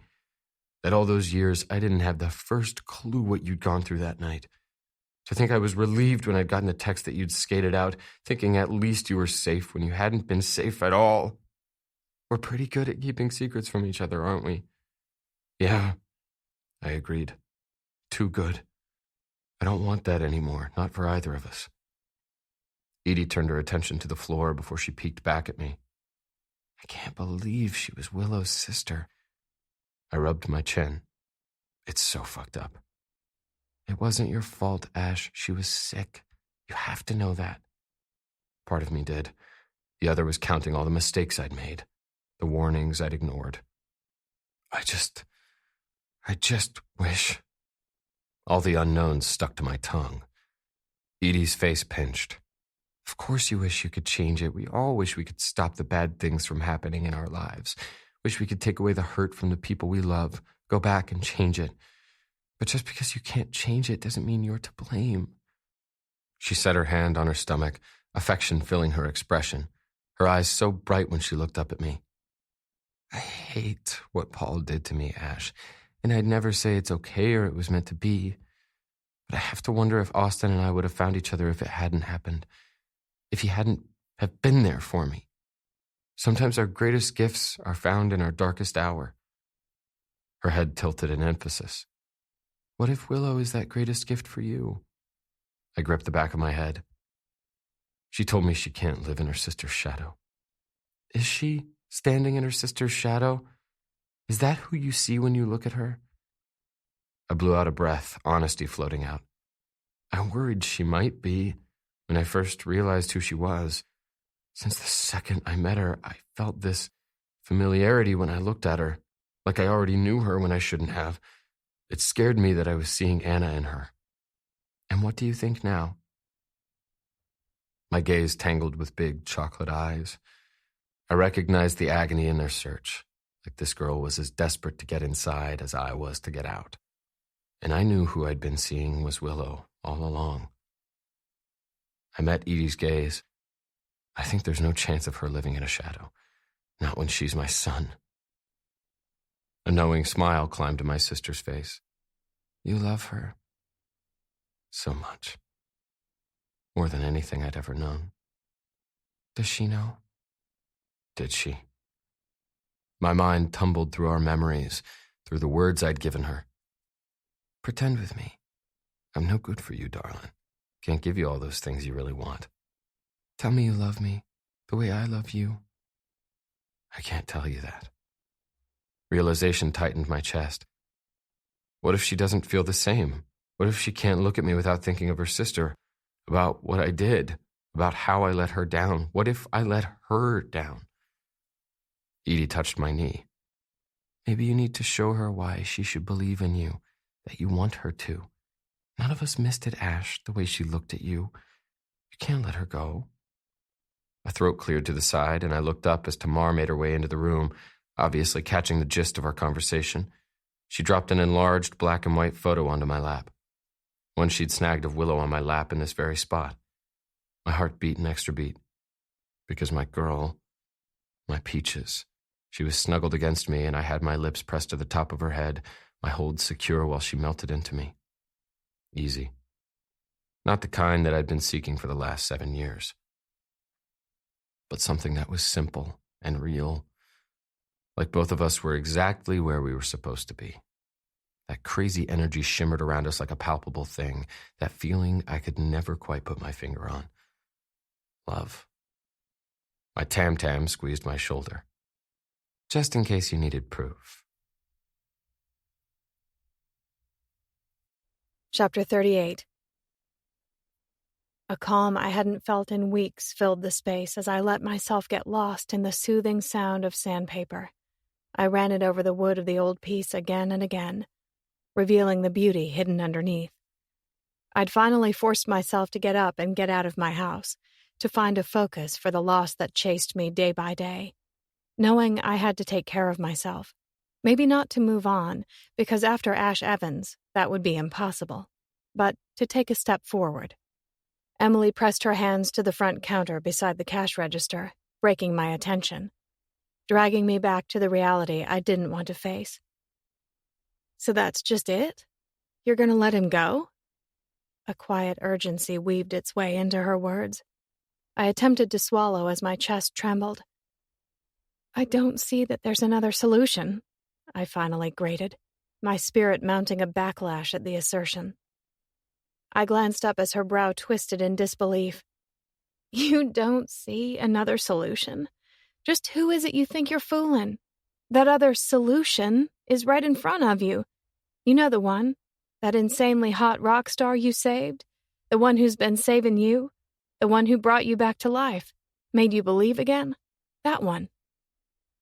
He was also the one who'd crushed me. You know it's not that simple, I said, turning back to the spindles of wood, my hands pouring out their love against the grains. I could almost see it, sitting in that second room where I'd stored all my memories. No longer would that room bear shame. No? She challenged. I blinked through the moisture that gathered in my eyes. He was in love with my sister. So what? My head jerked up. So what? My face pinched in agony and a tremble shook through my body. How would I ever know if he really loved me, Emily? How? How would I ever know for sure that when I laid down with him, it was me he was looking at and not my sister he was searching for? I could never compete with your sister. Is that what you're getting ready to say? No, that's not... Was it? I didn't know. All I knew was I'd loved my sister more than the whole world. Then this man had become my everything. Guilt swam with the grief. What if it's a dishonor to her? What if it's a dishonor to all of us? Emily slowly approached me, stood on the other side of the rocker, and gripped me by both sides of the face. What if it's a dishonor to ignore this, what you've been given? Sympathy swam in her eyes. Your sister was amazing, Willow. She was a force, bright, talented, a shining star. And I know you loved her with everything you had, but she's not here anymore. But that man, the one who's been going out of his mind trying to reach you, to make you see, to look, from where I'm standing, the only person he's looking at is you. I dropped my eyes closed. You were the one who said he was going to break my heart, Emily. You were right. He'd just done it in an entirely different way than she'd been suggesting. Soft laughter rolled from her. I'm not so big to admit when I just might be wrong, Will. And I think right now, you just might be wrong too. Everything you've ever wanted, everything, those dreams are right there, waiting on you to reach out and take them. I don't know if I can. He doesn't even want any of those things. We both jerked when the bell jingled over the door. That jingle had been going off more and more since Ash Evans had come into my life, my store no longer a no-name. He'd saved me in more ways than he could ever know, wrecked me all the same. It was a young man in his uniform, a cap on his head and a digital clipboard in one hand as he balanced a big box on the other. "I have a delivery for a Ms. Langston."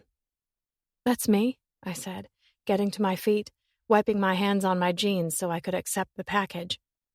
"Sign right here, please." I scribbled my name in the spot he indicated, and he handed me the box, already on his way out the door as he tossed "Have a nice day" over his shoulder.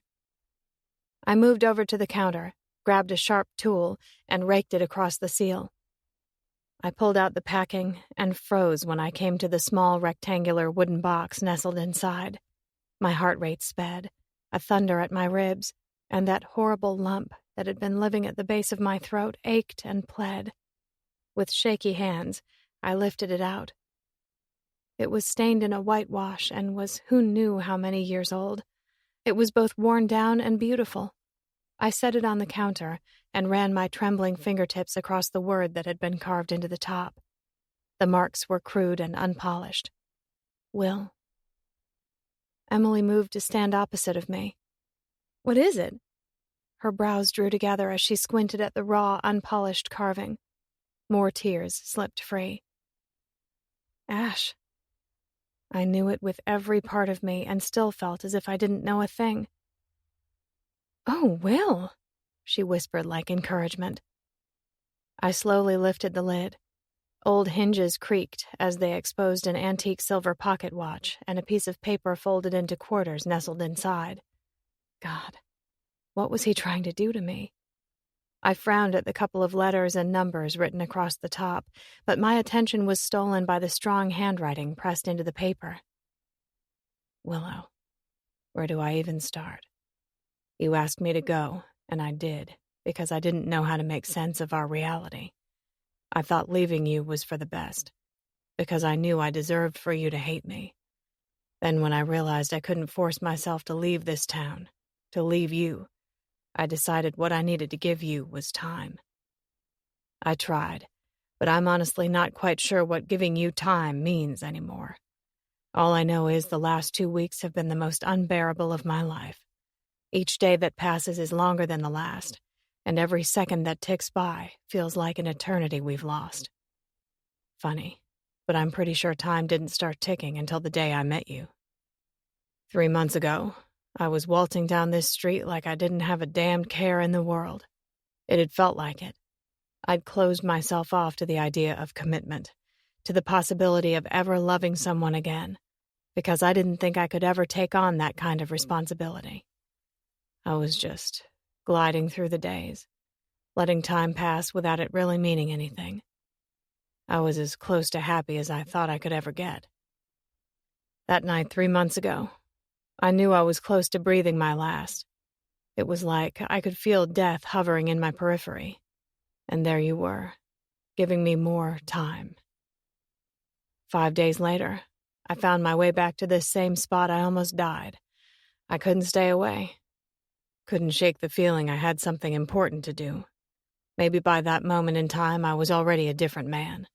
Maybe between lying in a puddle of my own blood and thinking I'd never see the people I loved again, something had already been loosed inside of me. Maybe that reinforced barrier I'd built around my heart had sustained a crack. But standing there, looking at you the first time, little did I know you'd already found a way into my soul. Tears ran hot down my cheeks, and the hollow place inside me throbbed. I squinted through the bleariness, trying to make sense of the numbers and letters that sat in place of a finished letter. Hungry for more of his words, wondering if I was a complete fool for wanting them. I glanced up at Emily, who was grinning at me from the other side of the counter. What is this? I begged. She'd been on her phone, and she turned the face toward me. I think they're coordinates. She pointed to the row of numbers and letters at the top of the letter. These are the exact coordinates for the store. She inputted the second row. A small gasp shot from her when she retrieved the results. A grin stretched her face when she looked back up at me. It's the resort where the reunion was. Oh my God, I breathed. I swiped away the lingering tears hanging on my lashes and fought to calm my raging heart. What do I do? What could this change? How will I ever know? She reached out and gripped my trembling hand. We never know for sure, Willow. Not ever. In life, there are no guarantees. There are only possibilities. You need to find out where this one takes you. Emotions spun. Hope and despair and need. Tucking the letter back into the box, I grabbed my purse and keys. I started for the door, but paused when Emily called after me. What do you see when he looks at you? I gave her a somber smile and a nod of my head. I rushed out into the day, unsure where this chase would end, but knowing I couldn't go on ignoring what was screaming out from me on the inside. I swiped my tears with the sleeve of my shirt, trying to clear my vision and calm the riot of my heart. I inputted the coordinates myself and followed them to the resort. It guided me through the lobby and out through the back to where the reception had been held beneath the stars and twinkle lights. A soggy laugh escaped when I found another box had been nestled near a row of flowering shrubs. I climbed to my knees and pulled it onto my lap. This one was completely square and had the word "you" carved on the top. Again old, again beautiful. My pulse sprinted as affection tugged a smile onto my lips. I lifted the lid. Hidden inside was one of the pictures he'd taken on his phone that night when he'd obliterated me. When he'd demanded I see the way he looked at me, when all I could see was him. The image was entirely of my face, my expression both shy and confident, filled with all the love I'd come to realize in this man. I unfolded the note he'd left with it. My Willow, 2 months ago, I asked you to pretend with me, to pretend like you belonged to me when a terrified part of me wished there was a way you could. Here was this amazing girl who was so unlike anyone I'd ever met, so far out of my reach, because she wanted all the things I could never give her. I couldn't have those things. I was too damn scared to take that kind of risk again. And honestly, I wasn't there yet. Didn't think I needed love or wanted it. But somewhere along the way, in those days that ticked by, you showed me what it was again, made me remember, stirred a part of me I'd long since forgotten, a part I mocked as stupid and reckless when, in reality, I'd been living the most reckless life of all. Most of all, you brought out something new, something better, something I never knew was a part of me. Somewhere in time, I fell in love with you. Love. It swelled all around me, the warmest embrace against the cold dark I'd been lost in for weeks. I'd been so sure I'd seen it in him, felt it in his touch. But I'd let the shock and grief of summer convince me it had been fake. Ash, with his hard, beautiful exterior and his soft, amazing heart. I took the letter and box and ran back through the lobby and to my car as this overwhelming emotion bloomed, spreading through my body, laying siege to my spirit, heart, and mind. Chaotic comfort. My fingers were frantic as I entered the next row of coordinates listed at the bottom of the second letter. I threw my car in gear and let the generic voice wind me back through town and to the old part of the city. That eagerness I'd been feeling shifted and amplified. It took a sharp turn into sorrow. By the time I put my car in park, I was sobbing. I didn't know if I could do this. It hurt too much. But there I was, fumbling out the door and stumbling up the grassy hill. Ancient trees stretched their arms across the grounds, as if they were offering their comfort when this place wept with sorrow. Wind gusted and leaves tumbled. I dropped to my knees between the two headstones that rested side by side. Gingerly, I brushed my fingers across my mama's marker that had just been set. Too new, too brutal. A fresh bouquet of flowers had been set next to the words that branded her days, her life, her legacy. I love you, Mama. I love you so much. I wish you were here, because I don't know what to do.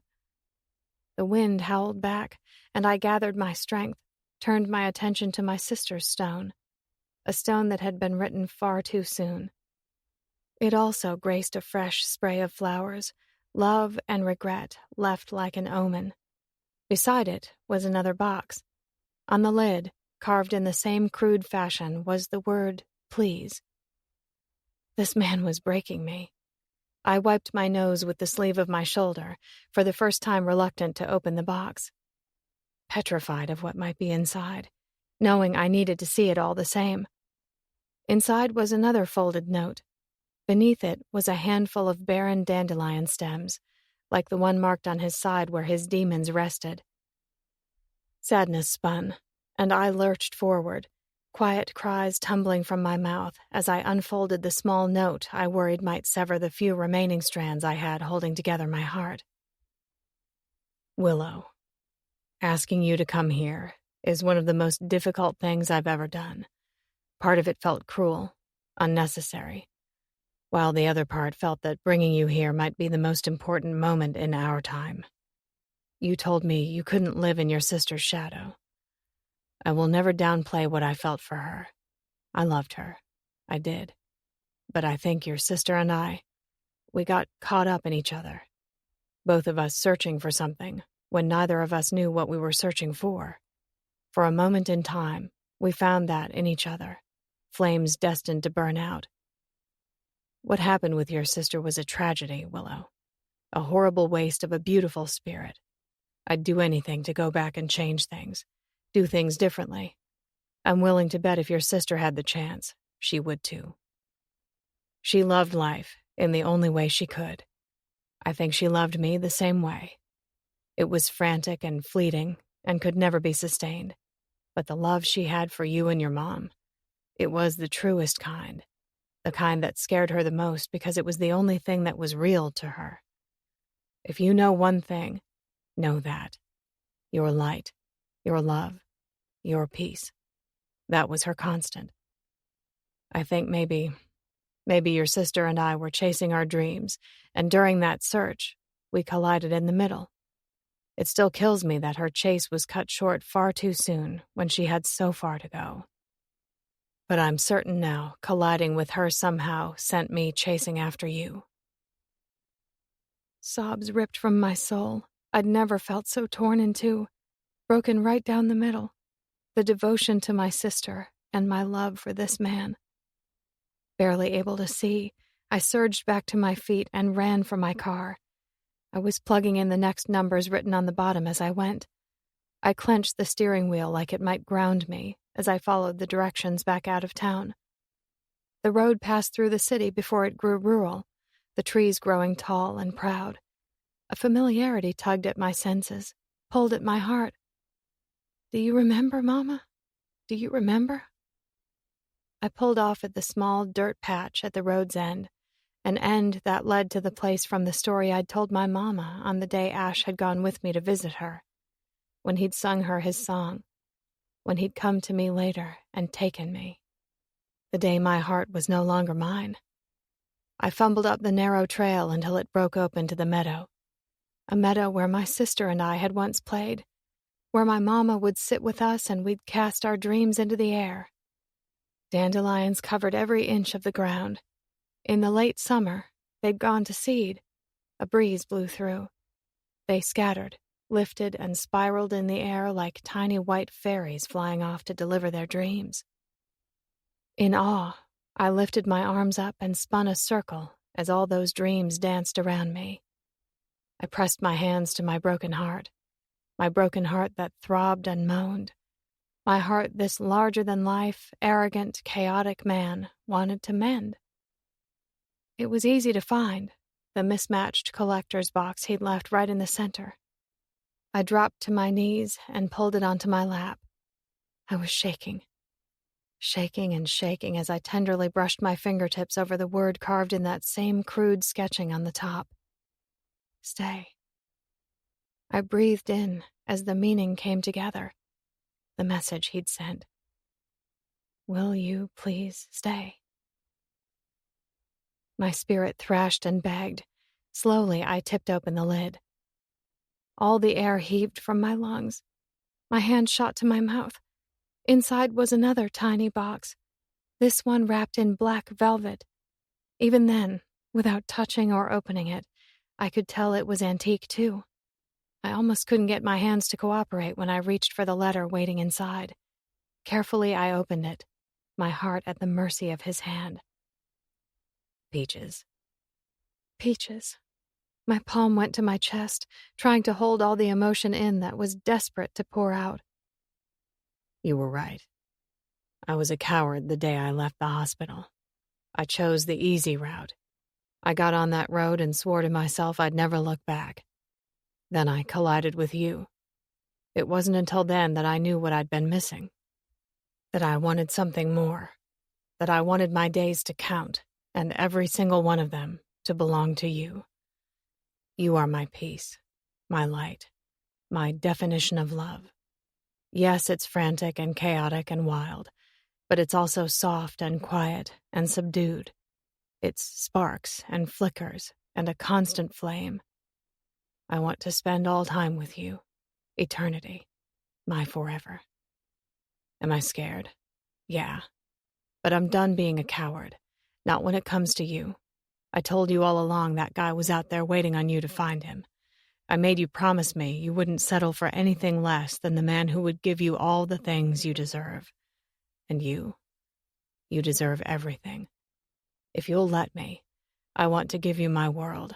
Because you, Willow, you took over time and became mine. You could never be second place or be hidden in the shadows. You burn too bright. Your faith is too brilliant, and your love is too vivid. You are my sun.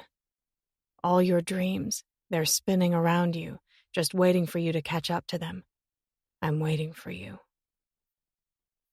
My heart beat out ahead of me, urging me home. I didn't even know how I got the little box open, but I did, and my heart that kept screaming at me wanted to burst. The ring was ornate, platinum and encrusted with diamonds, delicate, so old, so perfect. So, me. There was one more word at the bottom of his letter, right beneath the next coordinates. Stay. I didn't even need to plug them in. I already knew where they would lead. Still, when I climbed into my small SUV, I had an entirely different destination in mind. I raced back into town and parked in front of the gorgeous house I'd only visited once before. I rushed up the front porch and pounded on the door.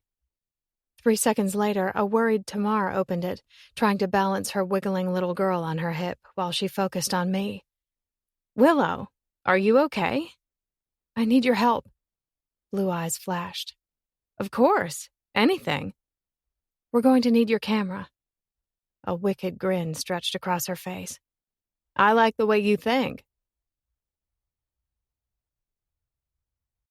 Chapter 39. I stepped into the vacancy of my huge-ass house that echoed back a quiet, hollow void.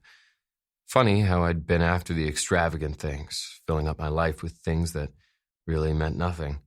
Possessions, women, a kind of life that passed at the speed of light. Now, the only thing I wanted was to fill this place with her light, with her laughter and her hope and sweet, sweet soul. Twilight pressed in on the windows that looked out over the porch, casting the main floor in shadows and doubt. The entire day had passed, and all that hope I'd been feeling had been obliterated. All day I'd been on edge, waiting for her to come, for her to choose me. I'd sat here for close to 6 hours after that package had been delivered, pacing, wanting to claw my hair out with each second that passed. And of course, because the universe hated me, Lyric and Austin had gone and called an emergency meeting 2 hours ago, spouting some bullshit that was going down in L.A. They said I had to be there, which was stupid considering I couldn't process anything they said. I was there, but not present, antsy and uneasy, checking my phone 1,000,000 damned times to see if she texted or called. Nothing. It fucking slayed me. But like I'd told her, I was done being a coward. I'd laid myself on the line, offered her my life if she was just willing to reach out and take it. Pushing out a breath, I headed for the stairs. My hand glided up the railing as I trudged my way toward that room that taunted me with the remnants of her presence. It was only worse tonight, knowing I'd done all I could, and it hadn't been enough. I edged down the hall and pushed open one side of the double doors. The last of the day spilled inside, giving the room that sang with Willow's spirit a soft pink hue. I breathed it in. The lingering scent of peaches filled my senses, tightened my chest. I blinked, wondering if I just might be losing my mind because it was more intense than it had ever been. That crazy energy that shimmered and played. I felt myself turning, shifting to look at the barren wall, that vacant place Willow had left like a mark against my name. Only it was no longer bare. A row of 8 pictures adorned the space, all of them done in black and white and framed in old vintage wood, each huge and utterly profound. There was just a hint of my girl in each one, a whisper of her shoulder, a profile of her strong face captured like a secret, a tease of black lace. A shudder ripped down my spine, and the hairs at the nape of my neck lifted in awareness. Not the dreadful kind. No. This was the kind that slowed time because you knew you were going to want to remember that moment forever. Hope fisted in my chest. Slowly I turned, drawn, heart in my throat. She stood in the doorway to the bathroom. She was wearing nothing but black lace and one of my white button-ups she'd stolen from my drawer. Undone. All that creamy soft skin was on display, mounds of mahogany piled on her head, tendrils dripping down to frame that sweet, sweet face. I swore the room spun. I could barely speak, my throat too swollen and thick. I managed the only thing that mattered. Willow. She edged out into the glimmers of the waning day, could feel the shyness that wove its way through her body, the redness that flushed her cheeks when she gestured to the pictures on the wall behind me, but her voice was brimming with hope. You said you wanted to wake to me every day. Devotion whipped through me, this insane love I had for this precious girl. I moved toward her, my heart going haywire when I began to breathe her breaths. I reached out and cupped her jaw, her pulse racing beneath my touch. I do, Willow. I promise. I do. What I told you in those letters, it's all the truth I have to give. You are my sun, my life. Chocolate eyes glistened, everything I was feeling reflected back. I thought maybe by loving you, I was dishonoring my sister, her memory, her dreams. But she made me promise the day before she left that if I found love, the real kind, that I wouldn't ever let it go. A single tear slipped from the corner of her eye. I think she'd want us to be happy. I think maybe she was leading us here all along. Because I found it in you. I held her face in my hands. Peaches, tell me it's real. She whispered. My nose brushed hers. It's real. There's no faking this. The love I have for you. A watery smile moved across her mouth, and she clutched her bottom lip between her teeth, hands shaking like an earthquake when she held out the velvet box. What you said in the last letter, that you want all of it with me. I need to know that you truly do. I want everything. Everything you've got to give, Willow. All of it. No lie. 0 reservations. Her gaze traveled to the far wall, to the spot I'd missed when I'd first come in. I swore the world shook. Sitting beneath the window was a wooden bassinet, the old kind built on rockers with carved ornate slats, Willow's signature style written all over the reclamation. Shocked, I turned back to look at her. The girl staring up at me. Hope, love, belief. Why do I get the feeling this is a sooner rather than later kind of question, darling? My words were clogged with emotion, but that didn't mean there wasn't a grin fighting for claim on my mouth. Because I caught a dream, and maybe it looks different than the way I'd always imagined, different than I expected, but it's real, and the only thing I want is to share it with you. I sank to the floor in front of her, my hands cinched down on her hips, my nose buried in the sweet flesh of her belly. I want it, Willow. I want it all. I just never knew I did until I met you. She touched my face so soft as she ran her gentle fingers through my hair. Love laying siege, I pressed a kiss there, before I gathered myself and sent my girl a smirk. Now, where's that box? She choked out teary laughter and handed it to me. I pulled out the ring I knew would be perfect for her. An heirloom, a treasure, priceless. Willow Langston, put me out of my misery and tell me you'll marry me. Tears streaked down her face, chocolate eyes so wide, love so clear. Yes, she whispered.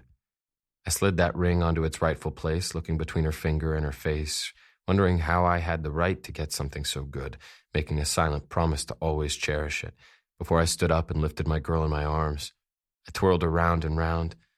She threw her head back and laughed that perfect poetic sound that passed through me like a caress. I spun her faster. Oh my God, Ash, put me down, you're going to drop me. She squealed when I did just that, right in the middle of our bed. I grinned down at her as I peeled off my shirt. What, you think I can't handle you? I flexed my arms. Look how strong I am. Oh, looks like my cocky, arrogant boy has come out to play. Your cocky boy always wants to play, darling. How's that sound, soon-to-be Mrs. Willow Evans? She giggled as I climbed over her. That sounds like the best thing I've ever heard. Does this mean I get to get in this sweet body now? Been dying, baby. Did you know how bad I needed you?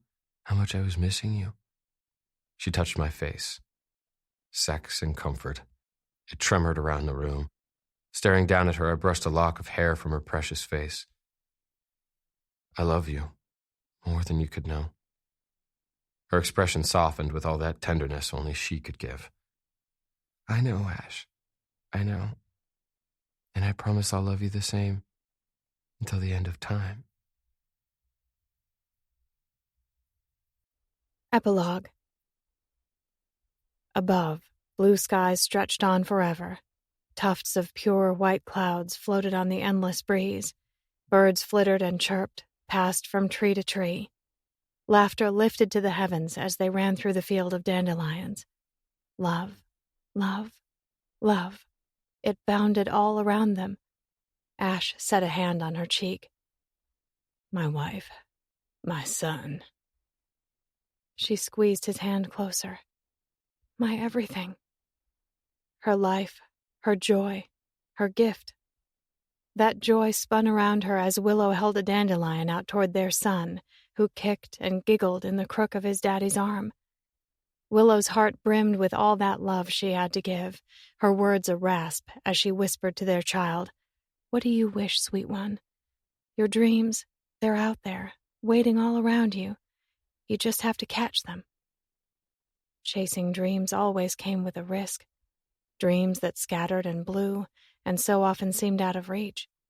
But eventually, those dreams, they settled and took root. They found the one place they were meant to stay. We hope you have enjoyed Stay, written by A.L. Jackson, narrated by Andy Arndt and Zachary Weber. Production coordination by Lyric Audiobooks. Text copyright 2017 by A.L. Jackson Books, Inc. Production copyright 2017 by A.L. Jackson Books, Inc. For information about upcoming releases, visit www.aljacksonauthor.com.